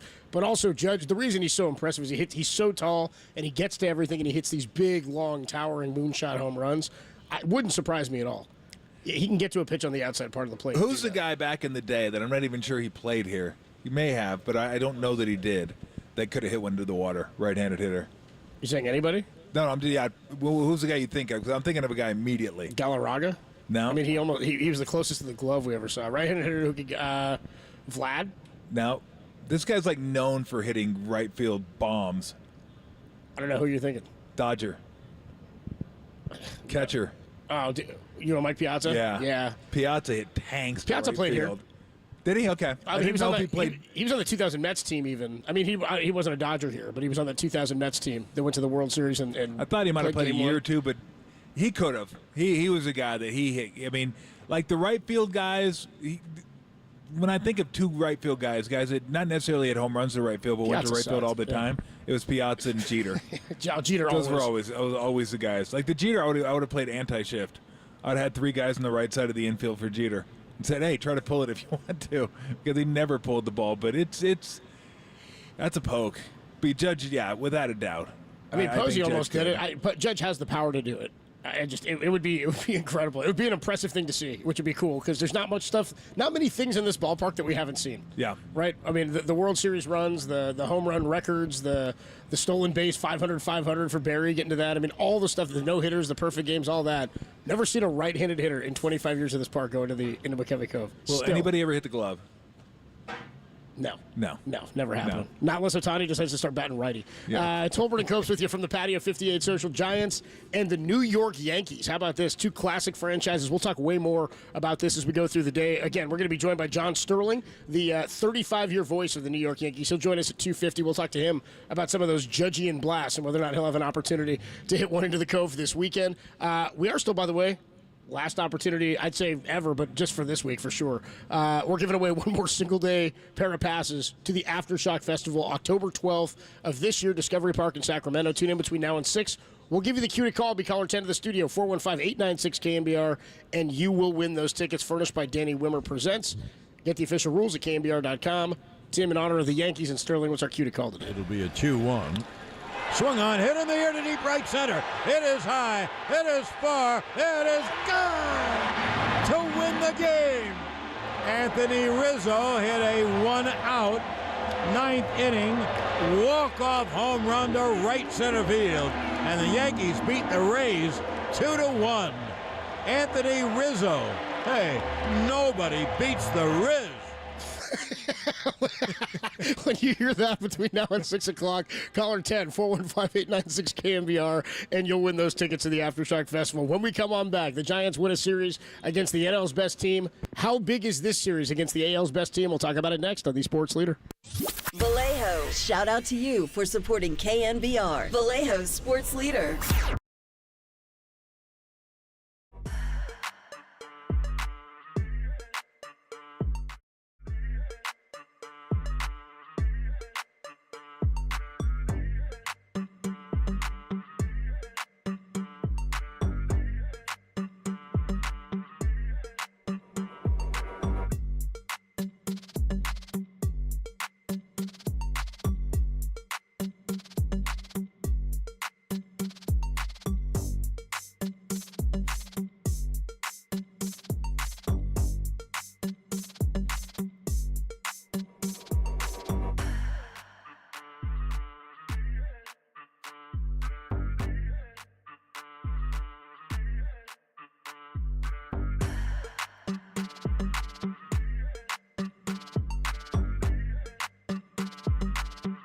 The San Francisco Giants are taking on the New York Yankees tonight as Jordan Hicks faces off against Marcus Stroman. Are you coming out to the ballpark tonight, and how excited are you for this big series? Call us. Let us know. 415-808-KNBR.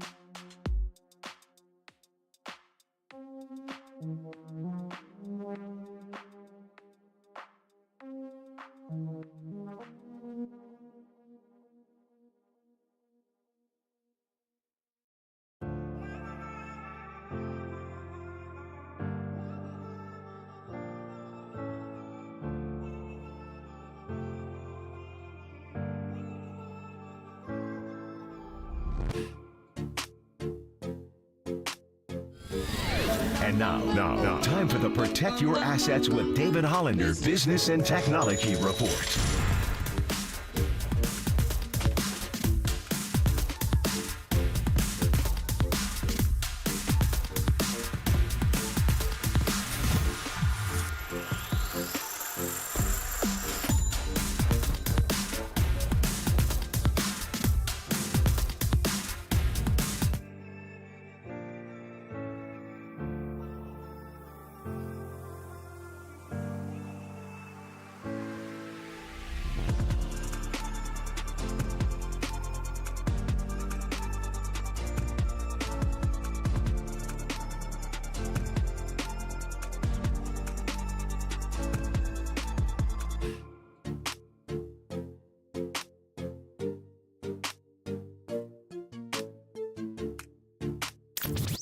Enjoy KNBR in FM at 104.5 FM. Now back to Tolbert and Copes. Tom Tolbert and Adam Copeland on the Sports Leader.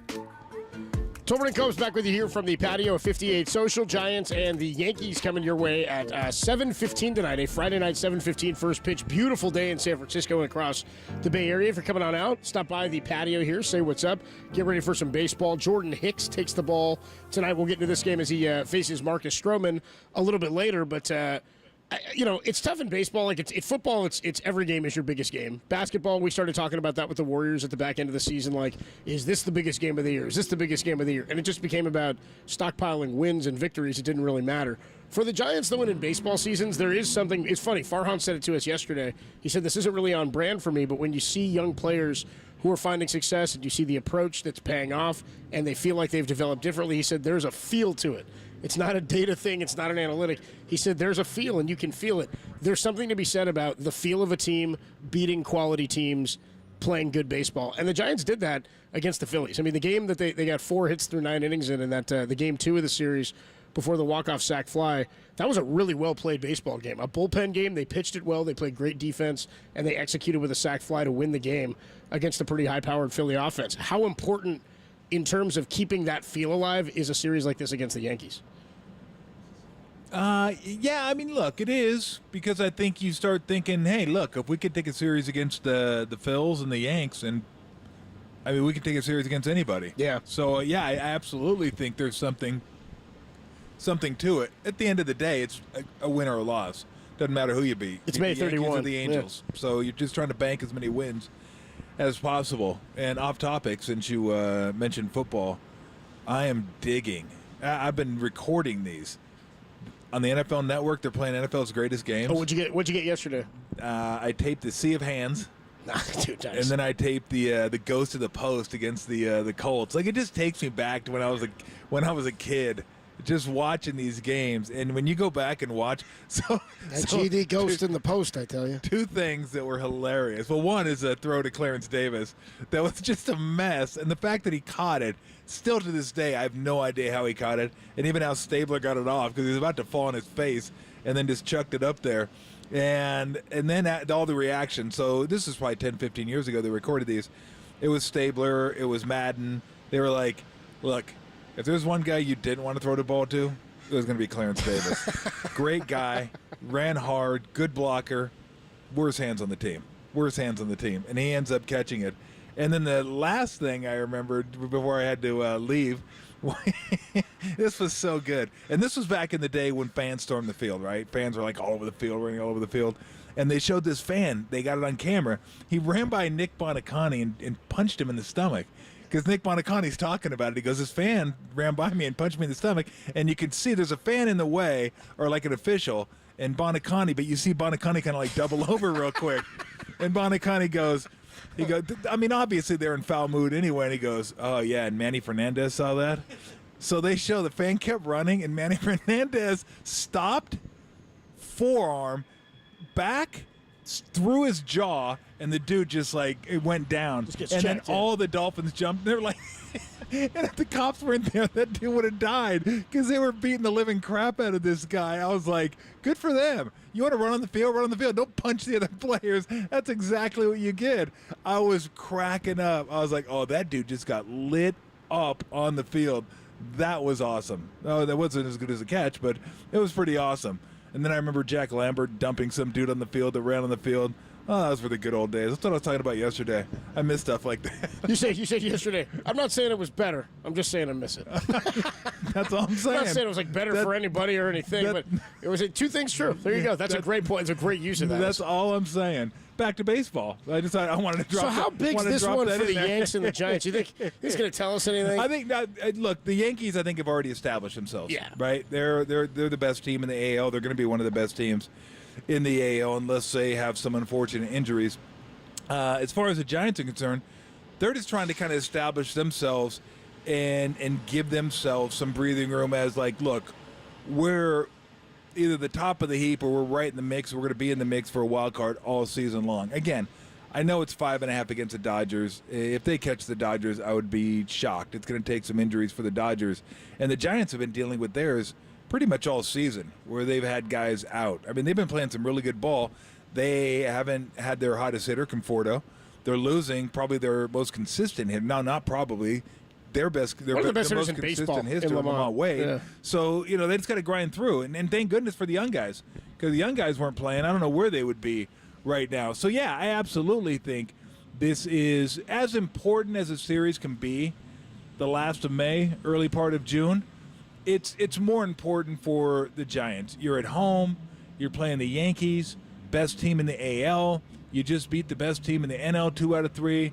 And, yeah, I think if you hit that one, then you're feeling good about yourself. Where is it next week? Is it like at Arizona, at Texas? At Arizona, at Texas, yeah. Got to see Boch. And like Arizona's been scuffling. Rangers haven't been very good. I think Rangers might even be below 500. I think they are below 500 at this time. Here. So the Rangers they haven't been great. Yeah, the Rangers are 27-29. They're 3 games out of first. Yeah, Seattle's the AL leading. West is a mess. Yeah.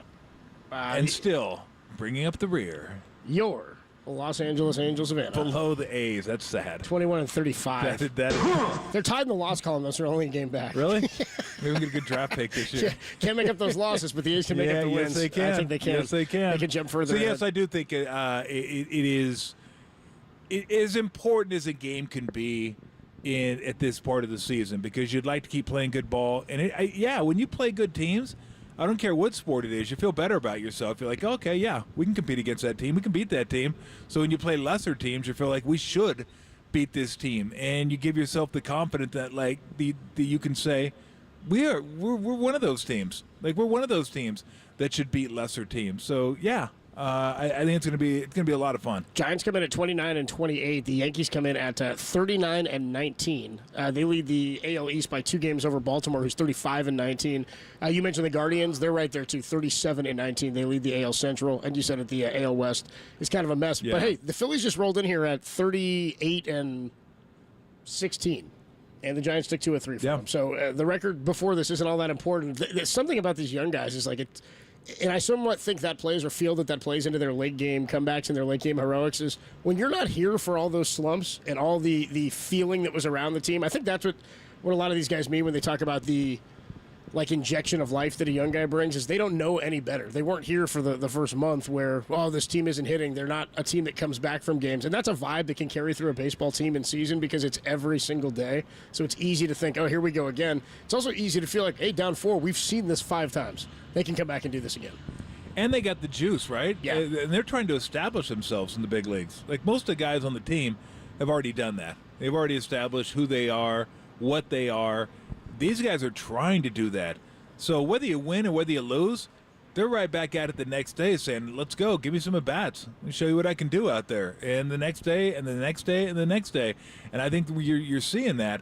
And I don't think there's any doubt that the energy, the juice, whatever term you want to use, they brought to the team in the past couple weeks has kind of rubbed off on everybody else. Now, I'm not going to say it's the reason Chapman got hot.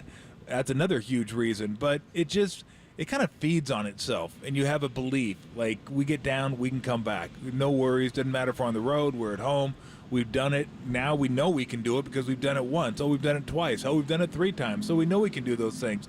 So I think it does give an injection of life to a team that, let's be honest, we've said it over and over and over, they're boring. There wasn't a lot going on with this team. Now it feels like there is something going on. And part of it is the extension in the lineup is what's happened too. Is guys like Yaz get to drop down in the lineup a little bit more. You're not relying on them as much. I was thinking about the Monday game against the Phillies. They won 8-4. The bottom 3 guys in the lineup. Yaz, Ramos, and Wisely. They went 5 for 11, and they scored 2 runs and drove in 6. That's the bottom part of the lineup. Yeah. And at the top half of the lineup, you've got Matos getting 2 hits. At the time, Wade had a hit, and then he left the game with the injury. Tyro had 2. So the lineup is more balanced now just by adding this life. And as you said, they come with the juice. They come with a little bit of electricity. Tolbert and Copes with you from the patio. 58 Social Giants and the Yankees 7:15 first pitch. It'll be Marcus Stroman against Jordan Hicks. Similar numbers for these two guys this year. When we come back, we'll give you the tips and picks for this weekend. Beneficial for the Giants. They are not going to see 2 of the top starters for the Yankees and a former Giant in Carlos Rodon. We'll talk a bit about that. Nestor Cortez pitches against Blake Snell on Sunday. How many wins can the Giants get with the way their pitching is set up for this weekend? We'll talk about that in tips and picks next. And then John Sterling at 2:50 on the Sports Leader.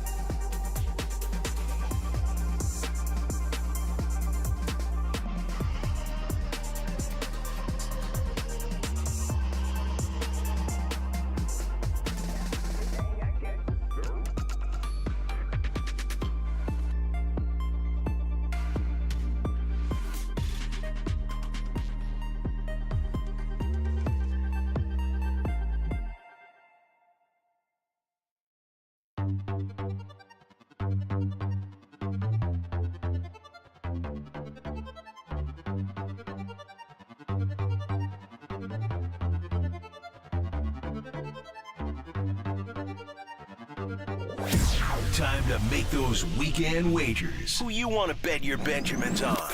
We got you covered with tips and picks. Sponsored by Twin Pine Casino and Hotel. Now here's Tolbert and Copes on KNBR. It's a Ska Friday for Tips and Picks here at 58 Social. Tips and Picks, by the way, sponsored by Twin Pine Casino and Hotel. Celebrate Twin Pine Casino and Hotel's 30th anniversary all year long in Lake County, California, where every visit is a winning experience. Tolbert and Copes with you from the patio of 58 Social. Giants and the Yankees coming your way 7:15, pregame 6:15 right here on The Sports Leader, and we'll have it for you. Longtime 35-year voice of the Yankees, John Sterling, joins us at 2:50 when we come on back here in about 20 minutes. But before that, our picks and thoughts on this series. We just talked about the Giants beating the Phillies in 2 or 3.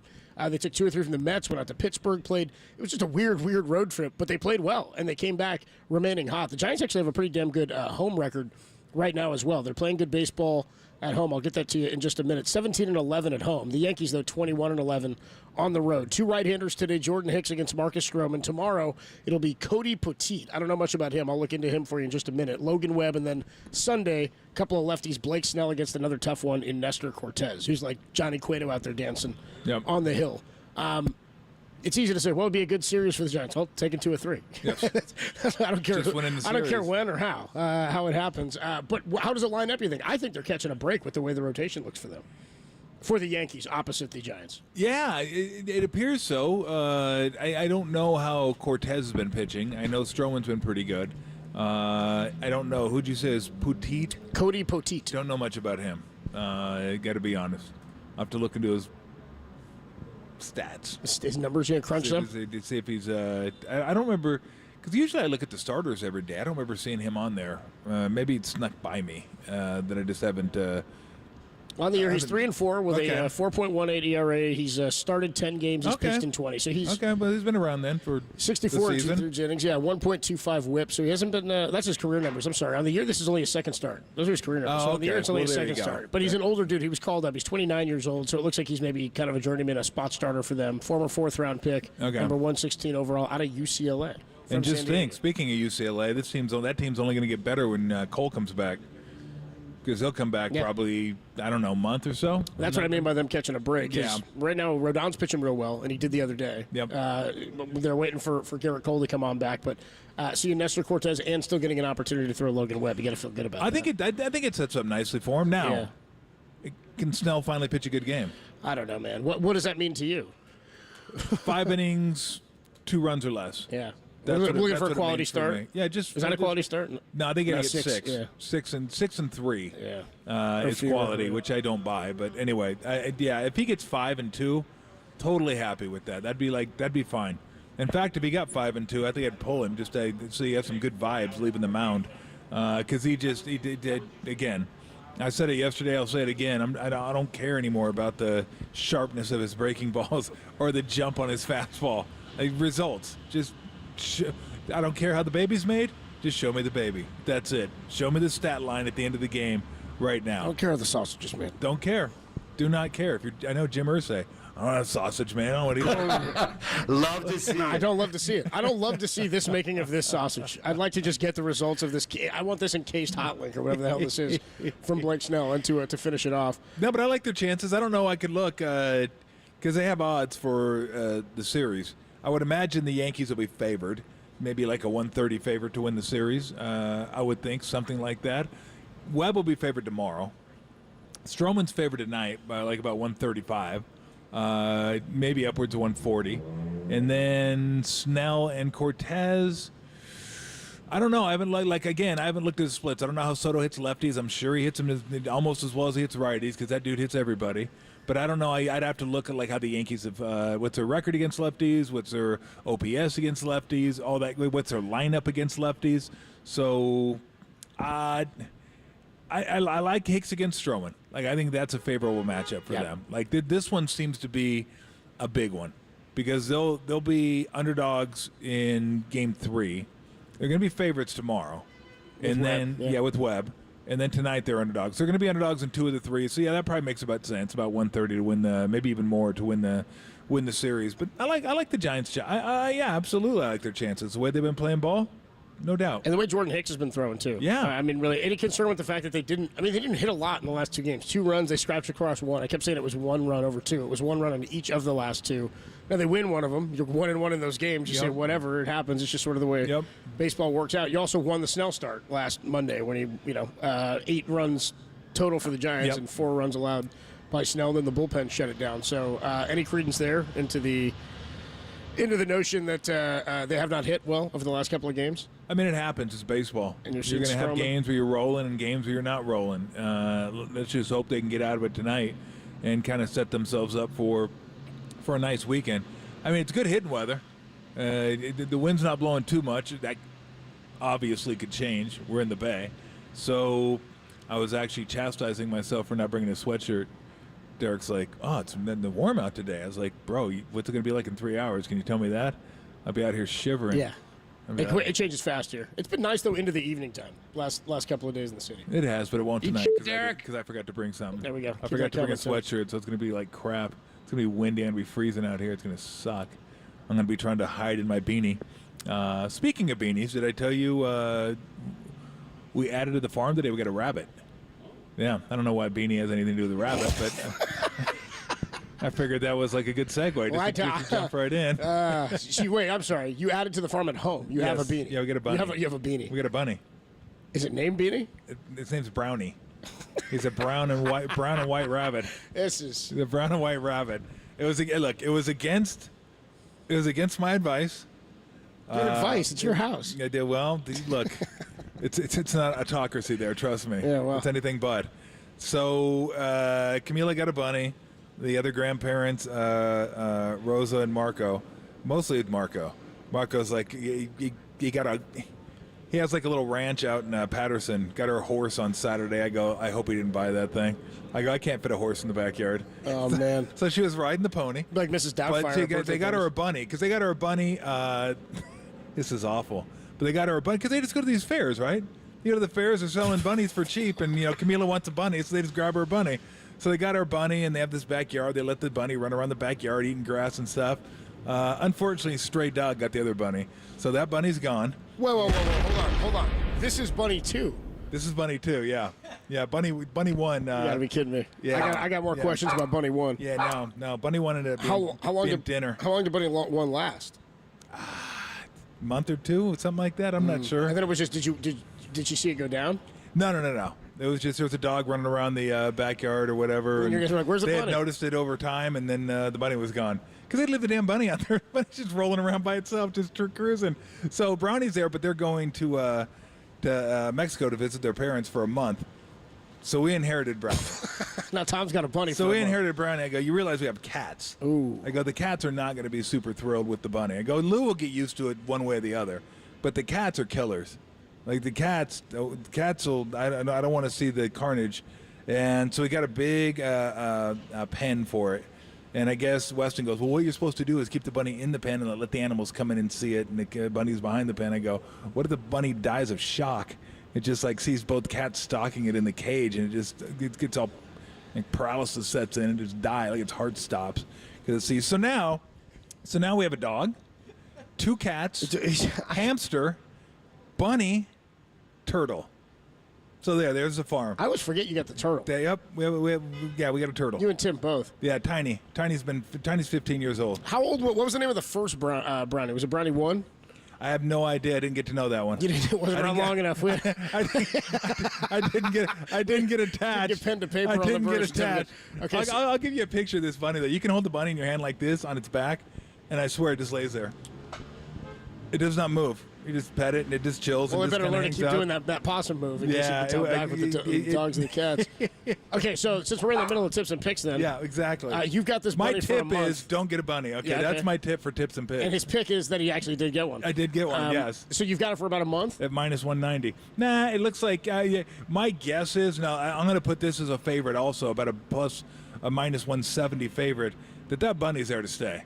Like you ain't like, that bunny ain't going back. Yeah, it was one of those things like, they're going for a month, so we're gonna take the bunny for a month.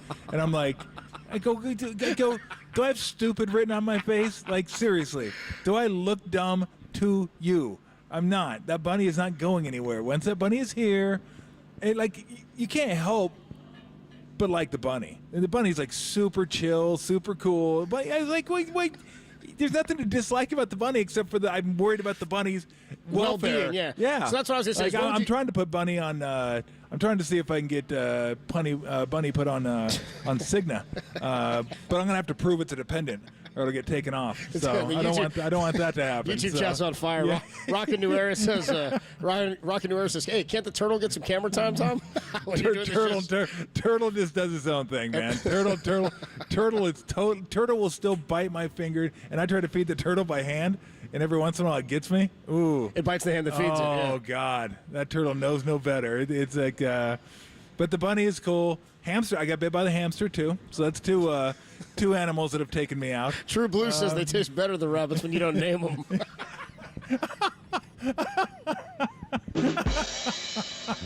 That's pretty funny. That's pretty good. Oh man, that's pretty good. I don't know. I'm sure it tasted pretty good to that dog. That's no ordinary rabbit. That's the most foul, cruel, and bad-tempered rodent you ever set eyes on. That dog gave a crap what name it had. Our guy Victor checks in on the YouTube chat, and Victor goes, Elmer Fudd, he just goes, it's duck season. Be very quiet. That dog was like peering in my ass. I'm getting some rabbit tonight. You kidding me? I'm eating good in the neighborhood. Let's go. Oh, that is so funny. But yeah, look, we don't have to worry about strays. There are no strays roaming around Alameda that I've seen in our neighborhood. Lou, we'll introduce Lou to the bunny behind bars. Keep it that way. Set the line for me. Does the bunny survive the month? I know you said minus 170. That's staying with you. No, the bunny will survive because I made it very clear that the door to the room's got to stay shut if the bunny's out of the cage. If the bunny's out of the cage, then the door's got to be shut, even if people are in there. Because you get a cat in there, cat, bunny. I mean, that cat is gonna. You're not catching the cat. Cat's gonna be like zip, zip, zip, pow, and the bunny might just go, paralytic seizure, and the Pipper kid just pounced. And I'm not like either one of them. Like I said, they're both killers. One of them drugging a bird like a week. I'm like, I go, come on, a bird. I walked in the room 2 nights ago. There's a lizard laying belly up in my room, just laying there. I was like, I don't think that one's playing dead. I go, usually the ones that play dead are actually right side up at least. They may not move, but they're right side up. So I get like a red Solo cup or orange or whatever color we have, and I trap the lizard, take it outside, set it in the sun, look at it, doesn't move while I'm there, go inside, come back out 10 minutes later, it's gone. It just waits for everybody to be gone. It's like, we good? I can move now? Okay, I'm gone. But yeah, they bring it in. I always know when the cats have the lizards too. Drop the lizard in the room, and it's meow, meow. Are you meow? They always alert me like, yo, come over here. Tell me I'm a good girl. Oh, it's a present. That's a good girl, Kit. Well done. And then she leaves it alone. Are you cleaning the cage? Are you in charge of the rabbit cage? No, Weston actually. All those pellets? He got the, what do you call those little dust busters? He dust busted all the pellets.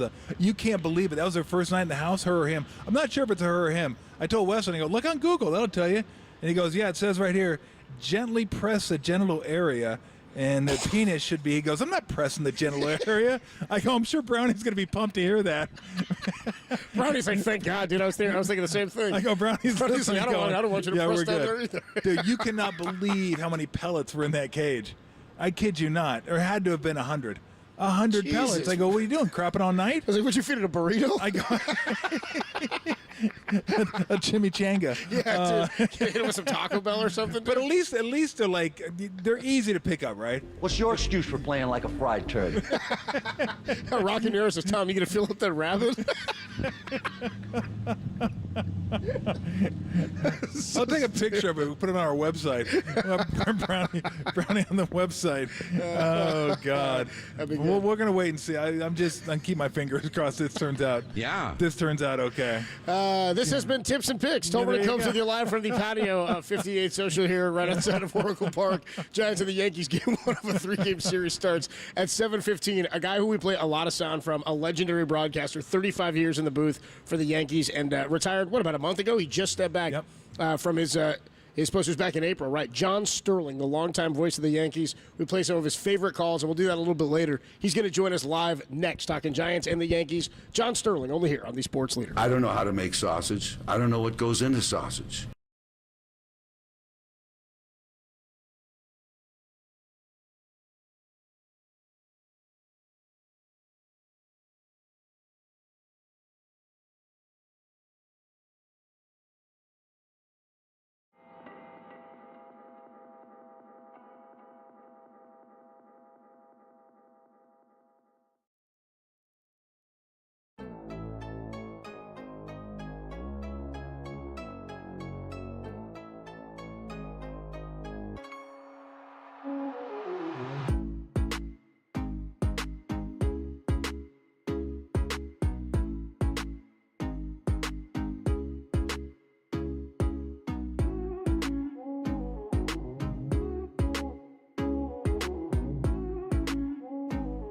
Anthony Slater of The Athletic recently wrote an article saying that Klay Thompson appears headed for free agency and the Warriors could shake up the core of the roster. What would your reaction be if Klay Thompson left this offseason? Let us know on our socials at KNBR.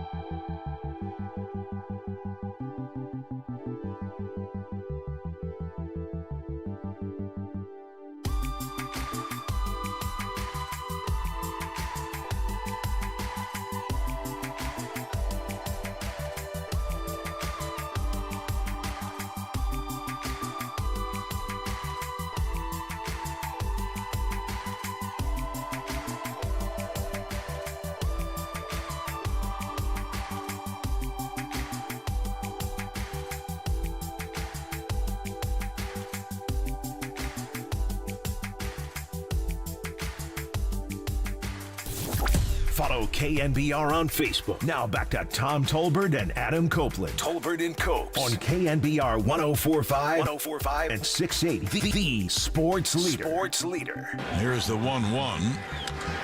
Swung on. There it goes. Deep left. It is high. It is far. It is gone. Number 62 to set the new American League record. Aaron Judge hits his 62nd. All the Yankees out of the dugout to greet him. Just think of it. 3 Yankee right fielders. The Babe hitting 60 and 27. The Jolly Roger hitting 61 and 61. And now Aaron Judge hits his 62nd home run, the most home runs any American leaguer has hit in a single season. And the American League has been alive for 120 years. This is Judgment Day. Case closed. Adam Copeland, Tom Tolbert with you. We are out here at Oracle 58 Social, getting ready for the first game of a 3-game set between the Yankees and the Giants. And when you talk about Yankee baseball since 1989, there's a lot of names you can come up with, but one man who is certainly synonymous with the Yankee franchise retired about a month ago. John Sterling joins us. John, how you doing today? Well, thank you for having me on. How you doing? We are doing fantastic. How's retirement treating you? Well, it's very easy. I don't have to do anything, so it's great. Now, this is a long time coming. I've thought about this for the past couple of years, and I couldn't. The games themselves, that's the easiest thing I do, and I have a great partner in Susan. Yep. And the games are the easiest thing, but everything else was tough. And I've been on the air now 64 years, and 64 years is amazing, right? Oh, and being gainfully employed for 64 years, and so I opted to retire, and it's been very good. Geez, there's so many things I could ask you about this Yankee franchise that you've seen. I mean, you've seen some of the greatest moments in Yankee history. I was watching some of the highlights today, John.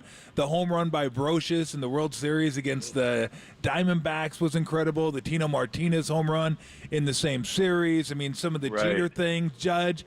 I mean, when you go back and think of all the things you were able to not just witness but call and give a voice to that people were listening on the radio, are there a few things that jump out to you? Oh my! There's so many things. You don't have enough time on this show. One thing, the way it worked out, I broadcast every one of Derek Jeter's games. Wow! And I broadcast every one of Mariano Rivera's games. So that really should be the highlight.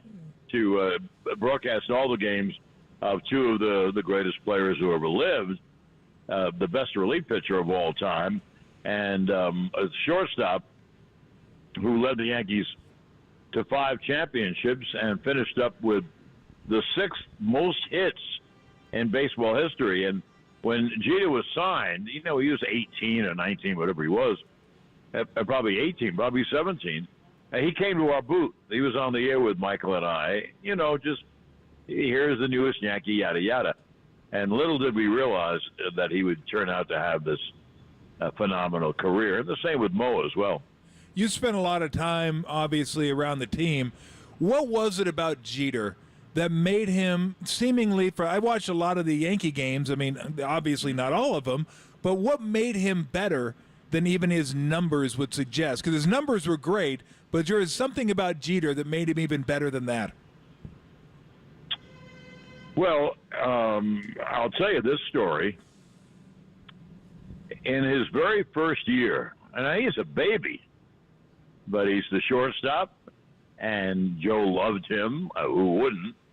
And I noticed right away that Jeter, who was a baby on this team of professionals, it's like he was the captain without portfolio. Every time someone had a big hit or scored the big run or whatever, he was the first guy out of the dugout to congratulate him. And he just took the mantle of leadership on his shoulders. So he was that, in addition to being a terrific player. And, in Jeter's words, if it isn't broke, you can play. So he was phenomenal, a great leader on the team. Yep. We're talking to John Sterling, longtime voice of the New York Yankees and the Giants today at 7:15 here on The Sports Leader. Going back to 2001, what do you remember about the pregame pitch, the ceremony of first pitch by President Bush ahead of Game 3 of the World Series following 9/11? Well, one thing I do want to say, we opened up after the break. We opened up in Chicago, and there were all these signs saying, we may be Chicago, but we're New Yorkers. We're proud of New York. And it was very overcoming, I thought. That World Series was overcoming. You mentioned the Brocious home run. Well, the night before, Tino Martinez hit a home run with 1 on and 1 out, and the Yankees down by 2. Now, obviously, they tied the game, and then they won it on Jeter's home run in extra innings. The next night, the Yankees are down by 2 runs. The same relief pitcher is out there. Byung-Hyun Kim, I think was his name. Yep. Felt so sorry for him. And there's a runner on, and there's 1 out, and Brocious is up. Now, in the old stadium and in the new one as well, when the ball is hit down the line, you see in the old stadium, it was triple deck. And so it framed the ball. So if it was out, you knew it was out. Now, if the ball was hit in the outfield somewhere, then you had to guess. And so Brocious swung, and he raised his arms in triumph. And what are you going to do? I mean, it was a home run. It was framed. It was into the triple decks. And so I said, it is high, it is far, that kind of stuff. And when I was saying it, I was thinking to myself, you are going to look like the biggest jerk. This can't be happening again. And years later, Brocious was in New York, and he came, in the booth, and I told him this story, and he said, I felt the same thing. I did raise my hands, but I thought this can't be opening again. And so that is one story. And about the time that President Bush threw out the first ball, no one realized it, but he had body armor on, and there was replacing the normal ump was someone, I don't know, FBI or CIA or whoever he was with, but he had full body armor just in case someone was going to take a shot at the president. So, that was kind of interesting. very interesting.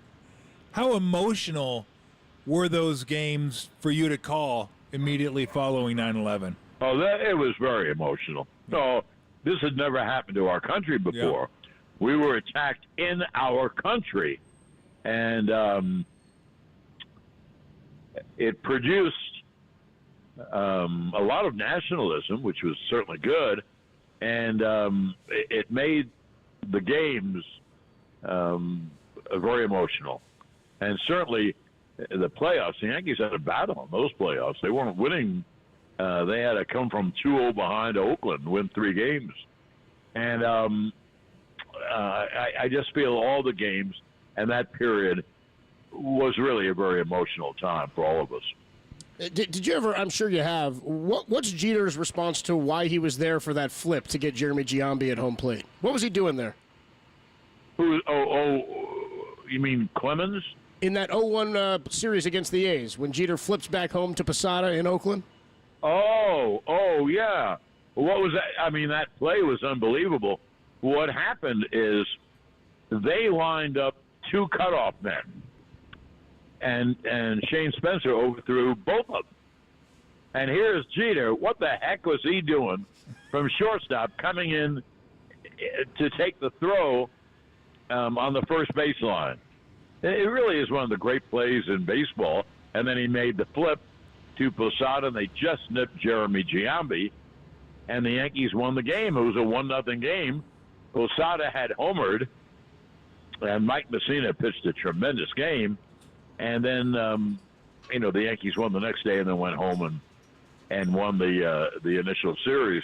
But it was that was a truly phenomenal. I'll give you another Jeter play. I wonder if you remember this. I have to see if I remember it.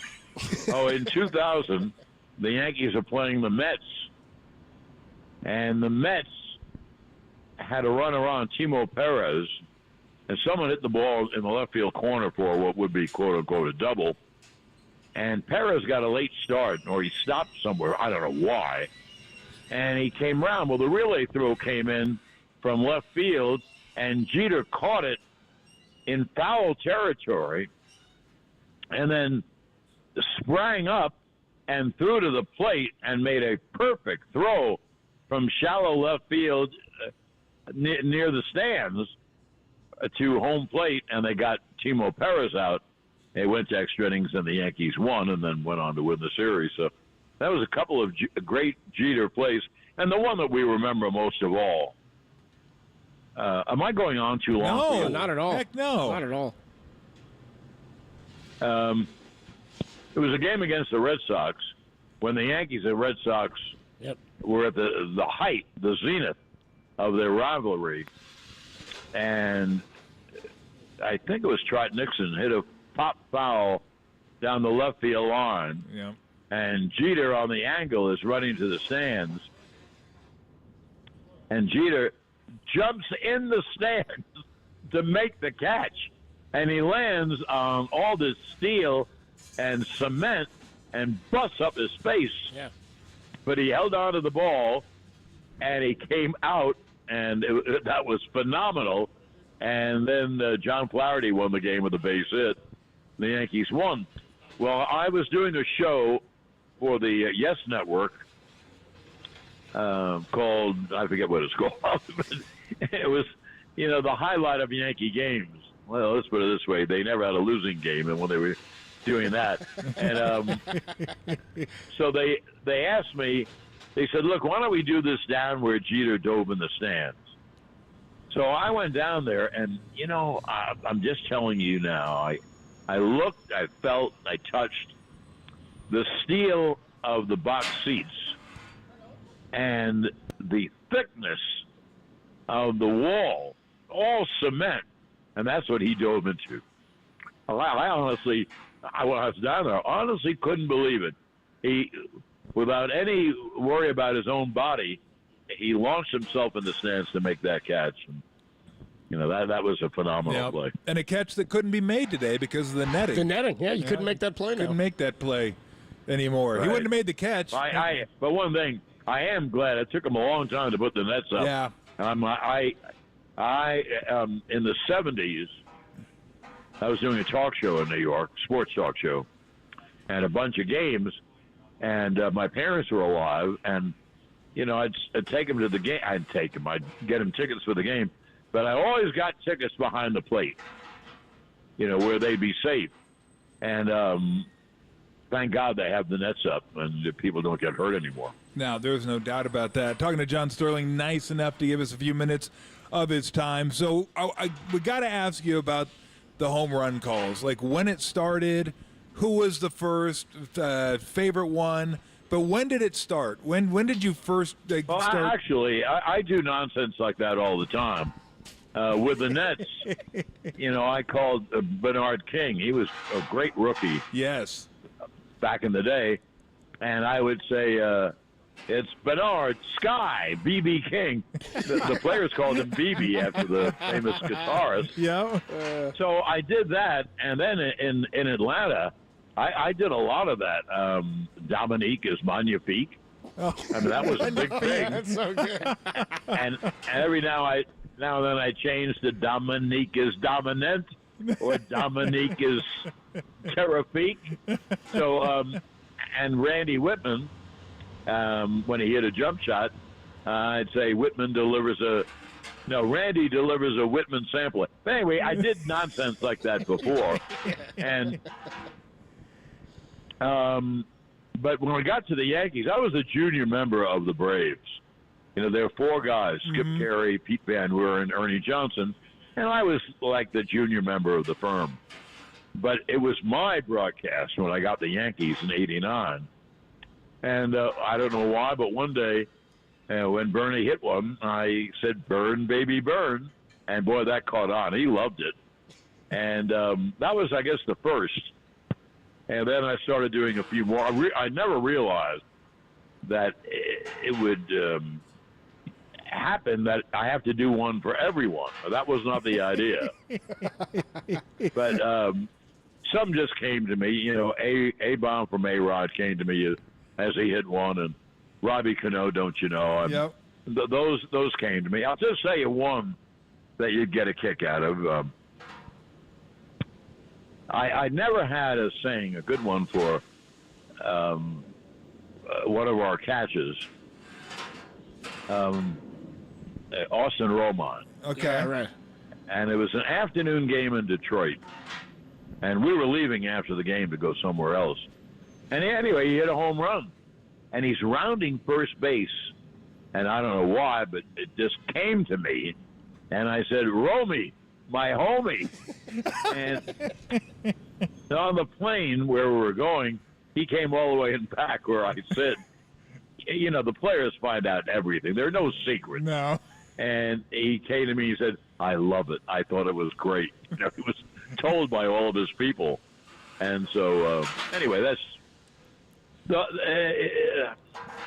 there's no great reason why I did it. Just something different. Yeah. Now, I got to say. And people loved it. So, you know, you find when you hear it come back to you, then you know it's a success.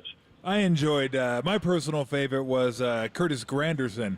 The Grandy Man can. Oh, the Grandy Man can.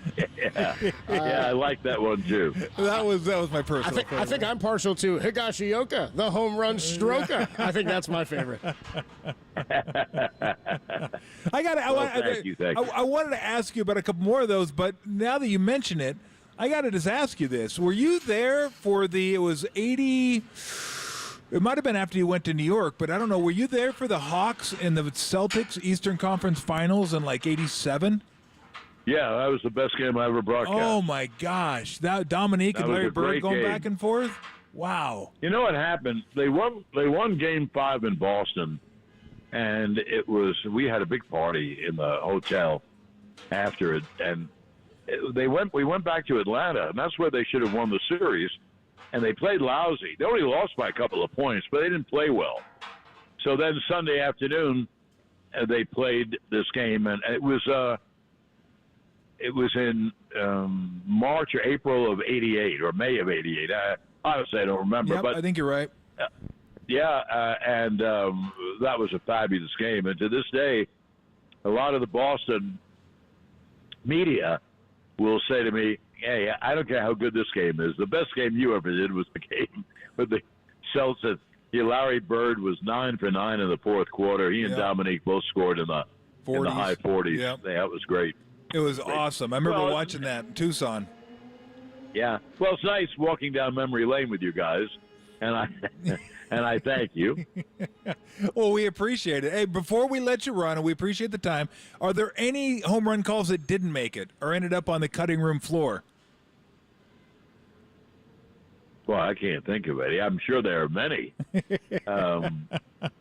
I would say this. If I was still doing the games, I would have one for someone I really like, Alex Verdugo. And I thought in my mind, Doogie delivers. And I wish I could have said that. I had my day. I had many days. That is amazing. Well, look, I didn't live in New York, but I got to listen to you occasionally on XM radio where they played the radio broadcast, driving around, listening to you and Barbara. And, I mean, just a hell of a career, even before New York. I know a lot of people remember you mostly from the Yankees, but even before that. So I'm so glad you're able to come on and chat with us a little bit. It's our honor to have you on, and just congratulations on a hell of a career. Enjoy retirement, and I guess it's dinner time for you now.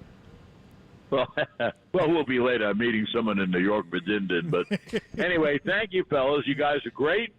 KNBR, one of my favorite stations. So thank you, and we'll do it again, okay? Thank you so much, John. Appreciate it. Great stuff, man. The great John Sterling. What an awesome... my homie. Oh, dude. We got so many of those, and what better opportunity to just play all the great John Sterling drops and react a little bit to that when we come on back. Adam Copeland, Tom Tolbert, live from the patio of 58 Social, right outside of Oracle Park. Giants and the Yankees, 7:15 first pitch, a 6:15 pregame. It'll be Jordan Hicks today, a righty, against another righty, Marcus Stroman, who takes the ball for the best team in the American League in the New York Yankees. Great conversation with John Sterling. He's got din-din tonight in New York. He said he's meeting somebody. You missed any of that, all available. KNBR.com and the KNBR app. We're streaming Twitch, YouTube, the app, all that good stuff. The best of John Sterling is next on the Sports Leader. Romy, my homie. Livermore, shout out to you for supporting KNBR, Livermore's Sports Leader.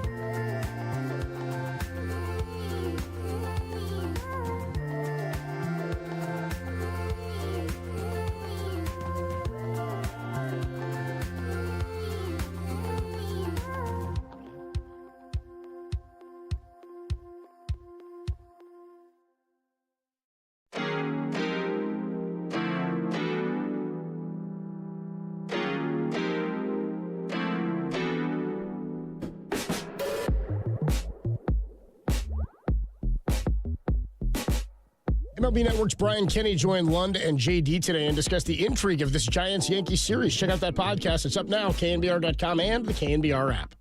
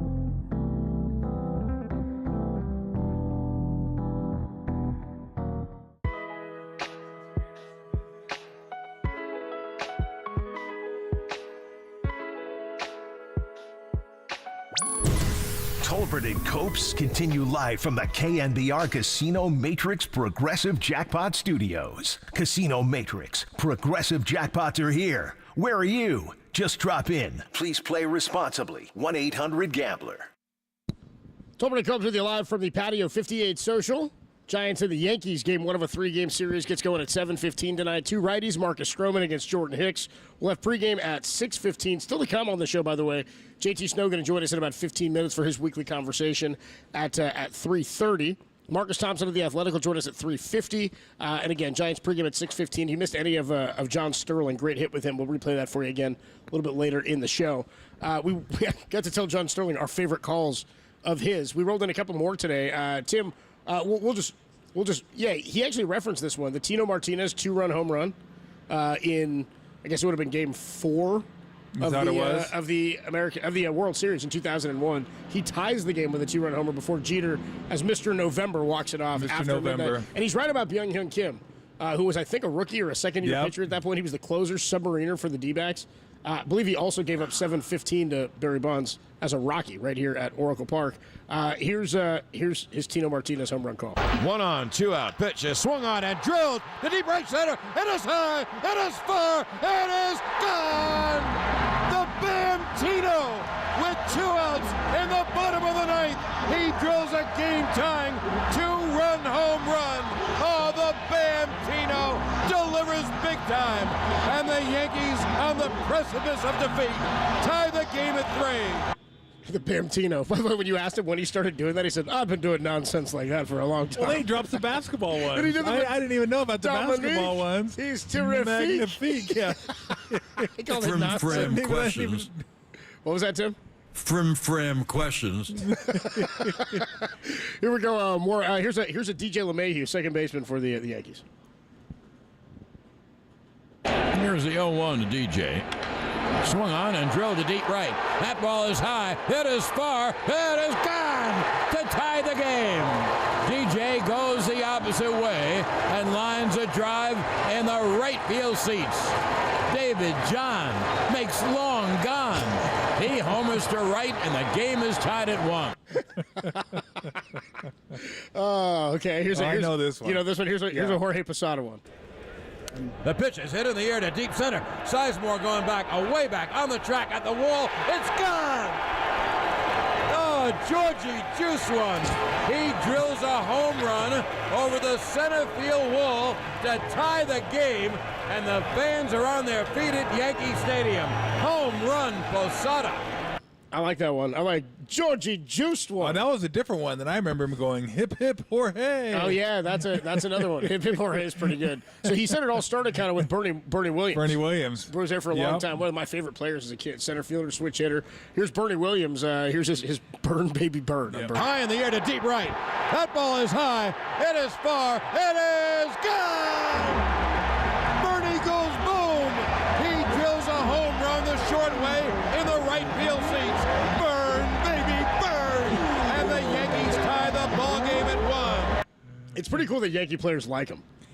Yeah, I used to think they're kind of hokey myself, and then I grew to like him, and then I grew to really like him. I was like, you know what, why not have some fun? And he's having fun. The players like it. I actually started digging him and just listening to all the ones that he'd come up with. It's like, okay, that one, okay. Yeah, I like that one. Okay, that one's interesting.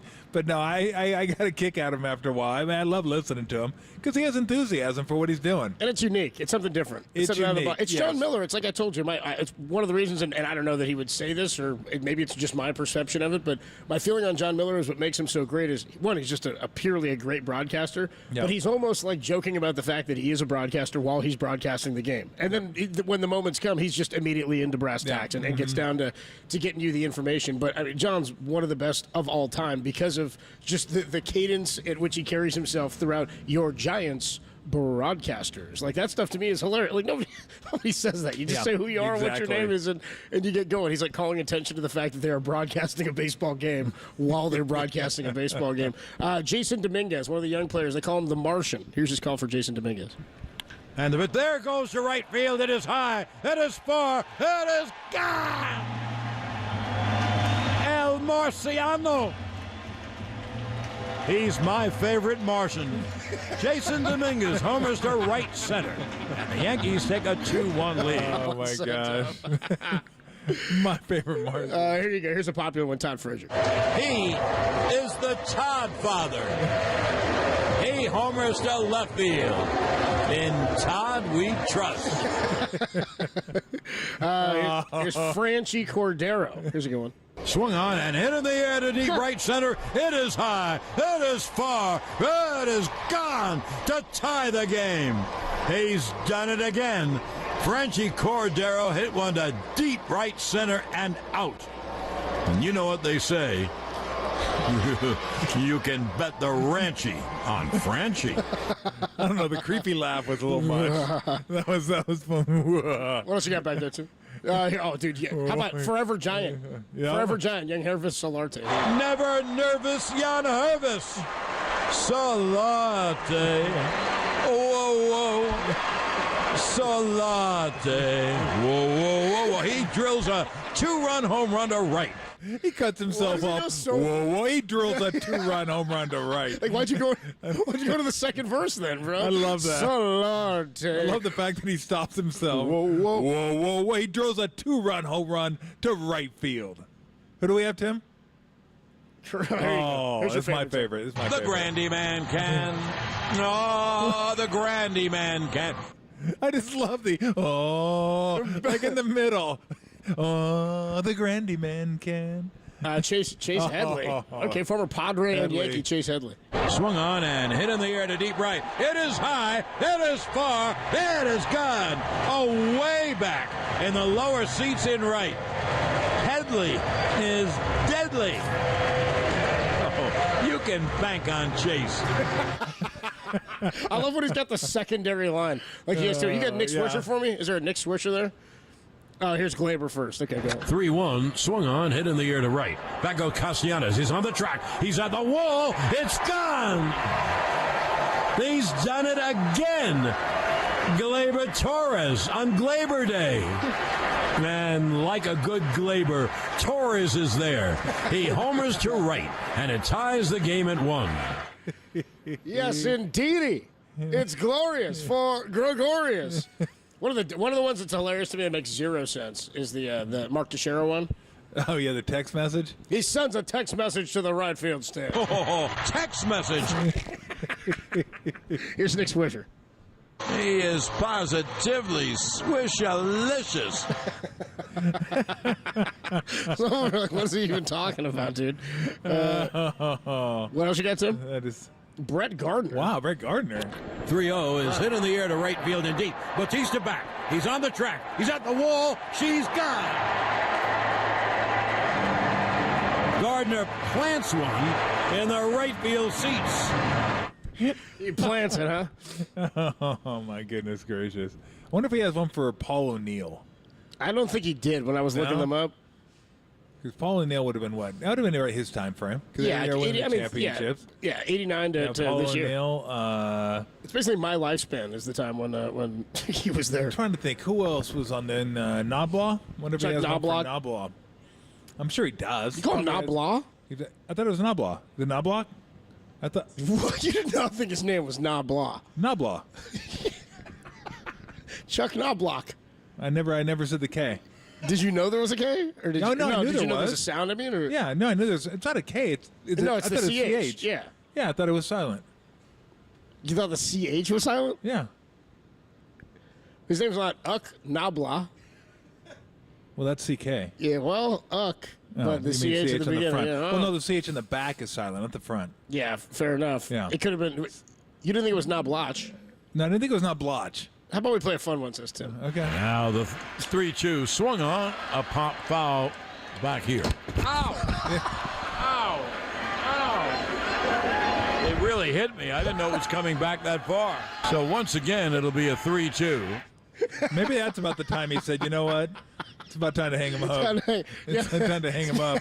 When I'm actually calling the action and I don't move. Oh! I was like, John, get out of the way. He's 85 years old. Move. He's like 85. Go left or right. He called over 5,000 consecutive games at one point. Here's a Kevin Youkilis call. It's a nuke from Uke. A little close to home on that one. That was a good one. I wonder if he had one for, he probably had one for Wade Boggs. I would think. He wasn't there for that long, was he? No, but he is Wade Boggs. Longer than it was a Ray. Starling Castro? Here's Starling, yeah. Pitch is swung on, hit in the air to right center. That ball is high, it is far, it is gone. Boy, did he put a jolt into that. Starlight, star bright. Starling just hit one with all his might. All right, that's Tim goes. That's enough. Tim's like, that's enough of that. That's enough. You got one more for me, Tim. You got me a Higashioka. He's gonna look that up. There's no way it's Chuck Nabla. I'm not saying it is. I'm just saying that's what I called him. Just caught me off guard. Anyway, Tim, if you have it, no, he doesn't have Higashioka, the home run stroke. Well. Oh, well. A rousing end to that. Nothing, really. If we're going to get out, we're going to talk to JT Snow. JT Snow, who did he play his rookie season for the New York Yankees? How about that? Did he play? I know he's in their minor league system. Did he play? He did play. JT Snow, put on a show. Don't you know? And he'll join us next right here on the Sports Leader. Cool hand Luke fills the void. Void hits one to Detroit.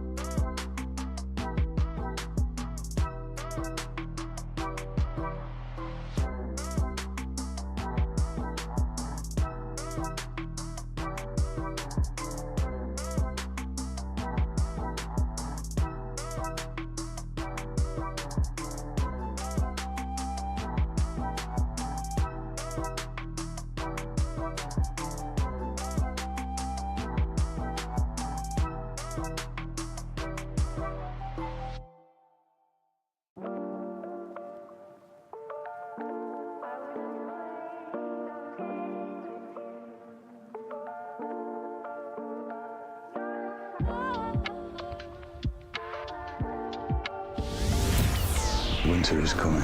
They say it doesn't snow in San Francisco. Snow swings, high fly ball to right, hit to the corner, to the wall. We beg to differ. It's gone! Oh, no. It's gone! Snow has homered, and we are tied! Here's Forever Giant JT Snow with Tolbert and Copes on KNBR 104.5 and 680, the sports leader.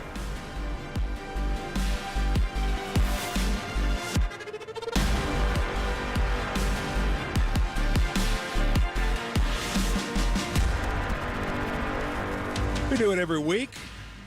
We're out here. Not every week, we're out here at 58 Social, getting ready for the Yankees and the Giants. But what we do every week is talk to JT Snow about what's going on with the Gigantes. JT, what's going on, man? What's up, dude? Not much. Adam, good to talk to you. You took a couple weeks off on us. Yeah, I was off for a couple, and now I'm back. Here I am. Now, and are I you? love it. Are you in town? Are you out of town? Have you guys opened up already? I'm not. Yeah, a couple weeks ago I said, yeah, I'm going to be there when the Yankees come to town. But I'm with the Ballers still. We're still on the road. We're in Colorado Springs, playing tonight. 12-game road trip, and yeah, I'm ready to get home. I've been on the road for like 3 weeks, so I'd love to be there tonight with the Yankees in town, but we'll make do. Well, let me ask you this: do you guys have a humidifier in Colorado Springs? No. If you go on the Pioneer League scores and you see the scores, there's no humidifier. I don't think so. I'm quickly learning in this league how important pitching is, and pitching is a premium at any level. So yeah, this is an offensive league, but our kids are doing a great job, man. They're learning, they're playing, and we're doing okay. Just real quick, for those who are wondering, the scores for the Ballers in Colorado Springs. They won on Tuesday, 21-15. You guys lost on Wednesday, 27-11, and then you won yesterday, 15-7. So yeah, there was a couple of 2-point conversions that they went for, and didn't pick up. We were trying to play some prevent defense, and they just went right down the field and scored on that. I'm gonna have to see what Vegas is setting the totals for on those games. 28.5. We just got a chance to talk to John Sterling, the legendary Yankees announcer, and I'm wondering, you didn't play there long, but you were there. You were in the organization. Yep. Do you remember much about him and what'd you think of his calls? I told Copes that initially I thought the calls were kind of hokey, but the more I listened to him, I just started liking him, and I liked the fact that he had so much enthusiasm, had so much fun. The players liked him, and some of them were just kind of like, what? And then some of them were like really, really cool. I mean, did you get a chance to meet him at all? And what's your thoughts of his broadcasting career there in New York? Yeah, I did. So in '92, I was in Columbus AAA. Got a September call up with the Yankees. Got to meet him. Susan Waldman, who was one of the first women announcers. Yep. I'm not sure if she's still there, but she was so cool, and she did a great job. And we got to meet John, and like you said, you think, oh, the Yankees and the professionalism and this, and then you hear him call games. It's kind of refreshing, right? Yeah. It's kind of like just lightens the load. And you know how it is, Tom. Like there's some people on the East Coast, New York, and they're a little uptight and they take it pretty serious. But he just, I've met him, great guy, and I think, I got my first big league hit with the Yankees, and I think he was on the call, and I saw him after the game. He said congrats, and everybody there is super cool and good personalities and just good people. So before we get to the Giants, let me ask you this, because you grew up in Southern California along with me. In fact, we grew up about 20 minutes apart. And we were talking yesterday about people, you hate the Yankees. They go, we hate the Yankees, one, because they're always good. And then they always outspent other teams. And they always took players from your favorite team. And everybody just hated the Yankees. And then I also told Copes that being from Southern California, as a sports fan, you just hated anything New York. You hated the Yankees, you hated the Knicks, Jets, Giants, Rangers, whatever. It didn't matter. If it was from New York, you were going to root against them. You could hate them if you want, but you certainly weren't rooting for them. I wonder how you felt. Did you kind of feel that growing up? I mean, the Celtics were certainly included in there, being a Lakers fan in the 80s, but I've always had a healthy disdain for anything New York growing up in Southern California. Yeah, definitely. I think, we saw them as the evil empire, right? That was their nickname. And then, remember when we grew up, it was like the Dodgers and Yankees, like every year in the World Series. And it was so good. And there's a great piece, one of the 30 for 30s or E60, whatever. It's called The Civil War, Dodgers. I love that. Yankees. I love it. Oh, it was amazing, right? It's like the Hollywood Dodgers against the tough New York guys. Yeah, uh-huh. And then we hated them. And then, I get drafted my junior year out of Arizona, and I get a phone call and like, Scout, hey, I'm with the Yankees. We just drafted you in the 5th round. I'm like, oh, cool. And then, but everybody was like, and then once I got into the organization and saw the way they did things, I loved it. I thought they were first class. I thought they did things the right way. We always had good teams. They treated us good. We stayed in better hotels. We had better equipment. I got to see George Steinbrenner up close and personal firsthand, and he's a guy you didn't want to mess with. You just said yes, sir. And my first big league camp in Fort Lauderdale, when he'd come in, the trainers would come out and say, red alert, red alert. George is on the premises. And everybody kind of puckered up a little bit. And I saw him fire a kid at the hotel one time in Tampa because he lost somebody's luggage. He's like, kid, you're fired. Get out of here. I was like, oh, man. God dang. Yeah. And then, coming up through the system, the one thing I liked about their organization was, first of all, they drafted and they found players, right? They a couple years behind me were Jeter, Posada, and Pettit, and all these guys, and we won at every level. And their philosophy was, if you're a prospect and a good player, we're going to let you stay at that level all year if you're a hitter and get 500 at bats, and then go from A ball to Double A, you get to Double A, and we're going to leave you there for the whole year and just let you get comfortable, let you learn how to succeed, let you learn how to fail. Mm-hmm. And it gets kind of frustrating because you see other guys in organizations getting called up to big leagues. You're like, I know I'm better than that guy, but he's going up, and the coaching was great. And then I just like their philosophy. And then when you get to New York and you walk into Yankee Stadium, it's a different experience. There's a little tension, a little stress, and but to this day I tell people I loved my experience with them. I think it made me the player that I was. It toughened you up. And the first night in Yankee Stadium I was there, there's fights in the upper deck. Guys are throwing haymakers and blows. I'm like, well, this is real time from a kid from Orange County, California. So, it's definitely different than the Big A. There's no fights going on in the upper decks of the Big A. Over the rock formation out there and the fountain and all that? No, I don't think so. Much different experience. Talking to JT Snow here on the UMA guest line. So, I mean, you're working with young players now and player development, and we're seeing some real young guys who have been professionals for a long time make an impact now at the big league level. We've been talking about this for a couple of weeks with Ramos and Luciano and Matos. And we talked to Farhan yesterday. I asked him, when you see a young player come up, there's a difference between knowing a guy's like a figured it out for a week or is coming up hot and he has a skill set versus somebody who's got an approach and knows that they have a plan when they get to the plate. Have you seen that from some of these guys, and does it seem like they've got staying power in the majors? Yeah, definitely. And I think the first thing you look at, you look at body language. You look at how they carry themselves, how they hold their head. They hold their head up high after a tough at bat, or they make an error during a losing streak. The coaching staff gets a lot of feedback from looking at the young guys and how they handle themselves. And it's not for everybody, but you can tell when guys, this guy's got it, and he has a short memory, takes the good with the bad. And those guys are hard to find. And that's the tough thing about baseball is there's so many players and everybody handles success and failure differently. But if they have the right, going back to like the Yankee days, if they have the right coaching and they have the right experience and they've had the number of at-bats, and then when it's time to get up there and produce, and if they do, it's just limiting the highs and the lows and just kind of keeping it in the middle, right? Just, and that's what I see. And I think it's a good feeling when you're a young player and people are behind you and backing you and you're running out there every day, whether you go for 4 or you have a good game. It's just keep playing them and keep letting them develop. Now, I don't know if you had a chance to see the last game of the Phillies series, the one they lost 6-1. Did you get a chance to see that one at all? I saw it on the ESPN app the other day where Harrison kind of came up a little tired. I wanted to ask you about that, because I talked about that for about 15 minutes yesterday, and just saying that I thought that was even though they lost the game, that was my favorite part of the 3-game series probably, was the fact on the second pitch after Harper, one of the game stars, who Farhan was talking yesterday about, he tries to intimidate pitchers sometimes, or they're young guys maybe a little bit. And he was frustrated because he hadn't gotten a hit during the series. He's been hit before, get all that. But it really wasn't that close. So he barks at him, and then Harrison says, okay, screw that. I'll just throw another one back up and in on you.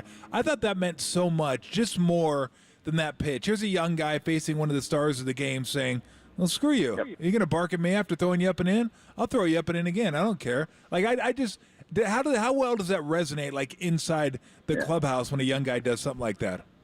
Yeah, that's like big props. And the first pitch of Harper wasn't even that close, right? No.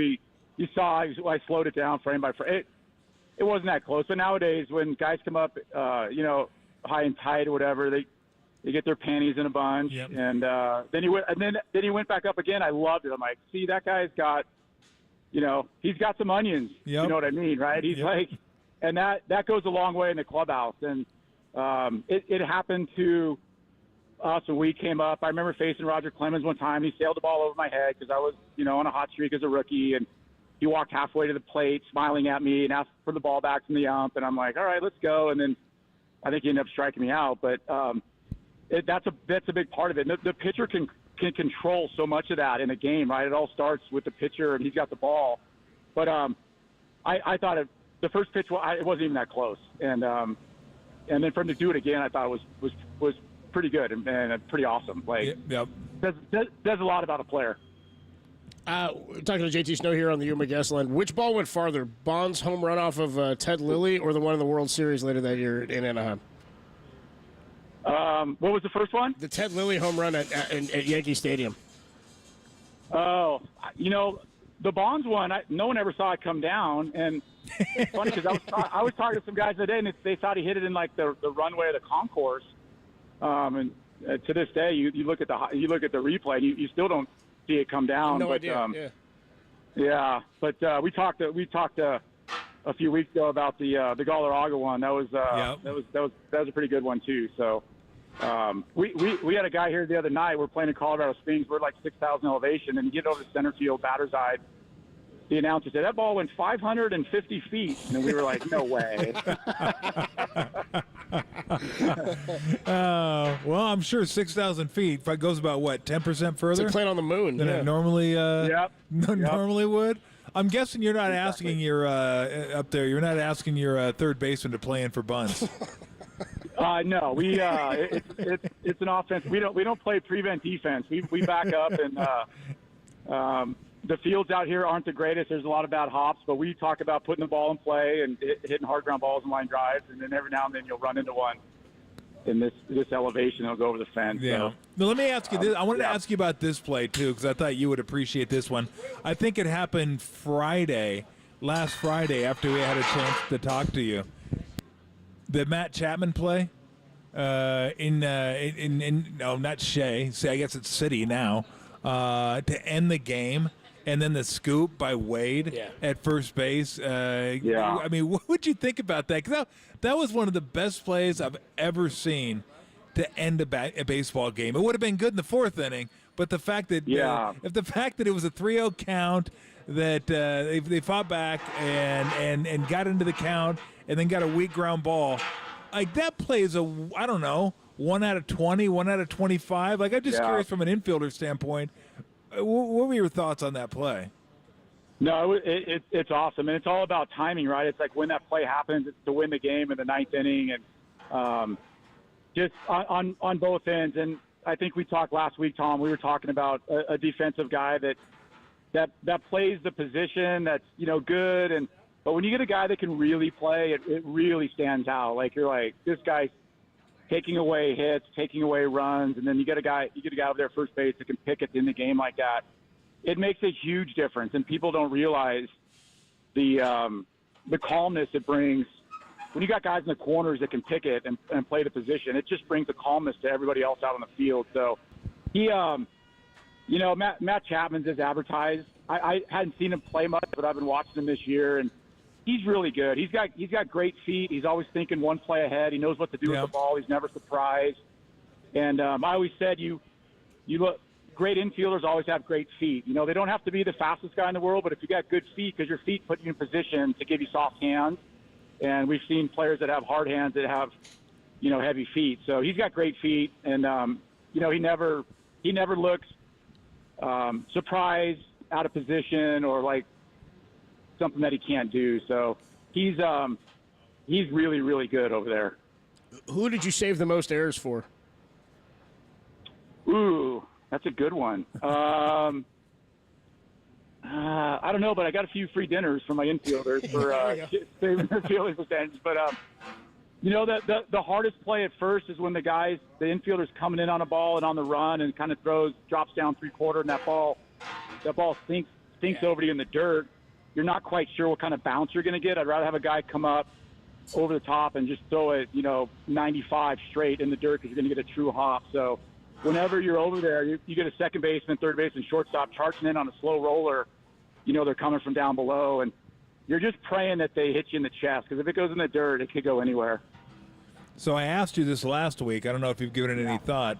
Who's the least chatty person over at first base when you were playing defense, of course? Who was the most chatty? The most chatty, hands down, was Sean Casey. The mayor. Mayor of Cincinnati. The mayor. Yeah. Wow. He's the best. You get down there, and he's like, hey, how's it going? How's the family? How the kids? How's just like whatever. How you swinging it? Like, he's unbelievable. He's great. He's one of the least chatty guys. I was thinking about this last week after we left, Tom, was when Mark McGwire for the A's was pretty, quiet over there. Like, he just kind of steely, kind of focused, and he would be just like, hey, what's up, kid? How's it going? Good. And, he's mammoth over there. Yeah. He didn't talk a whole lot, but if you got him talking, he would open up a little bit. And then we had one other, you said, one of the funniest conversations I had was we were playing a day game in Oakland when I was with the Angels at the time. Ricky Henderson gets on first base, first at bat. Our pitcher picks over. I throw it back, picks over second time. And so Ricky says to me, he goes, you better tell your pitcher that Ricky's not running today because Ricky's tired. And I said, oh, okay. So the inning ends. He comes up again. He gets on first base again. They pick over. He's like, I told you Ricky's not running today. Ricky's tired. I said, okay. So I go in the dugout and I go, hey, Ricky said he's not running today. I told the pitchers. He got on 5 times that day and never tried to steal one time. It was a Sunday day game. It was a day game after night game. And Ricky might have been out Saturday night. He might have been. And I had a guy, there's a writer for ESPN that was doing a book on that, and he actually looked it up, and it was true, I guess, the date we played. And he got on 5 times and never tried to steal. So he was like, Ricky's tired today. Ricky's not running because he always talked to himself in the third person. And I told our pitch, I said, stop throwing over, save your bullets, because when you throw over, it takes a little bit out of your arm. So got on 5 times and never tried to steal one. Oh, man. Oh, this is something, now that we're down this path. Did you ever get hit by a pitcher who happened to reach first base in the same game? Oh, that's a good one. No, I don't. Because I always wonder what those conversations that's a would be good one. like if you got drilled and then the guy's over at first base. Because I've always thought this, JT. I saw this happen maybe one time, but I always wondered, like, if a guy was drilling you and you were tired of it, maybe you'd done it twice and you're just tired of getting hit, instead of running, like, out to the mound from home plate, take your base at first, and then when he goes into a stretch, just take off toward the mound and drill him from the backside. I always thought that would have been sweet. You could do a sneak attack on him. So, I was telling this guy today on the way over on the bus. I was my college roommate, a guy named Scott Erickson, who pitched in the big leagues for Twins a long time in Arizona. He was pitching for the Twins. We went out one night after game, had a couple beers, and Pat Mahomes was with him. He was his roommate. So that's Mahomes' dad. Yeah. And so we're sitting there, and so we're having a good time. And he says to me, he goes, if I get in the game tomorrow, he's like, I'm going to drill you. And I'm like, all right, bring it on. We were joking. He came in the game the next day, and he hit me the first pitch in the shoulder. And I looked out at him, and I looked over at Erickson and Doug, and I'm like, what the heck was that? And then I was like, that was kind of rude. Yeah. And then I saw him after the game. He's like, dude, I wasn't trying to hit you. I'm like, well, you said you were, and then you did. So what am I supposed to think? And it was pretty funny. So there's just funny stuff that goes on all the time. Well, it's 162 games. Everybody thinks it's serious business all the time. If you're not going to have a good time, why bother? Exactly. You got to learn to pace yourself and control yourself and just you're in it for the long haul. So have some fun and have a good time. Did anybody ever tell Jeff Kent to have a good time? We tried to, but he didn't listen. Yeah, no. Just chapped back at you. He's like, "No, you have a good time." That guy's hilarious. I grew up with Jeff in Orange County. Went to Edison High School, and I was at Los Al. And he played baseball, I think, because he was good at it, and that's why he played. He just was a good player and didn't put a lot of stock into it, or wasn't just his demeanor was the same every day. But I'd go to battle with Jeff any day of the week. Oh, When yeah. it was 7 o'clock, he would play, and he could play. And he probably driving 100 too when he did. Oh, there's no doubt. Absolutely, yeah. More than likely, it's what's Well, I going on. asked him one time, JT. I go, "Hey, did you catch this? It was another play and another game that night, and it was all over ESPN, and it may have been an American League team, something like that." So I asked JT about it. He goes, "I don't watch baseball." Jeff, I go, "You don't watch ask Jeff about it? No, Yeah. no, not JT. I asked Jeff about it. He goes, "I don't watch baseball." I go, "What do you mean you don't watch baseball?" Because that was back when I assumed, well, you played sports. You're a sports fan. I've quickly realized that most guys that play sports aren't really big sports fans. They're just good at what they do, and Jeff was one of those guys. I literally could not ask about what was going on in the world of baseball because he would have no clue about what happened the night before in baseball. He said, I show up, I play, I go home, hang out with the family, and I get up, and I come to the park and do it again. I don't watch. He goes, I don't watch it. Yeah. He loved his he would literally sit in his locker and he would read hunting magazines, and he loved his motorcycles and dirt bikes and stuff, and he'd read those magazines, and when it was time to play, he would show up and play. But I will say, when the game started, he was into it, and he knew what was going on, and he was such a smart hitter, especially with guys on second, driving guys in the ball to right field. Like, he really knew how to hit. So yeah. I like Jeff. Jeff is a good he's a good guy. We had him on the show for a couple years. He was 377 career homers. Man. Absolutely should be in the Hall of Fame. We'll have a good game tonight, and safe travels back here, and we'll talk to you next week, man. See you, man. You got it. And, hey, be careful of those Yankee fans. Be careful. Unruly. Yeah, I'll be careful. All right. I think I can hold my own. Thanks, though. Yeah, it should be a fun series. Yeah, enjoy. Thanks, See you, JT. Great stuff. Love talking to JT Snow each and every week. Otis just says, enjoy the game more. Enjoy the game JT more. Snow, or for Jeff Kent. You people in the Bay Area are so stupid. We come on back. Marcus Thompson of The Athletic. We'll catch up with him, our weekly conversation. Enjoy the game more. With MT2. He joins us next, only here on The Sports Leader.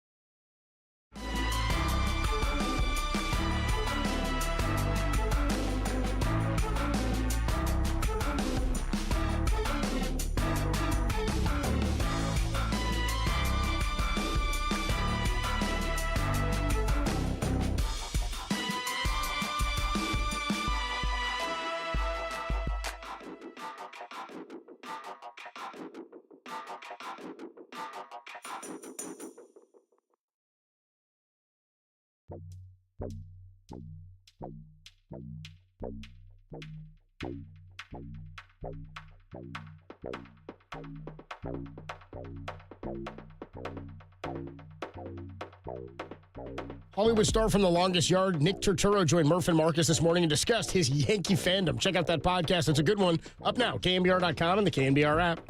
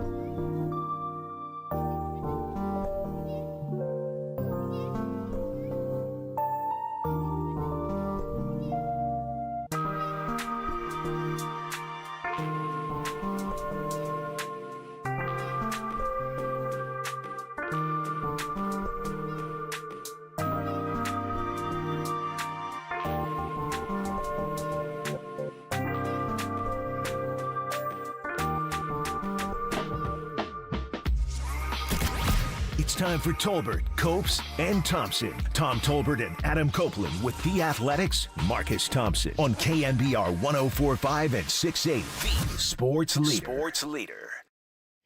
Catch up with Marcus Thompson of The Athletic, the best sports writer in the country. What's going on, Marcus? How are you, dude? Hey, what's up, homies? I like that 50 Cent. Let's go. All right. That was all Tim Webb. That was all Tim? What Tim know about 21? Oh, no, I'm about to say. No, I mean, it was him, but he didn't know. It was an accident on his part. I thought it sounded good, too. But it was definitely accidental on Tim. He didn't do anything cool. That's how I knew you was back. Yeah. I'm like, oh, Coach back. Coach back. 50 cents on. No guitars, huh? You didn't hear a guitar in there, did you? So what's going on, man? Are you I guess we could open up a little NBA playoff stuff and get into some of this Warriors free agent talk. I know Anthony Slater had a good piece that we'll talk about as far as where the Warriors go this offseason. But just I know it's a recency bias, and people are talking about it as Luka being the best player in the world. I'm still going Jokic, but what we're seeing from this guy is it's a level of play I don't think we've seen to this point. Yeah, I mean, it's his ceiling is so high. Yeah. My goodness, right? Like, we've seen people score 20 in a quarter before, especially like us, right, who follow Steph. But, man, you rarely see 20 that just ruin a whole franchise, right? I think that might have just solved the ownership thing. Now they're about to be like, no, it's your ownership group, right? we don't want no part of this now. I mean, it was crazy how discombobulated he makes people. Like, he's such a matchup nightmare. And when a shot is going, there's not much you can do. And I do think visually, because it looks like it shouldn't be so, it's even more jarring because it feels like I should be able to keep up with this dude. I mean, look at him. But it doesn't matter if you keep up with him or not. He's going to destroy you, and he's going to talk to you about it. Like, his ceiling is crazy high. And now, if he get the floor up, now you can talk about it. But I'm with you. I'm going with Jokic.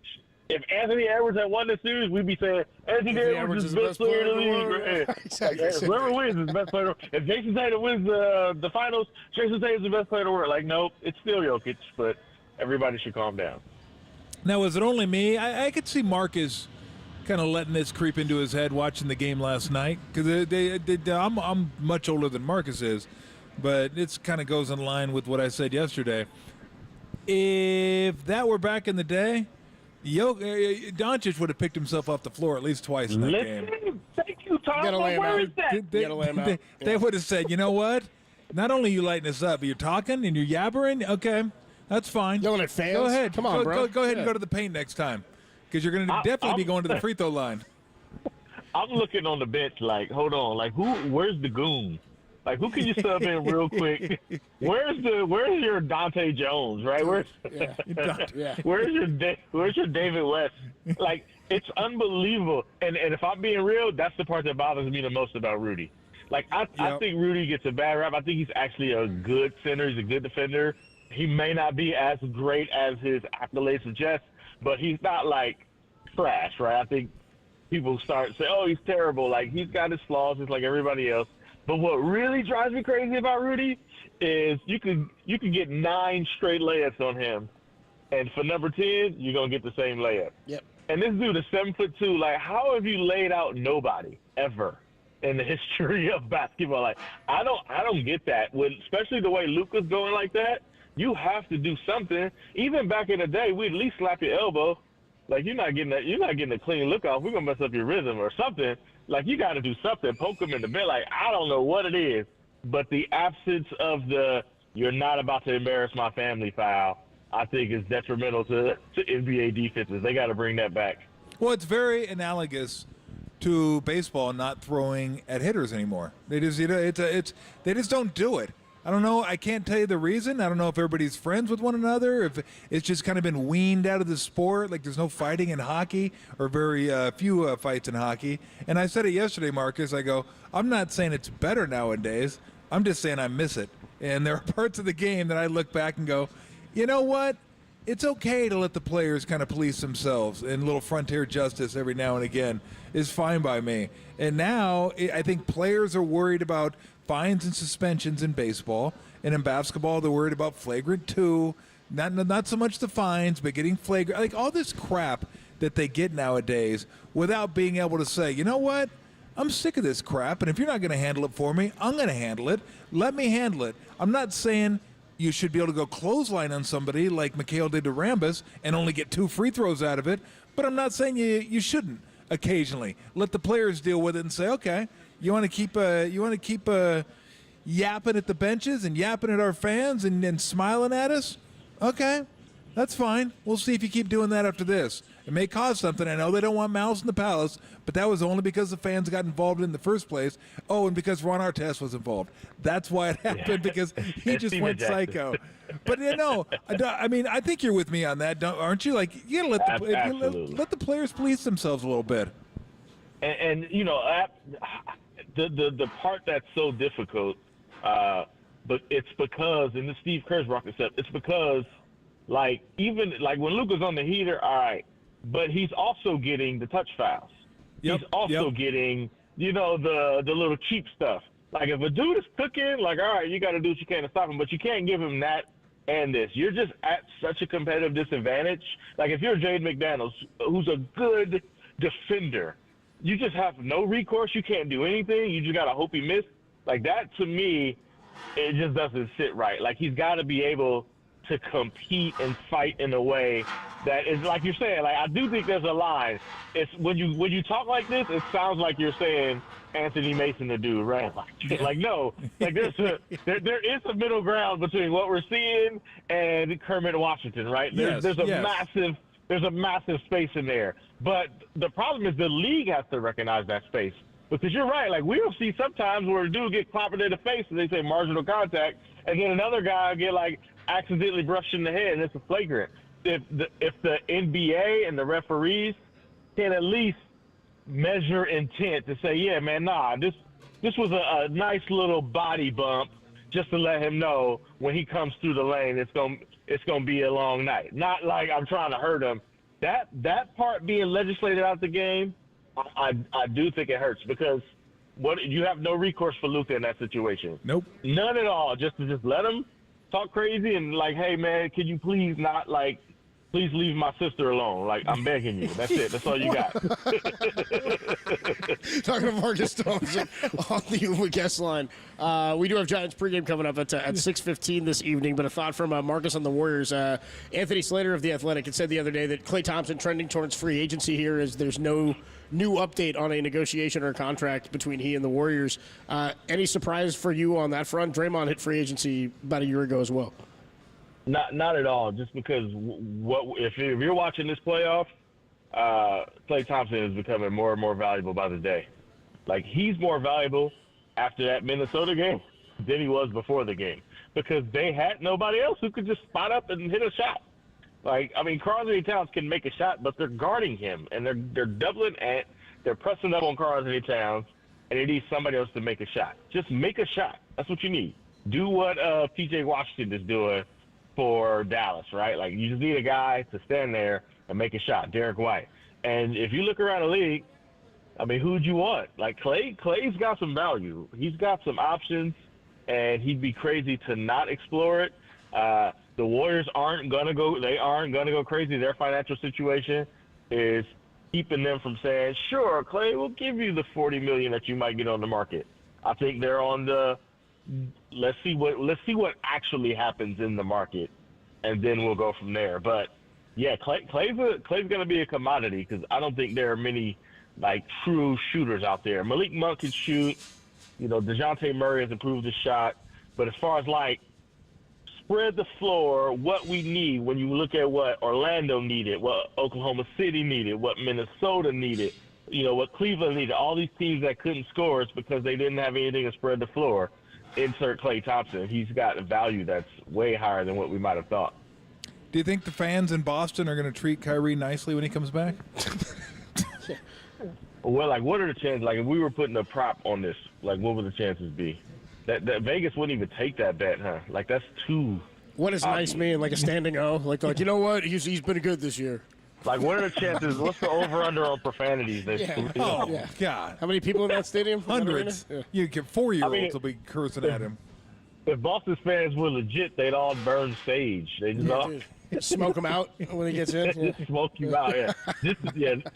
I want to see how Kyrie, because Kai is like on some spiritual tip now. Like he's like I've grown as a person, I've learned. But what could make you revert? Boston fans. Yeah, right. Boston fans.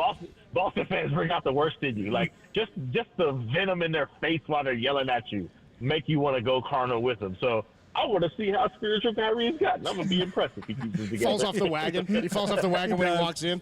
Just catches a whiff of that place, and all of a sudden he's back to old Kyrie. After two games, he's going to go, I'm taking a week off. Yeah, no, I can't play anymore. I got some stuff that happened. Trade me now. I'm leaving. In series. I'm taking a week off. How do you see that one going? Because I think we'll talk to you next Friday. That'll be after game one. Porzingis obviously makes a huge difference. I assume he'll be back in some capacity. But how do you kind of see it? Because Dallas is playing some – not only we talk about Kyrie and Luka, their defense is really good now too. Their defense is really good. Yep. It's hard to not just go against Boston because they just have so many options.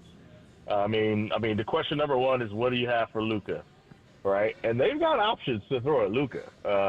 Derek White, Drew Holiday, both Jason and Jalen. Yep. Like they got a 4-man rotation they're going to throw out there. And then the guy that I'm not sleeping on. Luka would get him, but the way he plays would wear Luka. I can see wearing Luka down is Al Horford. Yeah. He's going to be physical. He's going to grab. He's big. And Luka's going to get by him, but you feel Al Horford. Just ask Steph. You feel him because he gets away with a lot. So I do feel like they have answers or they have options. They don't have answers. They have things to slow people down and wear you down.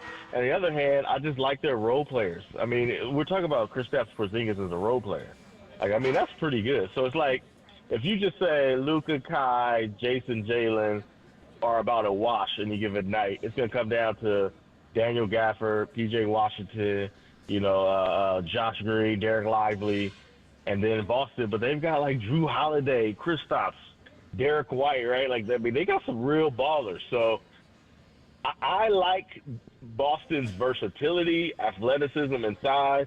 But I do wonder, if it's a close game, how do you go against Luka and Kyrie, especially with Jason Tatum, who's going to do ISO basketball until he dies. So it's a tough call. I'm going with Boston, but I got a lot of hesitation about it. No doubt. It's funny, if you were to ask me before the season or this series, maybe a month ago, if you said this was the matchup and said, or 2 months ago and said, who's going to play more ISO ball, I'd have been like Kyrie and Luka, dude.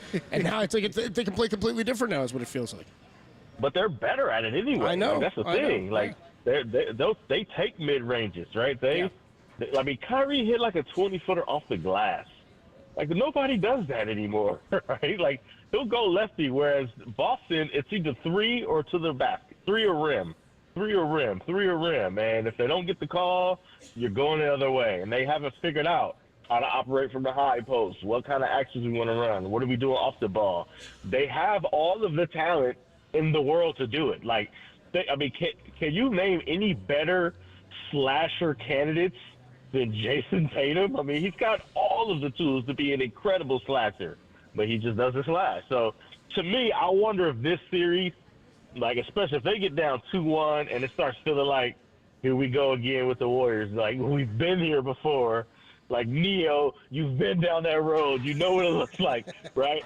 Does that get them to say, all right, we got to figure this out? And now you got Drew Holiday, who's won before, and Kristaps Porzingis saying, hey, I'm 7'3", give me the ball at the high post, nobody can block my shot. Like, do they change in that situation? I wonder if they will. Or maybe they'll just say, nah, we could shoot step-back threes and beat Luka and them. We could do it, right? We could do it, fellas.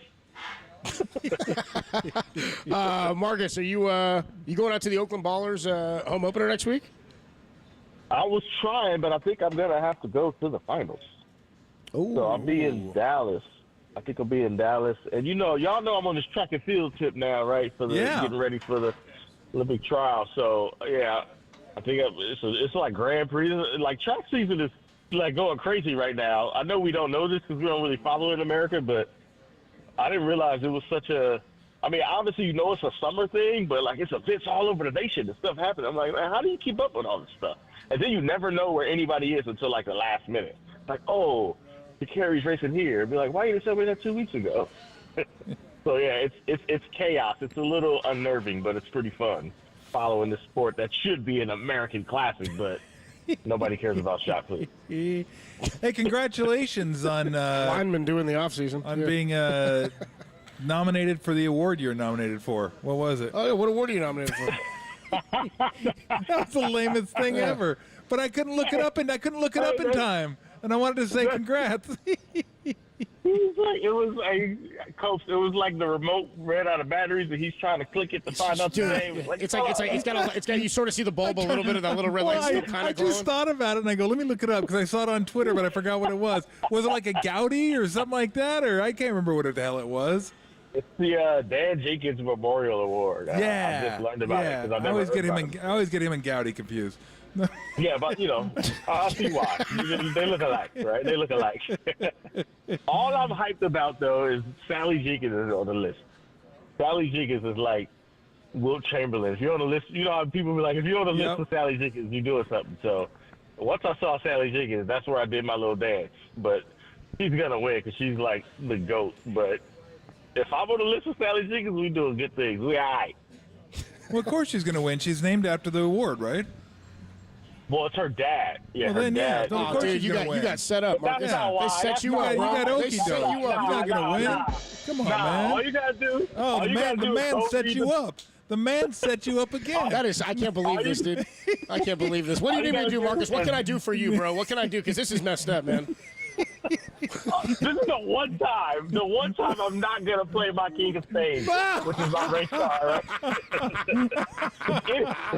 Any other situation, I'm milking this thing to the end. Not to mention, I'm the only black dude on there. So it's like, oh. Well, we knew that before you said it, Marcus. I knew that when I found out the daughter was nominated. You know what I mean? So. But if you read Sally Jenkins' piece, like, I don't care. It could be named after my daddy, and she's still winning. Like, it's Martina Navratilova and Chris Everett, like, their history together and battling each other and going through cancer. It's like one of the most epic sports pieces of all time. Like, it's incredible. It's like, yeah, I'm not competing with that. Like, that's fine. I went to San Quentin. It was hot. Well, I know one thing. If it was a horror movie, Marcus dying first. Yeah, no. I saw the cast. Absolutely. I'm going. Don't go up there, Marcus. Don't go up there, dude. Don't go up those stairs, bro. Man. What are you going upstairs for? Yeah. There's no exit upstairs. Don't take a right. Oh, no, you took a right. Marcus Thompson, the best sports writer in the nation, but the second best sports writer on that Jenkins list, it sounds like. So, Marcus. That's so shady. We love you, bro. Congratulations on the nomination. We'll talk to you next week, man. All right, peace out. All right, dude, Marcus Thompson, you missed any of that. I was looking it up, I can't find it. I couldn't scroll through Twitter, but I knew he was nominated for something that's pretty prestigious. I wanted to congratulate him on it, so I was on the phone looking. I go, that ain't it. So I just thought I would do it kind of in a rather dumb way. Yeah. Congratulations on that award you were nominated for. Award you were nominated for. Missed any of that. Tolbert and Cope's interview with Marcus Thompson, all available KNBR.com and the KNBR app. We did talk to Marcus about that piece Anthony Slater wrote that there are two players potentially out there that the Warriors could use to maybe revamp the core of their roster if Klay Thompson does not return. I'll tell you who they are and decide if the Warriors could be in on either of them next. Only here on the Sports Leader. Richmond, shout out to you for supporting KNBR. Richmond. Richmond's sports leader.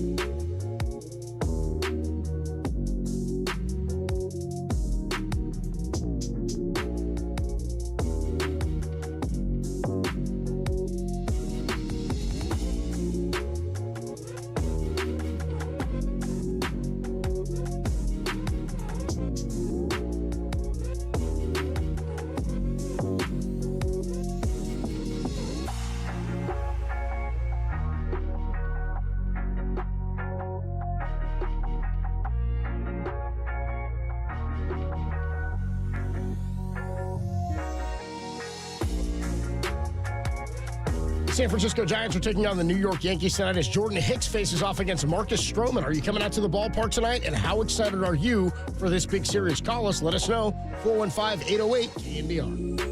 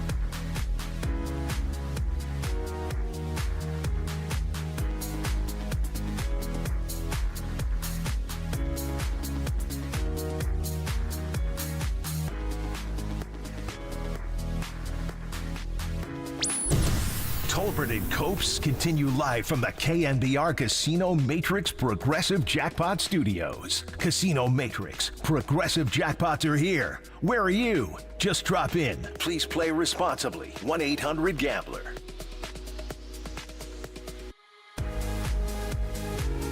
Dominic Cope's back with you live from the patio. 58 social. Giants and the Yankees. Game one of a 3-game series. Jordan Hicks, Marcus Stroman, 7:15 first pitch. If you come on out, stop by the patio, say what's up, have a pop. Beautiful day out here. It's probably going to be a lot of Yankee fans, so Giants fans got to bring it. A quick detour here into a little Warrior basketball as Anthony Slater recently wrote an article and went over some tidbits for the Warriors offseason. Number one, Klay Thompson, the Warriors have no notable movement or developments towards a new contract. He's most likely going to test free agency. And Marcus Thompson just said, do you agree with what he said, by the way, that Klay's more valuable now than he was before the start of this postseason? Maybe to other teams. That's what I mean. His value has risen. Possible. Yeah. But still, I mean, they're going to have their limits. There's no doubt about that. But I think what the Warriors are doing is, hey, go see what you can get. Go see what you can get, and we'll see if we can, be in the ballpark with it. Because I think if you're Klay at this point, even if they offer you a contract, you're going to say, well, I'm going to wait now. I'm going to wait and see what's out there. And even if you don't want to go, maybe you can use some of that as leverage to get more money from the Warriors. But you better be willing to pay the price, which means you may get more money from another team. You may take it back to the Warriors. The Warriors may say, no. So at that point, you better be prepared to go somewhere else. I don't know where he would be prepared to go. Orlando's always a name that's mentioned. Yeah. Philly's a name that's mentioned. There was one other team out there that was kind of mentioned because it's going to be a short list of teams. He's not going to a team that's going to win 42 games. Unless they just give him like $40 million a year, then he may just say screw it. But I think at this point, with the championships he's won, the success he's had, he's going to want to go somewhere, get in the playoffs, and at least have a chance to win a championship. So it's going to be interesting to see what the Warriors, and I've been saying this all along, I think there's going to be a line that they're going to draw on to say, look, we're just not going to go above this because of what they had to go through last year. Last year was a rough year for the Warriors and Klay. It wasn't simpatico. They weren't hand in hand last year. There were some rough moments last year. Now, they said they want him back, and I believe they want him back. I think they're sincere in that. But what you didn't hear them say is, we want him back at any price. They just said we wanted him back. Well, there's a price tag attached to that. Like, look, there are certain, maybe not. I was going to use an analogy that's not true. I was going to say, look, maybe there's certain articles of clothing that I want that are, I don't really want articles of clothing. Like, there's no clothing that I want that's too expensive because I really don't want nice things as far as, maybe it's a car that I really want. Like, I say, you know what, I want a Lamborghini. I'd like a Lamborghini. That'd be cool. Am I going to buy one? No, of course I'm not going to buy one. I'm not going to put that much money out for a car. That same goes with players. You can want a player, but what do you want to pay for him? Other teams may be willing to pay more for him because he's specifically what they need to help them win a championship. So right now I would say 50-50. Maybe 51-49 he comes back because I still have a hard time believing he's playing anywhere else because of his love for the Bay Area. But the further this goes down the road, the better chance there is that he's not a Warrior next year. And fans better at least start wrapping their heads around that because that'll be weird if it happens. Can you imagine Klay coming back in here in a different uniform? You know, those pinstripes like you? Ooh, no, those were ugly. Those were ugly. Like, has there been a Warrior? I don't think there's really been a Warrior that's come back in here after he's played for the Warriors where you went, well, that looked weird. Even Harrison Barnes didn't. Yeah, okay, Mully, yeah. Derek said Mully, he's right. That was so long ago, I kind of forgot about that, different era. But, yeah, when he came back in the Pacers uniform, that's weird. That didn't seem right. He might have had some Pacers pinstripes on. He did. Dude, I was going to say, I think they wore those blue with the yellow pinstripes. You are absolutely right. That's a weird look. I was talking about this iteration of the Warriors. Sure. Because guys that left, they were probably already somewhere else anyway when they went somewhere else. So they weren't like Warriors. Iguodala was elsewhere for multiple Sixers and Nuggets and all that. Yes. Now, Harrison was here to begin with, and then he went somewhere else. That was a little odd, but you're talking about a different thing altogether if it were Steph, Draymond, or Klay. Those are all three that would be stunning to see them roll back in here. And I don't think it'll happen with Draymond. I'm damn near certain it's not going to happen with Steph. I think he looks at it and says, you know what, I'm fighting it out. We weren't great to begin with. Fought our way to a championship. I'll keep fighting with this team. And his life's here. His charities are here. He's one of the more revered athletes ever to play in the Bay Area. His legacy is here. I'd be shocked, absolutely floored if he went somewhere else. Draymond, I'd be mildly surprised Klay, I'm kind of getting to the point where, could happen. Absolutely could happen. And I think you got to be okay with that, too, if you're a Warrior. From the sentimentality part of it, it's kind of a bummer. Really is. But from a practical standpoint, you could see the case on both sides. Yeah, I mean, I'm with you. It's sort of like it's the practicality of the Madison Bumgarner situation. Mm-hmm. It's sort of similar. I mean, it sucked when he left. left. Apples and oranges, but it's sort of the same where it wasn't going to continue here. Yep. It wasn't going to continue at that price tag here. And so if he wanted to continue to pitch at that price tag, he was going to have to do it elsewhere. I think the Giants would have taken him back at the right price, but they weren't going to do it for that many years. And guess what? They were right not to. They were right. It was that he was trending in the wrong direction. And so there's a price tag, and you said there's a line that they'll have to draw. So furthermore, Anthony Slater does right that the Warriors front office and Mike Dunleavy, thanks Mike Dunleavy, intend to be aggressive and willing to shake up the core, feeling that the group was given a chance to stick together at this past trade deadline, and it didn't even result in a playoff berth. I would say that that's true in some capacity. I also don't think that there wasn't enough out there, and I don't know that they had a package to put together to acquire something that would have changed the outcome of this past season. Yeah. So I think that's sort of twofold. I think, yeah, we gave you the opportunity, but also that opportunity on our end might say these players aren't the right group of players anymore.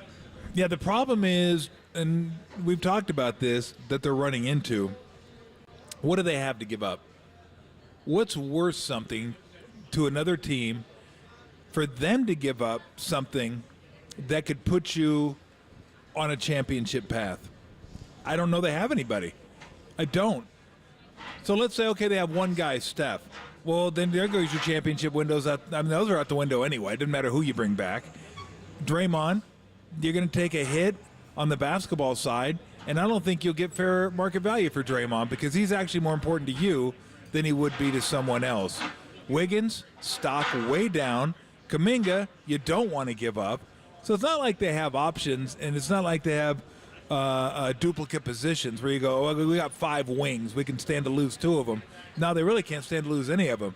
So that's where the decisions become really, really difficult. And the core isn't good enough anymore to just be the core with like some ancillary pieces. They need to add to the core now, right? The core needs to be bolstered. And if it's not, you're looking at what you looked at this year. Maybe squeeze a 5 or 6 out of it. And you start looking at teams who we mentioned. Minnesota, going to get better. OKC, going to get better. Dallas, going to get better. Denver is going to be Denver. So it's tough. It's just tough. And I think the fans should start embracing this idea a little bit of kind of a swoon and then kind of hopefully come back up at some point. But what I really don't want to see them do is give themselves an outside chance at a championship by getting somebody that they have to give up more draft picks for. Because that's your future. You got to keep some of that and hopefully draft well, develop, and that's how the Spurs did it. That's how you get back up to those 50 wins where you're competing for championships again. You draft well, you develop well, you get the right players, and you keep going. I don't think you can give up that for a 10%, 15% chance at winning a championship. That doesn't make a lot of sense to me. And that was kind of my logic this year, was why mortgage any of that when there's not a piece out there that's going to change you from being a 10 seed or an 11 seed up to a 6 or a 5 or a 4 even at that point. And the final, Mike Dunleavy. Thank you. The final thought here is, so 2 players were kind of thrown out here by Anthony Slater, Brandon Ingram and Jimmy Butler, if they were to become available. He says, quote, if Brandon Ingram hits the trade market, I would not expect the Warriors to show interest. If the Heat start to shop Jimmy Butler, I would expect the Warriors to enter the conversation, at least in some degree. Do you agree with both of those, and why Jimmy Butler and not Brandon Ingram? What'd you think? Oh, man. I mean, I think Butler, a lot of it is just attitude, like the swagger he plays with, the toughness he plays with. Yeah, he brings that to the court. He'd be a nice one to put alongside Draymond and Steph. When he plays. I mean, he's missed a few games now over the last couple of years, so it's Wiggins. I mean, that you're kind of looking at this. No doubt. Ceiling for those guys. No doubt. And they could guard similar players because Butler can get after it defensively as well. But then, Wiggins is making less than 30. Butler's going to want 40. Like that's a sticking point with the Heat. Yeah, he wants like a 2-year, maybe even $50 million. Like he wants max money. My God. And that's why Riley's saying, yeah, I don't think so.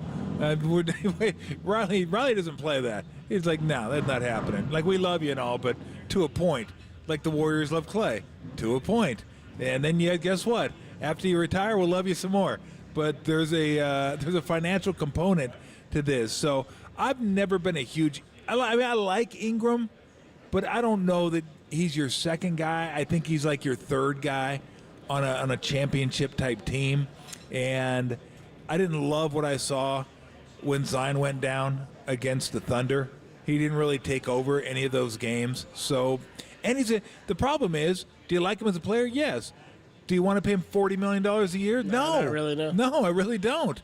I don't want to pay him $40 million. So, and that's the money these guys are going to want. So, Butler's a different sort, though. I mean, you better be prepared to have Butler come in here, because with him and Draymond on the team, I mean, holy smokes, that might be rough practices for the fellas getting in there with those two guys, because those guys don't mince words, and again, they get after it. But would you love Butler? Yeah. Would you love him at $50 million a year? Yeah. Well, let's put it this way: if it's I'm only paying $40 million a year for emo Jimmy Butler, okay? That's it. If he never does that again, I might go to 50. He's going to do something else wacky. If he never does that again, next year, I might go to 50. Just never do that again. I love when TNT shows a picture. Use that one, because it's like his media guy takes it before the year. Right, he has to do it. Come on, bro. Not before the year. So, yeah, I'm not paying $50 million for that dude. Tolbert and Copes with you from the patio. 58 Social. Giants and the Yankees at 7:15. A 6:15 pregame. Jordan Hicks against Marcus Stroman. That'll be the matchup for tonight's game. When we come on back, so December 20th, 2022, Aaron Judge officially signed with the Yankees. I don't know how much fans thought legitimately he was coming here. I think fans thought there was a bigger possibility of that than they did this past offseason with Shohei Ohtani, but maybe that's about hope dwindling more and more each offseason with superstars deciding not to come. Andy Baggerly yesterday asked us about this. Are fans still upset about Aaron Judge not showing up? Will he be booed tonight? What will be the reaction for Aaron Judge when he plays, by the way, his first game ever at Oracle Park? We'll talk about that next. Tolbert and Copes with you live from the patio. 58 Social, only here on the Sports Leader.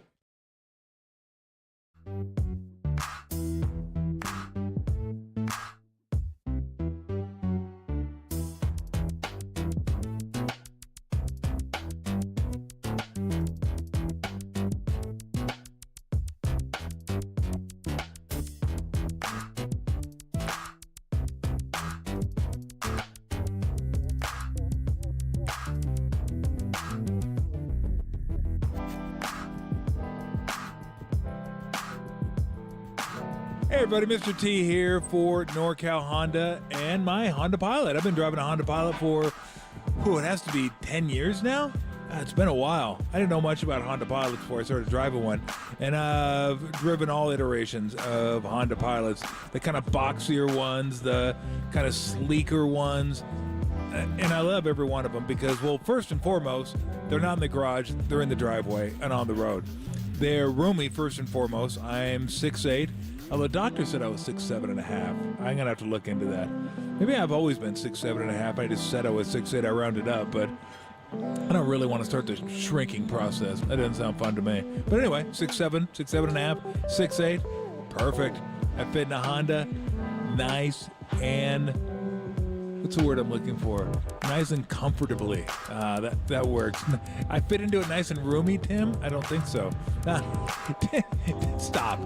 No, but it does have plenty of room for me and the family and the fellas, too. I always mention this, but my friends are big. And we got golf clubs and gear. We go up to Tahoe every year. We'll be doing it at the end of July this year. Take them up there. It's easy. And you got to have plenty of room for the beer, too. That's a given. 3 or 4 cases of beer up to Tahoe. Oh, yeah, we're all good to go. Reliability, I said that. It's in the driveway. It's not in the shop. Easy to use. GPS, the stereo, or, I know the stereo is easy to use, but you get your Apple Play or your Google Play or your Spotify, whatever it is. You listen to whatever you want, as loud as you want. You know me. I was going to say, I'm not even going to say it. I'll just say Tool's my favorite band, so that's what I listen to, okay? I know that'll be turned into something. Anyway, so those are a few of my favorite things. We're going off the rails. Anyway, if you want to check out a Honda Pilot, which you should, they're a great midsize SUV. Like I said, I've been driving one for 10 years, and I plan on many more years in the Honda Pilot. Great deals happening now on Honda Pilots and every other Honda model at your NorCal Honda dealers. For more info, ask anyone who owns a Honda, like me, or visit NorCalHondaDealers.com.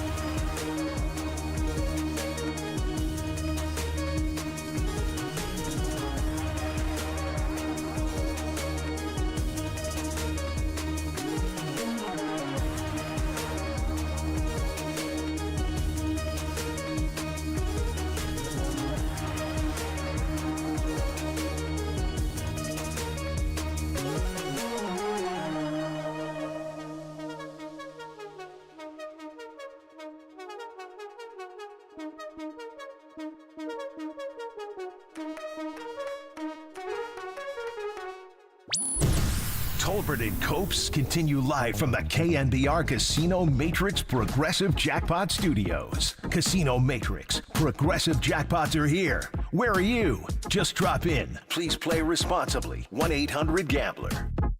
This whole free agency process was, it was a different situation. I think it was valuable to, see some other places and hear some opinions. But, once that was all done, I got a chance to sit down with my wife and talk about a couple things. We both, kind of came to the decision that was in our heart, which is, we belong in New York. We belong in this city, and there's a lot of unfinished business here in New York.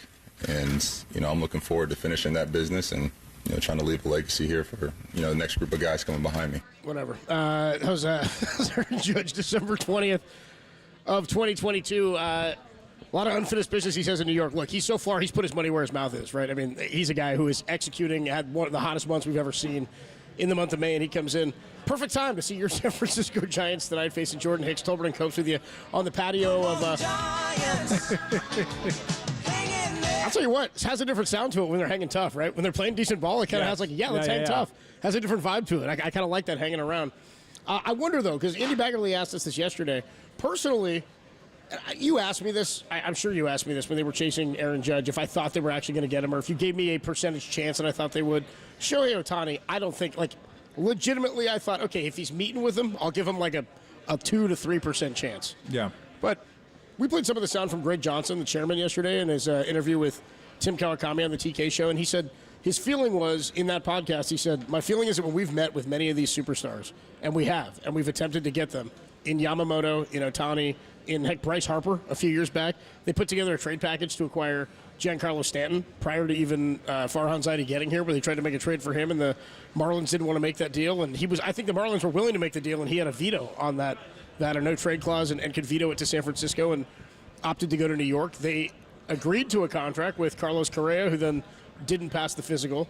They attempted to get Aaron Judge, but I think Aaron Judge, I thought maybe closer to a 20% chance, but so much was made of it because of his, quote, relationship to the Bay Area. He had that meeting with Rich Aurelia in the Gotham Club. It was his favorite player growing up. He did the staged personal video. Remember the video he did of himself where it was like, oh my gosh, Aaron Judge is here. And it was sort of to curry favor from the Giants and to think they had an opportunity to get him, and that's what negotiation is. He wanted to be a Yankee. He's ultimately a Yankee.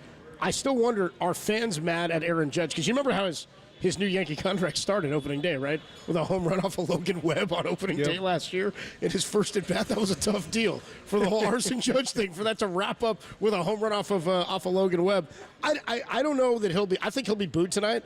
I don't think he'll be booed in the way Bryce Harper was booed this week. No, I don't think so either. I think he probably will be, but I don't know if he'll be booed every at bat, and maybe just the first at bat. Maybe, I don't know. I just don't think what he did was all that egregious.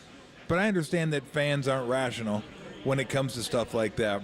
Like, I'm trying to think of players who came back here who were booed. So I came to the first game Jeff Kent ever played here when he left.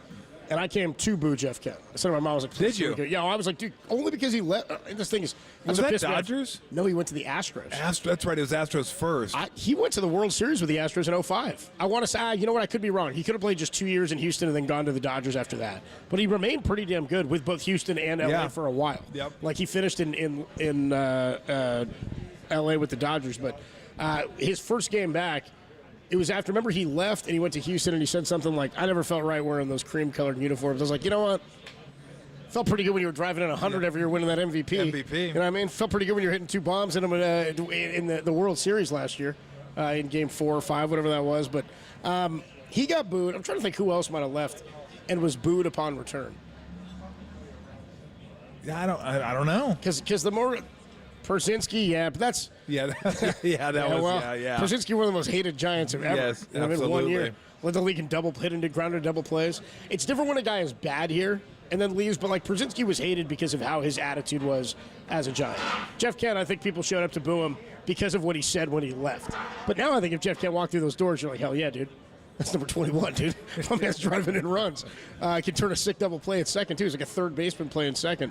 But Giants fans, for the most part, have been fairly forgiving. And you know, Jason Schmidt, I don't know, was he booed? I think Brian Wilson was booed in a Dodger uniform. Yep. Melanson was definitely... Melanson gets booed pretty hard. You throw in a Dodger uni, you get booed. Although you got to love Brian Wilson going over to Larry Bear asking for his ring. Give my damn ring. That's a hell of a move. That was so... Hell of a move by Well, Weezy. Nobody even knew who he was. They go, who's that hobo coming in out of the bullpen? Oh, that's Brian Wilson. Where's my ring? Oh, my gosh. Give my ring. You see that hobo just asked for a ring. What the hell is he doing over there? Get that guy off the field. I booed Uribe till he took the Dodger uniform off. I got morals, you know. Oh, did you? Yeah, Okay. I was like, I kind of did it reluctantly. I stood up. I was like, well, boo, you know. Got to do it. Dodger uniform, got to boo him, period. Yeah. Well, I mean, he throws it on, especially if he was here. I get it. But I don't know. 808 KNBR, 415-808-5627. We'll start lining up the calls on this, too. Will Giants fans boo Aaron Judge? What will their reaction to be? And are you over it? It was funny. I was talking to John Curley this morning at the studio, the producer of the Murph and Marcus show. And I said, John, you're a big Giants fan. You over the Aaron Judge thing? He didn't even look up from the computer. He goes, I'm over it, Copes. I'm over it, bro. And I go, so you going to boo him? He goes, oh, hell yeah. I'm going to boo him. So you're not over it? He goes, no, I'm over it, but, you know, we don't forget. He didn't even take a breath. Yeah, he's like, no, I'm booing him for sure. I wonder how fans reacted when Will Clark came back for the first time. 808 KNBR, if you got that. I mean, who if you got that, so you that would can have been tell Cardinals, us right? Who's been or booed? that would have been Rangers and Cardinals. Because this isn't a comeback, though. This is like he left. Or he didn't. He spurned the Giants, decided not to come here. Yeah, no, I'm just trying to think of players. Lincecum never pitched here, did he? No, never. No, I didn't back. think so. He would have never been booed, ever. No. Ever. That guy can say anything he wants to. He's still getting cheered here, and rightfully so. Yeah. Bumgarner, standing ovation, I believe. Yeah, it was pretty harmless. The D-backs, you know? Yeah. Isn't that weird? And weird gray? It's like they more got rid of him than he left. No, like he threw a no-hitter. We're like, Condo, 7 innings. Yeah. Remember the World Series? Oh, yeah. Okay, we love you. Yeah, we remember that. We love you. I remember that. We Best love World you, pal. Series pitcher We're ever. good. I wonder when Brett Butler came back here. See, that's one that Brett Butler deserved to be booed. He must have. Brett Butler deserved right? because he left it. He left it. He talked about the good Lord wanting him to be a Dodger. Remember that? He's like, I felt like God always wanted me in Dodger blue. I was like, I don't really think the big fella cared. That's Brett. rough when you throw that in there. I don't think the big fella gave a damn how you were hitting leadoff. Like, oh, really? Yeah. Oh, really? Okay. See, guys who leave and then run their mouth, that's when it bothers you. That's when you're like, screw this guy, dude. We cheered for you for years. Yeah. Just buying tickets and hot dogs to come watch you play. And you leave and you're like, yeah, screw that place. Like Giambi going, it's Oakland. Have you ever been to Oakland? It's like, come on, Giambi. I'm guessing they booed him when he rolled back in there. He got it pretty bad. And he also wasn't hitting great as a Yankee. Yes. You know what I mean? Yeah, exactly. I don't know. I mean, this is more for, like, again, I'm not diehard Giant fan, so it doesn't really bother me, but you'll be curious. I suspect some boos. I don't expect, like, just a wave of boos. It's, like, super loud. Because he was never here, but it'll be curious. I'll be interested to hear. I think I'll hear. Let's put it this way: I think I'll hear it on the TV, but I don't think it's going to be like drowning out anything. If it is, then well, I guess they're a little angrier than I thought. But I guess we're going to find out. Well, how do you feel about it? You booing?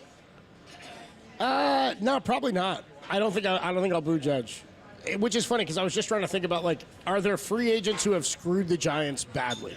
Who have been like really, if you break down what went down, it does seem more calculated in that he wanted to set himself up to make more money and use the Giants specifically as the emotional organization in which he could do that to. And I don't know that anybody else has ever done that. So maybe we should be more upset than we are about that. I don't know much would be different. Like, I was thinking about the sliding doors of what could happen in sports. Talking to somebody at the station yesterday saying, can you imagine? Somebody who was asking us, one of our new guys in digital, Jack, was asking me, what was worse, any of the 3 49ers Super Bowl losses or the 2002 World Series? And pretty soundly, all of us in the bullpen said the 2002 World Series. And he said, but that's 3 Super Bowl losses that are that close. Each one of those was so close. I go, 7-game series is different. The Niners had won 5 championships. The Giants had never won in San Francisco. The magnitude of winning in 2002 was much different. And I said, imagine had they won in 2002. Dusty Baker, there's no way you let him go. Which means Bruce Bochy doesn't show up, or Felipe doesn't become the manager and then Boch, which means you probably don't have these 3 World Series or this run of talented players we're talking about, like Lincecum and Posey. Yep. Who knows what happens?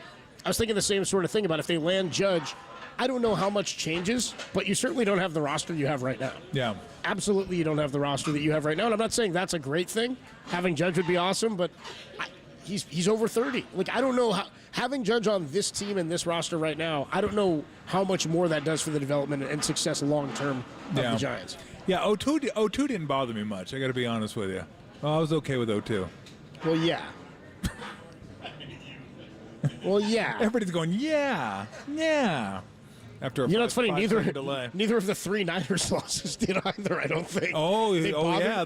You had money on it. Huh? The first Kansas City one bothered me. 45-1 bothered me. Oof. Yeah, that bothered me a little bit. That was rough. Yeah, I was. Yeah, clap it up. Clap it up. Okay. You always do that when I'm not there. Always. Yeah, that one bothered me. That one absolutely bothered me. No, I mean, I would like to see. Like, I don't know if I'm a bigger. Because, again, I'm not a diehard Niner fan or a diehard Giant fan. I'm not a diehard pro sports fan. I'm just not. When you play, it becomes different. You're jaded, yeah. But I would say I probably, if I had to, like, say a little bit more, if I'm drawn to one more team or the other, maybe it's Niners just by a smidge because I already kind of have the Angels. Like, the Angels are my baseball team. But I always tell people I want to see both teams win because I know people in the organization. I want to see them do well, and I want to see them have success. But I've never said since I've been doing this, almost 30 years I've been doing this, like, I don't feel like everybody feels when they lose. I don't feel like I got kicked in the stomach. I don't feel like doubling over or just sick to my stomach. I don't have that feeling anymore, really, with any team other than Arizona Athletics. Sometimes it hurts, but I just don't. But it doesn't mean I'm not rooting for them. Like, yeah, I was absolutely rooting for the Niners against Baltimore, rooting for the Niners because it's fun. It's fun to watch those games. It's fun to watch the postseason games. It's fun to watch Super Bowls. But it's absolute from a monetary standpoint, no doubt. That first one against the Chiefs, that hurt. 10-point lead, fourth quarter. It's like the money was like it was all. I was like Mayor McScrooge. I was in this pool with the gold coins, just like throwing them up and. Yeah.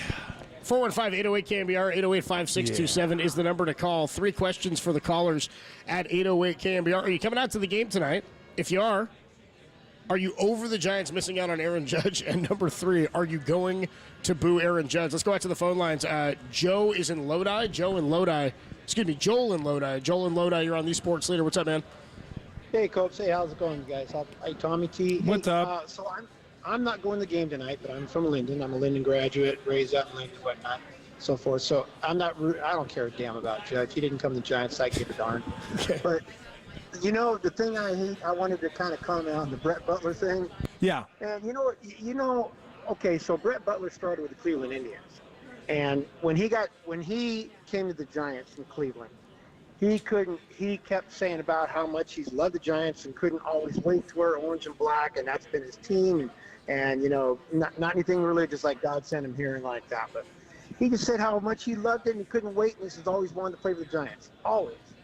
right? And then then they don't sign him, and he goes to the Dodgers, and he says the same thing at the Dodgers. I hate when people do that, man. You know, that just drives me absolutely nuts. No, I agree with you. Do you remember people booed him when he came back here?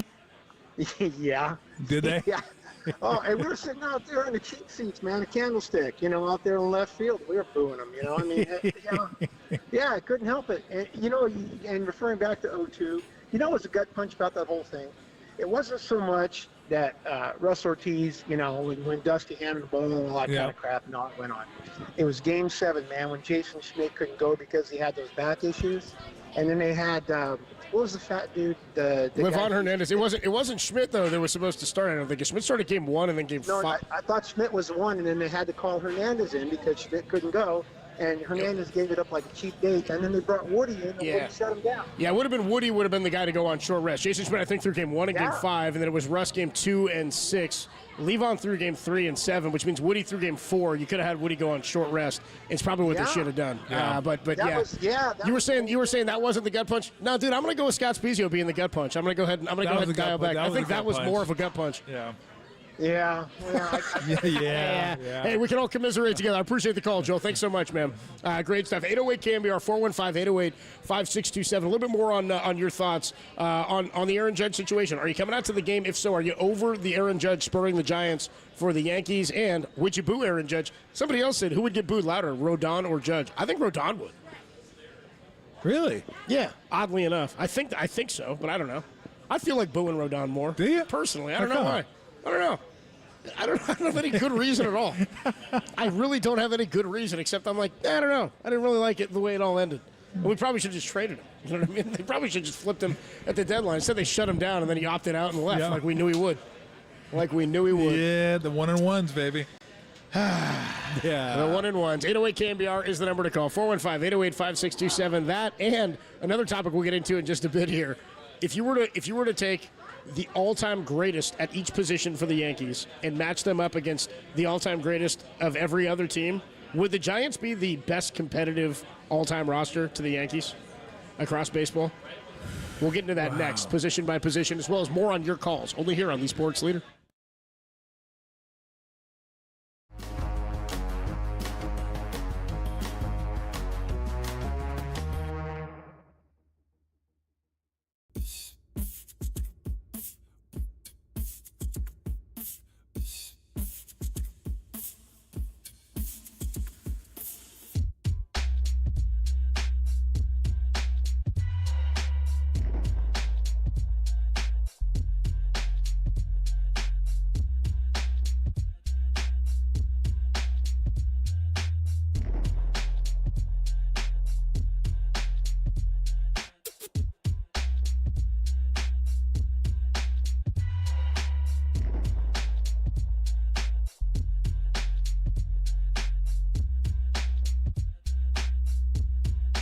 Anthony Slater of The Athletic recently wrote an article saying that Klay Thompson appears headed for free agency and the Warriors could shake up the core of the roster. What would your reaction be if Klay Thompson left this offseason? Let us know on our socials at KNBR. It'll be a 2-1. Swung on, hit in the air to deep right center. It is high, it is far, it is gone to win the game. Anthony Rizzo hit a one-out ninth inning walk-off home run to right center field, and the Yankees beat the Rays 2-1. Anthony Rizzo. Hey, nobody beats the Riz.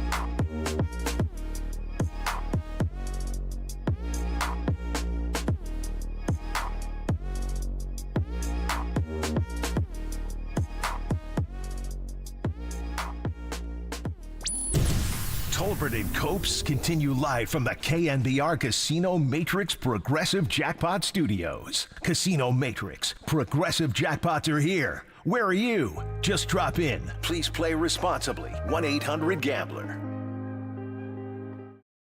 Friday night, beautiful day in the city and around the Bay Area. Here's the Giants and the Yankees getting ready for a 3-game series. Giants take 2 or 3 from the best team in the National League. They'll look to do the same against the best team in the American League to win a series against the Yankees. Pre-game coming up at 6:15. We spoke to John Sterling, the 35-year voice of the Yankees, one of our favorite voices. Played a bunch of his calls. We will replay that for you coming up at 5:30.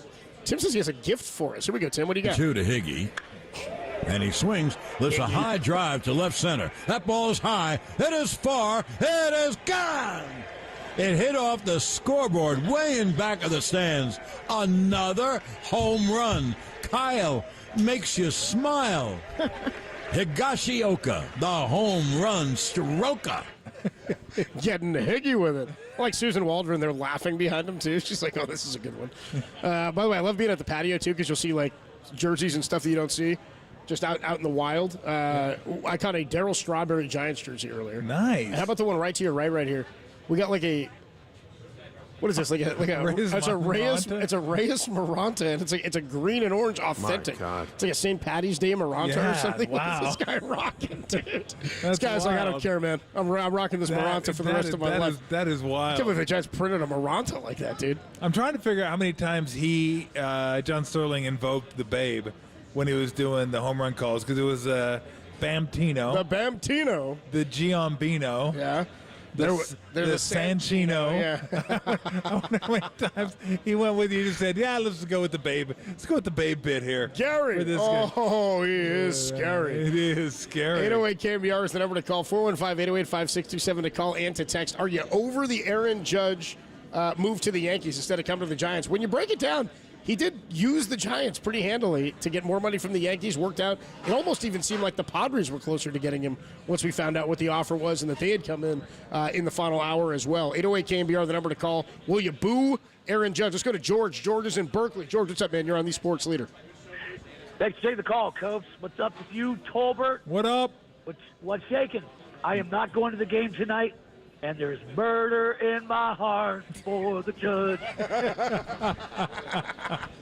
Wait, would you boo him, though, George? You booing him? Wasn't that good enough? Yeah, that was good. I think that was good. I think you laid it on. I got the feeling you'd boo him. You got murder in your heart for the Judge. I think you're booing. That's Moby Great, my friend. Please, if you get the chance, play 2010, Bill Walton in the booth with the boys. You have to hear it to believe it. Gary Garcia night. Good deal. Appreciate you, George. Good stuff, man. Yeah, Bill would make his way out. Nothing Bill can't do that I wouldn't believe, or can do. Who is that? Paulie Mack down there? Who are you? Who are you? What's your name? Great stuff. Humbaby is in Concord. Humbaby in Concord. You're on the Sports Leader. What's going on? Hey, I just wanted to ask that this is one of the hated for me is Mauricio Dubon. That's it, right there. One of the most hated, Mauricio Dubon. Why is that? Well, he came to the Giants and then as soon as he left, didn't he say something bad about, that they didn't give him a chance? They pretty much a lot. He said a lot of stuff I can't say on the radio. He did say he didn't get. Yeah, I think he said something about not getting a full opportunity here. And exactly. I thought he was afforded a pretty good opportunity, and then he ran his way out of some innings and that opportunity. You know what I mean? Stop getting thrown out of the bases. So he kind of badmouthed him, so that's not right. I'm good with you. But Humbaby, would you boo Aaron Judge? How do you feel about that? I'm okay with that. He made his choices. I'm all right. I like that we're booing Dubon. We're booing Dubon, a kid who grew up a Giants fan and Honduras. Yeah, and we're like, right. Judge, he can fly. Right. He's here every couple of years. Big deal. Thanks for the call, baby. Appreciate it. We do, by the way, have a couple of updates per Susan Slesser and a Giants lineup. What do you want first, the updates or the lineup? Update. Okay, the updates are as follows. So, did you know the Giants had Drew Pomeranz for like 10 minutes last weekend? Who was it? Was it Kerry? Kerry told me that, and I said, they did? He didn't even get into a game. They did? I didn't even know either. I was off, and I see him warming up, and I was like, wait, they added Drew Pomeranz. No, I didn't see him warming up. Oh, he warmed up to come into a game. They didn't bring him in, and then that was it. Yeah, he was here, and he was gone before I knew it. That was it, yeah. I was like, what happened? Well, he cleared waivers, and he's elected free agency. I'm okay with that. Thanks, baby. All right, and then Susan Slesser with another update. Nick Ahmed. He's going to start his rehab assignment tomorrow with the River Cats. She says that is a significant development. More per Susan Slesser. Jung-Hoo Lee is going to have his shoulder surgery. It's going to be Tuesday in Los Angeles. So he'll have that surgery officially on Tuesday. And this is also a positive development. Robbie Ray is going to pitch an inning in an Arizona Complex game on Tuesday. So Robbie Ray facing some live hitters. I'm okay with that, too. That's a positive development. The lineup for the Giants against the Yankees is out tonight. Leading off in center field, Luis Matos. Batting second in right field, Mike Yastrzemski. Batting third at second, Tyro Estrada. Batting fourth at third base, Matt Chapman. Fifth and catching is Patrick Bailey. Sixth is your designated hitter, Jorge Soler. Seventh, Brett Wisely is in there at shortstop. Eighth, Elliot Ramos plays left field. And Trenton Brooks was here, is in there batting ninth, playing first base. Jordan Hicks takes the ball tonight against Marcus Stroman. Okay. Thank you. Thank you. I brought this up before we went to break. So Derek and I were talking earlier, and I guess Walter, the producer for Pop and Len, was asking me earlier today too. I think they might have done this on their show. They were matching up. If you were going to take the best possible lineup you could put together of all timers from the Yankees and from the Giants, who would have the better lineup? And I said, just before I even thought about it, I thought it's got to be the Yankees, just because you could potentially put like damn near close to a Hall of Famer at every single position for the Yankees. Giants, you'd be pretty damn good. I guess the question I have is if you did that for every team and stacked them up against the Yankees, would the Giants have the best all-time lineup, second to New York, maybe above everybody else? And I think they probably would. If you were to go with a Yankee lineup and not line up just position by position. Okay. Let's start in the outfield. Left, center, and right. You can go three Hall of Famers right there. So are we going, who would I go with in the starting outfield? Who would you go with in your starting outfield for the all-time Yankees? Mantle, DiMaggio, Ruth. Yeah, Ruth in right, DiMaggio in center, Mantle in left. Okay, There you go. So then moving to the infield. First base, Gehrig. Second base for the Yankees. You know what? One of my favorite guys that played for him, but I don't know if he'd be considered an all-time great, No, he wouldn't, because Robinson Cano would be better than him, I guess. But I like Willie Randolph. That's a good call. I don't know who are the old-time second basemen. See, I don't even know. You have to go way back. Was Billy Martin? Billy Martin. He was a second baseman or shortstop, but he didn't hit that. He wasn't a great player. Yeah. I'll go Willie Randolph just for the heck of it. Willie Randolph. I like Willie Randolph. I'd go Cano, or I'd take you an Alfonso Soriano in second base too. But Cano's probably those are two good ones. Cano's got like 400 doubles or something like that. Like he's probably the one. Probably. Shortstop, the only Yankee in history with 3,000 hits. Yep. Derek Jeter. Third base, you got to go A-Rod, right? 696. I'd go Nettles just because I hate A-Rod. Greg Nettles. Craig Nettles, I'm in. Yeah. Over at third base. I go Greg and Craig. I go Brocious over A-Rod. I go Charlie Hayes. Take Boggs. Yeah, exactly. I go Boggs. Who was there for like 2 years. Yeah, right. The funny thing ever is that Boggs throwing a Devil Rays uni at the end for 3,000. I'd go with him. No, I mean, it'd probably be A-Rod, but I wouldn't take him. So you've already got, by the way, 3 guys with 500 homers. Yep. In your lineup with A-Rod at 696, the Babe at 714, and then Mantles at, 521 or something like that? Catcher Yogi. Yogi's my catcher, too. Mm-hmm. How about Posada's probably the third catcher on that team? You got Munson back behind... Munson, yeah. Munson behind Yogi. Okay. A real Munson. Starting pitcher, Whitey. Boy, this is tough because they got Clemens, so many dude. of them. You got Clemens, you got Whitey, you got Louisiana Lightning, Ron Guidry. There you go. Who was incredible. Boy. You got A.J. Burnett. I mean, I'd have to go. Javier Vasquez, maybe you throw him out there at you. You got Rags. Jeff Weaver for the second day in a row on the show. Exactly. You got Rags. Hell yeah, throw Rags out there. I'm trying to think. No-hitter on July 4th, Oh, Rags. yeah. Trying to think who their great pitchers were of the 30s and 40s and stuff like that. I know them when I hear their names and stuff.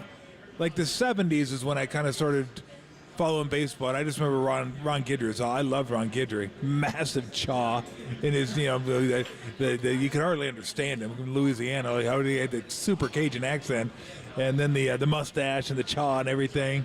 Lefty, throwing BBs in there. There were probably 95 that no one had ever seen before. Oh my God, 95 miles. How about an hour. Goose? How about Gossage? He'd probably be your setup guy. Okay. Setup guy to Mariano. Offer you a Lefty Gomez. There you go. I mean, I'd have to look at all the numbers. Yeah, I bet you don't they were remember good. those guys. Sparky Lyle. Yeah, I don't remember Sparky being of that ilk. Catfish. Catfish pretty damn good, but he was better here.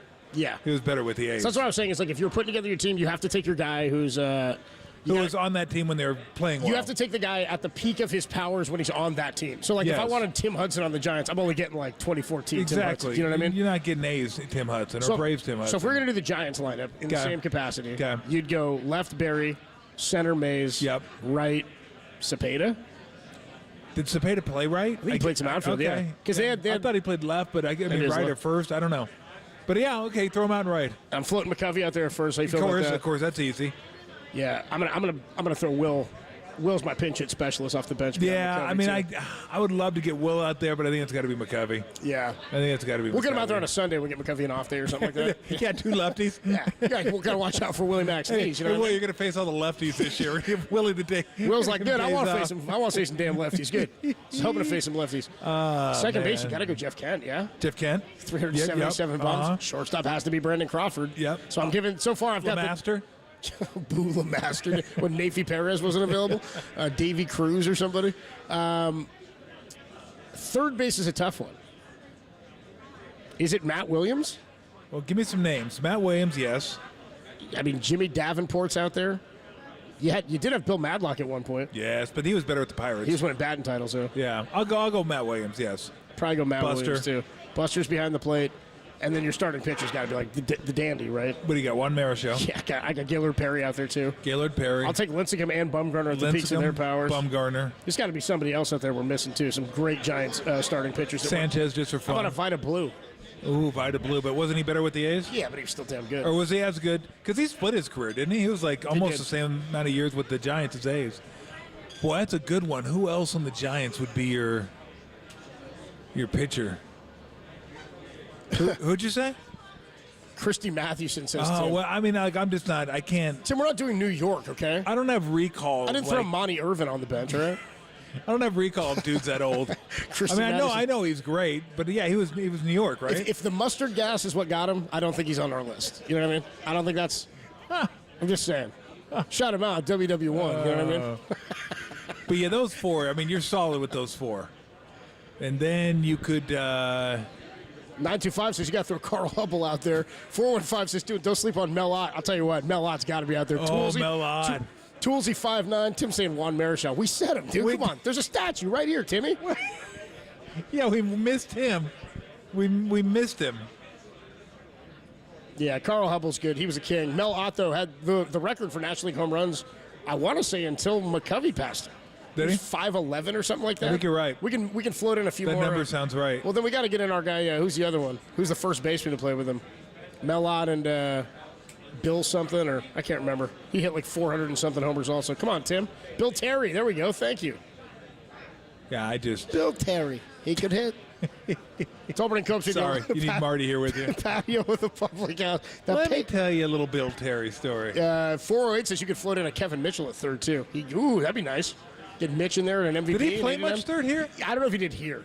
He was too busy making barehanded catches in the left field. Yeah, incredible catch. We're live from the patio of 58 Social out here at Oracle Park. Giants and the Yankees pregame coming up in about an hour at 6:15. We spoke to John Sterling. We'll get that interview to you at 5:30. But when we come on back, a sound soiree. Dude, you see this? Kelsey Plum, women's national team. Yeah, I know of her. And Darren Waller, tight end, formerly of the Kelsey Plum's a basketball player. Basketball player. Apologies. Plays for the Aces. Apologies. Kelsey Plum and Darren Waller. I was like, wow, she's playing soccer now too? Yeah, it's great. It's really good. Yeah, the Olympics are coming up. Yeah, I know they were getting a divorce, weren't they?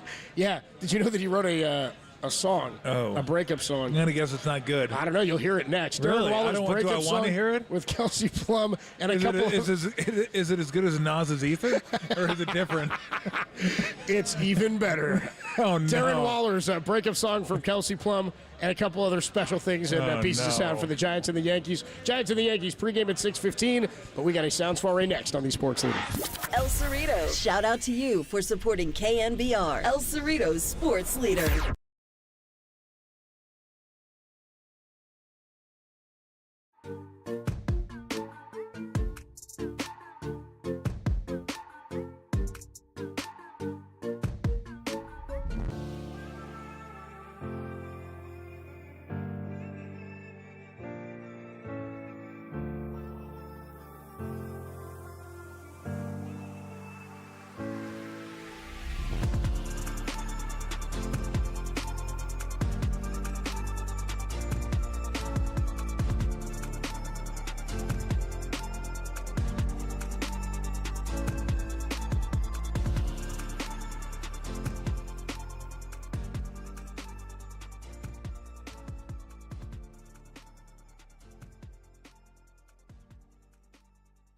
Anthony Slater of The Athletic recently wrote an article saying that Klay Thompson appears headed for free agency and the Warriors could shake up the core of the roster. What would your reaction be if Klay Thompson left this offseason?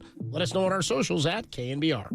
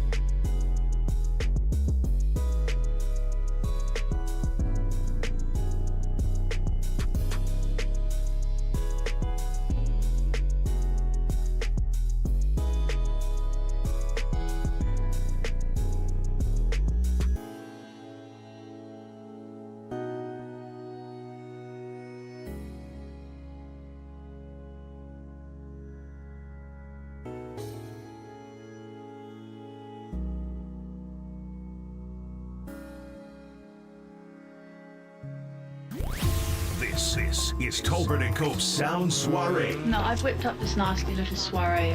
The best sounds you might have missed. What? Soiree, honey. I think that means party. On the sports leader.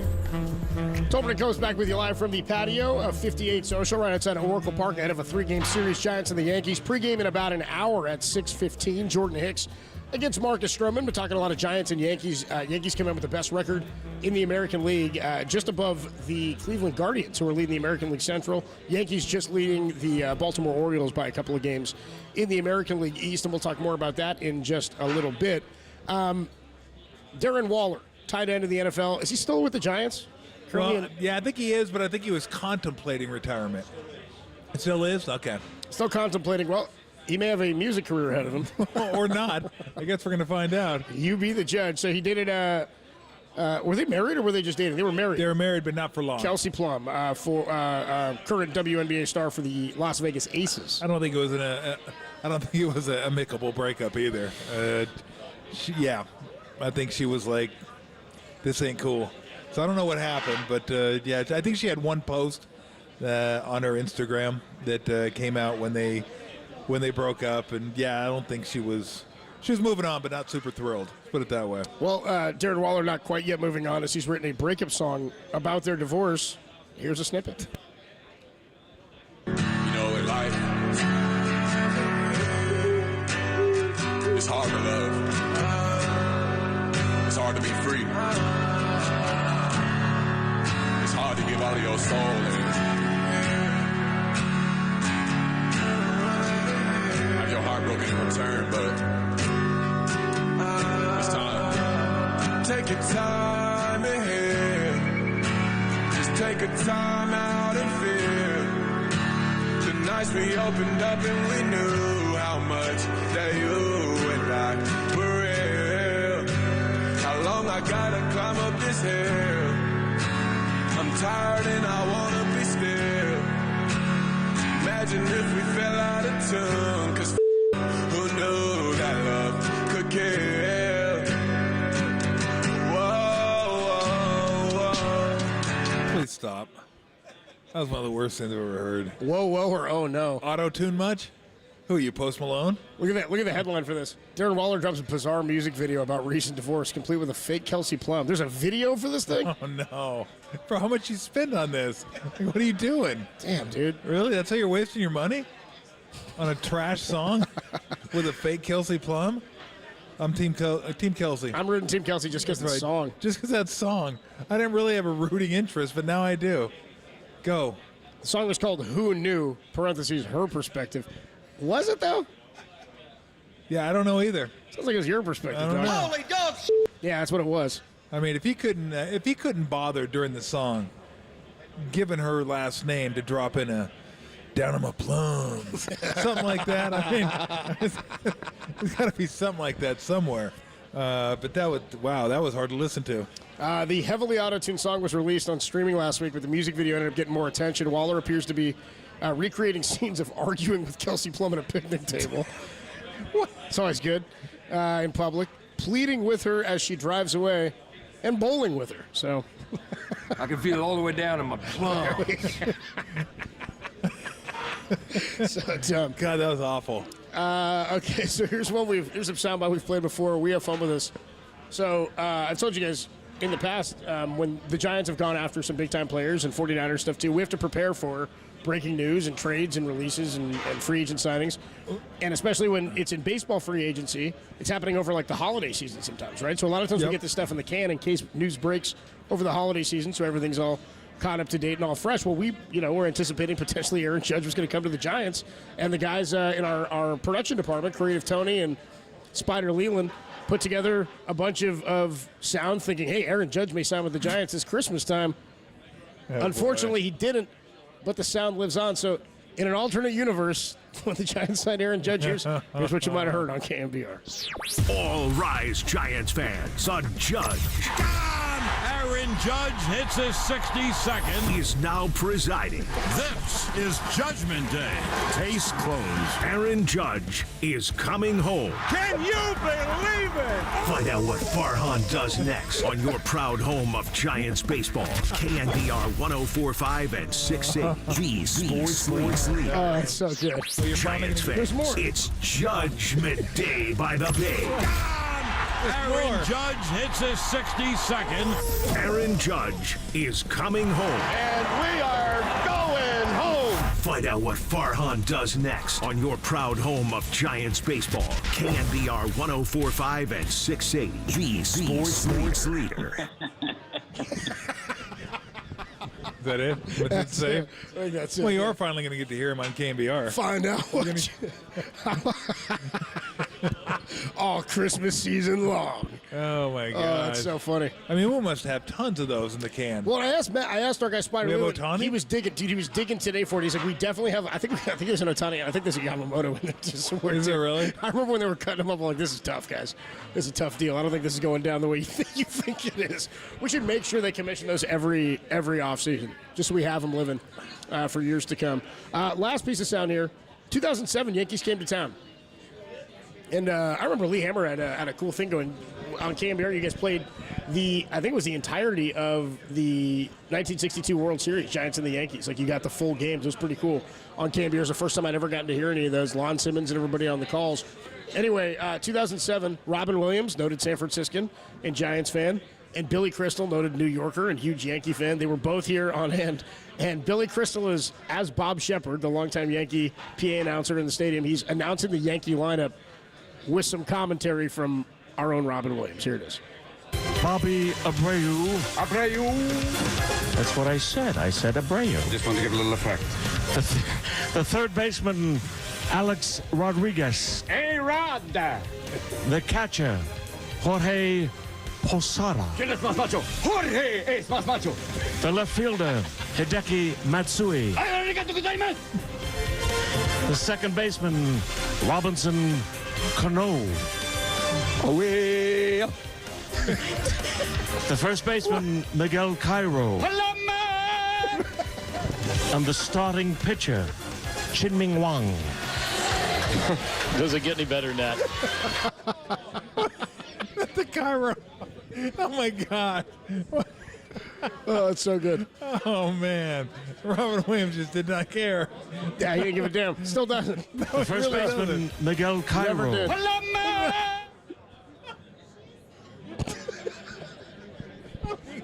Wow. That's amazing. That's wow. That's wow. Oh, man. Woo! It's pretty good. It's pretty good. The first baseman, Miguel Cairo.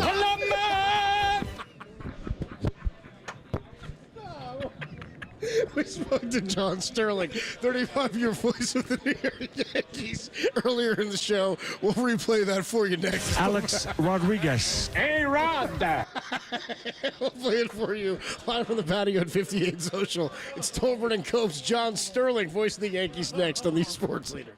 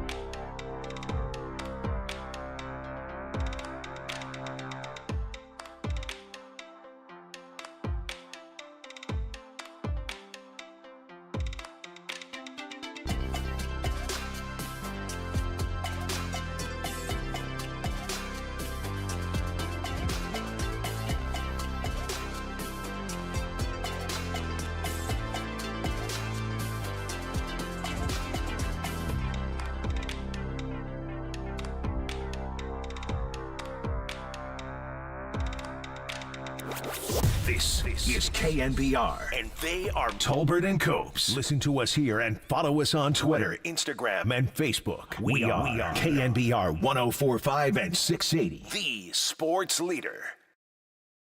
Adam Copeland, Tom Tolbert with you. We are out here at Oracle 58 Social, getting ready for the first game of a 3-game set between the Yankees and the Giants. And when you talk about Yankee baseball since 1989, there's a lot of names you can come up with, but one man who is certainly synonymous with the Yankee franchise retired about a month ago. John Sterling joins us. John, how you doing today? Well, thank you for having me on. How you doing? We are doing fantastic. How's retirement treating you? Well, it's very easy. I don't have to do anything, so it's great. Now, this was a long time coming. I've thought about this for the past couple of years, and I couldn't. The games themselves, that's the easiest thing I do, and I have a great partner in Susan. Yep. And the games are the easiest thing, but everything else was tough. And I've been on the air now 64 years, and 64 years is amazing, right? Oh, and being gainfully employed for 64 years, and so I opted to retire, and it's been very good. Geez, there's so many things I could ask you about this Yankee franchise that you've seen. I mean, you've seen some of the greatest moments in Yankee history. I was watching some of the highlights today, John. The home run by Brocious in the World Series against the Diamondbacks was incredible. The Tino Martinez home run in the same series. I mean, some of the Jeter things, Judge. I mean, when you go back and think of all the things you were able to not just witness but call and give a voice to that people were listening on the radio, are there a few things that jump out to you? Oh my! There's so many things. You don't have enough time on this show. One thing, the way it worked out, I broadcast every one of Derek Jeter's games. Wow! And I broadcast every one of Mariano Rivera's games. So that really should be the highlight, to broadcast all the games of two of the greatest players who ever lived, the best relief pitcher of all time, and a shortstop who led the Yankees to 5 championships and finished up with the 6th most hits in baseball history. And when Jeter was signed, he was 18 or 19, whatever he was, probably 18, probably 17. He came to our booth. He was on the air with Michael and I, just here's the newest Yankee, yada, yada. And little did we realize that he would turn out to have this phenomenal career. And the same with Mo as well. You spent a lot of time, obviously, around the team. What was it about Jeter that made him seemingly, I watched a lot of the Yankee games, I mean, obviously not all of them, but what made him better than even his numbers would suggest? Because his numbers were great, but there was something about Jeter that made him even better than that. Well, I'll tell you this story. In his very first year, and he's a baby, but he's the shortstop, and Joe loved him. Who wouldn't? And I noticed right away that Jeter, who was a baby on this team of professionals, it's like he was the captain without portfolio. Every time someone had a big hit or scored the big run or whatever, he was the first guy out of the dugout to congratulate him. And he just took the mantle of leadership on his shoulders. So he was that, in addition to being a terrific player. And, in Jeter's words, if it isn't broke, you can play. So he was phenomenal, a great leader on the team. Yep. We're talking to John Sterling, longtime voice of the New York Yankees and the Giants today at 7:15 here on The Sports Leader. Going back to 2001, what do you remember about the pregame pitch, the ceremony of first pitch by President Bush ahead of Game 3 of the World Series following 9/11? Well, one thing I do want to say, we opened up after the break. We opened up in Chicago, and there were all these signs saying, you know, we may be Chicago, but we're New Yorkers. We're proud of New York. And it was very overcoming, I thought. That World Series was overcoming. You know, you mentioned the Brocious home run. Well, the night before, Tino Martinez hit a home run with 1 on and 1 out, and the Yankees down by 2. Now, obviously, they tied the game, and then they won it on Jeter's home run in extra innings. The next night, the Yankees are down by 2 runs. The same relief pitcher is out there. Byung-Hyun Kim, I think was his name. Yep. Felt so sorry for him. And there's a runner on, and there's 1 out, and Brocious is up. Now, in the old stadium and in the new one as well, when the ball is hit down the line, you see in the old stadium, it was triple deck. And so it framed the ball. So if it was out, you knew it was out. Now, if the ball was hit in the outfield somewhere, then you had to guess. And so Brocious swung, and he raised his arms in triumph. And what are you going to do? I mean, it was a home run. It was framed. It was into the triple decks. And so I said, you know, it is high, it is far, that kind of stuff. And when I was saying it, I was thinking to myself, you are going to look like the biggest jerk. This can't be happening again. And years later, Brocious was in New York, and he came, you know, in the booth, and I told him this story, and he said, I felt the same thing. I did raise my hands, but I thought this can't be opening again. And so that is one story. And about the time that President Bush threw out the first ball, no one realized it, but he had body armor on, and there was replacing the normal ump was someone, I don't know, FBI or CIA or whoever he was with, but he had full body armor just in case someone was going to take a shot at the president. So, that was kind of interesting, very interesting. How emotional were those games for you to call immediately following 9/11? Oh, it was very emotional. No, this had never happened to our country before. Yeah. We were attacked in our country, and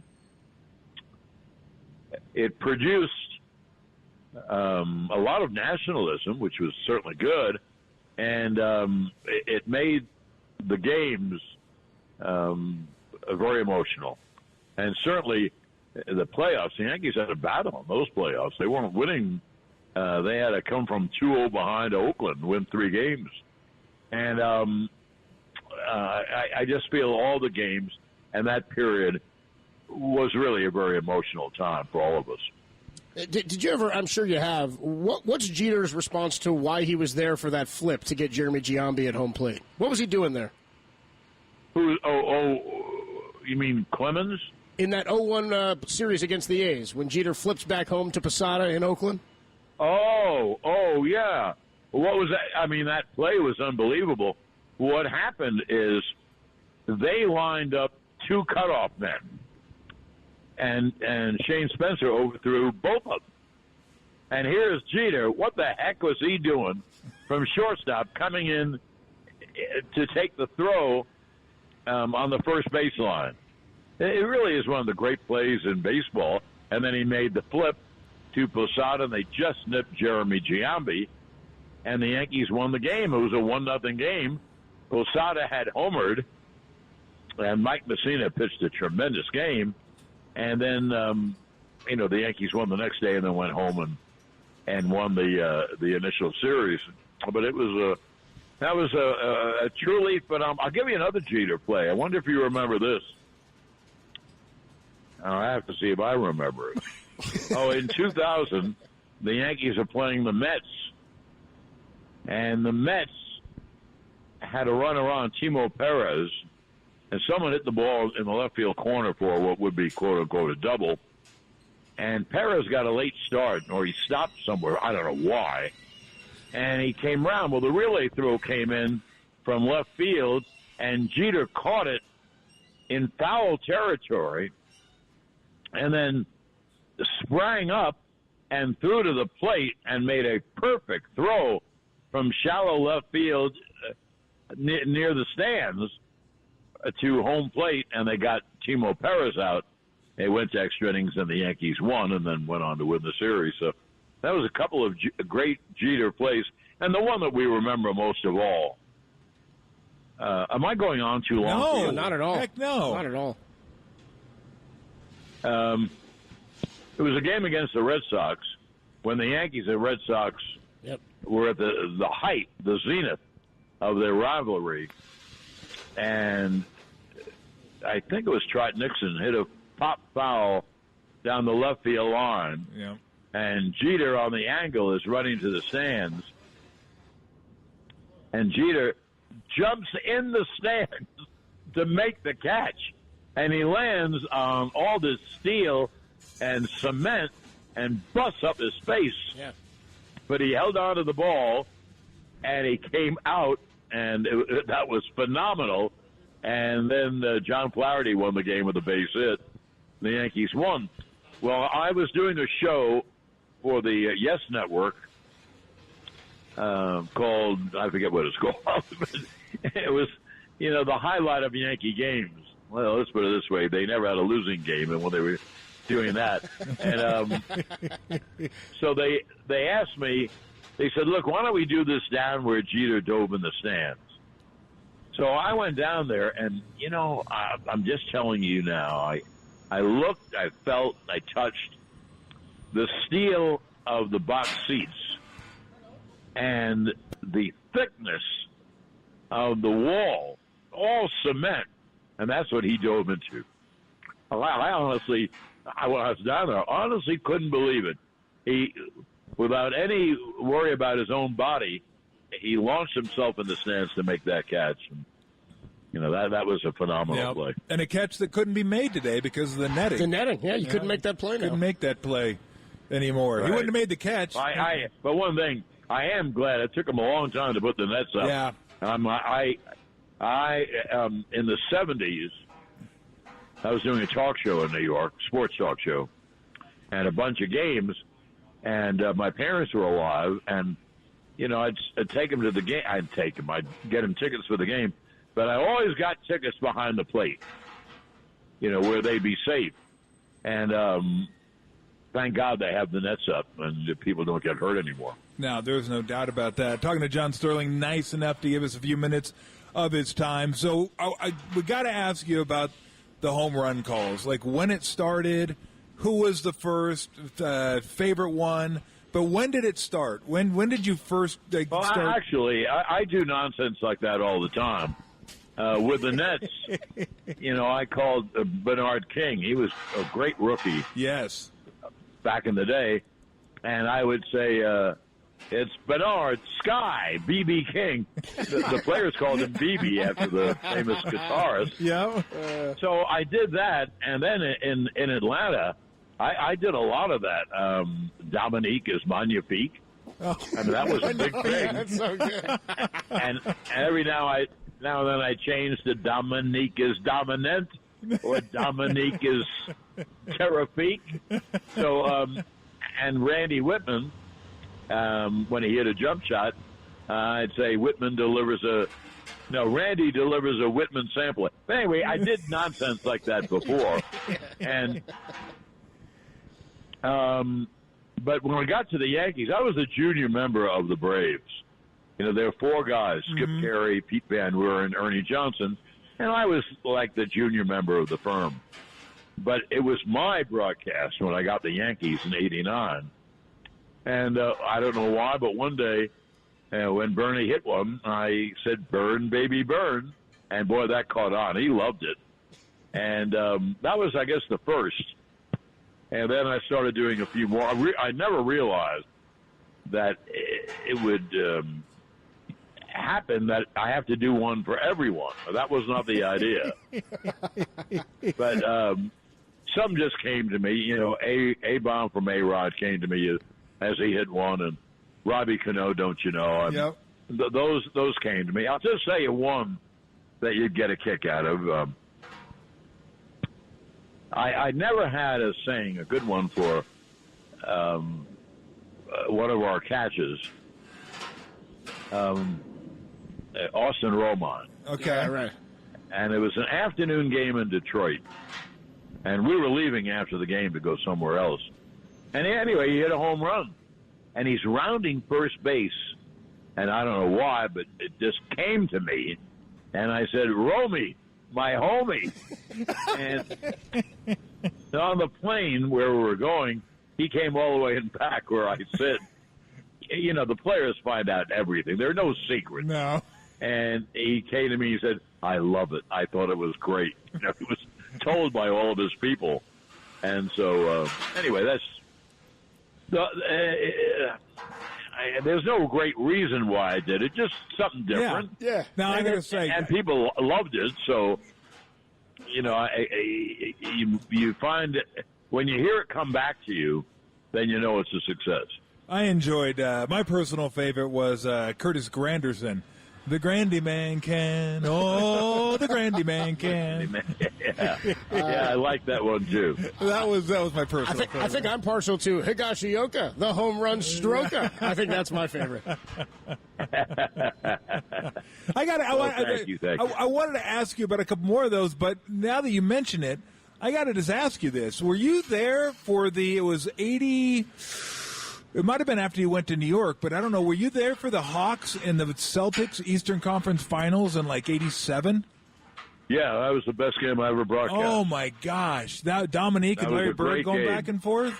Wow. You know what happened? They won Game 5 in Boston, and we had a big party in the hotel after it, and we went back to Atlanta, and that's where they should have won the series. And they played lousy. They only lost by a couple of points, but they didn't play well. So then Sunday afternoon, they played this game, and it was in March or April of '88 or May of '88. Honestly, I don't remember. Yep, but I think you're right. And that was a fabulous game. And to this day, a lot of the Boston media will say to me, hey, I don't care how good this game is. The best game you ever did was the game with the Celtics. Larry Bird was 9 for 9 in the fourth quarter. He and Dominique both scored in the high 40s. Yep. Yeah, that was great. It was awesome. I remember watching that in Tucson. Yeah. Well, it's nice walking down memory lane with you guys, and I thank you. Well, we appreciate it. Hey, before we let you run, and we appreciate the time, are there any home run calls that didn't make it or ended up on the cutting room floor? Well, I can't think of any. I'm sure there are many. I would say this. If I was still doing the games, I would have one for someone I really like, Alex Verdugo. And I thought in my mind, Doogie delivers. And I wish I could have said that. I had my day. I had many days. That is amazing. Well, look, I didn't live in New York, but I got to listen to you occasionally on the XM radio where they played the radio broadcast, driving around, listening to you and Barbara. And, I mean, just a hell of a career, even before New York. I know a lot of people remember you mostly from the Yankees, but even before that. So I'm so glad you're able to come on and chat with us a little bit. It's our honor to have you on, and just congratulations on a hell of a career. Enjoy retirement, and I guess it's dinner time for you now. Well, we'll be late. I'm meeting someone in New York, but didn't. But anyway, thank you, fellas. You guys are great. KNBR, one of my favorite stations. So thank you, and we'll do it again, okay? Thank you so much, John. Appreciate it. Great stuff.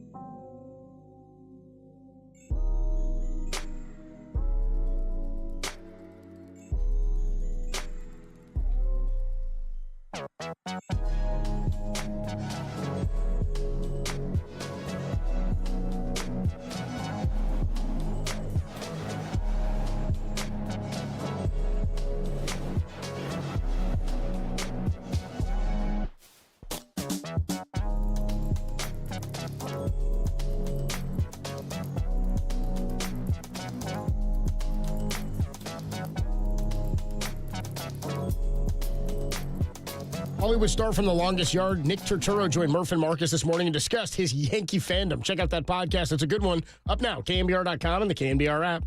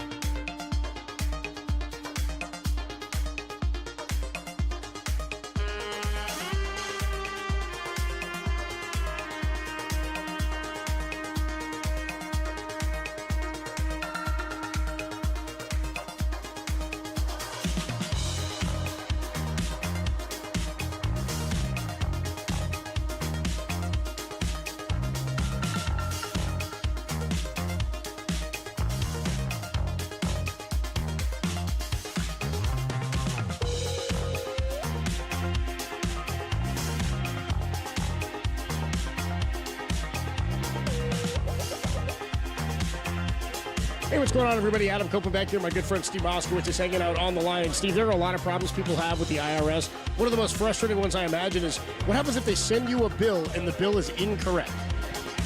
Happens all the time, and people don't realize that. People think, oh, it's the IRS. They must be right. And they send you a bill for $1 zillion. The bottom line is, often, not all the time, certainly, but a lot of times, the bill is wrong. And that's especially true if you don't file returns, because if you don't file returns, the civil punishment is the IRS makes one up. It's called an SFR, substitute for return. It's a punishment. It's oftentimes more than you really owe. Just yesterday, the IRS agreed with us that a big bill they sent to one of our clients was wrong and the client owes nothing. So the bottom line is, when we get a bill from the IRS, we don't just accept it on its face. We want to determine, is it right or is it wrong? If it's wrong, we want to get it corrected. What if it is right? We want to cut a sweet deal for you.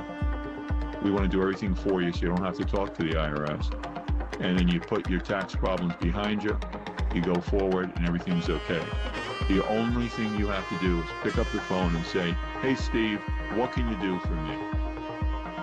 Complicated problems with the IRS, a lot of simple problems. There's one guy who can handle them all. Steve Moskowitz. Give him a call, 1-888-TAX-STEALER. Find him at MoskowitzLLP.com.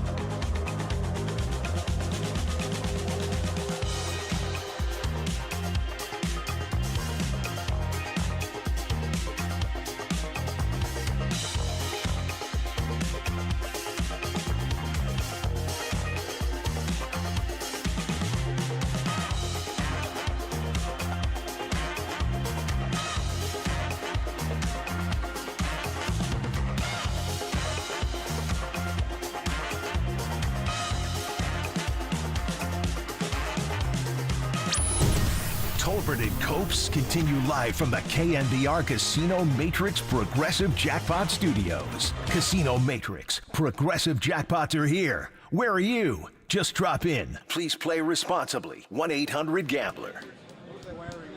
Tolbert goes back with you live from the patio of 58 Social right outside of Oracle Park. Giants pregame against the New York Yankees coming up at 6:15, and we'll have it for you right here from the patio on the sports leader. Marcus Stroman takes the ball for the Yanks against Jordan Hicks of the Giants. A couple of moves have been made to the roster for your San Francisco Giants.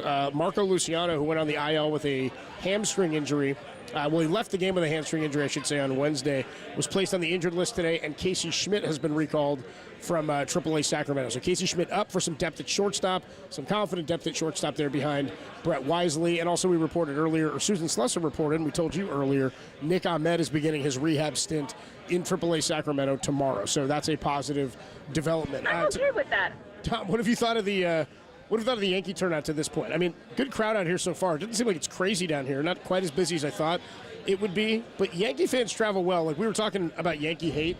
I still don't. I can't imagine they would take over the stadium the way Dodger fans have. JT Snell in the house. Oh, is he here? Right there. Can you see the number 6? That's weird. He was just in Colorado Springs when we talked to him earlier. Amazing. Yeah. He's got a sweet Goose Gossage going, too. Dude, this guy does it with that goose. mustache is phenomenal. It's like he stepped out of Red Dead Redemption and thrown a JT Snow jersey, this guy. Which, by the way, my kids keep telling me, Dad, you got to play that game. I just loaded it back up again. It's one of the ever. greatest games of all time. That's what they keep telling me. I got to get on that. I don't know what there's something about it. I just haven't played. I'll get on that. Everybody keeps telling me play it. You like Fallout. You like games like you like this. I'll tell you what, though. There's some frustrating moments where you're like, yeah, dude, I'm ready to go hit another mission or something. You hop on your horse. You're like, damn, I got to ride this horse for like 15 game minutes before I get to my location. Then your horse is like tired. You're like, damn, now I got to get off the horse and feed it so that it continues to be able to ride for me. Then my guy's like, it's getting cold out here. We better set up camp and start a fire before we. Then you got to like go gather wood. I'm like, damn, dude, this is harder than my life. It's like more stuff I got to do in this game than I do in my regular day-to-day. Here you go, bro. I just want to kill something, okay? Yeah. Just let me shoot Every at once in a while, your guy starts losing sleep. Yes. He's not bathing correctly. You know what I mean? You got to give him a